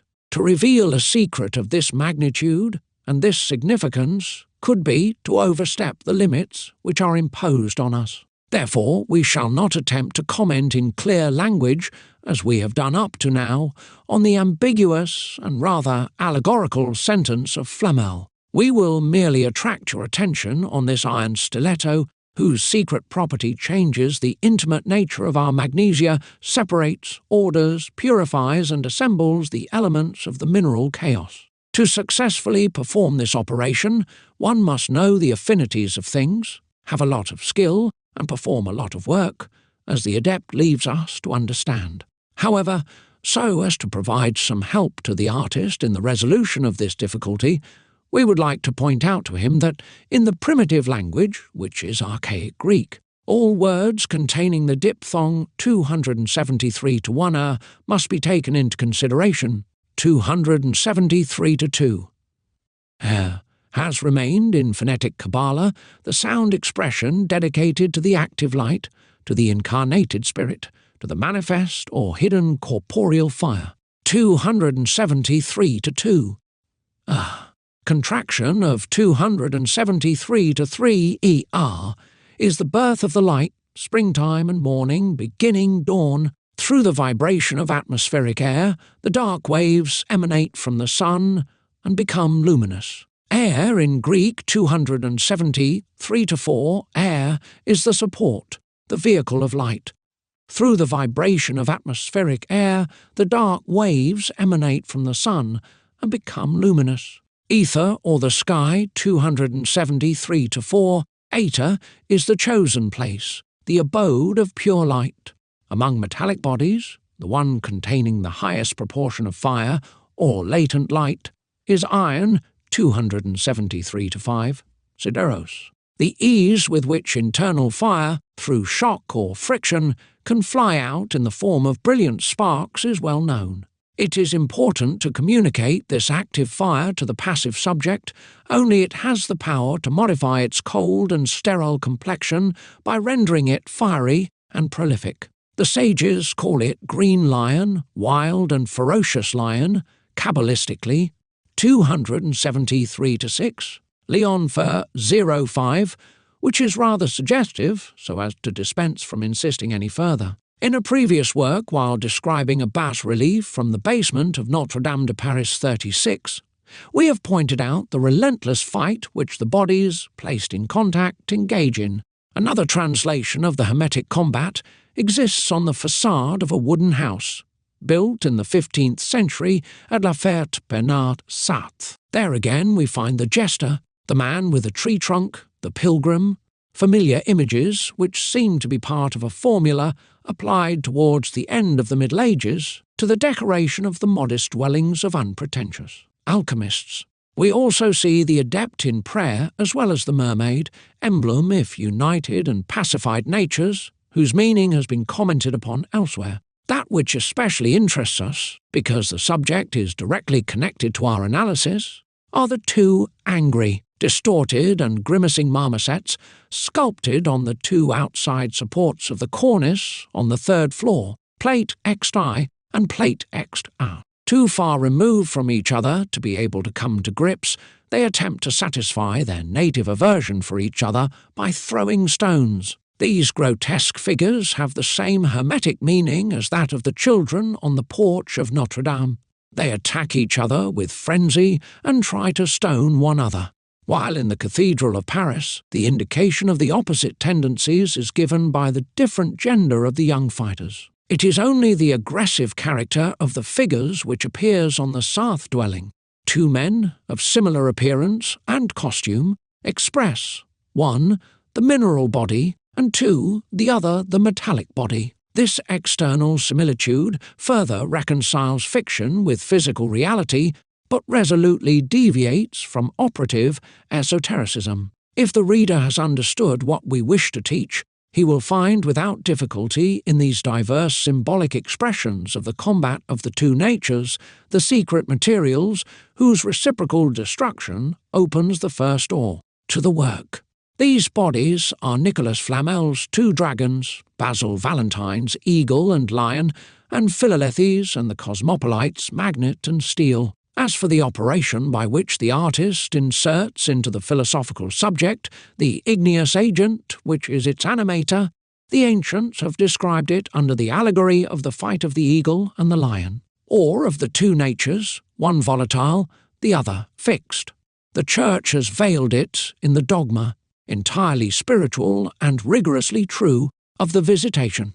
At the end of this artifice, the book, opened, shows its engraved bark leaves. It then appears to the eye's astonishment and the soul's joy, covered with admirable signs which manifest its constitutional change. Bow down, Maggio the Orient, And you, doctors of the law, bow your forehead, sovereign princes owe the Persians, of the Arabs and of India. Watch, adore, and be silent, for you could never understand. This is the divine work, supernatural, ineffable, whose mystery no mortal will ever penetrate. In the nocturnal, silent, and deep firmament shines one single star, an enormous heavenly body, resplendent, composed of all the celestial stars, your luminous guide and the torch of universal wisdom. See, the Virgin and Jesus are resting, calm and serene, under the palm tree of Egypt. A new sun irradiates the centre of the wicker basket, which the sisterphores of Bacchus, the priestesses of Isis, the ichthus of the Christian catacombs, bore once upon a time. The ancient prophecy is at last realized. O miracle! God, master of the universe, incarnates himself for the salvation of the world and is born on men's earth in the frail form of a very little child. 1. Remark in passing that the piled-up stones, or some fissured rocks, are indeed reproduced here and not waters. We find the obvious proof of this in a subject of the 16th century located in the same region, the bas-relief of Adam and Eve at Montferrand, Puy-le-Dôme. On it we notice our first parents, tempted by the human-headed snake, curled around the tree of La